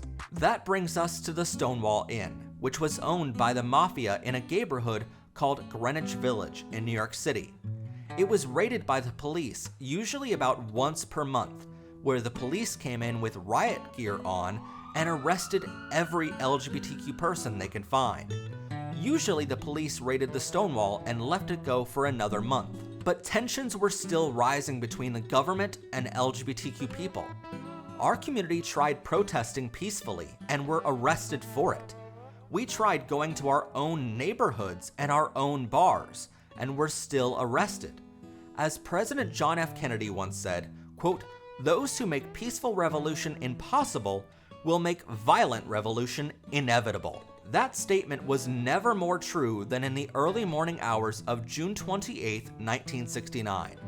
The Stonewall Inn was already raided by the police earlier in the week, so LGBTQ people thought it was safe to go to the Stonewall again for another month until police returned.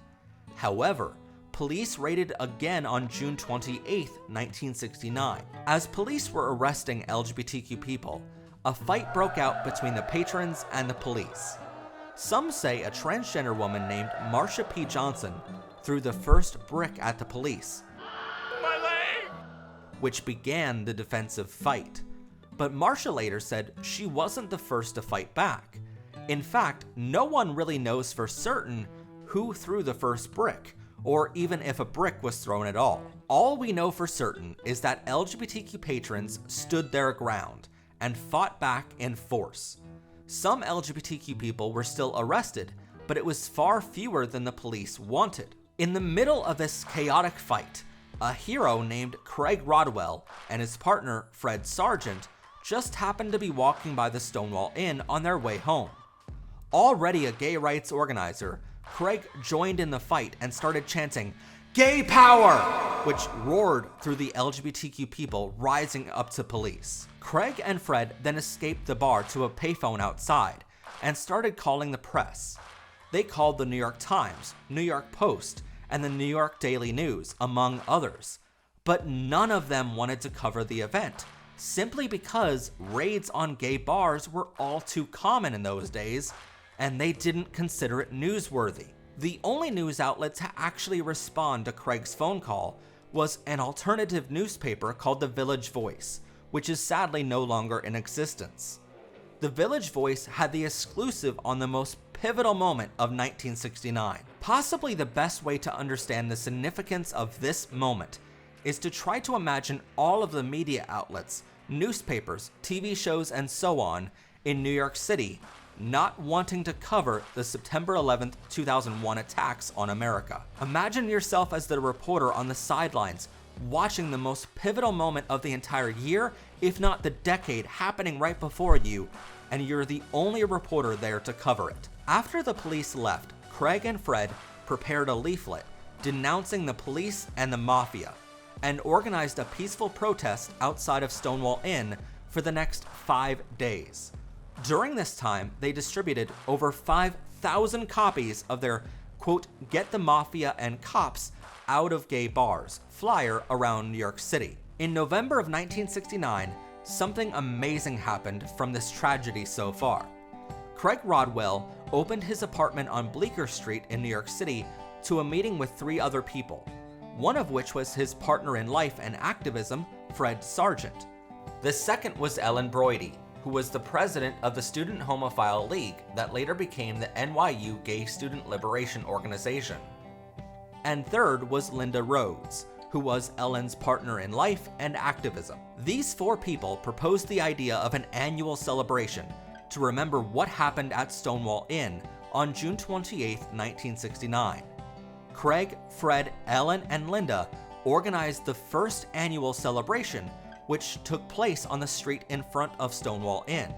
They called it the Christopher Street Liberation Day, and it took place on June 28, 1970. The following year, in 1971, it was expanded to a few more cities, and soon it was named Pride.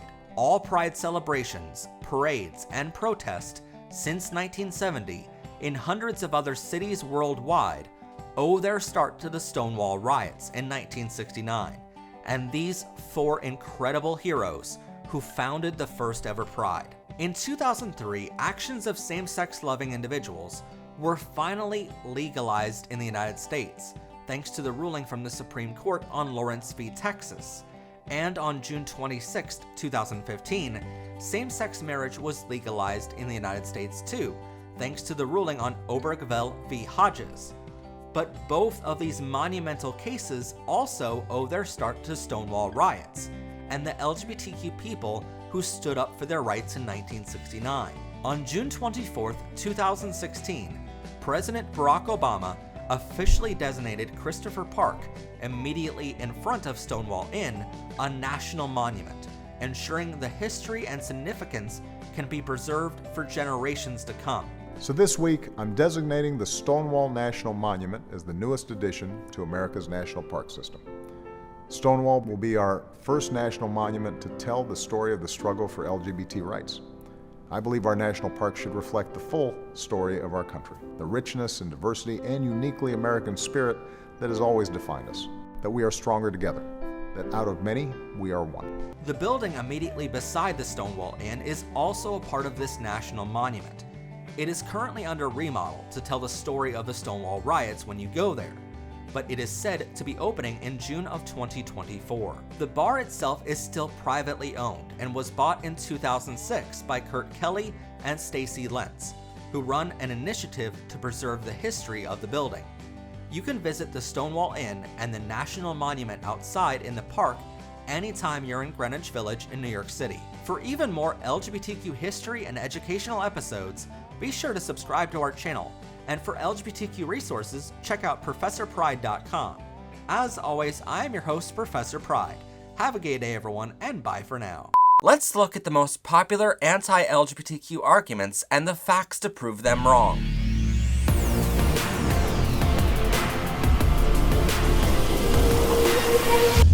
With the holidays coming up and LGBTQ people being forced to sometimes visit their homophobic, transphobic, and otherwise hateful families, we thought it was the perfect time to address the major arguments you might hear from your bitter old grandfather. So this past month, we asked our audience to tell us the anti-LGBTQ arguments they've heard in their lives, so we can help them overcome this debate with facts. But before we begin, it's important to note that if someone is hateful to the LGBTQ identities, sometimes, even with all of the facts on our side, there's no convincing these people that they are wrong. Why? Because scientifically speaking, the more homophobic or hateful a person is, the lower the person's overall intelligence, and the higher their stress is as a result. This means listening to facts and reasoning is not something these people are used to. They follow feelings and opinions instead. But just in case you're forced into a dialogue with these arguments, here are the ways to combat them. The most popular hateful argument is the fallacy that you're too young to know you're LGBTQ. The simple answer is, this is completely false. Most people with different sexual orientations other than straight figure out that they are gay, bisexual, and so on at an early age, between 8 to 11 years old. Most of them now come out as LGB around 10 to 11 years old. Most transgender people figure out their true gender identity does not match their sex assigned at birth at around 3 to 5 years old or younger, and if in an accepting home life, come out shortly after that. This is because straight people figure out they are straight at the same ages, and cisgender people figure out they are cisgender at the same ages too. And being LGBTQ is no different when it comes to finding out who you are inside. Next up is the fallacy that being LGBTQ is a choice. But as we've proven on this show many times before, science just doesn't work like that. It's in your DNA from the moment you're born to the moment you die, and that DNA determines your sexual orientation. Your true gender identity, even if it's different than the sex you were assigned at birth, is in your brain from the moment you're born to the moment you die. The only reason people perceive this as a choice is because we in the LGBTQ have a moment in our lives when we choose to be happy about it and come out to someone else. They never came out to anyone and never had to, so they don't perceive their own gender or sexuality as a choice. Thus, this becomes yet another false claim these people make. Next is the fallacy that being gay or transgender is a sin in the eyes of their religion. But as we've proven on this show before, No major scripture of any popular religion of the world even mentions homosexuality or homosexual actions, let alone calls it a sin. Nor does any major scripture mention transgenderism or it being a sin. Here's the facts. In 1946, they started translating the original Bible to the text we know today. But in 1952, when they published their version of the book, it was no longer the Bible because it was clearly changed. So when a homophobic person brings up scripture like Leviticus 18:22, where it says, "You shall not lie with a male as with a woman," you should know this is a lie. The people hired to translate this text read the original text where it says, "You shall not lie with a young boy as you lie with a woman," and they changed it to make it seem like lying with a man of your same age was wrong, when it clearly never was. Changes to the text like this happen throughout the entire Bible. So no, God does not think it's wrong to be gay or trans. But those people who changed God's original words might have some trouble when they get to the pearly gates. Next is the fallacy that falling in love is a necessity, so it's impossible to be asexual or aromantic. But my question is, who says it's a necessity? Because if you're talking about religion, God never said that. And if you're talking about governments, modern countries allow you to live your life as a single person if you want. So no one is saying it's a necessity. No one. Next is the fallacy that being trans is disrespecting God, because God created you as the gender you were born. Shockingly, this one has a hint of truth to it, so allow me to explain. If you believe in God, then yes, God did create you with the gender you were born with. But remember, gender is not determined by your genitals. Instead, it's embedded in your DNA and your brain. So by socially or medically transitioning to being your authentic gender, you would be just respecting God's wishes for you to be the gender you were always meant to be. Next up is the fallacy that you are just bisexual to get attention. And considering bisexuals most times faced double discrimination from both homophobic people and gay people alike, I'm sure they would agree this extra attention is unwanted. But scientifically speaking, your sexual orientation is determined by your DNA, as we've proven in the episode here. So the fallacy saying you're just bisexual for attention is implying you're faking it, which is clearly not true according to science. The next fallacy on our list is the notion that the human brain can only feel attraction to one person. But while this is clearly aimed against polyamorous, bisexual, and pansexual people, it's complete horse crap. Even saying this is hypocritical of straight people, because 70% of them will get married and will later cheat on their partner with other people. But putting that aside, you can feel attraction to your partners, your dozens of friends, your coworkers, and your family in different forms of love. So obviously, the human brain can feel love for more than one person, at the same time even. Next up is the fallacy that being lesbian isn't real. So here are the facts. 11.7% of the world's population belongs to the LGBTQ community, and 19% of them are lesbians. With a global population of 7.8 billion people as of the date of this recording, that means 175 million of them are lesbians. So yeah, they're real. Sticking with the lesbian fallacies for a moment, lesbophobic people say that being lesbian is a political movement. And again, this one is centered in a half-truth. People aren't turned lesbian, nor do they choose to be lesbian, as we've covered earlier in this episode. But the fight for lesbian rights has become very political. After lawmakers kept coming after the lesbian community for decades, trying to strip them of every possible freedom and strip them of their unalienable rights promised in the Constitution and Declaration of Independence, they made it very political. It was only after lesbians started fighting back and trying to gain their freedoms back that homophobes called lesbians political. Well, that's kind of hypocritical, isn't it? The truth is, lesbians didn't want this to be political at all. But if they wanted their basic freedoms of life, liberty, and the pursuit of happiness, homophobes kind of forced their hand on that one. Next is the fallacy that lesbians are attracted to the same sex because they are angry at men. Yet again, this one is based on a half-truth. You cannot choose to be lesbian, so being lesbian has nothing to do with being angry at men. But if lesbians were angry at men, I'd kinda understand why. After all, men stripped lesbians' freedoms and rights away for decades now.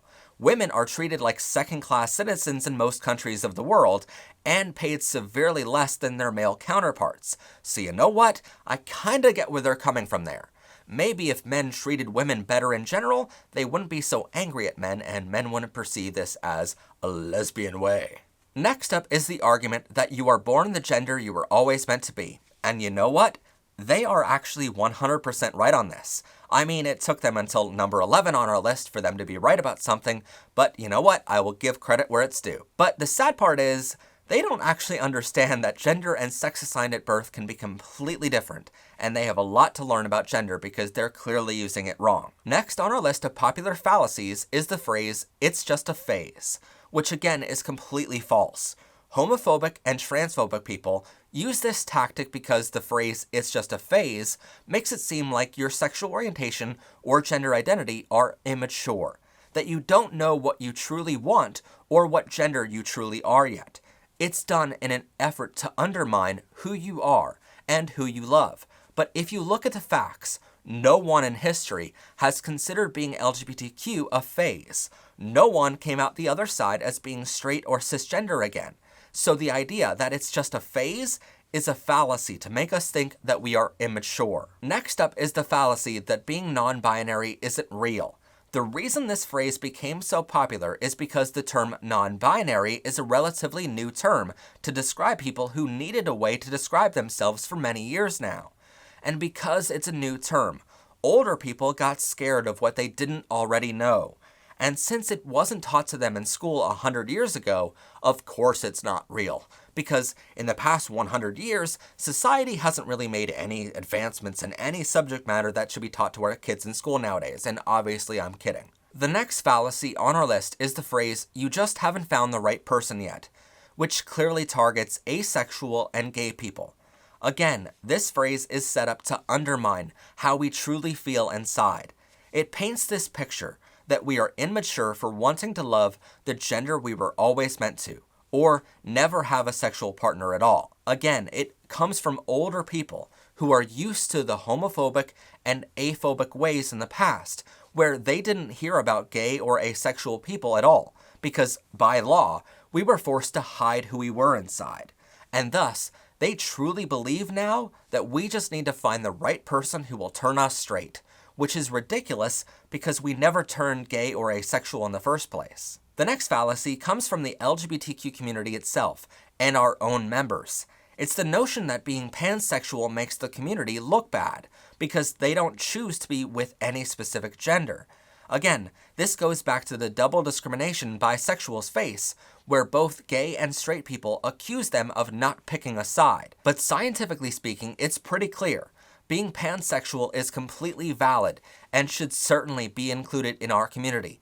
Just because you can love someone regardless of gender doesn't mean you make a community look bad and doesn't mean your sexuality isn't valid. Our community is founded on the ideals of spreading love in the face of hatred, so why would that make us look bad? Next up is the literal argument made by transphobic people that, quote, "you're a monster if you identify as transgender." As we've proven on this show before, your gender identity is completely valid, even if it doesn't align with the sex you were assigned at birth. So, on the one hand, you have a child just trying to live their authentic self and be the gender they were always meant to be inside. They're quite happy just being themselves there. On the other hand, you have a parent or person actively trying to hurt the child and pushing them to suicide. So, if you're calling someone a monster for being trans, sorry, but you're the real monster. A monster far worse than even Stephen King can come up with. Next is the fallacy that if you're LGBTQ, then it must mean you were abused as a child. So let's look at the facts here. When you're born, you already have the DNA throughout your body, which determines your sexual orientation and gender identity. So anything that happens in your childhood won't change that. On the other hand, by being LGBTQ or coming out as LGBTQ, it puts you at a much higher risk of getting bullied by your classmates in school, bullied by school administrators, verbally and physically abused by your parents, and pushed to suicide by your church leaders as a child.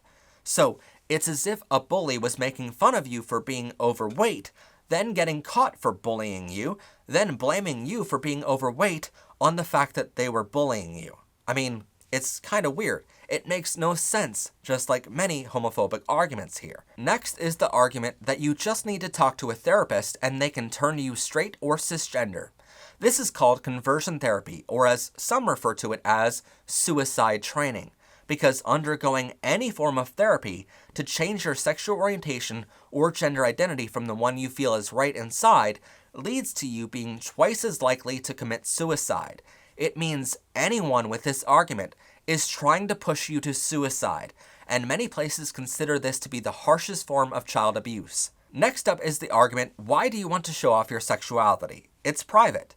This is quite possibly the dumbest argument yet, because the simple response is, why do you want to show off being straight and cisgender then? Being straight is forced onto all of us in our heteronormative society. The same people who have sex with their straight partner in public or applaud TV shows for showing straight couples having sex in front of their children are the same people who will complain about a gay couple holding hands in public. It's hypocrisy at its finest. Coming in at number 20 on our list of popular fallacies is literally the phrase, God hates you. This is truly one of the worst things homophobic and transphobic people can say to members of our community. Not only because it's horrible to say, but because it's not true in the slightest. If you believe in God, then you know the scripture says not to put any false gods above them, and not to take the Lord's name in vain. So by saying God hates anyone, they are saying they can judge better than God can. Not to mention the fact that God said nothing bad about homosexuality or transgenderism in any major scripture of the world, and said they love everyone equally. Next is the fallacy that we are just LGBTQ because we just wanted attention. And if I may add a bit of sarcasm here, sure, we just wanted attention. We voluntarily signed up to be LGBTQ, which puts us at a much higher risk of getting murdered, puts us in a position to be harassed and beaten for just being ourselves, and puts us at a much higher risk of depression and suicide because parents out there don't know how to do their job and accept their child for being LGBTQ. But this fallacy implies that it is just a choice for being gay or trans, which again is not true at all. So no, we're not just doing this for attention, instead we are doing it to be happy. In one of the most idiotic things I've heard lately, the next argument is used against transgender people with the saying, quote, I've always known you as your dead name and dead pronouns, so I'll just keep calling you those instead. First off, this tells you the person is unwilling to change anything in their lives. They are basically telling you that they don't listen to any new information and never change their minds on anything. So if they bring this argument up to you, ask them if they still use the search engine Backrub, because that was the original name for a search engine, which would someday be called Google. Ask them if they still drive a Datsun, because that was the original name for a car company called Nissan.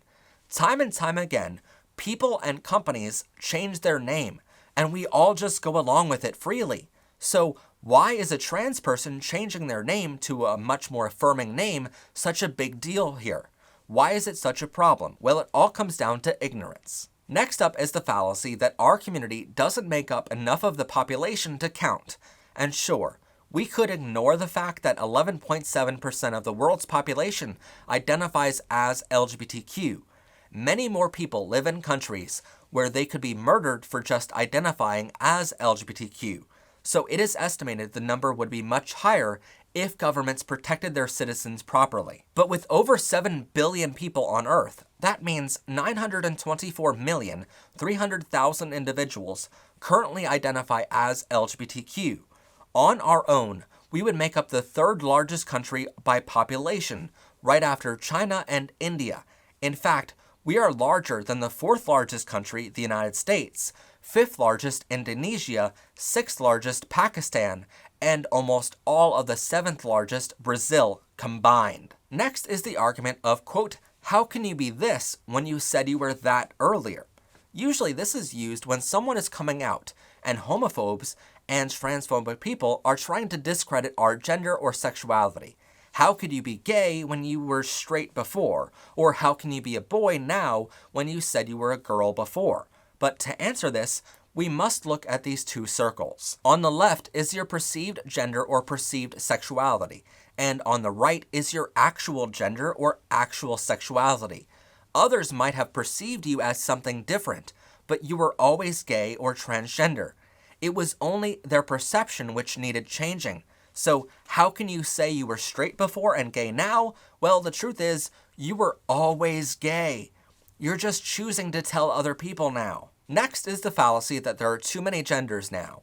First off, gender wasn't just created yesterday. We know that transgender and non-binary people have existed and identified as such back in ancient Rome, Egypt, and more. Secondly, by saying this, they're denying someone else the right to their freedom over their own gender.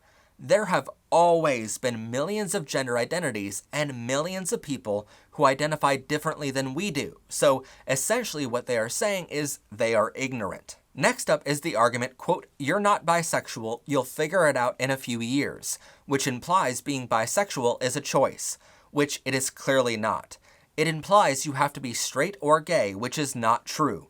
And it implies that science isn't real or valid because we know sexuality is a spectrum, and no one has to be exactly on one side or the other of that spectrum. The next fallacy on our list is one even I cannot believe is real, and it goes like this. Quote, "Being demi-romantic or demisexual aren't real because they aren't being murdered in the street." Yes, this is a real argument people make, but putting aside the fact that I'm demisexual and I'm a real person, or at least I think I am, but this fallacy implies that we have to be murdered in the street to be considered real, which is just ridiculous. I mean, straight people are real, and how many of them are murdered in the street just for holding hands with their partner? Oh, that's right, none of them. Next is the argument that being asexual or aromantic means you're a coward because you won't love anyone.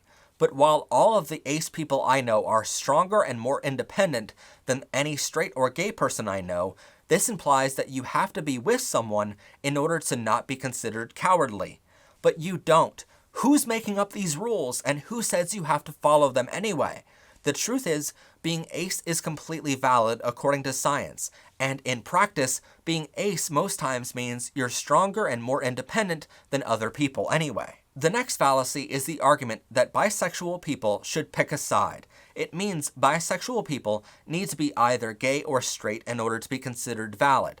We've covered this in much more detail in our episode called Bisexual Double Discrimination, linked down below. But most bisexuals are only with one person at a time, and their sexuality is completely valid according to science. It means the person making that argument doesn't understand basic science and doesn't want others to be happy in any way. So the best argument is to tell them to get proper education. Next up is the argument, quote, "I just don't agree with it." While this is technically true, they might not agree with you being LGBTQ, but the bigger issue is, why do they feel they have that power over you? How are they in control of your freedoms? The truth is, they aren't. So the best argument against this statement is, cool, you not agreeing with me being LGBTQ doesn't mean I stop from being it, and it doesn't mean I have to, because no one asked for your opinion anyway. The next fallacy is the argument, quote, "Being trans is a mental illness." This dates back to 1974 when transgenderism was wrongfully classified as a mental illness by the American Psychological Association, otherwise known as the APA. This led to many people being experimented on and treated for something that was never wrong in the first place. In 2012, it was finally taken off of that list of mental illnesses, and the APA formally apologized for their actions, but the damage was already done. Some people will never accept transgender people as valid, even though, as we've proven in this episode here, science is pretty clear that being trans is completely valid. Next up is the fallacy that being polyamorous is just an excuse to cheat on your partner.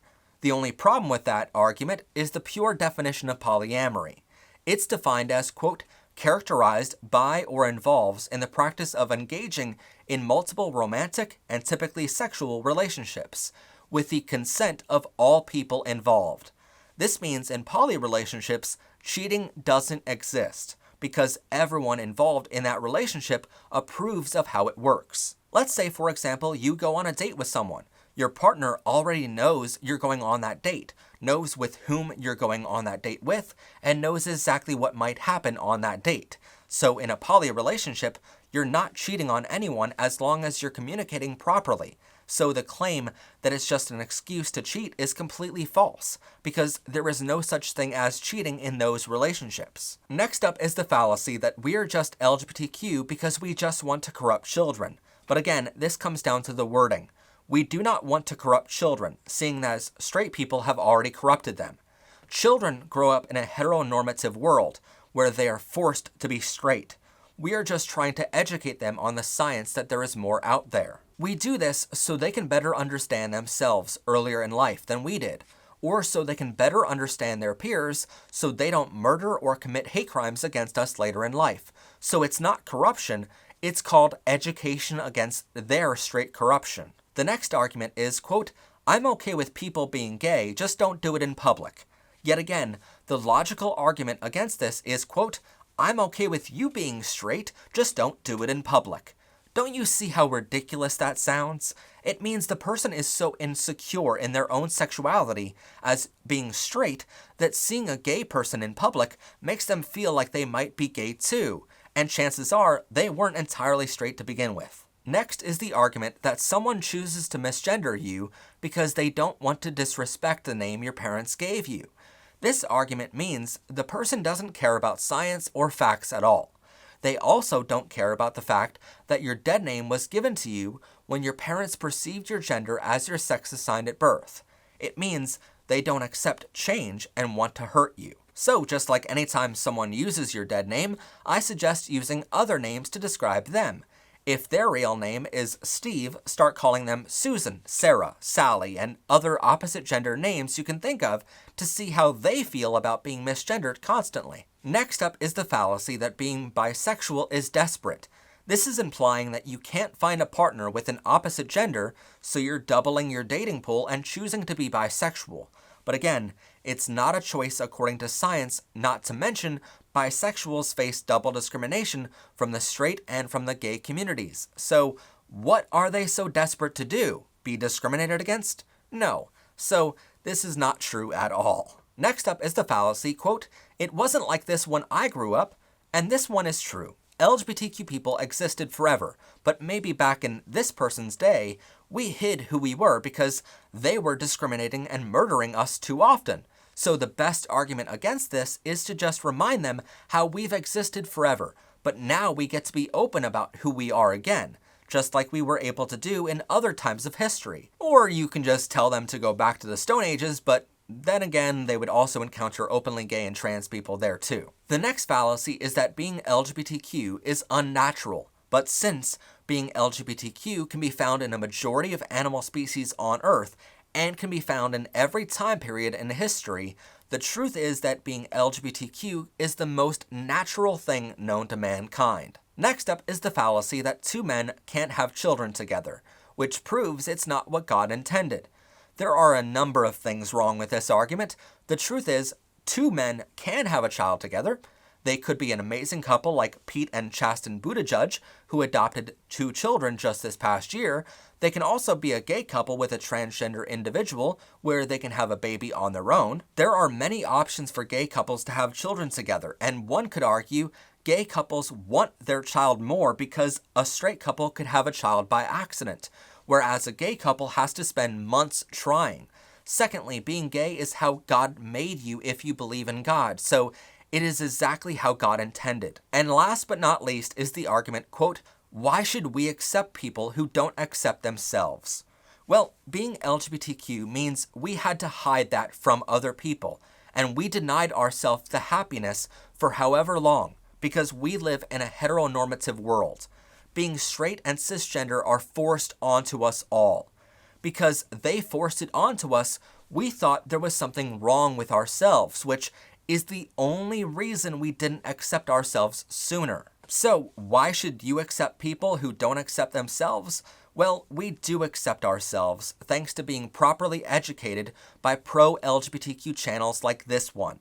But you should accept us because You denied us that happiness earlier in our lives, and you forced being straight onto us even though we weren't all straight.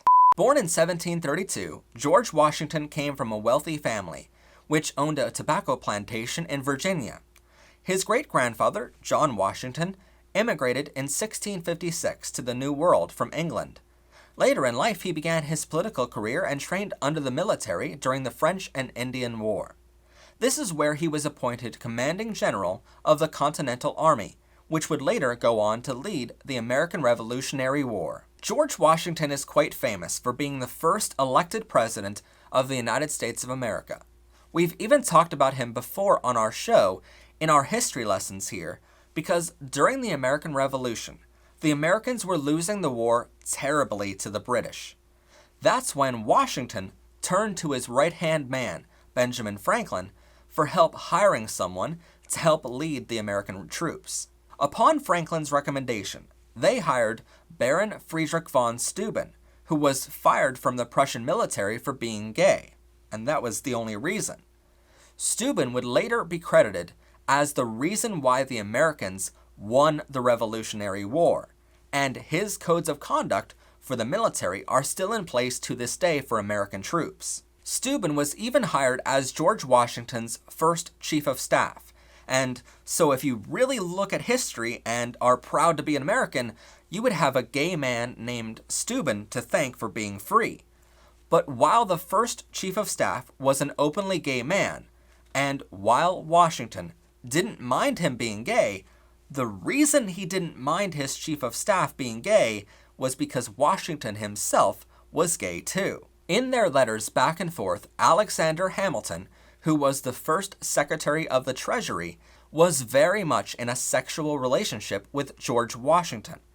It was widely known that Hamilton and Franklin Pierce, who was our 14th president, were both gay, but until letters started surfacing between Hamilton and Washington, we didn't really know our first president was gay too. During the American Revolution, a man named Marquis de Lafayette also wrote love letters back and forth with George Washington, and this definitely pointed to a sexual relationship between them. In his writing to Washington, he writes, quote, "My dearest general, there was a friend, my dear general, so much, so tenderly beloved, as I love and respect you, happy in our union, in the pleasure of living near you, in the pleasing satisfaction of partaking every sentiment of your heart, every event in your life. I have taken such a habit of being inseparable from you that I cannot now accustom myself to your absence, and I am more and more afflicted that the enormous distance which keeps me so far from my dearest friend." And please keep in mind, these are just some of the letters they sent back and forth. A lot of them do have sexual undertones that we cannot share here on YouTube for fear of being demonetized, because their letters that you can look up online for yourself have quite an overtone of a deep and lasting romantic relationship. And while Washington never came out publicly as gay, from the many relationships he had over the years, their letters back and forth, and from this unique likability to hiring gay military leaders, chiefs of staff, and secretaries, all of which was very out of place in the country at the time, we can pretty well certify that he was gay. And even if we didn't call him gay by today's standards, the facts are plain and simple, that Washington had many same-sex lovers.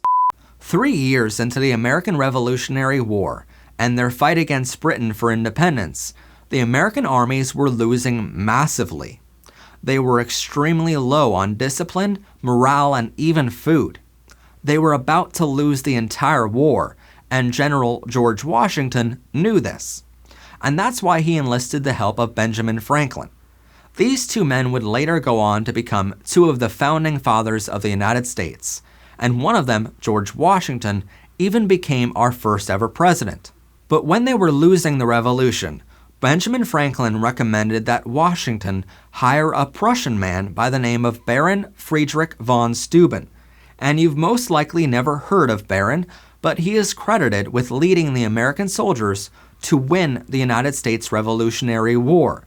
He was largely erased from American history books, not because he was Prussian, but instead it was because he was gay.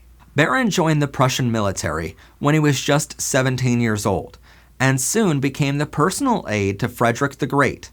He had what many considered to be a promising career, but then was suddenly dismissed from the Prussian military in 1763. While circumstances could vary, his dismissal is believed to have been because the army found out that Baron was gay. He then went from job to job, working for very minimal amounts just to live on. He applied for a job in another military position and again was denied because rumors circulated from him being gay. After this point, Baron chose to flee his homeland, while simultaneously, the Americans were looking for a new leader to help them win the revolution. So when Benjamin Franklin recommended Baron because of his promising military experience, George Washington accepted the recommendation and hired Baron to be the Inspector General. In his new position, Baron taught the army more efficient fighting techniques and helped instill discipline in the ranks. His contributions won the United States the Revolution, and some of his drill manuals are still used in today's U.S. military. After winning the war, Baron was such a trusted advisor to George Washington that he even became his chief of staff and was granted U.S. citizenship. But the most shocking part of the story is that both George Washington and Benjamin Franklin knew Baron was gay and hired him anyway. Franklin wrote that he didn't see Baron's private life as relevant to his military qualifications, and George Washington wrote that Baron, quote, appears to be much of a gentleman, and as far as I have had an opportunity of judging, a man of military knowledge and acquainted with the world. In honor of today being International Intersex Awareness Day, I want to talk to you about a really interesting historical figure from the American Revolutionary War. His name was Casimir Pulaski. He was born into a noble family in Warsaw, Poland on either March 4th or March 6th, 1745, depending on conflicting historical documents. He was one of the leading military commanders of the Bar Confederation, which was a revolutionary group that was fighting against the Polish-Lithuanian Commonwealth. The Commonwealth was considered by the Bar Confederation to be a puppet government for Russia. The uprising failed, and Casimir was driven into exile, where he met Benjamin Franklin in France. Benjamin Franklin was taking a small break from cheating on his wife long enough to recruit Pulaski into the American Continental Army in 1777. Upon his arrival, he wrote to George Washington, quote, I came here, where freedom is being defended, to serve it and to live or die for it. Pulaski immediately became a general in the army and commanded the Pulaski Cavalry Legion. He made a name for himself at the Battle of Brandywine. This battle was ultimately a defeat for the Continental Army, who chose to retreat in a terribly disorganized fashion. Pulaski, who was gathering intel using the speed of his cavalry, went to George Washington and told him that the British were attempting to cut off their retreat. Washington ordered Pulaski to gather as many scattered and confused men as possible and perform a rear guard action. That's where soldiers in the front retreat to the back of the line and they keep circling positions until they are far enough back that the British can't fight them. This protected the retreat from British attacks. It is believed that this not only saved the Continental Army from an absolute massacre, but also saved the life of George Washington himself. Had Washington been captured, Americans might now be sipping tea and watching inferior versions of The Office. Well, the importance of this event cannot be overstated. Pulaski was then granted the commission of Brigadier General by Congress. Up until that point, wars were fought by people standing in a field and shooting at each other. Pulaski recognized the usefulness of the cavalry. The Continental Army only had a few hundred horses at the time, and they were spread out over numerous infantry formations, being used only for scouting. Pulaski reformed the cavalry and began training his people. Sadly, he spent most of the winter of 1777 and 78 at Valley Forge with Washington, where he frequently lobbied for attacks to continue through the entire winter. In 1778, Pulaski was sent to Yorktown, where he was given the special title of Commander of the Horse. By the end of 1778, Pulaski's legion numbered around 330 men. Pulaski was known for using his own money to make sure his legion had the best equipment when Congress was unable to send funds. Later, Washington ordered him to Charleston, South Carolina. When he arrived, Charleston was in disarray. The commander of the Southern Army, General Benjamin Lincoln, mysteriously decided to march almost his entire army towards Augusta, Georgia, in an attempt to take back Savannah, which had been conquered in late 1778 by the British. Lincoln's forces were driven back to Charleston. The city was preparing their defenses, so Pulaski rode out to stall the British forces so they can get ready in time. Most of Pulaski's legion was wiped out on that day. A few months later, Pulaski's numbers had been restored and bolstered by French cavalrymen. It was decided that the Southern Army would again attempt to retake Savannah. Pulaski was injured, trying to rally the fleeing French cavalrymen when he was shot by grape shot, which is a large bullet fired from a cannon. He was taken from the battlefield, where he died and was buried 2 days later outside of Savannah. Pulaski had a monument erected in his honor in Savannah, Georgia. In 1853, Pulaski's remains were moved to the monument. Then in 1996, the remains were taken out to be studied. This examination took 8 years and involved DNA analysis as well as forensic studies. In 2005, the remains were reinterred in a public ceremony with full military honors. Using the data from that study, the Smithsonian Institute concluded that the bones were certainly Casimir Pulaski's bones, and that Pulaski was either a female or intersex person. They based this off of the bone structure, DNA from a descendant, and battle injuries to the skeleton. Pulaski was known for being reclusive, seeming to never show romantic interest in anyone, so it was never publicly known that he was female or intersex. Sadly, he had no heirs upon his death. Casimir Pulaski's monument can be visited in Savannah, Georgia, and his life is celebrated every year on October 11th, Casimir Pulaski Day in America, with a large parade being held that day on Fifth Avenue in New York City. In 2009, President Barack Obama granted Pulaski honorary American citizenship. In 1826, the first ever successful photograph was taken by a French inventor named Joseph Niépce Niépce. Over the years, it was perfected by a few other inventors named Henry Fox Talbot, Thomas Wedgwood, and Louis Daguerre. But their photographs were pretty basic and left a lot of detail to be desired. And we certainly have come a long way since then, in the 1800s, to now having the ability for you to watch us tell the story of modern photography with 60 photographs every second, or as it's commonly referred to as video. But how we got here, filming in 4K resolution right now, all started with a few great men of history, bringing photography to America. Their names were Von Gloden, Thomas Ekin, and Fred Hollanday. And for the record, this story gets very, very gay, just like me. Von Gloden centered his work on taking erotic photographs of nude males, right after the Civil War in the United States. In fact, we just did an episode on how being LGBTQ was widely accepted in the Civil War, which references the work of Von Gloden. His work quickly gained popularity among American and European men who identified as lovers of other men. Thomas Ekin also focused his work on taking erotic photographs of nude males. His most popular work included taking nude photographs of Billy Duckett, who was the boyfriend of gay poet Walt Whitman. Thomas even did a series of photos of Billy Duckett and Walt Whitman in a traditional wedding portrait.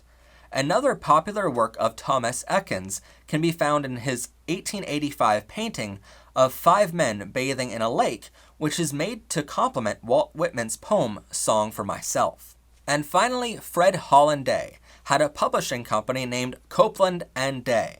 They printed books from writers like the gay Oscar Wilde and lesbian Aubrey Beardsley, who each wrote homosexual storylines. Fred's company was one of the only companies in the world to print same-sex storylines in small editions which were hand-bound. In total, his company published 98 books and periodicals, but the company was never financially successful because of the somewhat illegal books they were publishing. 2 years after he founded the company, he started to take up photography, and quickly his photos were picked up as fine art and organized international photography exhibits. What made his photographs so popular is the fact that he made them so controversial.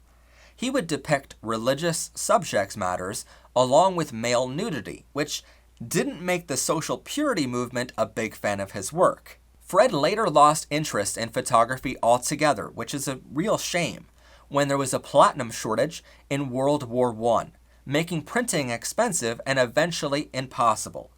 And though he died 20 years later in relative obscurity, Fred, Thomas, and Vaughn were the three men to bring photography to America and make it more mainstream.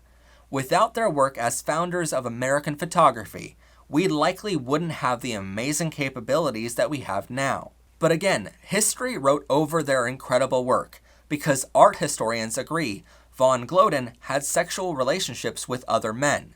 Fred Hollanday and Thomas Ekins both had romantic, if not physical, relationships with other men too. Sally Kristen Ride is one of the most honored and admirable lesbians in history. She was born on May 26, 1951, in Los Angeles, California. She was a nationally ranked tennis player who went on to attend multiple universities before graduating at Stanford with a bachelor's degree in English and physics. She later earned a master's degree in 1975 and a PhD in physics in 1978, with a focus on astrophysics and free electron lasers. I'll admit, in researching this story, I have no idea what that is either. But in 1978, she was selected to be an astronaut as part of NASA's Astronaut Group 8, which was the first class to select women. She became a mission specialist, served as the ground-based capsule communicator for the second and third space shuttle flights, and helped develop the space shuttle's robot arm. I want to get up as soon as I can, so that means that I'd like to be the first woman up, but I don't have any great desire to be the first woman. On June 18, 1983, she became the first American woman in space as a crew member aboard the Challenger. She would later do another trip to space in 1984 aboard the Challenger once again. Overall, she spent 343 hours in space. Being able to put on a pressure suit and then open the hatch and step outside and have a view of essentially the universe out in front of you. Throughout all of the media attention she received over the years, she never once revealed any details of her personal life though. When she passed away from pancreatic cancer on July 23rd of 2012 at the age of 61, no one still had any idea about her personal life. It was only in her obituary that she revealed her partner of 27 years was a woman by the name of Tan O'Shaughnessy, who was a professor of school psychology at San Diego State University. Sally Ride is the first known LGBTQ astronaut in history, and therefore a wonderful role model for lesbians and everyone else. Just break the stratospheric glass ceiling. She blasted through it, and when she came back to Earth, she devoted her life to helping girls excel in fields like math, science, and engineering. Young girls need to see role models, she said. You can't be what you can't see. Today, our daughters, including Malia and Sasha, can set their sights a little bit higher because Sally Ride showed them the way. Oscar Wilde was one of the most famous authors and playwrights from the 19th century. He was born in Dublin, Ireland, and was the son of two very well-educated parents. So it was no surprise that both in his writing and in his everyday life, people knew him to be pretty witty and charming. He was married and had 2 children, but he had to be married and have kids back in those days because being gay was against the law, and having a wife and kids was a great cover story. Almost everyone knew he was gay, but no one really minded. What got him into trouble, though, was that he had an affair with Lord Alfred Douglas, whose father was the nobleman of Queensberry. Sadly, his father found out about the affair, and Oscar was charged with being a sodomite. Oscar took the father to court and charged him with slander, but Queensberry quickly used love letters he found written by Oscar to his son to prove his guilt. Oscar was sentenced to 2 years of hard labor, after which he was released from prison and was broke. His final years were spent traveling around Europe, sleeping in cheap hotels and friends' apartments. He passed away in Paris on June 30th of 1990 from meningitis at the age of 46. But when he passed away, he left behind a sizable collection of work. He wrote poems, stories, and even plays, which were all famous at that point. And almost all of his work featured homosexual characters, which brought the topic of homosexuality to the public eye. In 2017, he was posthumously pardoned for his conviction, but I agree with many historians that being pardoned for something means you committed a crime and are being forgiven for it. But Oscar committed no crime being gay. Here are 15 great people that you never knew were LGBTQ.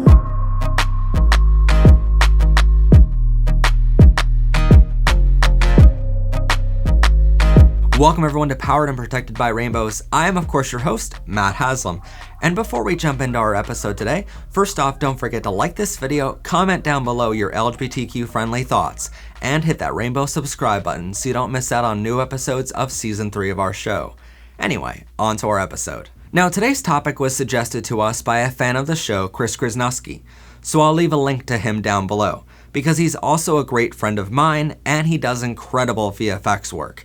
In fact, he's actually been on one of our other channels called VLamp and helped us with a whole VFX tutorial week, so I'll leave a link down there so you can check out that episode as well. Being a member of our community doesn't mean you're limited in any way from following your dreams, no matter the industry you pursue those dreams in. Whether acting, comedian, musician, executive, athlete, or wherever else, you are perfect in every way, and famous folks like these 15 show us that we are normal by their visibility and activism. Number 15, Angelina Jolie. Perhaps best known for her acting in the movies Lara Croft, Tomb Raider in 2001, and Salt in 2010, Angelina Jolie has long been one of the most influential people in the American entertainment industry. She has even topped the list of the world's most beautiful women by many media outlets, and has been gawked at by straight men everywhere. While in her life, she has had 3 husbands, including Brad Pitt, you may not know that she's actually very outspoken about being bisexual. In an interview, she has even been quoted saying, "They're right to think that about me, because I'm the person most likely to sleep with my female fans."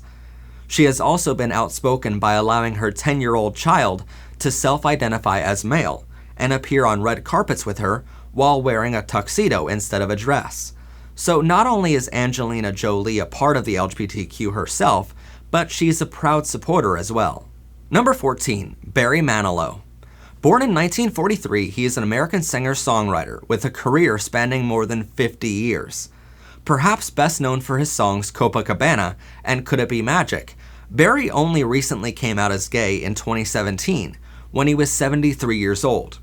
The reason he gave to Time magazine in an interview for not coming out as gay earlier in life was that if he came out in the 1960s or 1970s, it would have ended his career, but now it was safer to do so. Number 13, Robin Roberts. As one of the lead anchors on ABC's Good Morning America, Robin Roberts has had a long history of being a great example to women everywhere. She has overcome breast cancer and championed bone marrow donations after publicly addressing her MDX diagnosis. She won several journalism awards, including the Walter Cronkite Award for Excellence in Journalism and the 2018 Radio Television Digital News Foundation's Lifetime Achievement Award. But in 2014, she came out publicly as a lesbian, not by directly saying that she was gay, but instead by thanking her longtime girlfriend for her support through the health battles Robin faced at the time. She minimalized her coming out post and didn't make a big deal of it. To most of America, they supported her for doing so, and now support her more than ever before. Number 12, Michael Sam. Born in 1990 in the middle of Texas, Michael Sam Jr. became a professional American football player as a defensive end. His talents on the field of Hitchcock High School in Hitchcock, Texas, allowed him to be recruited and later attend the University of Missouri. In August of 2013, he came out as gay to his college teammates and found them to be massively supportive. By coming out, he became one of the first openly gay college football players in American history. Michael later came out publicly to the world before being drafted by the National Football League. Notably about his draft into the NFL, though, is that for some unreported reason, Michael was the first Southeastern Conference Defensive Player of the Year since 2006 to not be included in the first round of the NFL draft. Instead, Michael had to wait until the 7th round of the 2014 NFL draft, where he was drafted by the St. Louis Rams. During the live broadcast of the NFL draft, Michael kissed his then-boyfriend named Vito, who was also a college athlete, on air for all football fans to see what true love really looks like. Shortly after the draft in the preseason, the St. Louis Rams cut Michael from the team for what they claimed was an unrelated reason.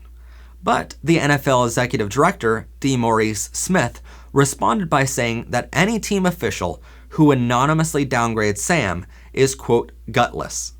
Michael Sam also spent time on the Dallas Cowboys practice squad before signing with Montreal for their 2015 season, becoming the first publicly gay player in the Canadian Football League. Michael has since retired from football and spends his time championing LGBTQ equality legislation, and even won the Arthur Ashley Courage Award. Number 11, Reed Ewig. Most people who watch the ABC comedy Modern Family love seeing a perfectly normal romance between the characters Mitch and Cam. Most viewers also know that Jesse Tyler Ferguson, who plays the character Mitch on the show, is gay in real life. And most fans are surprised to hear how Eric Stonestreet, who plays Cam, is straight in real life. But what you may not know about the show is that Jesse Tyler Ferguson isn't the only gay actor on the show. Reed Ewing, who plays the character Dylan on the show, came out publicly as gay in November of 2015.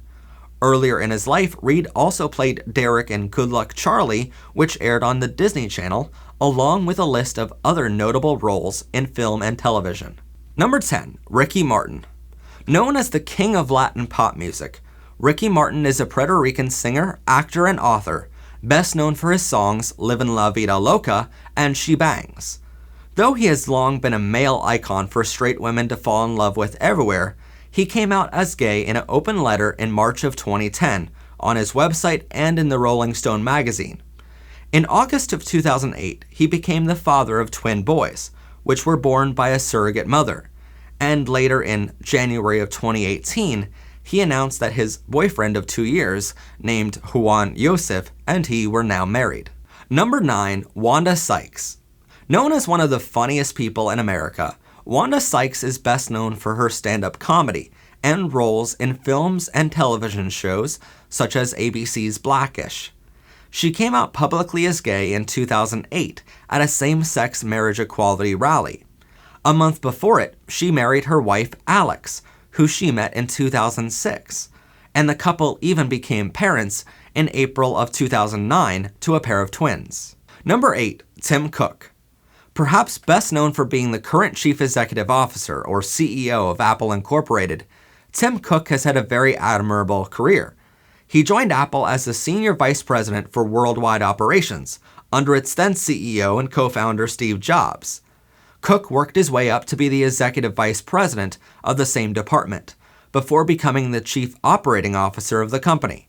When Steve Jobs was about to pass away in August of 2011, Cook was named the CEO. 3 years later, Tim Cook came out as gay and became the first chief executive of a Fortune 500 company to publicly come out. He also serves on the board of directors for other organizations, such as Nike Incorporated, the National Football Foundation, and is a trustee of Duke University. He was later awarded the Visibility Award by the Human Rights Campaign in 2015. Number 7, Billy Joe Armstrong. He is an American singer, songwriter, producer, and actor, best known for his role as the lead vocalist, guitarist, and primary songwriter for the punk rock band he co-founded called Green Day. He wrote his first song at the age of 5 years old, and has long identified himself as bisexual.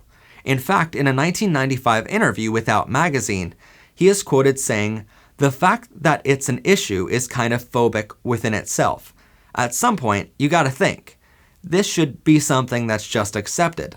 Number 6, Anderson Cooper. Born in 1967, Anderson Cooper is one of the best known and most trusted American journalists. His journalism even gained him numerous prestigious awards, including a Peabody Award in 2005, which is one of the highest honors a journalist could receive. He is a correspondent for 60 Minutes and primary anchor for Anderson Cooper 360. While some people know he is gay, many simply see him as a star journalist.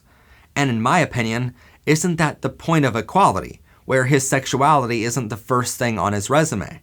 But in July of 2012, he gave permission to an author by the name of Andrew Sullivan to publish an email Anderson wrote stating, quote, "I've begun to consider whether the unintended outcomes of maintaining my privacy outweigh personal and professional principle. It's become clear to me that by remaining silent on certain aspects of my personal life for so long, I have given some the mistaken impression that I am trying to hide something that makes me uncomfortable, ashamed, or even afraid. This is distressing because it is simply not true. The fact is I'm gay, always have been, always will be, and I couldn't be any more happy, comfortable with myself, and proud." Number 5, Jodie Foster. Best known for her acting, directing, and producing for films such as The Panic Room and a long list of other roles in film and television, Jodie Foster has won 2 Academy Awards, 3 British Academy Film Awards, 2 Golden Globe Awards, and has been nominated for a Primetime Emmy Award. But it was during one of her Golden Globe Award acceptance speeches in 2013 that made her a remarkable LGBTQ icon. During that acceptance speech, she came out publicly as gay, but in a unique way. I already did my coming out about 1,000 years ago, back in the Stone Age. Number 4, Jason Collins. In April of 2014, Jason Collins was featured on the cover of Time magazine's 100 Most Influential People in the World. But how he got there was because he is proudly a gay man. Born in 1978, he quickly became a professional basketball player who played 13 seasons in the National Basketball Association, more commonly known as the NBA. He went to Stanford University, where he played as a center for the All-American in 2000 and 2001. He later was drafted by the Houston Rockets, went on to play for the New Jersey Nets, Memphis Grizzlies, Minnesota Timberwolves, Atlanta Hawks, Boston Celtics, Washington Wizards, and Brooklyn Nets. After the 2013 NBA season, he publicly came out as gay and was inducted into the first class of inductees into the National Gay and Lesbian Sports Hall of Fame. Collins later signed to play for the Nets in February of 2014. By doing so, he became the first openly gay athlete to play in any of the 4 major North American professional sports leagues. That same year, he was also on the cover of Time magazine for his influence and achievements throughout his entire career. Number 3, Margaret Cho. Best known for her stand-up comedy, Margaret Cho is also an American actress who was nominated for an Emmy Award in 2012, a fashion designer, author, and singer-songwriter. Her 27-year career has even prompted San Francisco, California to declare April 30th Margaret Cho Day. But while her career is notable by itself, she is also an outspoken pansexual and even corrects journalists who call her bisexual instead. Number 2, Fergie. She was an original member of the children's television series Kids Incorporated and the girl group Wild Orchid, but perhaps you may have heard of her later career when she left those groups in 2001 to join the Black Eyed Peas. They released 2 albums together before Fergie debuted her solo album in 2006. She still collaborates with the Black Eyed Peas for 2 further albums, but nowadays concentrates on her solo group, 5 Fragrances Under Avon, and more. But you may have never known that back in 2009, she confirmed that she is bisexual. And while she married Josh Duhamel, she likes men and women the same amount. Number 1, Lady Gaga. There are dozens of notable accolades which Stephanie Joanne Germanotta, best known for her stage name of Lady Gaga, will be written in history for. From her lead role in A Star is Born, to her 11 Grammy Awards, from her 173 million record sales in her career so far, to her stunning halftime performance at the Super Bowl in 2017. Lady Gaga is one of the most iconic artists of our generation. While she has always championed LGBTQ in her lyrics and performances, and while her audience is massively made up of LGBTQ members, it shocked many in 2009 when she came out as bisexual in an interview with Barbara Walters. Are you bisexual? Well, I do like women. Do you like men too, or just Oh men? yeah, well I've only been in love with men. I've never been in love with a woman. But that's really what the song was all about. Why, when I was with my boyfriend, was I fantasizing about women? Her coming out was criticized by the media, stating that she was only doing so for marketing purposes. But in 2013, Lady Gaga, in her amazing way, shut down the haters, stating, quote, "It's not a lie that I am bisexual and like women. This is who I am and who I have always been." While the Stonewall riots in 1969 are largely credited with being the first gay rights protest in the United States and one of the most influential protests for LGBTQ rights worldwide, it was not the first time LGBTQ people protested. On September 19, 1964, the world's first organized gay rights protest was held in front of the Army Building on Whitehall Street in Manhattan, New York City. Back in 1964, more than 2,400 people were kicked out of the United States military for being gay. The actual number is estimated to be much higher due to poor record keeping, and this 2,400 number does not include all types of discharges, which homosexuals were being kicked out as. In 1964 alone, more homosexuals were kicked out of the Navy than all branches of the military combined in 2001, when Don't Ask, Don't Tell was implemented. I have come here today to discuss a difficult challenge, and one which has received an enormous amount of publicity in public and private debate over the last several months: our nation's policy toward homosexuals in the military. I believe the policy I am announcing today represents a real step forward, but I know it will raise concerns in some of your minds. In 1991, the Secretary of Defense, Dick Cheney, was asked about reports that the Defense Department spent an alleged $500 million to separate and replace about 17,000 homosexuals from the military service during the 1980s, in spite of the findings of a government report saying there was no reason to believe that they could not serve effectively and with distinction. There is no study showing them to be less capable or more prone to misconduct than heterosexual soldiers. Indeed, all the information we have indicates that they are not less capable or more prone to misbehavior. When the military discharged people for being homosexual in 1964 in these record numbers, they classified them with a less than honorable discharge and shared gay people's private information outside of the Department of Defense. So the members of the Homosexual League of New York, Manchin Society of New York, Daughters of Bilitis, and the New York City League for Sexual Freedom organized a formal protest to defend gay rights in the military.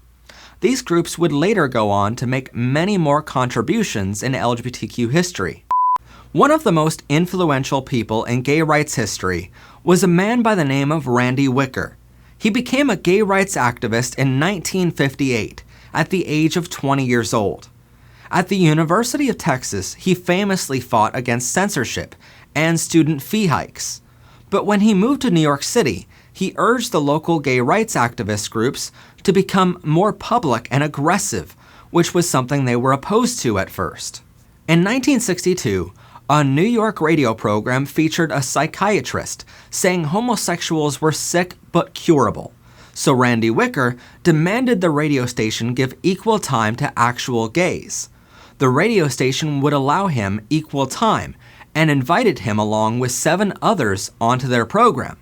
This broadcast would become the first ever positive on-air discussion of homosexuality on the East Coast of the United States.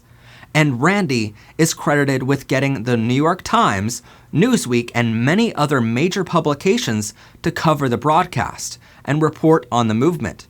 A lot of people think I was terribly idealistic. I was.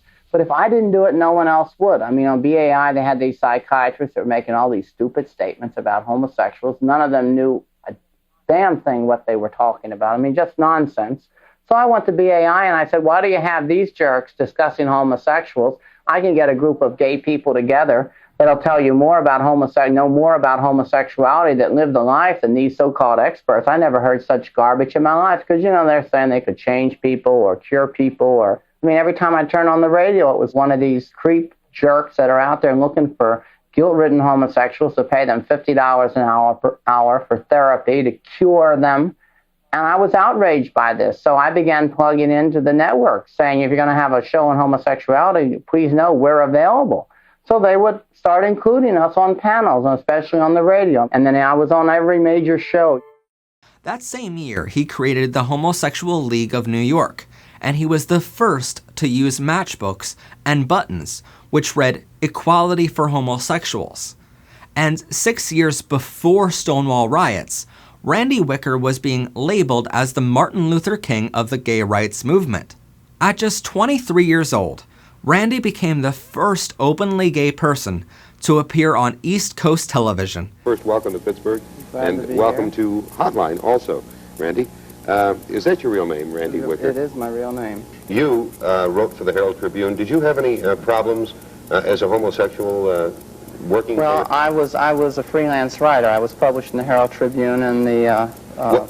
What articles were you writing? Were you writing on Actually, homosexuality? no. I did a feature on a narcotics addict on heroin use in New York City. I'd done programming for the Pacifica Radio Network in New York. It's subscriber-supported radio. My first program with them was a panel of homosexuals speaking as homosexuals in 1962. And this caused quite a big sensation. At that time, it was big news. Homosexuals on the air for the first time. We got a review by Jack Gould, a full page in Newsweek magazine, a feature story in the New York Times. Of course, today, homosexuals being on the air, it happens in every city of the country. It's accepted as just another topic for discussion. He currently resides in Baltimore, Maryland, and at the time of this recording, he is 82 years old. 150 years ago today, and 100 years before the Stonewall riots, LGBTQ culture was beginning to flourish across the United States, and it all started in Harlem, New York. A tradition began with Hamilton Lodge, called the Masquerade and Civil Balls, or more commonly known as drag balls. This was organized by a black fraternal organization in Harlem. By the mid-1920s, these events were drawing in as many as 7,000 people from the gay, lesbian, transgender, and straight communities combined. Most famously, in February of 1926, more than 1,500 straight and cisgender people gathered at the Renaissance Casino in the Harlem neighborhood for the 58th Masquerade and Civil Ball of Hamilton Lodge. Nearly half of those attending were men the locals called fairies. In their evening gowns, wigs, and powdered faces, even reporters noted that they were hard to distinguish from many of the women. This was the first time when we saw the acceptance of drag performers and a slight acceptance to transgender individuals, because it was under the disguise of a masquerade. Throughout the rest of the early 1900s, a number of nightclubs and theaters were featuring stage performances by these female impersonators. The spots which featured these performances the most were in Chicago's South Side, New York City, and they could be mainly found in largely working-class neighborhoods across America. Their audiences included many straight men and women who wanted to experience the culture themselves, as well as LGBTQ people wanting to find friends or partners. Nowadays, one of the many symbols the gay community uses to showcase our power and pride is the upside-down pink triangle. But that's the exact opposite of the reason it was created. Back in 1871, homosexuality was made illegal across Germany, but the police hardly ever arrested anyone for being gay back then. That was until the Nazi Party rose to power in 1933, in the beginnings of what would later be known as World War II. The Nazi Party believed in what's called the Aryan race. meaning they believed everyone should have blonde hair, blue eyes, and they wanted to radically and culturally purify Germany. In their movement to do so, they arrested millions of people, including LGBTQ individuals, who they viewed as degenerate. But in order to tell one community apart from another in their concentration camps filled with millions of prisoners, the Nazis came up with symbols sewn onto everyone's shirts to tell everyone apart. Jews were forced to wear yellow stars, brown triangles for Romani people, red for political prisoners, green for criminals, blue for immigrants, purple for Jehovah's Witnesses, black for asocial people, including prostitutes and lesbians, and a pink upside-down triangle for gay men and women. The United States Holocaust Memorial Museum estimates around 100,000 gay men were arrested and up to 15,000 were placed in concentration camps. And a majority of those who were sent to these camps never survived. In fact, an estimated 65% of the gay men who were sent to these camps were murdered immediately after arrival. But at the camps, gay men were treated as the lowest class citizens by both the Nazi prison guards and other prisoners of war. Even after the war was over, the gay men and women in these concentration camps and other gay men who were taken prisoner at the time were never released until the early 1970s, more than 25 years after all other prisoners of war were left go free. In 1973, the pink triangle was reclaimed as a symbol of homosexual liberation by Germany's first gay rights organization, called the Homosexual Aktion West Berlin. Nowadays, the pink triangle and all of the LGBTQ victims of World War II are honored at memorials around the world, including Tel Aviv, Israel, Manchester, England, Berlin, Germany, Sydney, Australia, Amsterdam, Netherlands, and Frankfurt, Germany. Being gay was made illegal in the United Kingdom in the 16th century with anti-sodomy laws. Gays were arrested just for attempting to commit actions or for actually committing sexual or romantic actions with same-sex partners. The punishment for attempting to commit a sexual act with a same-sex partner was years in prison. The punishment if the police could prove you had committed a sexual act with a same-sex partner was execution. But still, historians note that plenty of gay men still had relationships, with certain public parks being great places to meet other gay individuals for these actions. But suddenly, in the 18th century, a new middle-class model of domestic heterosexuality emerged. So British people began massively looking down on homosexual members in their society. And because of this, blackmail started to emerge. Soldiers in the Royal Army would proposition gay men to have sex, and then threaten to report and arrest the gay man for sodomy if they didn't pay the soldier tons of money in exchange for their silence. Many times, soldiers would simply pick a man off the street, simply walking by, and threaten to arrest them for sodomy if they didn't pay the officer in return. The worst part was these soldiers didn't just blackmail members of the LGBTQ community once. They kept going back time and time again to the same people, demanding more money in exchange for not arresting them. Some gay men continued to pay the outrageous blackmail cost, but others rebelled and started reporting the officers to their magistrate to get them in trouble. These stories made headlines in local press, and after a long time of public pressure, magistrates began to treat sexual blackmail as a form of robbery. The word homosexual is a word used nowadays to describe a gay or lesbian person, or someone attracted to the same sex, but that word hasn't been around for a very long time. In fact, historians believe it was first used merely in the 19th century by a man named Karl Maria Kurtbenny. He was a journalist from Hungary, whose close friend growing up was a gay man. His friend was blackmailed by the police, who extorted the man for being homosexual, saying that if he didn't pay the soldiers, he would be arrested for being gay. The young man later committed suicide as a result of this blackmail, and this event caused Karl to take a close look at homosexuality, as well as fight with a, quote, instinctive drive to take issue with every injustice. As a reporter, throughout his journalism career, Carl fought for gay rights, even though historians don't have any reason to believe he was gay himself. Carl would write that the Prussian sodomy laws violated the rights of man, that the private consensual acts of two same-sex people should not be subject to criminal law, and argued strongly that the Prussian law allowing blackmailers to extort money from homosexuals had often drove them to suicide instead of paying the extorters. And in those writings is where historians believe to be the first time the word homosexual was ever used to describe a gay or lesbian person. By the 20th century, the American Psychiatric Association quoted Carl Maria Kurtbenny when they classified same-sex attractions as a mental disorder. Luckily, they later reversed this idiotic notion in 1973, but now with the APA using the word homosexual, it made the word mainstream. Thanks to the APA, the word began to be used in a derogatory way by homophobes. This was similar to how the word colored was used to describe races other than white, even though white is a color too. From here on out, things became known as the homosexual community, homosexual activist, and homosexual marriage, rather than just community, activist, or marriage. And for this reason, the Gay and Lesbian Alliance Against Defamation, otherwise known as GLAAD, put the word homosexual in its list of offensive terms.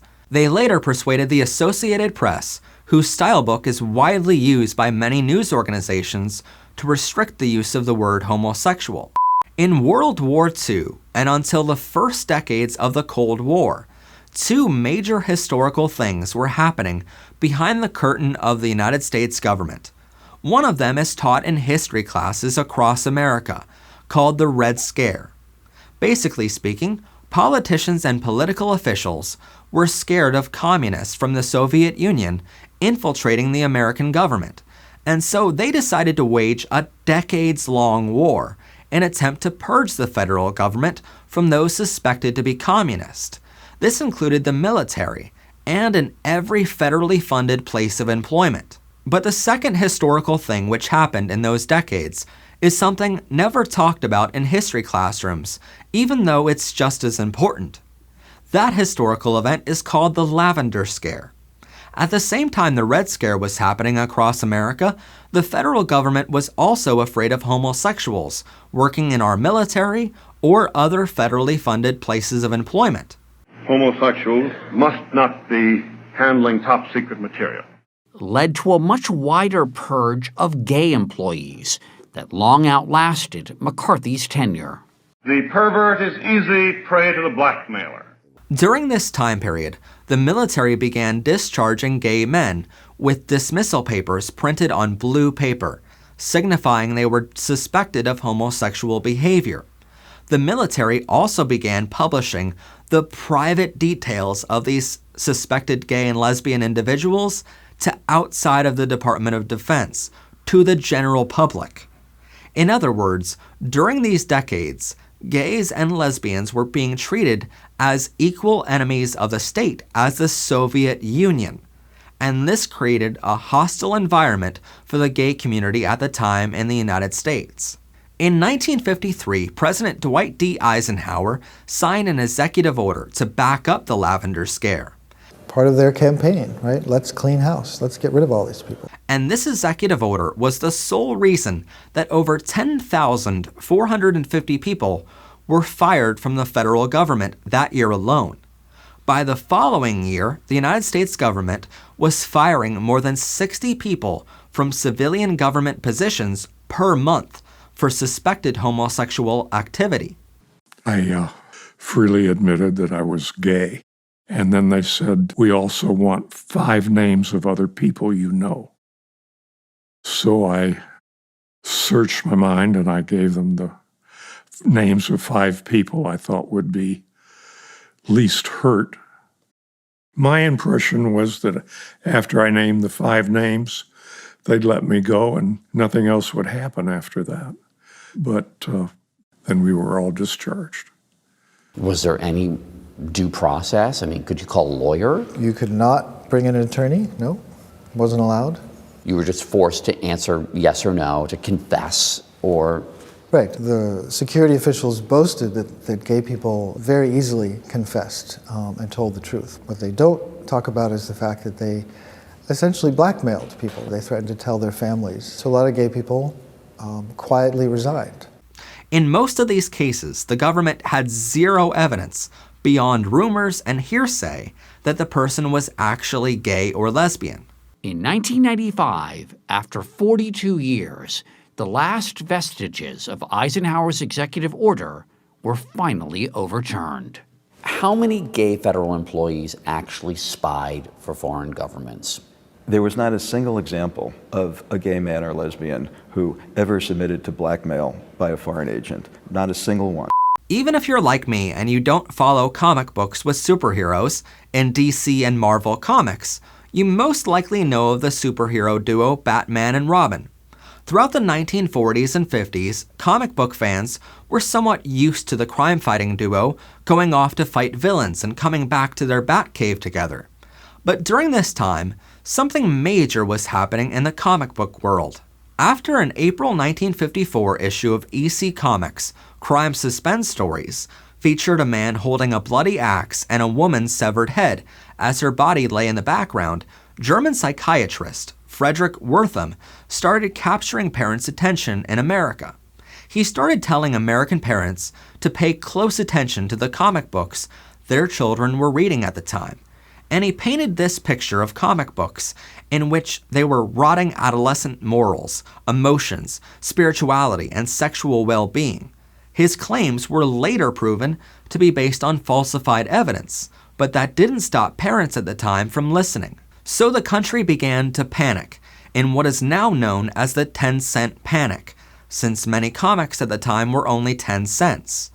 But one of Wertham's other false claims was that Batman and Robin were a gay couple, since they always fought crimes together, and in many storylines they came back to the same place after the villain was captured. And that's why in July of 1956, readers were introduced to a new superhero called Batwoman, who was painted as Batman's lover.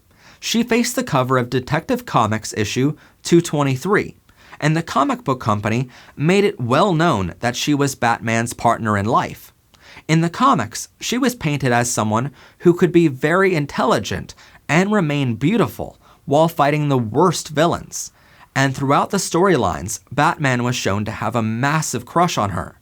Later, Batwoman was written out of an entire series of the Batman comics, because she served her purpose at the time of proving Batman wasn't gay. So that way homophobic parents would still continue buying the comics for their children. But in September of 2006, the new Batwoman was reintroduced.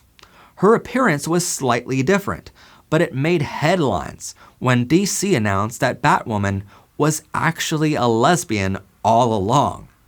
So while homophobic people caused a new character to be introduced into a comic book series just to prove one man wasn't gay, in the end, they ended up getting 3 gay superheroes, with Batman and Robin still written as a potential gay couple, and now Batwoman, who could potentially have her own lesbian spin-off series.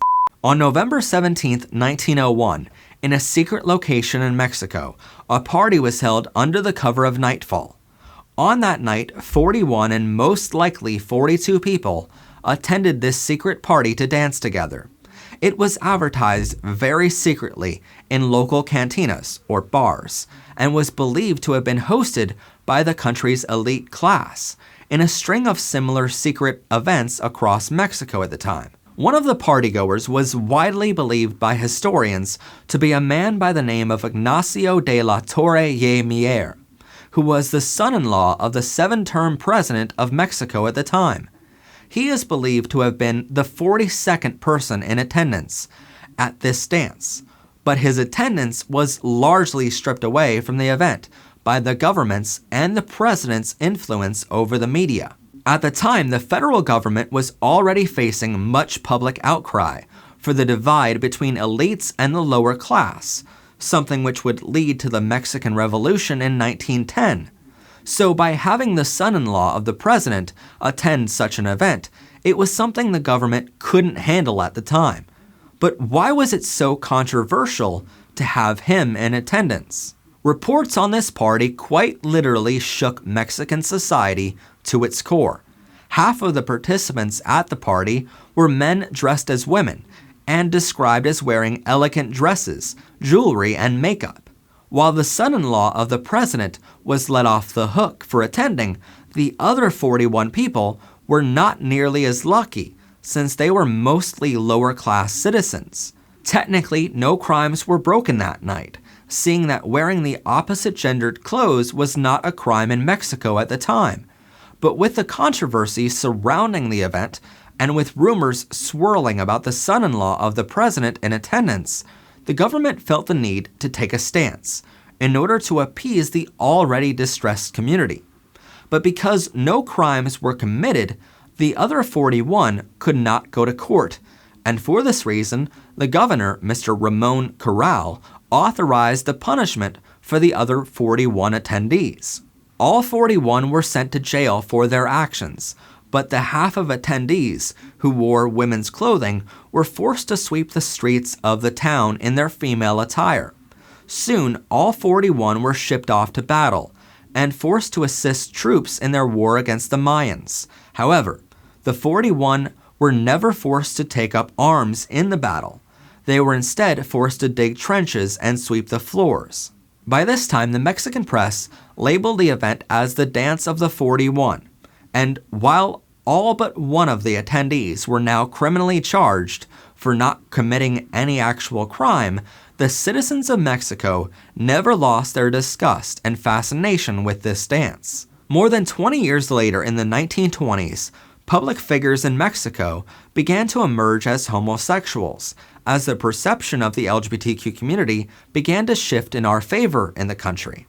The number 41 is still a derogatory term used to describe someone in Mexico, with the army leaving the number out of battalions, hotels and hospitals leaving the number missing from their room numbers, and many people in Mexico still skip their 41st birthday altogether because of the Dance of the 41. But the number is now considered a badge of courage and a symbol of strength for the queer Mexicans. At a conference on hypnosis in 1899, a German psychiatrist made a bold claim to his audience that he turned a gay man straight. In his professional opinion, all it took was a few 45-minute hypnosis sessions and a few trips to a brothel, where the gay man was told to have sex with a woman prostitute. His sad attempt to gain fame or professional promotion was the spark which ignited what we now know as conversion therapy. But back in those days, homosexuality was considered deviant, sinful, and even criminal for centuries. And that's why in the late 19th century, doctors began to try to address it. They labeled it as a medical term and even classified it as a disease in the American Psychiatric Association, which allowed them to do insane things to experiment a, quote, cure. For instance, Austrian doctors believed homosexuality was rooted in a man's testicles, so they were somehow allowed to experiment on this in the 1920s. They would take a gay man, castrate them, and transplant the testicles of a straight man into the gay man's scrotum. Others theorized that everyone was born innately bisexual, and homosexual people were just becoming gay because they chose that path. In their experiments to set gay men back on the right path, some LGBTQ people were given electroconvulsive therapy, where their bodies were literally shocked with electricity as they watched gay pornography. Other times, the doctors put electrodes directly on the subject's brain, or worse yet, they performed lobotomies on gay men. A lobotomy is the practice of literally removing a section of someone's brain, because researchers believed homosexuality was only present in one area of someone's brain. Their theory was that if they simply removed that section of their brain, it would turn their subject straight again. However, in their studies, they didn't have one section of the brain where they knew it was located, so they experimented by removing different sections from different people's brains until they found it. But of course, being gay is in your DNA throughout your whole body, so they never found this miracle section of the brain through thousands of experiments. Some other doctors thought they could scare LGBTQ people back to being straight, so they gave gay men chemicals which made them vomit whenever they saw photos of their gay lovers, and researchers even hooked up the gay subjects' genitals to electrical devices to shock them whenever they saw pictures of same-sex genitals. By 1973, gay rights activists finally won in the APA, reversing its idiotic notion that being gay was a mental illness. But this wasn't the end of conversion therapy. While doctors were no longer allowed to perform such experiments on gay people under the medical field, religious and self-proclaimed experts in the faith-based groups took over the practice of conversion therapy. While reports claim that all of these medical experiments are still happening in conversion therapy camps across the world, nowadays, gay conversion therapy camps mostly focus on isolating the subject and trying to pray the gay away. Many organizations psychologically and even sexually abuse subjects, and this leads to massive numbers of victims having actual mental health needs after attending such camps. Conversion therapy is still legally allowed and still going on in many countries around the world, including the United States. However, just this past year, Germany, the country which started it all, has now outlawed the practice altogether. And just in case you want to get involved in ending conversion therapy once and for all, we're going to leave a link in the description so you can sign our petition to end conversion therapy around the United States. The American comic book industry began in the 1930s, and the industry truly soared to new heights with the debut of Superman in 1938.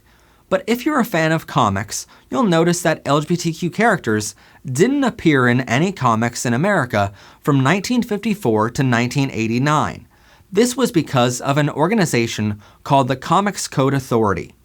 While there were no federal or state laws banning LGBTQ characters from comics, the comic book manufacturers came under heavy fire from a German psychiatrist named Frederick Wertham, who started making up false claims that the comic book industry was rotting adolescent morals, emotions, spirituality, and sexual well-being by promoting violence and homosexuality. While these claims were based on falsified evidence by Wertham himself, the American public believed him anyway. And for this reason, he was called to testify in front of Congress at the Senate Subcommittee on Juvenile Delinquency. He testified under oath that comic books were a major cause of juvenile crimes, and that, quote, Hitler was a beginning compared to the comic book industry. The Senate subcommittee ultimately decided not to take legal actions against the comic book industry, even though Wertham's evidence wasn't proven falsified until 2013. But the Senate required the comic book industry to address how their stories could adversely affect the American public. In order to do this, the Comics Magazine Association of America created a group called the Comics Code Authority to police themselves. It was similar to the Motion Picture Association of America for the film industry, where no government rules were implemented, but if you wanted to be successful, you had to follow the authority's rules. And for the comic book industry, the Comics Code Authority had very strict rules.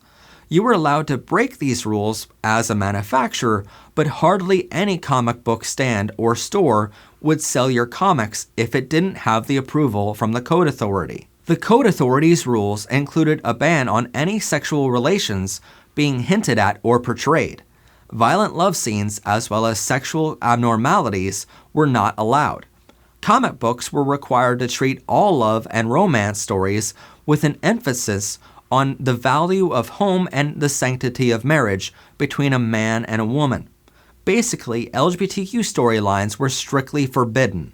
In 1971, the Code Authority dropped many of their rules, but the rules which banned LGBTQ storylines and characters were purposefully left in place. Some comics deviated from the code authority, with Captain America accepting his childhood best friend as gay in 1982, but the comic books mainly followed the code authority's rules perfectly for fear of losing business. Finally, in 1989, the code was changed once again and dropped all of its rules against LGBTQ content. The same year, DC announced Wonder Woman's home included same-sex couples. One of the most famous speeches of all time was written and spoken by Dr. Martin Luther King Jr. on the morning of August 28, 1963. The speech was titled, "I Have a Dream," and it came exactly 100 years after President Abraham Lincoln delivered the Gettysburg Address. Both King and Lincoln were monumentally vital to the African American equal rights movement, so it made no surprise that King's speech was being held on the anniversary. That morning, he spoke to a crowd of more than 200,000 people on the steps of the Lincoln Memorial in Washington, D.C., the capital of the United States. Of today and tomorrow, I still have a dream. It is a dream deeply rooted in the American dream. I have a dream that one day this nation will rise up and live out the true meaning of its creed. We hold these truths to be self-evident, that all men are created equal. But Dr. King was pretty terrible at strategizing and organizing such large events. And that's why he hired a man perfect for the job by the name of Bayard Rustin. King and Rustin originally met in Montgomery, Alabama in 1956, when Rustin showed up to support the Montgomery bus boycott. When they met, King was well aware of Rustin's sexual orientation, but it didn't matter to him. It was because of this meeting that King later hired him to work for the movement. Rustin was responsible for many large events the movement conducted, and thus he was put in charge of the anniversary speech event in Washington. Rustin had just 8 weeks to put the entire event together. In a time with no computers, no cell phones, and not even faxing, Rustin was the main event organizer of the entire March on Washington for Jobs and Freedom, where Dr. King gave this famous speech. He was synonymous with the event, and all of the 200,000 attendees knew Rustin's name because he was the chief organizer. Yet, his name was largely stripped from history because of the other rights he fought for, gay rights. 10 years prior, in 1953, Rustin was arrested in Pasadena, California, for having sex with another man in a parked car. Because of this arrest, he was fired from his position as the Secretary for Student and General Affairs at the Fellowship of Reconciliation, where he worked at the time. This was the first of many times his sexual orientation became a topic of discussion and a problem for other people.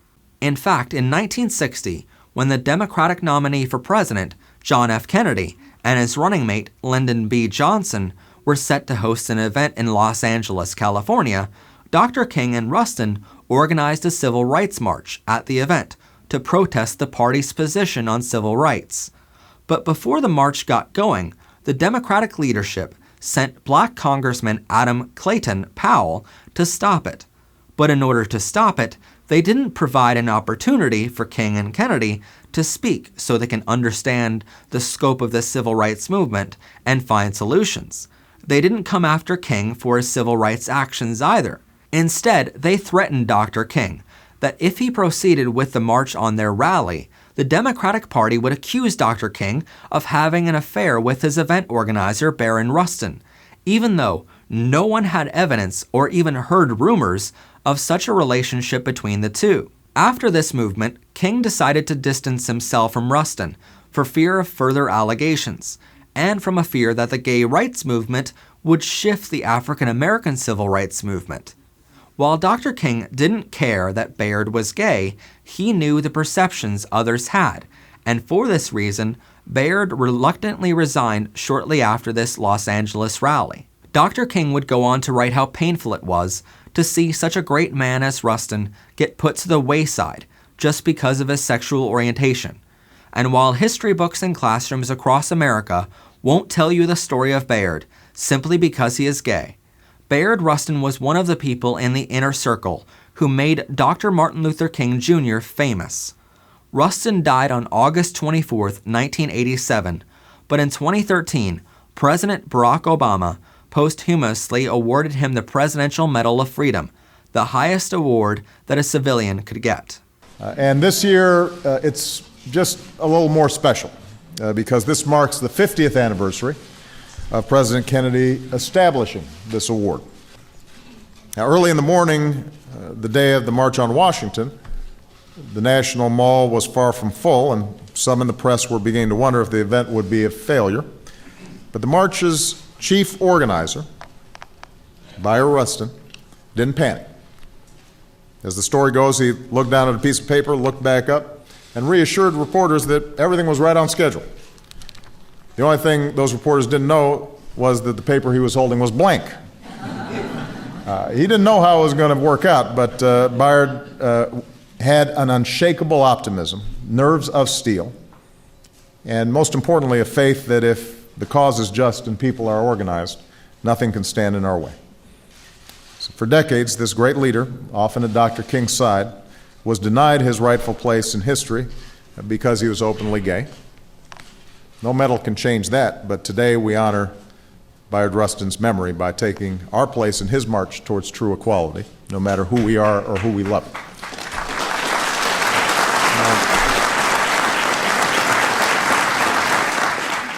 At the height of World War I, the United Kingdom was seeing a shift in how men and women dressed, and because of this shift, they saw gender identity and expression become more fluid in the 1920s.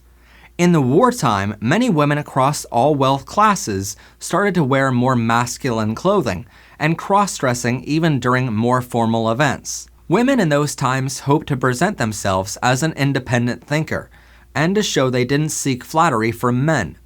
Many others wore men's clothing to show they were serious about their new position as a social worker, a writer, or a school teacher. And while historians believe their clothing choices didn't necessarily represent transgender identities, many wore men's clothing to signify their attraction to the same sex. Throughout the First World War, cross-dressing in England became somewhat of a normal thing to see. Female bus conductors, auxiliary military corps, and police wore their tunics, and it became everyday life. The British public even lauded these women as modern women, saying they are giving brave service and a positive sign of the future. But after the First World War ended, many people thought women should go back to being housewives and stop wearing men's clothing, but the women continued working and continued wearing masculine apparel. This furthered the advancement of mixing up gender roles in the country, with many later accomplishments, including women's right to vote, crediting this time of cross-dressing as the reason it happened. The Renaissance in Europe happened between the 15th and the 16th centuries. Before this time, homosexuality was completely legal across most of Europe, but thanks to the Roman Catholic Church, during the Renaissance era, it went from being completely legal to incurring the death penalty in most European countries. For example, if you were a gay man living in France, if you were caught having homosexual relations with a same-sex partner, both of you would lose your testicles. Second offenders would lose their entire genitals, and third offenders would be burned in the public square. But the Catholic Church didn't think this went near far enough. In fact, they used every resource they had at the time to push for harsher punishments across the entire continent. During the Spanish Inquisition in 1480, being gay meant you were stoned, castrated, and burned. Historians estimate that between 1540 and 1700 AD, more than 1,600 people were prosecuted for sodomy. But in 1532, the Holy Roman Empire made sodomy punishable by death, which many European countries followed. In England, King Henry VIII passed the Buggery Act of 1533, which made sodomy against the law and punishable by death. In the Buggery Act, it defines sodomy as anyone who engages in anal penetration bestiality, or sex between same-sex partners. Yet again in history, homosexuality was put right alongside something completely different than homosexuality.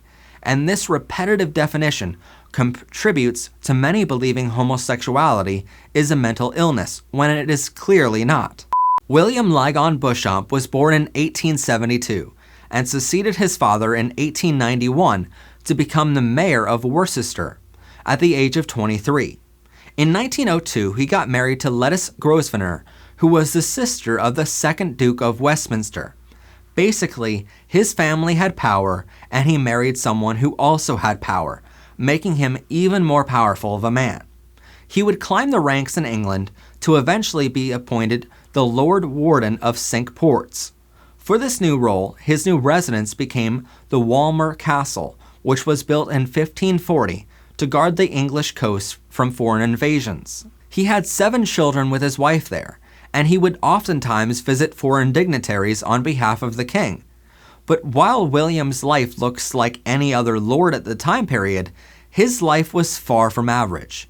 During the 1920s, he would hold massive parties at his castle, where he would invite high-class friends, along with fishermen and other men whom he and his friends could enjoy the company of. In the 1930s, he embarked on a journey around the world, spending 2 months in Sydney, Australia.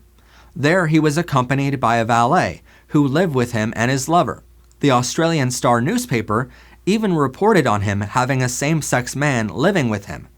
Following the report, his brother-in-law, who was the Duke of Westminster, hired detectives to gather evidence on his activities in Australia. But the Duke had a long-standing and one-sided feud with William because of his appointed position.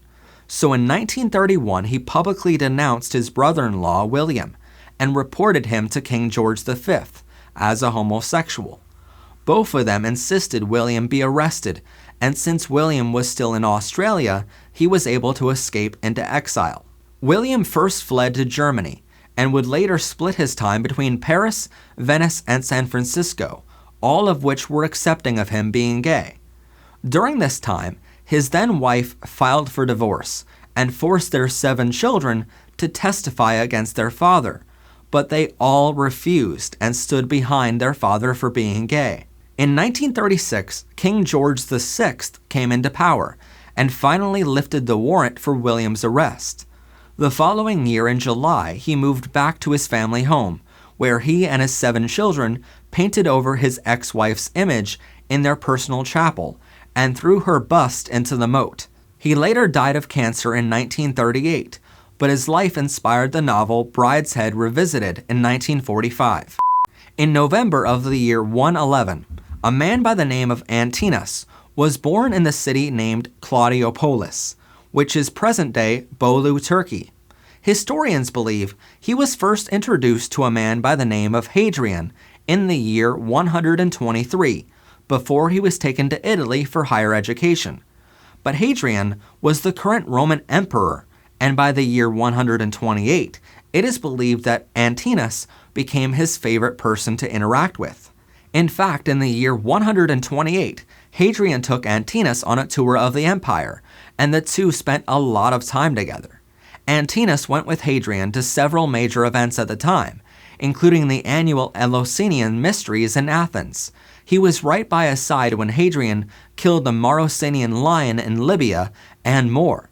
These were all widely believed to be the modern-day versions of romantic dates for the gay couple.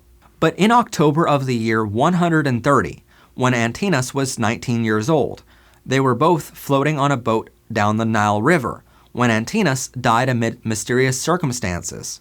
Historians believe he died from a wide array of circumstances, anywhere from an accidental drowning, suicide, or an intentional human sacrifice. While his cause of death is still unknown, what is known is what happened after he died.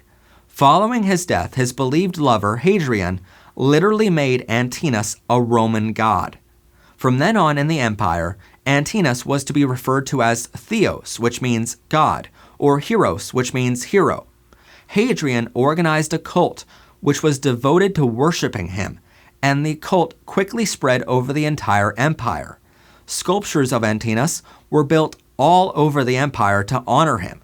Hadrian even founded an entire city, which he named Antinopolis, which contained the temple of Antinous, and was located close to the place where Antinous died.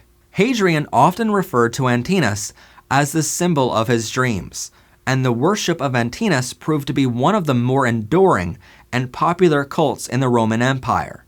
Events which worshipped Antinous even continued long after Hadrian's death. Although some people might know her as a poet, Radcliffe Hall was a British author, and a pretty famous one because her writing was so good. But one of her first books sparked huge controversy across England and America.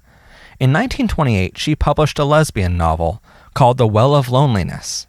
The book tells the story of Stephen Gordon, who was an Englishwoman from an upper-class family who learns at an early age that she is a lesbian. She soon starts working as an ambulance driver in World War I, and there she meets a woman named Mary Llewellyn, whom she falls in love with. But because their love is not accepted, they go into total isolation. Instead of the novel going after their love as unnatural, it instead goes after society's rejection of their type of love as unnatural and unholy. In the entire novel, Radcliffe only makes two minor suggestions of the two being intimate, including one stating they kissed on the lips as lovers, and the other stating that on one night they were not divided. Overall, it paints a beautiful picture of love, but that didn't stop a British court from judging it obscene because it defended, quote, unnatural practices between women, unquote. And in the United States, the book came under heavy fire, but luckily survived legal challenges in New York State and in the U.S. Customs Court. For decades, The Well of Loneliness has been the best-known lesbian novel written in English, and is often the first source lesbians have of what their love can look like. Although the book does talk about how the lesbian couple expresses self-hate over themselves being lesbian, it is widely believed to showcase what being lesbian really means, and depicting how society looks down on you for being gay.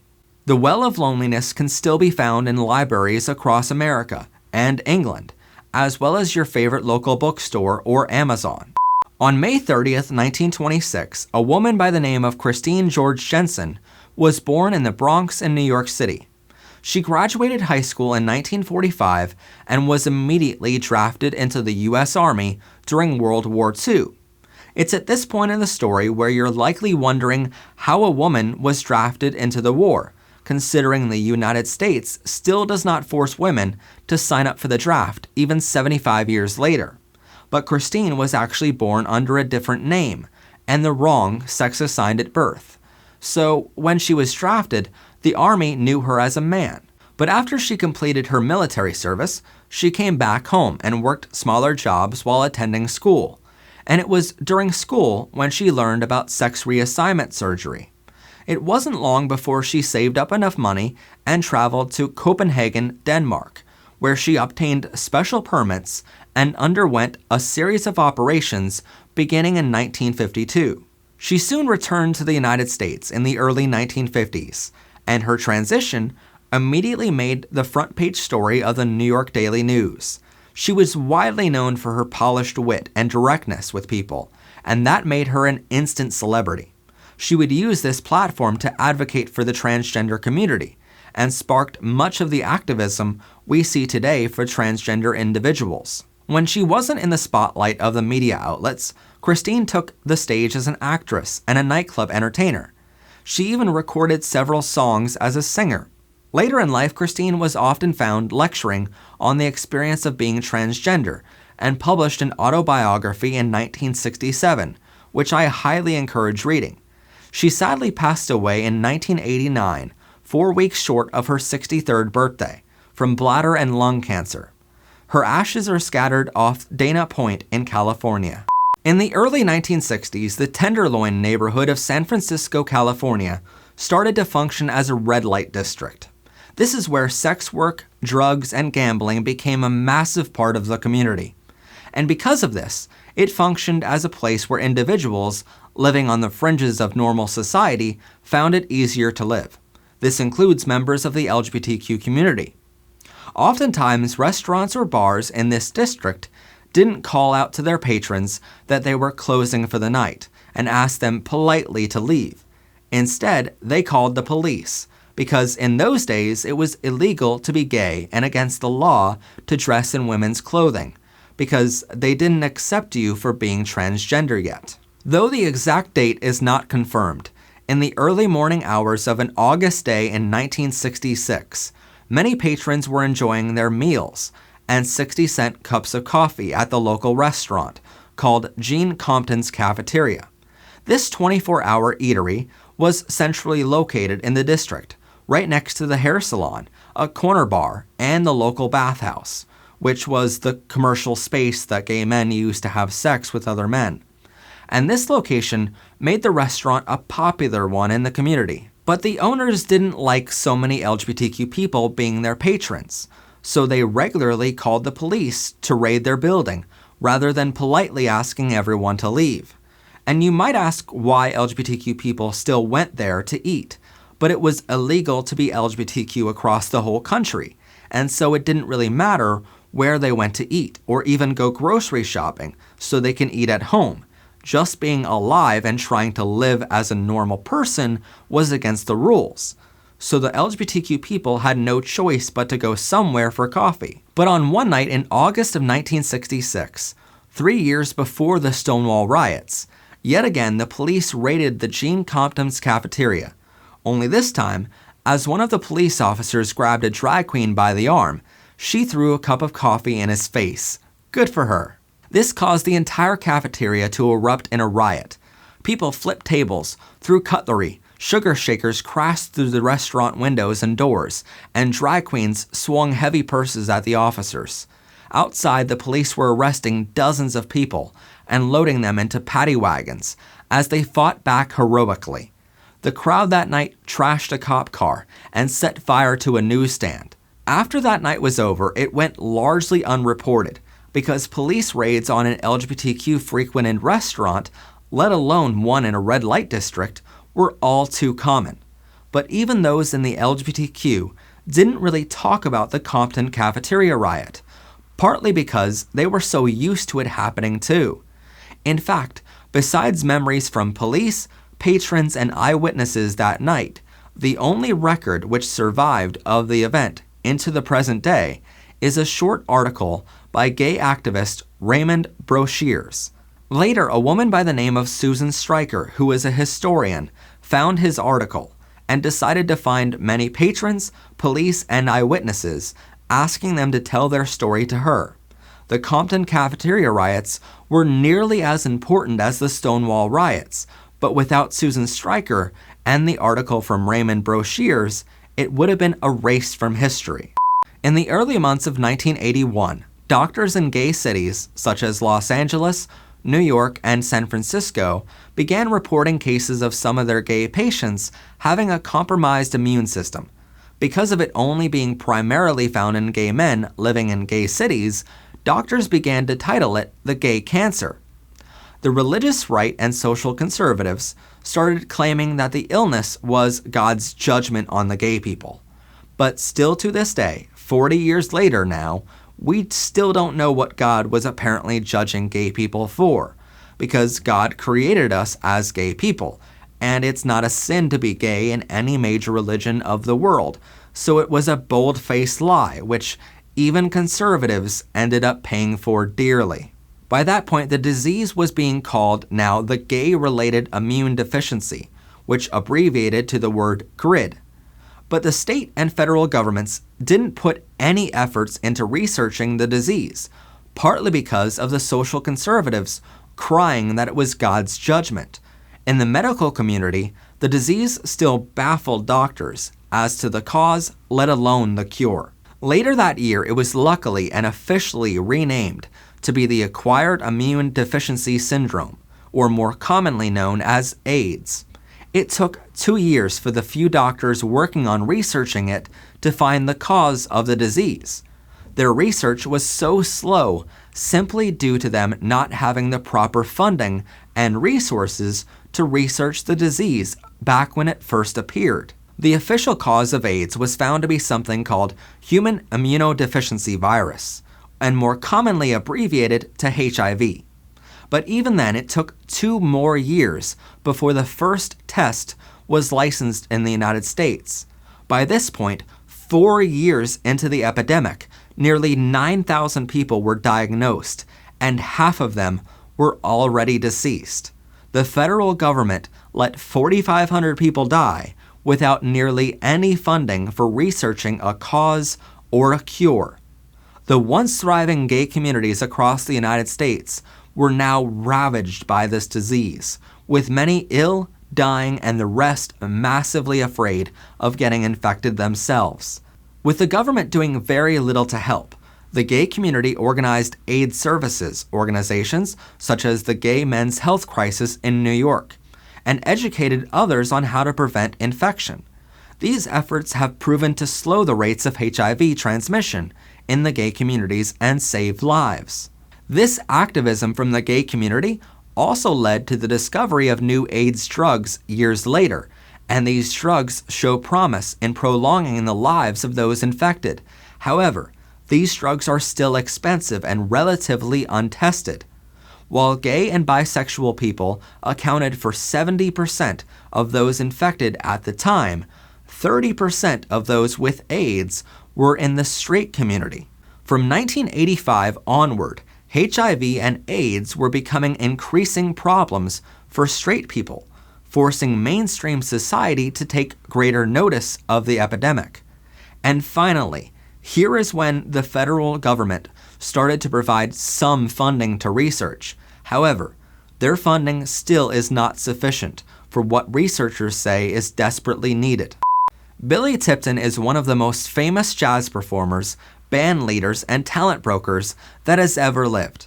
He performed piano and saxophone almost his entire life, and has had countless famous songs claimed to his name. Billy even has several musicals and a film which document his life. For these reasons, you might assume that he would have lived in a larger home than a mobile home in Spokane, Washington, but that is where he moved with his then girlfriend, Betty Cox. He soon became involved with a nightclub dancer named Kitty Kelly in 1960, and after Betty left him, Kitty moved into his mobile home in 1961. Shortly after, the couple adopted 3 sons, named John, Scott, and William. They separated in 1977, and he went back to a previous ex of his. But the story of a famous musician never being legally married and having 5 women call themselves Mrs. Tipton at various points in his life, that's not too shocking of a story to hear out of someone that famous. What made Billy Tipton famous was his pure talent, but what wrote him into history was something that happened moments after he died.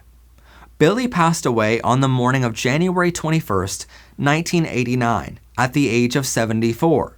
He suddenly collapsed on the floor after a long battle of emphysema, which he contracted from heavy smoking for so many years.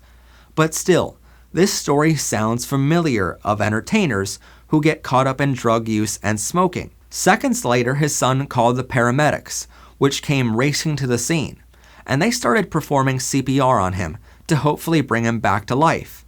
But when they opened his pajamas to perform CPR, they noticed he had female genitals. Needless to say, the paramedics were baffled by this. While they were not able to save his life, they now had more questions than answers. One of the paramedics asked his son if Billy ever had a sex change, but the son had no idea. In fact, no one had any idea. While Billy Tipton had at least 5 girlfriends who called themselves his wife, even though no legal documents were ever signed, none of them had any idea that Billy was transgender. None of his 3 sons, nor did any of his former bandmates in any of the bands he's ever performed with. None of them had any idea either. Some people speculate that Billy dressed as a man because men seem to go further in the jazz world than women. But the widely held belief is that Billy was assigned the wrong sex at birth and was simply matching his gender expression with his true gender identity. But Billy Tipton did it so well that no one noticed. It was later revealed that he began concealing his breast and dressing as a man in 1933. Just before he died in 1989, he got rid of all of his sex-concealing gear, noting to the world one last remark, that the difference between men and women is largely in the eye of the beholder. One of the most fascinating time periods and places to study LGBTQ history is in ancient Rome. In that time period, Latin was the main language used in that area, but the language doesn't have a word which translates to homosexuality. Instead, historians found plenty of other words, which Romans used to describe their relationships with same-sex partners. In ancient Rome, men were free to engage in sexual relationships with other men. If they engaged in same-sex relationships, it wasn't going to bring down their social status, and it wasn't going to land them in jail. In fact, in many cases in ancient Rome, homosexual behavior was encouraged. But in ancient Rome, they operated on a patriarchal society. In this society, free-born men possessed political liberty, meaning they had the right to rule both themselves and their household. Virtue was a quality they defined for themselves, and there was very little judgment in the time period. These free-born men were perfectly allowed to engage in same-sex relationships and intercourse, as long as they took the dominant and penetrative role. Basically, as long as they were the top in the relationship, it was allowed.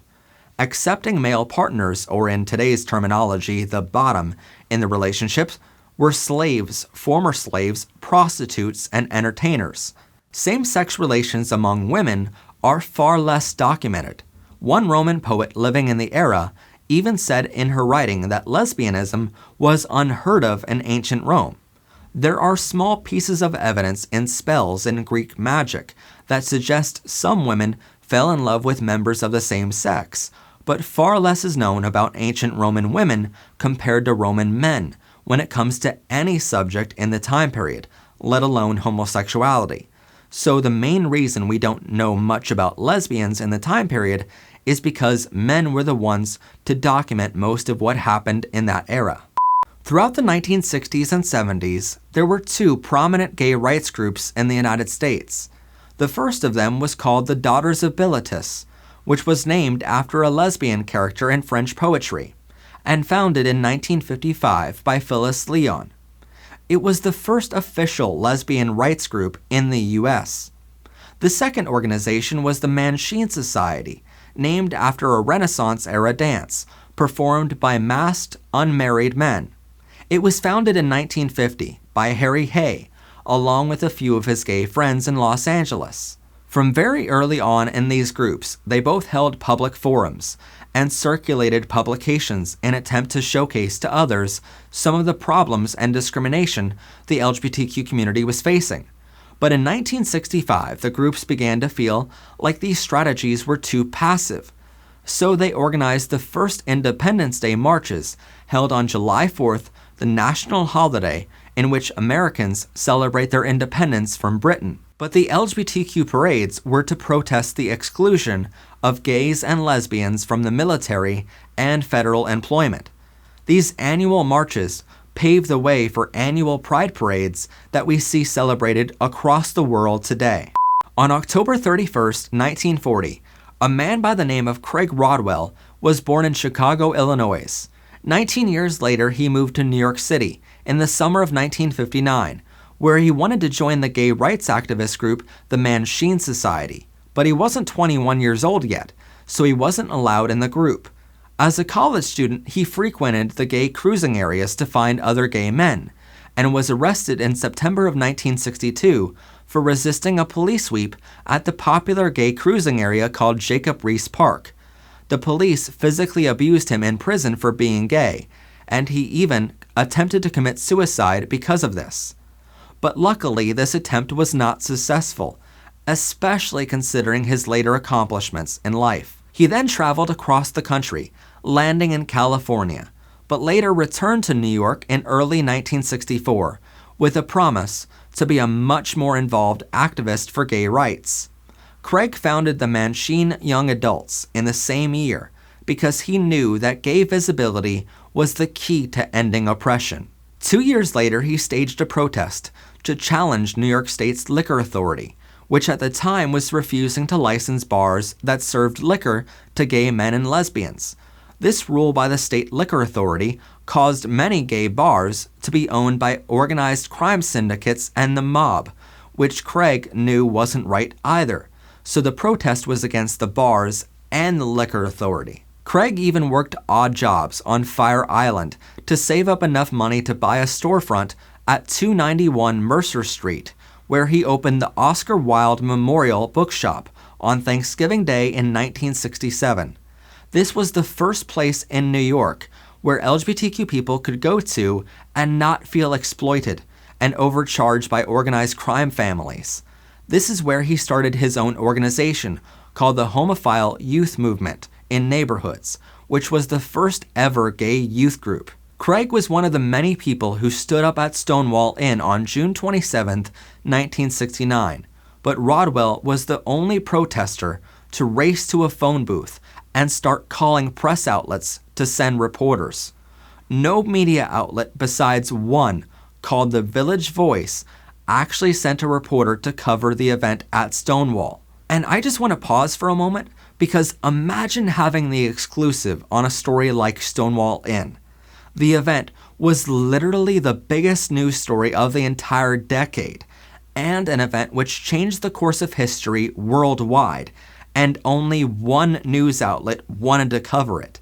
But Craig Rodwell knew the significance, so he stood out on the street outside of Stonewall Inn the next morning and handed out leaflets, encouraging gays to continue to fight oppression. Later, on November 1st and 2nd of the same year, at the Eastern Regional Conference of Homophile Organizations in Philadelphia, PA, he and Ellen Brody were the two people credited with proposing the resolution that a demonstration should be held in New York City on the last Sunday in June to commemorate the 1969 Stonewall Rebellion.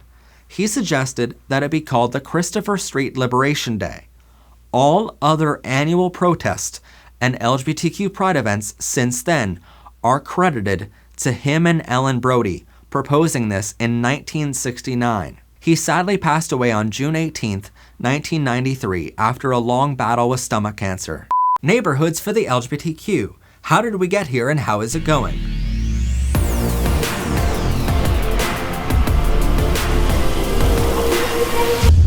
Welcome everyone to Powered by Rainbows. I'm of course your host, Professor Pride, and on today's show, we're talking about gayborhoods. We'll first go over what a gayborhood is, then we'll go over the history of where and why they started. Then we'll talk about how they evolved over the years, and finally we'll discuss the positive and the negative effects of them being a thing of the past. But before we begin, don't forget to like, comment, subscribe, and share. Anyway, on to the show. Back where I grew up in Pottsville, Pennsylvania, we would drive through town and always see a collection of rainbow flags outside of the homes on Nicholas Street. But if you looked elsewhere in town, there were no rainbow flags to be found. And as a young child, knowing I was gay, which you can learn all about in this episode right here, I knew what rainbow flags meant.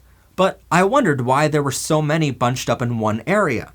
So I started asking around, and most people in the area called Nicholas Street the area's gayborhood, since so many LGBTQ people lived on that street. And from there, I began to wonder why so many people lived in one certain area, specifically on one street, just because of their sexual orientation or their gender identity. But as it turns out, this was happening not only across the country, but around the world. It was happening in big cities like Greenwich Village in New York City, Philadelphia, Davie Village in Vancouver, Potts Point in Sydney, Australia, Copenhagen, Soho in London, Sitges in Spain, and plenty more. But our small town of 13,000 people wasn't a big city, and it wasn't the only small town in the world to have a gayborhood. So the big cities were far from the only ones to have this happen. In fact, this is such a normal thing that happens that it even has its own name. It's something called gaytrification, which is the process by which a neighborhood becomes a hub of sorts for the LGBTQ community. Now, I hear you asking the questions, when did this become a thing and why? Well, the earliest known record of gaytrification is something you can read about in a great book called A Queer History of America by Michael Bronski. When the British settlers came to America, they forcefully did away with many LGBTQ-friendly and progressive values the Native Americans held up until that point. This is something we'll talk about in a future episode. At the time, the straight and cisgender settlers believed heavily in Puritan values and were trying their best to stomp out homosexuality and queerness from even their own fellow settlers and culture in the New World. So, as Bronski reports, quote, in 1624, a man by the name of Thomas Morton and others, including 30 male indentured servants, founded a decidedly non-Puritan colony in Wollaston, which is now the township of Quincy, outside of Boston, Massachusetts. They named the colony Marymount, and this is the first known record of a gayborhood anywhere in the world. While little is known about how big these gayborhoods were around Boston, and how well they survived over the coming years as America became its own country, what is known is the history of how gayborhoods exploded all over the world. To answer this, historians point to the year 1945, when the Second World War was ending. At that time, you were kicked out of the military of many countries just because you were perceived as homosexual or lesbian, and those who were kicked out were given a less than honorable discharge, meaning everyone basically knew exactly why you were kicked out. But still, the world was amidst a great war, and generals knew they needed soldiers, so some gay people were left in the military. But after the World War was over in 1945, the generals didn't care anymore about having countless soldiers, so they sent homosexuals home with the same less than honorable discharge from the military. And from what it seems, they were hoping when they got back home, the gay veterans would be locked up in prison or never given a proper job next to straight people because the military showcased their homosexuality by tainting them with this less than honorable discharge. And you might think this is a harsh criticism of the military of many countries back then, but remember, after World War II ended, the Allied forces, including America, United Kingdom, and more, all liberated the Nazi concentration camps and released most, but not all of the prisoners of war. The Allied forces chose to keep the gay prisoners in those concentration camps until the early 1970s, more than 25 years after the war ended. But getting back to our topic, when these gay people arrived back on their home soil, they were now outed as homosexual to everyone, and they knew if they went home, their families might not accept them. And for many people, even if their families would accept them, it would be dangerous for their families to showcase their acceptance in their hometowns. So the LGBTQ people decided to live on their own and stay in major port cities. These cities were the main places where the military ships and planes dropped them off in once they were discharged. And because of the laws in many countries at the time, these LGBTQ people flocked to the more affordable and run-down sections of the cities. Nowadays, if you look at the gayborhoods in many cities, you would hardly notice that it used to be in the ghettos of the city back when the gayborhoods were founded. But these areas were the only places the LGBTQ people could afford. After all, as we mentioned a moment ago, the military tainted these individuals with the stain of being LGBTQ back then, so it was hard to find a good-paying job. In these gayborhoods, LGBTQ people began living with one another, so at the very least, they could talk openly about being LGBTQ in their own homes. Gay people could have their partners over to visit, and their roommates weren't going to call the police.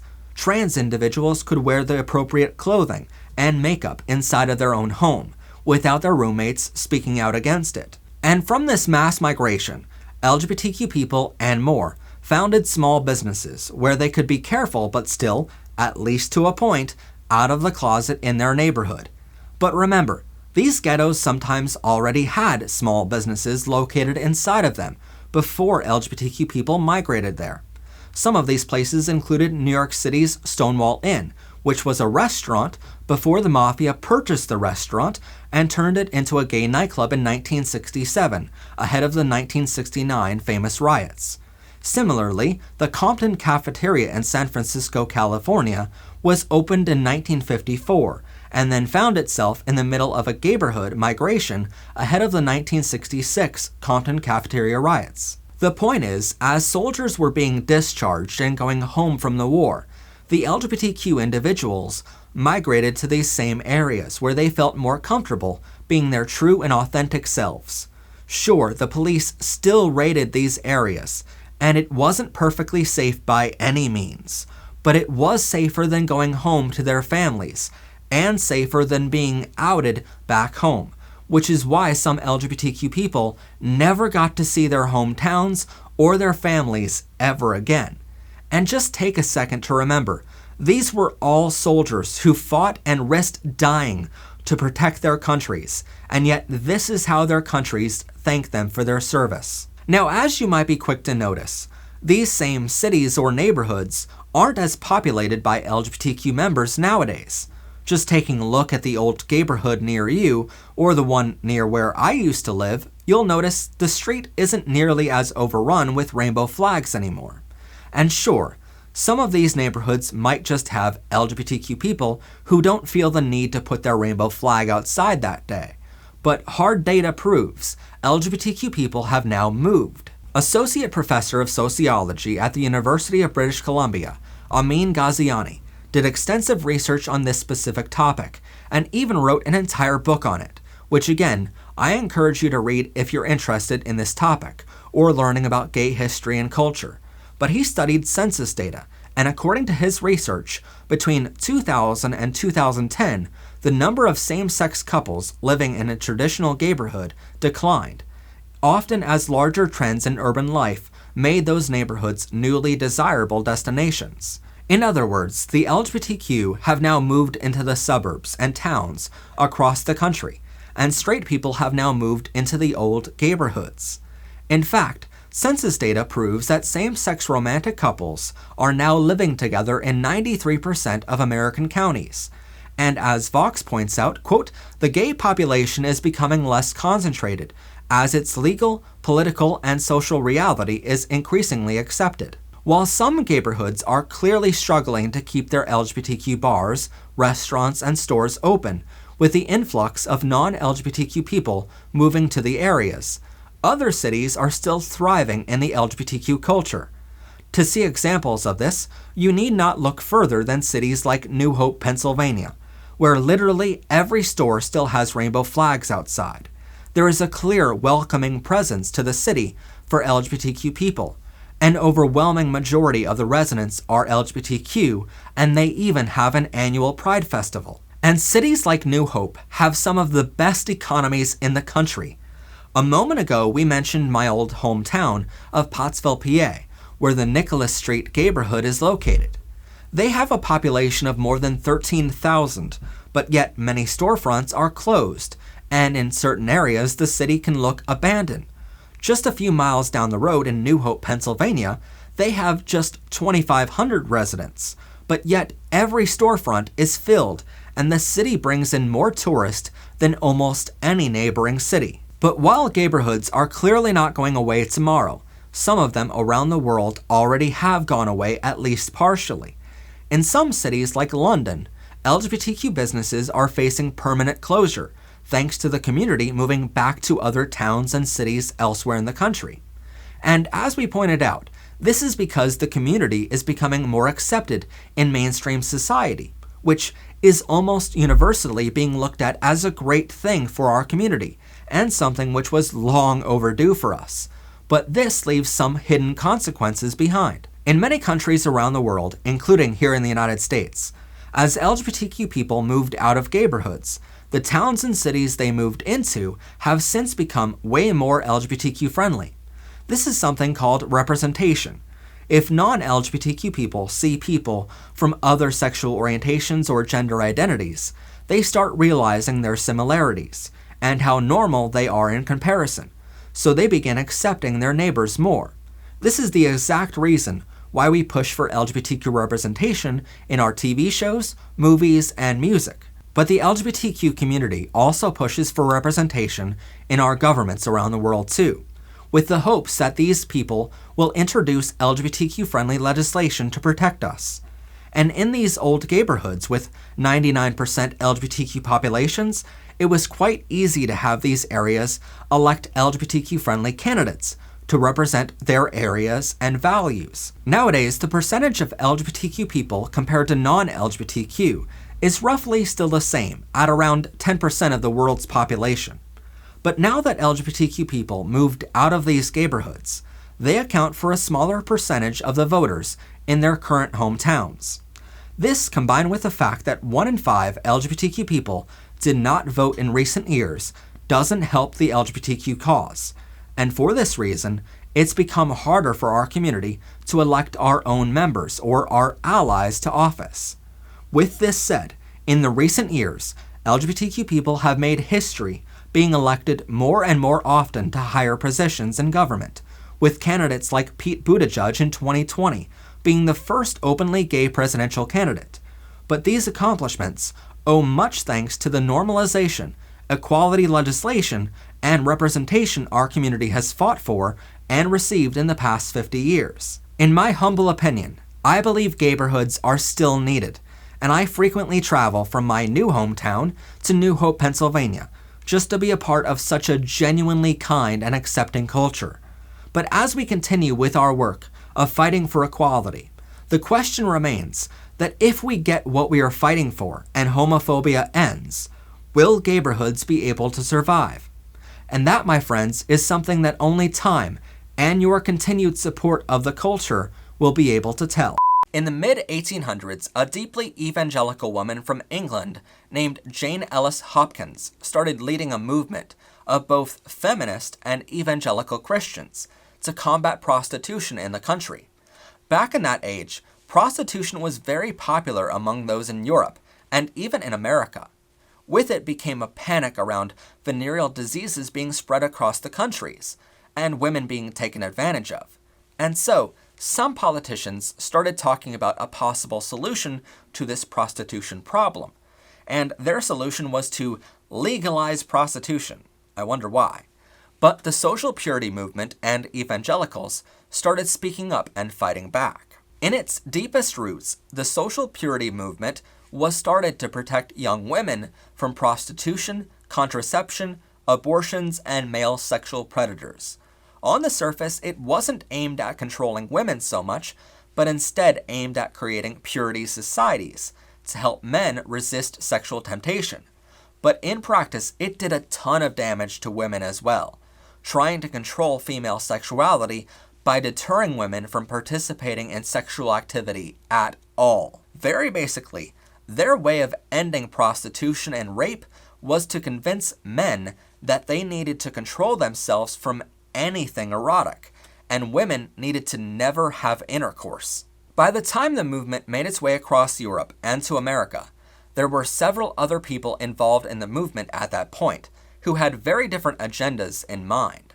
The evangelical Christian side of the movement took over what some may call the good intentions of the group in the first place. They began trying to control any kind of sex anywhere in the world. They started going after pornographic images, claiming how it was provoking young men to rape women. They went after women for wearing certain clothes because it wasn't ladylike and it was provoking young boys. And they went after gay people because, in their eyes, being homosexual couldn't possibly have any love involved. From their perspective, same-sex partners were only lusting after one another, which we know to be not true at all. Oddly enough, the social Puritans were perfectly fine with older men having sexual relationships with very young girls, but they somehow drew the line in the sand of a man having intercourse with another consenting man of the same age. Oh no. Nonetheless, this movement went on to become the main reason why many schools across America and around the world aren't allowed to have sexual education other than abstinence-only discussions. And their movement is the main reason why sex workers, like adult film actors, are persecuted so much in today's society. But back in 1844, their movement backfired on them massively. They wanted to create places where men wouldn't be tempted by women and women wouldn't be tempted by a man. So, they created an organization called the YMCA. To stop men from thinking about women or erotic images, the social purity movement and evangelicals pushed men around the world to socialize in their YMCA facilities. The activities they encouraged included socializing with other men while swimming nude, calisthenics, and other physical activities. By the 1920s and 30s, YMCA became known as the Why Am I So Gay organization, because it was where many gay men met with other gay men. Essentially, the social purity movement, founded on the ideals to stop men from having same-sex desires, created the perfect place for them to meet one another in person, to start relationships, and to have intercourse in the men's rooms. And while some see this as a monumental oversight and backfiring of their movement, the damage they did to our society far outweighed the oversight of the YMCA. The American Civil War lasted from April of 1861 to May of 1865. It was by far the deadliest war in American history, with over 750,000 soldiers killed in battle, more than half of them dying off on the battlefield from diseases or festering wounds. So it's understandable that while on the battlefield, many soldiers decided to explore their sexuality for fear of their own impending mortality. The best example of this is seen in the writings of Walt Whitman, who joined the Union Army as a soldier at the age of 42. During his life, Whitman was one of the most famous gay poets of all time, and during the war, he was no different. He wrote highly erotic poems about other men soldiers, and after they were published, we got to see a glimpse of just how gay the Union Army was. But it's not just how prevalent being gay was in the military, it was also widely accepted. With soldiers getting killed in such high numbers, the generals and leaders didn't really care if soldiers partaken in same-sex activity at night, because they knew they couldn't lose any soldier off of the battlefield. And sometimes those generals were the ones who participated in gay relationships as well, because they were in just as much danger every day. During the war, women started dressing up as men in order to enlist in the military and help with the war efforts, because women were still not allowed to enlist in the military back then. But women who dressed as a man were almost always allowed to enlist, even though the generals knew exactly what was going on. As LGBTQ historian Michael Bronski writes, quote, "Still other women, most probably a small percentage, spent most of their lives passing as men. Enlisting was simply the logical course of action for them. Albert Cashier was a Union soldier who fought in over 40 battles. Not until years later did anyone discover that he was biologically a woman, having been born Janine Irene Hodgers in Ireland around 1844. Hodgers immigrated to the United States as a child, and after passing as a man for some time, joined the Union Army in 1862 as Albert Cashier. After the war, Cashier continued living as a man. Albert Cashier even lived as a man until 1913, when he was admitted into a hospital for the insane. When it was discovered that he was biologically a woman, he was forced to wear a dress until his death in 1915, which must have been 2 horrible years. And even though his secret was made public, his tombstone described him as, quote, Albert D.J. Cashier, Co-G 95 Illinois Infantry. More to the point, the memoirs of Union General Sheridan tells of a pair of women who enlisted as male soldiers, started an intimate relationship with one another as lesbians, and only after they got drunk together and fell in a river was their secret exposed to the general about being lesbians and dressing up as a man. But the general didn't mind them being lesbian, so being LGBTQ in the Civil War was pretty commonly accepted. Interestingly here, because the war highlighted the vulnerability of the male body, after the war ended, the discussion on same-sex sexual desire and images of male nudity became increasingly more accepted into society. Born in 1838, Victoria Woodhull is one of the most influential people in the LGBTQ rights movement, but even our community covered up how important she was. Victoria and her sister, Tennessee Claflin, were the first women in history to run a Wall Street brokerage firm, the first women to own and publish a national newspaper, and Victoria Woodhull was the first woman to run for President of the United States in 1872, which is 136 years before another woman would run in 2008 named Hillary Clinton. Victoria never spoke or wrote of herself having any same-sex desire or relationships, so by all estimates, she was not a lesbian herself. But throughout her life, career, and even her run for presidential office, she claimed she had a constitutional right to her private behavior and love life. She was a fierce advocate for people to love whomever they wanted to love. In her writings especially, she fought for people's right to choose their emotional and sexual partner, without government interference or punishment. In fact, in a now famous speech in her run for president, she said, quote, "Yes, I am a free lover. I have an inalienable, constitutional, and natural right to love whom I may, to love as long or as short a period as I can, to change that love every day if I please, and with that right, neither you nor any law you can frame have any right to interfere. And I have the further right to demand a free and unrestricted exercise of that right. And it is your duty not only to accord it, but as a community to see that I am protected in it. I trust that I am fully understood, for I mean just that and nothing less." So to say that Victoria Woodhull was a strong ally of our community would be a massive understatement.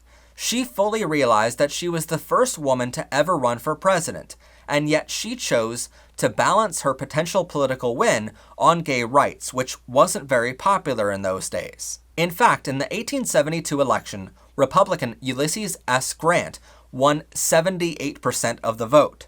But long after her life, Victoria's words would come back to help change the country for the better. In 2003, a case named Lawrence v. Texas came before the Supreme Court of the United States. In that landmark case, the lawyers used many of Victoria Woodhull's speeches and writings to help them win the case.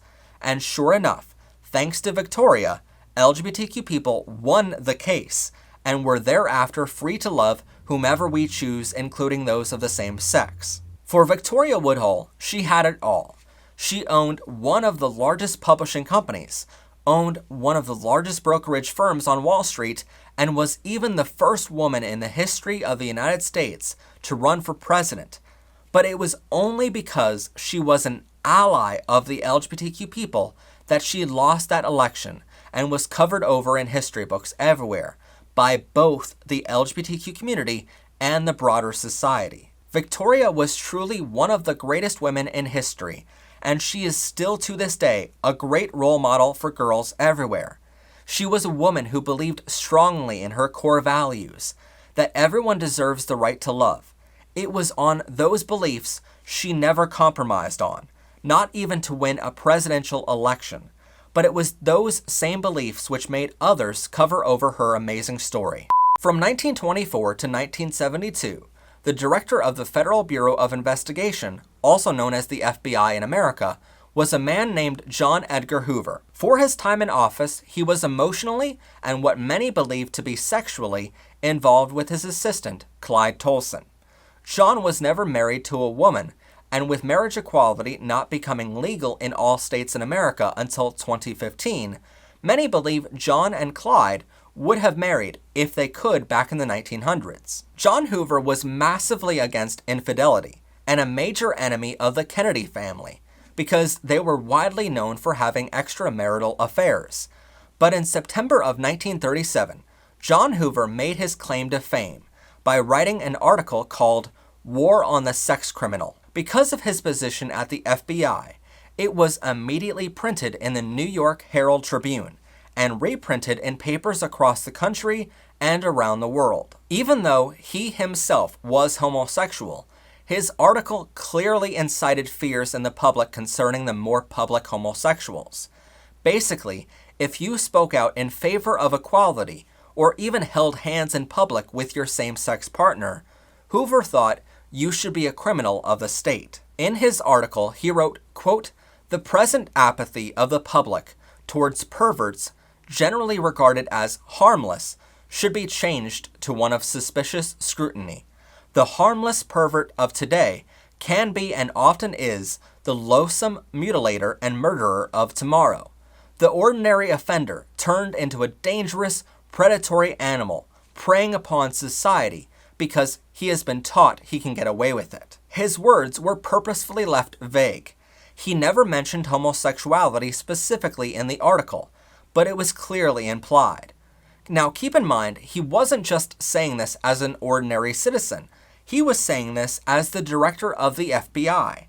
Basically, his position of power gave him immediate credibility without anyone questioning his opinions, nor asking him to back those opinions up with facts or evidence. He was, in not so vague words, saying if we didn't imprison homosexuals, they were going to keep doing crimes until they raped young children, murdered someone, or mutilated someone later. He was drawing a clear line for society between homosexuality and pedophilia, basically saying they are one and the same, which is clearly not true. But because of his position at the FBI, people believed him blindly. At the time, they thought he must have seen some evidence in crime rates to back up his claim. They thought maybe murderers, pedophiles, and rapists were being caught and admitting to acting in same-sex desires earlier in their lives, and that maybe there was a trend going on. But the truth is, no evidence ever suggested that. Nonetheless, shortly after his opinion piece was published, Illinois, California, Michigan, Minnesota, and Ohio passed sexual psychopath laws.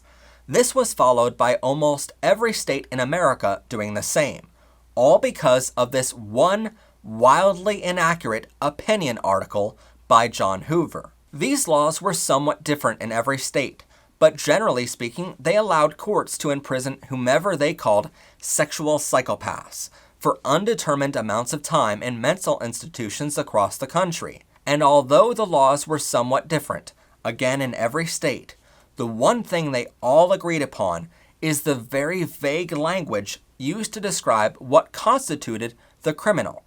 This was all in a very targeted effort so the law could be applied as indiscriminately as possible. Shortly after the laws were rushed through the government and passed, the law enforcement and government alike started using the sexual psychopath term interchangeably with child molester, homosexual, sex offender, sex degenerate, and even communist. This was all based on Hoover's original article.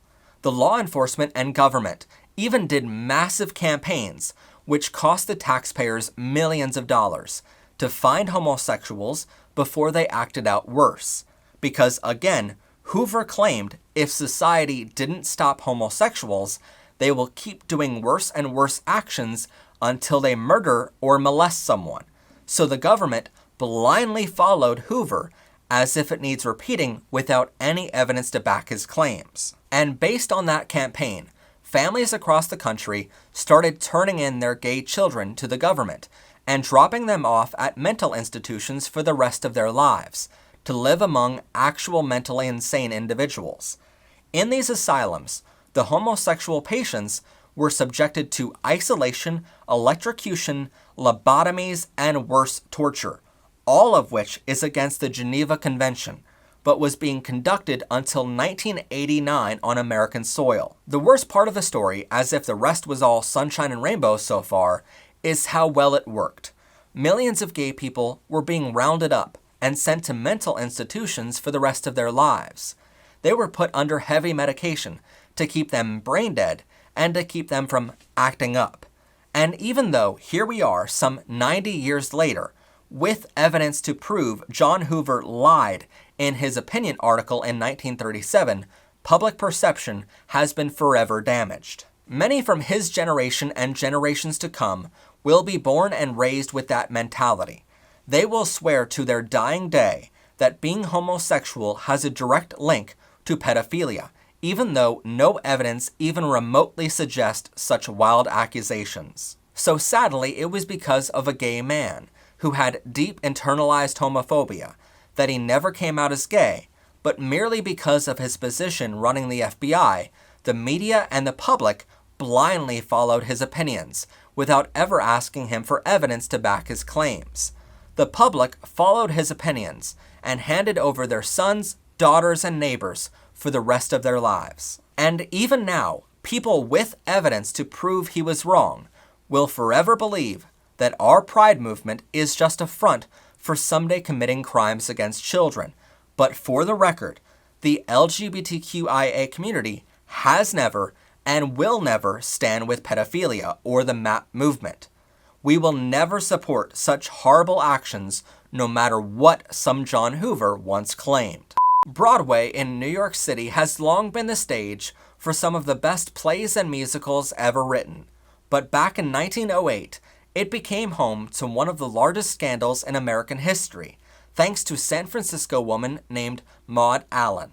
She was an actress who made her fame thanks to her leading role in Oscar Wilde's stage play, Salome. Her performance made international headlines because she played the character as erotic and scantily clad.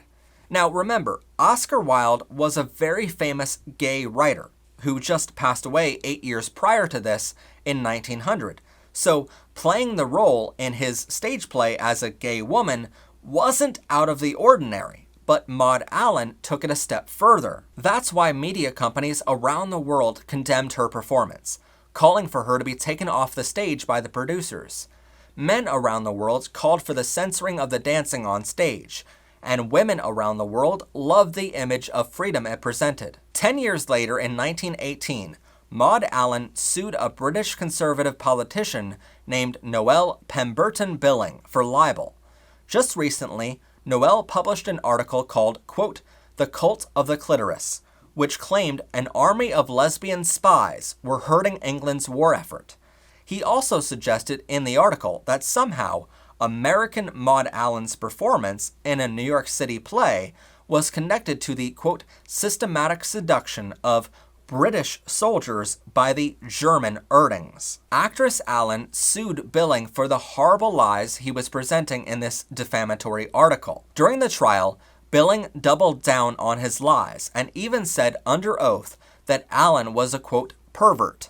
He even said she was sexually involved with Margaret Asquith, who was the wife of the former prime minister. And even though there is some truth to that second part, when the case ended, the court ruled in favor of Billing, claiming he was telling the truth of Allan being a German spy living in America her whole life and seducing British soldiers with her homosexual dancing on a stage in New York City. And somehow the press around the world agreed with this, and somehow convinced the public of the same. The lasting effects of this court case were seen starting immediately worldwide.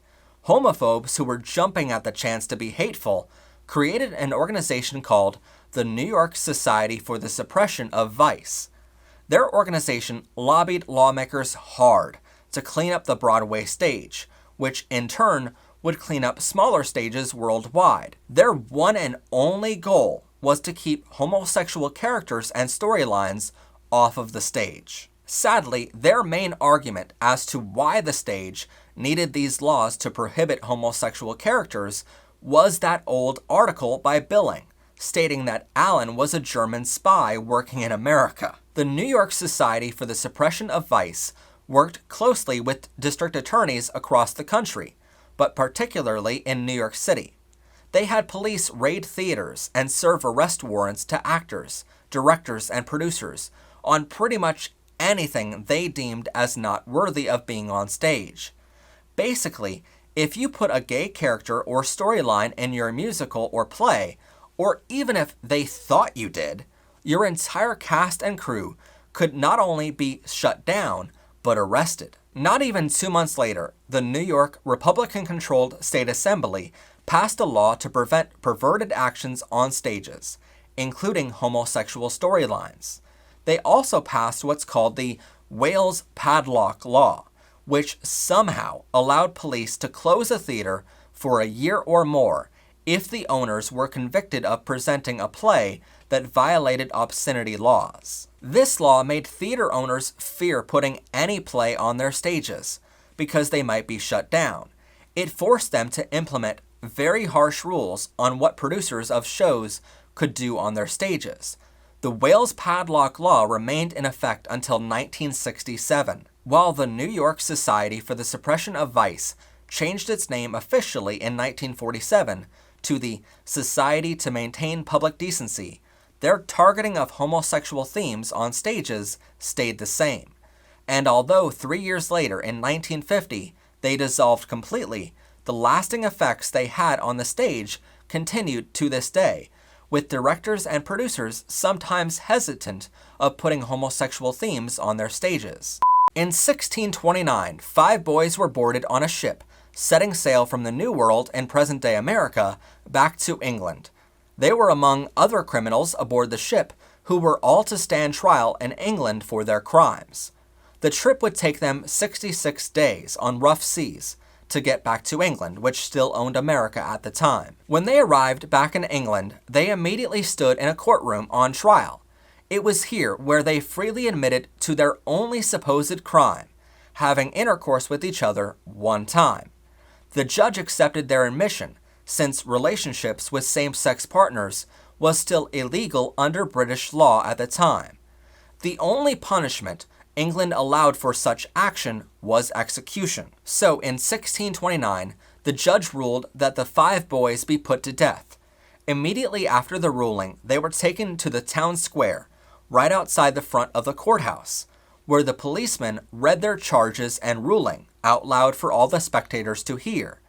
It took just a minute, but the ropes were placed around their necks, and all 5 were hanged on the large wooden structure they formerly stood upon. After they were taken down from the structure, they were buried in unmarked graves alongside other criminals. The courts erased their names from all known records and never spoke their names ever again. It was as if the 5 boys never existed.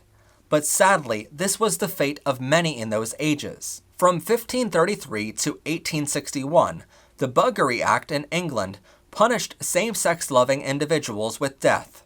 No one knows for sure how many people were charged and punished with the crime, as the courts tried everything they could to erase the victims' names from history. One article in particular points to more than 50 men being charged and punished for same-sex relationships from 1801 to 1835, but this is estimated to be very low compared to the actual number, and even this only accounts for 35 years of the 328 years the law was in place, including 1629, when the 5 boys were brought from the New World, spent 66 days on a ship, just to admit to having sex with each other one time in their lives, and then be hanged and mocked in the public square minutes later. The Buggery Act was overthrown from British law in 1861, and to learn more about the law itself, you can check out our episode covering it here. But after hearing the story of these 5 boys, and knowing the British courts tried everything in their power to erase these boys from history, we knew we wanted to circle back to this story today. We wanted to share with you the story of the frightening final days for these men. We may not be able to tell you their names, because no one wrote them down, but we can tell you their story. Homosexual actions are still against the law in over 70 countries worldwide, and punishable by execution in 12. In honor of Asexual Awareness Week this week, I wanted to introduce you to Sir James Matthew Barrie, otherwise known as J.M. Barrie. He was born on May 9, 1860, in Scotland, and was one of the most famous Scottish drama writers and novelists of all time.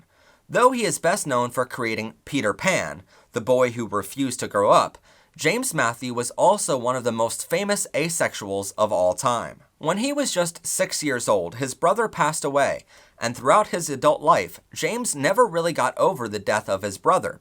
He went to college at the University of Edinburgh, spent 2 years working at the Nottingham Journal as a writer, before becoming a freelance writer in London beginning in 1885. He would go on to write his first book in 1888, which contained sketches from his life. Then, when that book was successful, he wrote 2 others in 1889 and 1891, which eventually became a bestseller. In 1894, he married actress Mary Ansell, but not only was the marriage childless, it also became public knowledge that the two never had intercourse at all. In fact, Mary was so unhappy with the way her marriage was that in April of 1910, the two got a divorce. But earlier in 1904, he wrote the most famous of his work, Peter Pan. It is widely known that the stage play, the movie to follow, and the books derived from the original work of J.M. Barrie were all in an effort to pay honor to his late brother. After all, Peter Pan, the main character in his stage play, is based on a boy who would never grow up, and in his mind, James never got over his brother's death, and thus his brother never grew up in his own imagination. But it is rumored that part of Peter Pan's character is based on the fact that James was never sexually attracted to anyone in real life. So a character who never grows up into puberty and never gets attracted to anyone sort of made sense for James to write about, or at least in theory. The truth is, we know that asexuality and the whole A spectrum in general is perfectly healthy and valid. It is not caused by any trauma in your early childhood, nor is it a disease that someone never grew out of childhood either. But I will say it's pretty cool to see representations of asexuals on stage, in movies, TV shows, and books, all based on an asexual creator. That representation for asexuals and aspectrum individuals alike is desperately needed. Samuel Gridley Howe was born in 1801 to a very prominent Boston family in the United States. At the age of 19, he found himself in Greece, where he was inspired to fight in the Revolution of Greece. When he returned back to Boston after the war was over, he began working on the abolition and education of the blind. It was here where he began a lasting and passionate relationship with a man named Charles Sumner. Charles later became one of the most vocal anti-slavery voices in the United States Senate. Though Samuel and Charles had a passionate relationship ongoing, in 1843, Samuel married Julia Ward, who was a prominent writer and social reformer. It was on their honeymoon when Samuel wrote back to Charles saying, quote, "You complain of your lonely lot, and seem to think your friends will lose their sympathy with you, as they form new ties of love. But dearest Sumner, it is not so with me, and in the days of my loneliness and sadness, I never longed more for your society than I do now in my joy, and in the whirl of London life. Hardly a day passes, but I think of you, and long to have you by my side." So even on his honeymoon with Julia, he was wanting to spend that time with Charles instead. Samuel and Julia's marriage was so emotionally estranged that by the third year of their marriage in 1846, Julia wrote back to her sister saying, quote, "Where shall I go to beg some scraps and remnants of affection to feed my hungry heart? It will die if not be fed." It was during these 3 years that Julia began writing her novel called The Hermaphrodite, which details the life and loves of Lawrence, who is both woman and man. It is rumored that the character was modeled after herself because she was so lonely in those moments that it didn't matter to her character who she had an emotional bond with. In April of 1861, the American Civil War was starting. In November of the same year, Julia and Samuel visited Washington, D.C., which is the capital of the United States. While there, the two heard Union troops playing a well-known marching song called John Brown's Body, and preparing to play the song as troops marched into battle to fight the Civil War. A preacher standing with Julia and Samuel encouraged Julia to write new lyrics to the song. Years later, Julia wrote of the experience, saying, quote, "I replied that I had often wished to do so, and thus new lyrics for the song were written. By February of the next year in 1862, Julia sold those lyrics off to the Atlantic Monthly magazine for $5. The song with its new lyrics spread quickly through Union troops in the war. Julia's version was packed full of Bible imagery and phrasing, including, quote, "Mine eyes have seen the glory of the coming of the Lord," and so on. But in the song lyrics, Julia also took aim at two major things: slavery and the gay rights movement. She knew of her husband's relationship with Charles, and she knew how important anti-slavery activism was to Charles. So in her song, she gave much reference to that activism. But she also knew that her marriage was never meant to be, because her husband belonged with Charles instead of her. So in the song, she gave reference to this as well with the famous line, "His truth is marching on." A few years later, in 1874, Charles passed away, followed closely behind by Samuel in 1876. After both her husband and her husband's true lover had passed, Julia campaigned for a Mother's Day for Peace holiday, which would later become Mother's Day in America, and she pushed for the right of women to vote before passing away in 1910. He saved the world and was sentenced to death right after he saved it.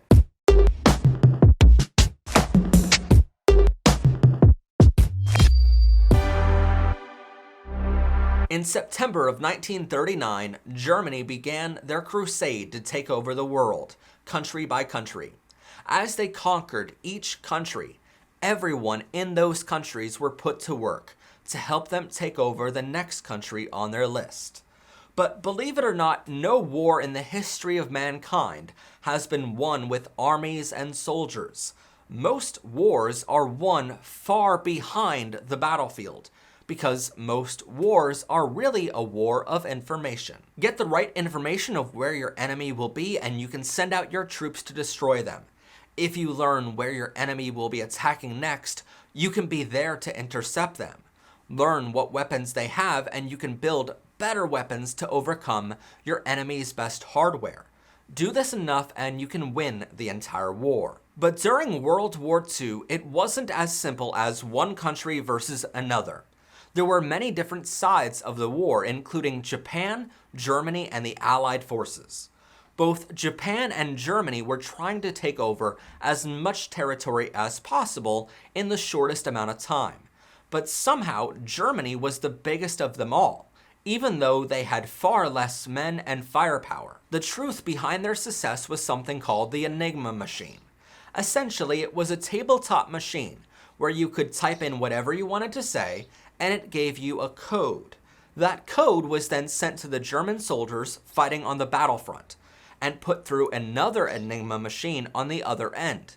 This code would then be translated by the machine back into real German text, and allow generals to get highly classified messages over enemy airwaves. No one hearing these codes would know what they truly meant, because they didn't have a machine to interpret them and translate them back to German. But even if you did have one of these fancy machines, the parts inside of this machine allowed the Germans to choose one of 159 million possible settings. And even if you did know which one of those 159 million settings the Germans were using, the Germans changed which settings they were using every single day at midnight to a different combinations of settings. The Enigma code, as it's now referred to as, was the single greatest code machine in the world at the time. But sadly, it was invented and used by the Germans, who were killing millions of people and taking over countries left and right. Like I said in the beginning, wars are not won with soldiers, but rather with information. And sadly, it was the Germans at the start of the war that had the best information. By the way, if you made it this far in the episode, then type this into the comments down below, and we'll show you what it means when translated through the Enigma code later in today's episode. Now, you might be aware that after Germany invaded Poland on September 1st, 1939, Great Britain and France declared war on Germany 2 days later, because, quite frankly, they knew their countries were next to be invaded. But 1 year earlier, in September of 1938, the Great Britain Royal Forces started a small team of 6 of the most brilliant minds in the country in an effort to break the Enigma code. These 6 people were tasked with breaking the single greatest code in human history up to that point, with 159 million possible combinations every day. And every single day they failed to break it, they knew soldiers on the front lines were dying as a result.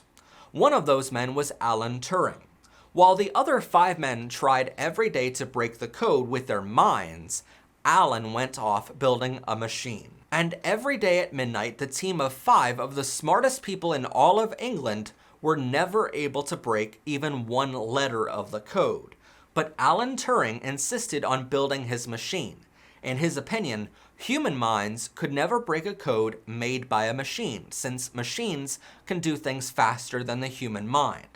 Allen believed that in order to break a code made by a machine, you just need a better machine. Allen's superiors ridiculed him and even tried to shut down his work building the machine. But he wrote to Winston Churchill, who was the Prime Minister of the United Kingdom at the time, and told Winston Churchill his great plan to build a better machine. That's when the Prime Minister finally funded Alan Turing's work in building the better machine. In just 2 years, Allen built that better machine, which intercepted a single German message every single day at midnight, giving the daily weather reports to German troops. Because the machine was only looking at 3 words rather than every single word in the German language, Alan Turing's machine was able to decode the message and figure out which settings the Germans were using that day in just 13 minutes. By the way, those words were weather and Heil Hitler. Quite literally, Alan Turing built a machine to decode the greatest code ever built in just 13 minutes. And his machine could do it every single day at a cost of just $7 per day.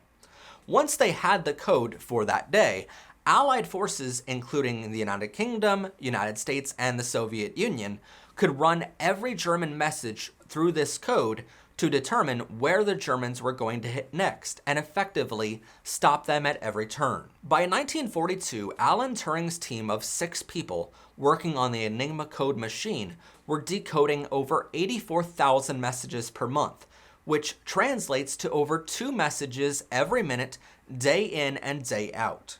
But that's a lot of information coming in, and if the Allied forces acted upon all 84,000 of those messages, the Germans would surely figure out the Allies broke the Enigma code and they would stop using it as a result. So it was Alan Turing who came up with a mathematical equation to determine how much of that info they could act on without alerting the Germans to the fact that they broke the Enigma code. In fact, on the day they broke the Enigma code, one of the 6 people on their code-breaking team had a brother fighting as a soldier on the battlefield. The Enigma code told them that his brother was in the next squadron of soldiers to be attacked by the Germans, but Alan Turing's team had to withhold the information and let the attack happen, for fear of the Germans figuring out they broke the Enigma code too soon. His brother later died as a result of this attack. But as I said, it was Alan Turing who came up with a mathematical equation to determine how much information to use and how much to let go. His equation literally figured out that if you were to use too little information decoded from the Enigma machine, that the Allied forces would lose the war entirely. Use too much information and the Germans would figure out you broke the Enigma code, they would start using another coding machine instead, and you would have to start all over again decoding the new machine. Alan Turing wasn't done here though. During the war, he was responsible for decoding the entire operating procedure of the German Navy. He developed a statistical procedure which allowed Allies to make more efficient use of their bombing planes. He also developed a procedure to work out the cam settings of the Lorenz cipher machine.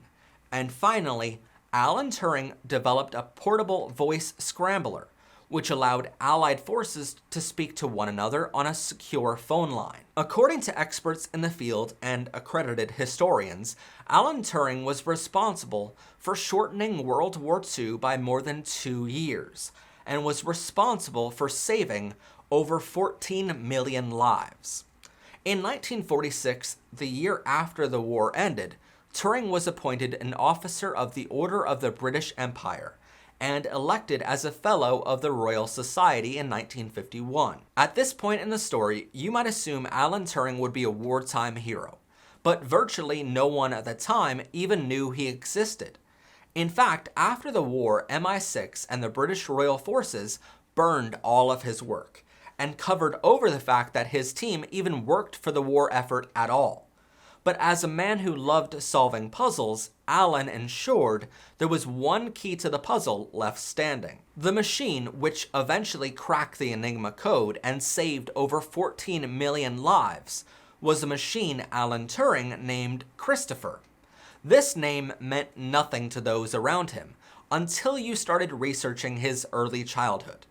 At the age of 13, Alan went to a boarding school named Sherborne, where he didn't make any friends with classmates or teachers. In school, he met a boy named Christopher Morecambe, and the two boys quickly fell in love with breaking cryptography and solving math problems for fun.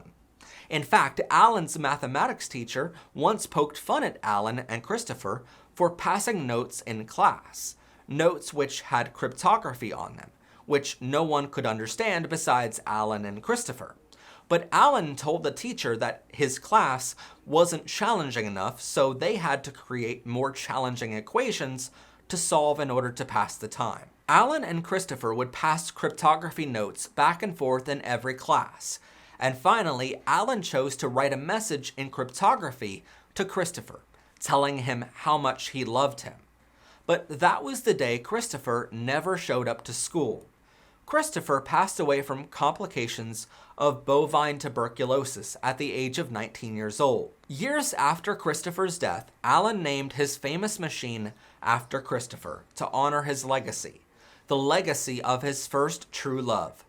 That machine, named after Christopher, would later become the home computer, and has led to the invention of the smartphone and every other computing device in human history. So whatever device you're watching this episode on right now is only capable because of the work of Alan Turing and his invention of Christopher, named in honor of his first true love. In 1952, just 7 years after the war ended, Alan began a relationship with Arnold Murray. They met outside of a Royal Cinema in Manchester, England, where Alan invited Arnold to lunch. Not even a month later, Alan's home was broken into, but the criminals never stole anything. During the investigation, Alan Turing told the officers the reason they found Alan and Arnold together in the same home was because they were in a relationship. At the time in England, it was a criminal action to be gay. Therefore, both Alan and Arnold were charged with, quote, gross indecency. The case of Regina versus Turing and Murray was brought to trial, where Alan pleaded guilty to being in love with Arnold, and never denied the action of being with another man. Turing was then convicted and given the choice between prison or chemical castration, meaning he would have to take medication for the next 2 years in order to get rid of his sexual desires altogether. Not wanting to give up his work in building machines or breaking codes, Alan Turing chose chemical castration. This medicine was so damaging to Alan's body that it made him uncontrollably shake and lose his entire will to work on anything. It essentially removed his entire will to live. Worse yet, because he was now convicted of homosexuality, the British forces removed his security clearances and barred him from working on any future projects to help in any future wars. He was even denied entry to the United States, even though, again, he saved the United States and countless US soldiers' lives. It is speculated that the entire thing was set up by MI6 to stop Alan Turing from continuing his work, or from Alan taking credit for his work saving the world. After all, the criminal who broke into Alan's home that night never stole anything, and has yet to be caught. In fact, after Alan and his partner Arnold were arrested for homosexual actions, the police in England stopped the investigation into who broke into Alan's home. But what is known for sure is that after about a year under the chemical castration drugs, Alan Turing committed suicide on June 7, 1954. He was just 41 years old, and the investigation into his death determined he bit into an apple filled with cyanide. This was speculated as a recreation of Alan Turing's favorite movie from Walt Disney, called Snow White and the Seven Dwarfs, which Alan continually said was his favorite film. Two biographers who later wrote about Alan Turing said he took, quote, an especially keen pleasure in the scene where the wicked queen immerses her apple in the poisonous brew. It took the British government 50 more years to even admit Alan Turing worked in the war effort at all and acknowledged his achievements. But it wasn't until 2009, more than 55 years after he died, that a British programmer named John Graham Cumming started a petition urging the British government to apologize for Alan's prosecution as a homosexual.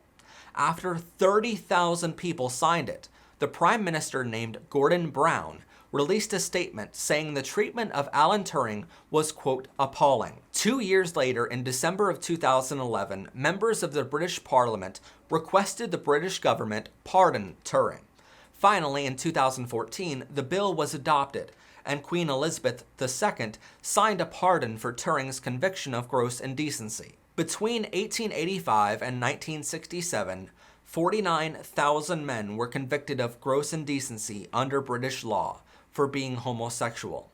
And finally, in September of 2016, the British government announced their intention to expand this pardon to other men convicted of similar offenses in what is now called the Alan Turing Law. In 1994, Manchester, England, renamed a stretch of roadway to be called the Alan Turing Way, and a bridge carrying this roadway was renamed the Alan Turing Bridge. A statue was later set up in June 2001 in Sackville Park. The statue depicts Alan Turing sitting on a park bench, holding an apple, the very thing Alan used to commit suicide, after the government forced chemical castration on him. It is known as an incredibly grim memorial to his legacy. The bench Alan sits on has text carved into it, reading, quote, Alan Matheson Turing, 1912 to 1954. And this text, which when translated through the Enigma code says founder of computer science.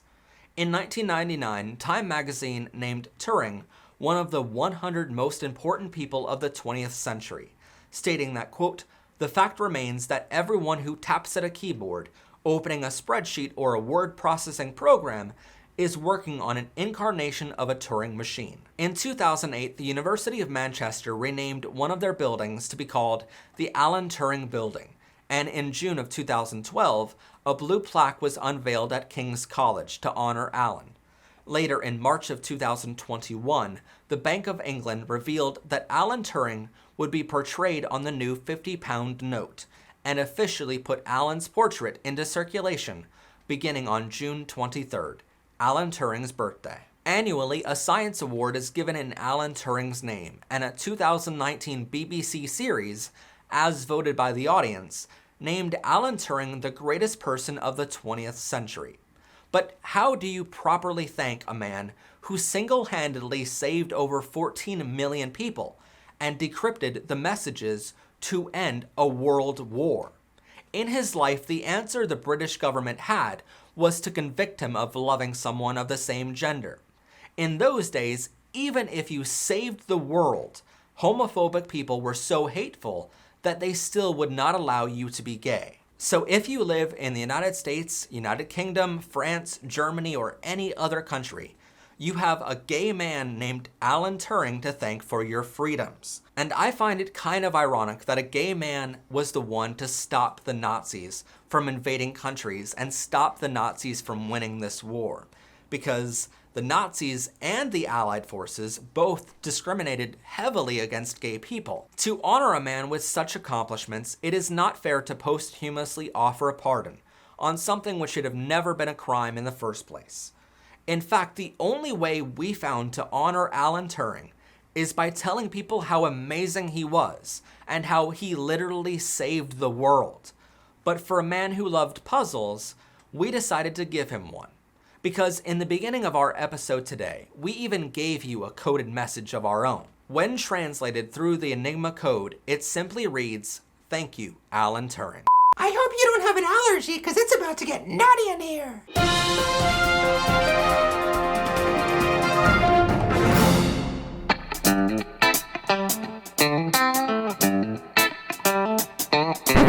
All the producers were busy this week with other projects, so they left me in charge of the entire show today. Bad idea. So, this week in Nutter News, There is a global shortage of Brazil nuts, and I have no idea where they all went. Please don't look over here. Rainfall in the Amazon has been low this year, making it more difficult to grow the nuts. This means the nuts are now in greater demand and selling for 61% higher since the start of the shortage. Their price is now over $14,500 per ton. What, you think the mortgage on this treehouse is cheap? In Nutter news, a new study by the Peanut Institute, that's a real thing by the way, not just something I came up with for this episode. You would know that if you follow me on Twitter. The study says that eating a small amount of peanuts or peanut butter every day helps you live a longer life, shrinks your waistline, follow your heart better, and prevents diseases. Harvard University researched the long-term effects of daily consumption of nuts or peanut products. They found those who consumed peanut products every day decreased their risk of death by 20%. Research from the Purdue University showed that the peanuts increased the hormone peptide YY, which promotes fullness in your body, and therefore peanut eaters have lower BMIs and body weight issues later in life. The study also found that peanuts can decrease the risk of heart disease by up to 19% if you replace your daily red meat consumption with plant protein from things like peanuts. And they found that peanuts contain more protein than any other nut. So if you're looking for a more healthy way to get protein, why not eat more nuts? In Nutter news, Mr. Peanut has announced on Twitter that he's looking for a partner. In his tweet, he says, quote, "I've been holding on to my final rose for 106 years now, with the hashtag seeking a Mrs. Peanut. Well, Mr. Peanut, in this day and age, I think it's sad that society is forcing you to act straight when we all know nuts should be open to all genders and all sexualities." Well, I replied to his tweet this week and said I would gladly accept the rose from Mr. Peanut, and I think we'd be perfect together. So now the nut's in your court, Mr. Peanut. And if all of our fans were to mysteriously find Mr. Peanut's tweet linked in the description of this video and use the hashtag Mr. Nutterbutters for the rose and help bring Mr. Peanut and I together for a brand deal, I would gladly endorse your products, Mr. Peanut. What better brand ambassador could you have than a gay squirrel who ranks the best nuts to eat? In Nutter news, we next want to talk about the 30-30 Peanut Challenge. The Peanut Institute wants to help you live a better and healthier life. I swear this isn't sponsored, but it could be. Make it rain with that peanut money! So, for the month of November, they're encouraging you to incorporate peanuts into your daily diet. In fact, they've even published a list of over 300 ways you can include peanuts, including peanut butter, flour, shaving cream, soap, and skin lotion into your daily life. You can make peanuts a part of your breakfast, and studies show this helps you feel better up to 12 hours later like it does me. Peanuts can also help you get the energy and protein you need to get your recommended 30 minutes of daily exercise. You could have a peanut cob salad for lunch, a warm peanut soup for dinner, and trust me, making this episode took so long that I had to nibble on some peanuts as a snack to help me power through. In Nutter news, the International Nut Committee, again, it's a real thing. Man, you really don't follow my Twitter, do you? The International Nut Committee just released their annual report, which finds the production in metric tons of every type of nut is down this year as compared to 2021, but still up since they started recording production data in 2012. This includes the production of peanuts, almonds, walnuts, cashews, pistachios, hazelnuts, pecans, macadamia, pine nuts, and Brazil nuts. Man, I'm freaking hungry after saying that. They estimate that this year's production is down from last year by just 6%. But overall, if you look at production in 2012, it's up over 50% in the past decade. Their annual report also found that global consumption of nuts increased at an average pace of 210,800 metric tons each year, to now being over 5.2 million metric tons per year consumed worldwide. And I have to admit, I'm a main reason a part of that. I'm sorry. In Nutter good news this week, our main host, Professor Pride, was invited to speak at the Art in the Park event this weekend. So if you're from Pennsylvania or surrounding areas and want to hear him speak on the main stage, want to meet and greet with some of our producers, including Matt, Michael, and myself, I'll be there too.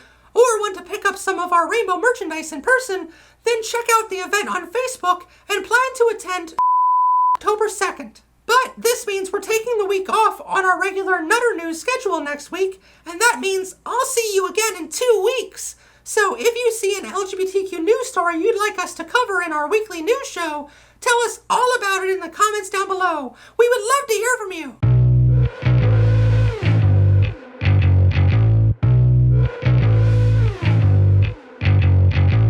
I got bruises for eyes, guess I sleep when I'm dead. All my friends are all worried, cause of things that I've said. But I'm not gonna listen, just drowning them out. Cause I do what I want, got fangs in my mouth. So late now to help me out. All the cards been handed out. Can't take back the words I've said. Think I'm messed up in the head. Burning through another night light, buzzing like a neon light. Turning up my speakers, got to block out all the voices, think I'm going insane.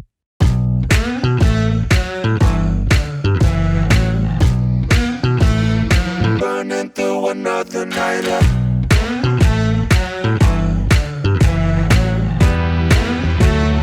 Burning through another night light. I just lost my job, I don't even care. I'm wearing all black, and I'm dyeing my hair. We live in a world that can't look in the mirror, and I live in my head, don't think I'm all there. So late now to help me out. All the cards been handed out. Can't take back the words I've said. Think I missed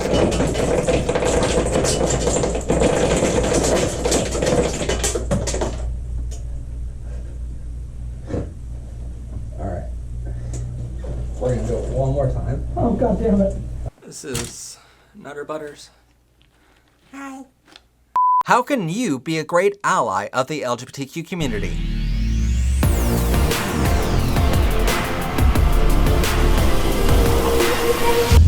Show off your pride with all new shirts, water bottles, hoodies, and more. Only available for a limited time on the PBR merchandise store. Linked in the description down below. Welcome everyone to Power Rainbows. I'm of course your host, Professor Pride. And on today's show, we're giving you some tips on how to be a great ally of the LGBTQ community. But before we begin, don't forget to like, comment, and subscribe. Anyway, on to the show. You might have heard the term ally before in your history class or in the LGBTQ community. But if you're young, you may not know what that term means yet. An ally is basically just a friend you have. It's someone who will help you when you're feeling down, will support you when you accomplish great things, and so on. When it comes to the LGBTQ community, though, an ally is described as a person with a genuine and strong concern for the well-being of LGBTQ people. It's a person who supports and accepts LGBTQ people as they are. They advocate for equal rights and fair treatment. Someone who confronts challenges the community experiences, but most oftentimes does not belong to the LGBTQ community themselves. Basically speaking, for the most part, allies are straight and cisgender, meaning you're only attracted to one gender that is an opposite gender from your own, and you match the sex you were assigned at birth. The best way to describe the roles allies play in the LGBTQ community is to say that you recognize your privilege being straight and cisgender, and you use that privilege for good. Allies are vital in our community because we need your support the most. Having allies lets us know that we are not alone in this fight for equal rights, and we have a friend we can lean on for help when we're feeling down or when we're discriminated against in society. Your support means a lot to us, so that brings up a great question. If you're not a part of the community, how do you offer support to our community effectively? The first tip we have is to stay informed. Take time to educate yourself on LGBTQ topics. Know the different sexual orientations or gender identities. Take time to watch educational episodes like those on our YouTube channel here, and so on. Perhaps follow pages on social media like The Trevor Project, Human Rights Campaign, your state's Equality Project, Gay Times, or LGBTQ Nation magazines, and so on, to stay informed as to what's going on in our community. You have no idea how much it means to us for someone who has no stake in the game of LGBTQ rights to know what we're going through and offer their support anyway. Our second tip is to be a good listener. When something happens, take time to listen to our community and learn from that conversation. And most importantly, don't be afraid to have that conversation.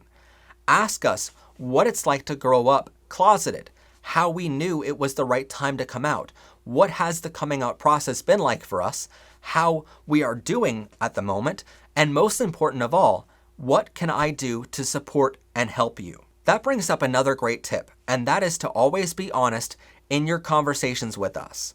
If someone comes out to you, the best thing to do is to give them a giant hug and thank them for trusting you with this information. But if you need time to process it, tell them you want to support them, but this is new information to you, and maybe you need a moment to process it. Be honest. This also means to have open and honest conversations with family members, friends, and colleagues who are not LGBTQ, and inform them of what you've learned and share with them how they can be good allies of the community as well. In fact, you can even ask an LGBTQ person who feels comfortable doing so to join you in that conversation. You can even ask your school or your workplace to hold a meeting on how to be more inclusive to LGBTQ people, whether that means to LGBTQ coworkers and classmates or even customers. A great way to be an ally is to offer reassurance. If someone comes out to you, explain to them how this new information has not changed your friendship or relationship with them. In fact, if anything, it has allowed you to be closer to them, and remind them that you will still care for and respect them as much as you have ever done before. Our next tip is to always be open-minded. Our community is made up of hundreds of millions of people. There are endless combinations of sexual orientations and infinite gender identities, all of which are valid and scientifically proven to be valid. So, if you don't understand something, don't be afraid to ask. But keep in mind, when it comes to understanding certain things, LGBTQ people don't owe you an answer. You should be able to research a lot of this stuff on your own online, through platforms like ours. But when it comes to platforms like ours, ask questions in the comments. We're more than willing to help you find the answers. Just because you were taught a certain way your whole life does not mean that it's the only way. For example, schools taught me that being gay is a sin, but after years of research, we showcased on this show how being gay is not a sin in any major religion of the world. Schools also taught us how there's only two genders, but years of research later, we come to find out that it's now a scientific law that there are infinite numbers of genders. So always keep an open mind to new evidence and new information, even if that info doesn't agree with how you were born and raised. Newsflash, your parents might have been wrong about some things. Our next tip is to always invite LGBTQ friends to hang out with you and your other friends and family. Showing you care about your LGBTQ friends just as much as your non-LGBTQ friends means a lot to us and shows us that we will always have a seat at your table. One of the more important ones on our list today is to never suppose anything of anyone. When you're meeting someone new for the first time in work, in school, or in life, never suppose they are straight and never suppose they are cisgender. This means when you meet a guy for the first time, don't ask him if he has a girlfriend. 10% of guys out there will only ever want a boyfriend, and 10% of girls out there will only ever want a girlfriend. And about 5% of people out there won't be the gender you suppose they are, because of gender stereotypes society puts on us. One of the biggest signs someone is a supporter and an ally of ours is given when we meet you for the first time. Ask us our pronouns to make sure you can address us properly. If it comes up in a conversation, don't ask me if I have a girlfriend, because I'm gay, but you don't know that information about me yet. And from then on, I know you're not a great ally of mine because you just supposed that I was straight. But newsflash, I'm hella gay. Another important tip is to stop anti-LGBTQ hatred wherever it exists. It doesn't matter if you're at an LGBTQ pride event with 1,000 LGBTQ people watching you, or if you're in a grocery store and no one is watching you. Stop hate whenever and wherever you find it. For example, I was walking through a convenience store on my way to work one day, and there was a few teenagers joking around in the aisle next to me picking out a soda. One of them called the other a faggot as a joke, but I stopped everything I was doing and educated them how offensive that is, and how being gay should never be a joke. Every time you hear the word gay being used as a joke, stop and educate the person saying it. Sexuality and gender are not jokes. More importantly, if you hear a slur like faggot or tranny being used, you have to stop and educate the person. If they are unwilling to hear that education, that's not your fault. But being an ally means you stop and try to educate them anyway. Our next tip is to confront your own prejudices and bias, even if it is uncomfortable to do so. Ask yourself if you've ever said any slurs or jokes which could be offensive to LGBTQ people, and ask yourself why you thought those jokes or slurs were funny, or why you said them at all. Ask yourself these hard questions. That way you can do better in the future. Next, make sure you're defending your LGBTQ friends from discrimination.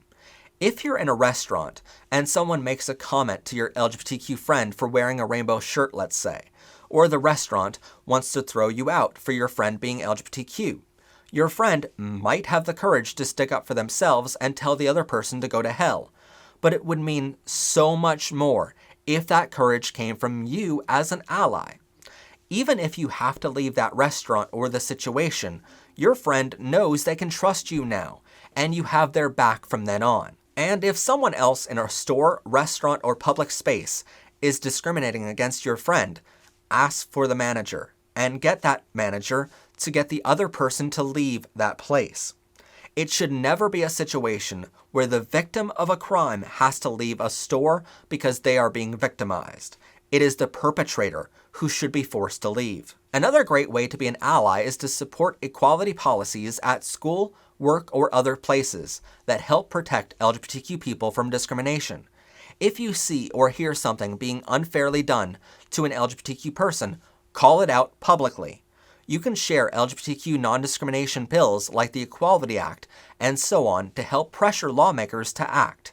You can ask your school to start a GSA club, and you can even use our 43 tips and resources to help you do that. You can have the open and honest conversation with your peers, with your principal, with your friends, and more to see what you can do to make a meaningful change. Our next tip is to come to Pride events and show your support in person. Come with a group of friends and bring all the LGBTQ people you know to show your support for them in person.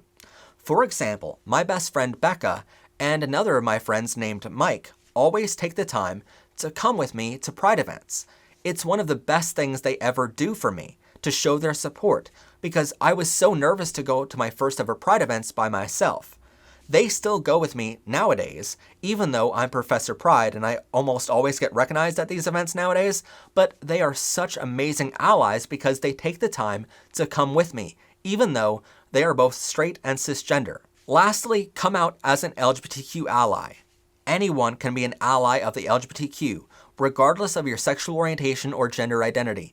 Be proud to show that support online and in person. We need your support now more than ever before. Hey, Turkey Hill Experience! Die up! Hey, Destiny USA Mall. Guess what? Die up! Ha ha! You're die-upped! Hey everybody, I'm gonna die up in style today. Ready? You ready for it? A die-up! Oh yeah! Style, die-up. That was fancy right there. Hey everybody, it's Jimmy the Giraffe, and today I'm here at the Blooms Park Pride Festival, y'all, and I got a fancy pride bow tie right over there. Hey, so guess what? I'm gonna do a pride dab for y'all right here in front of the Powered by Rainbows booth. So check it out at ProfessorPride.com, and right now, get ready to be die-upped, everybody, okay?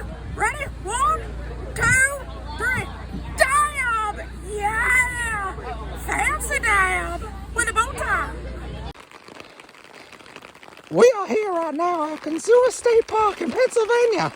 So guess what? We're gonna fancy dab 'em. Ready? Dab! Oh yeah! Hey everybody, I'm at the Governor's Palace in Williamsburg, Virginia. And I'm here with my Christmas bow tie. And we're gonna dab the Governor's Mansion here in Colonial Williamsburg, everybody. So you ready? 1, 2, 3. Dab! Oh yeah! Christmas dab! Happy holidays! Am I missing anything else, Mr. Nuttabutters? Happy New Year! Oh yeah! Happy New Year, everybody! This is my friend, Mr. Nuttabutters. Wait, hold on. Why are you wearing a bow on your head? 'Cause I'm a gift to the world, Jimmy! Yeah, you're a gift, alright. Anyway, I would like to wish y'all a very merry Dabmas! Oh yeah! Happy holidays, everybody! Happy New Year!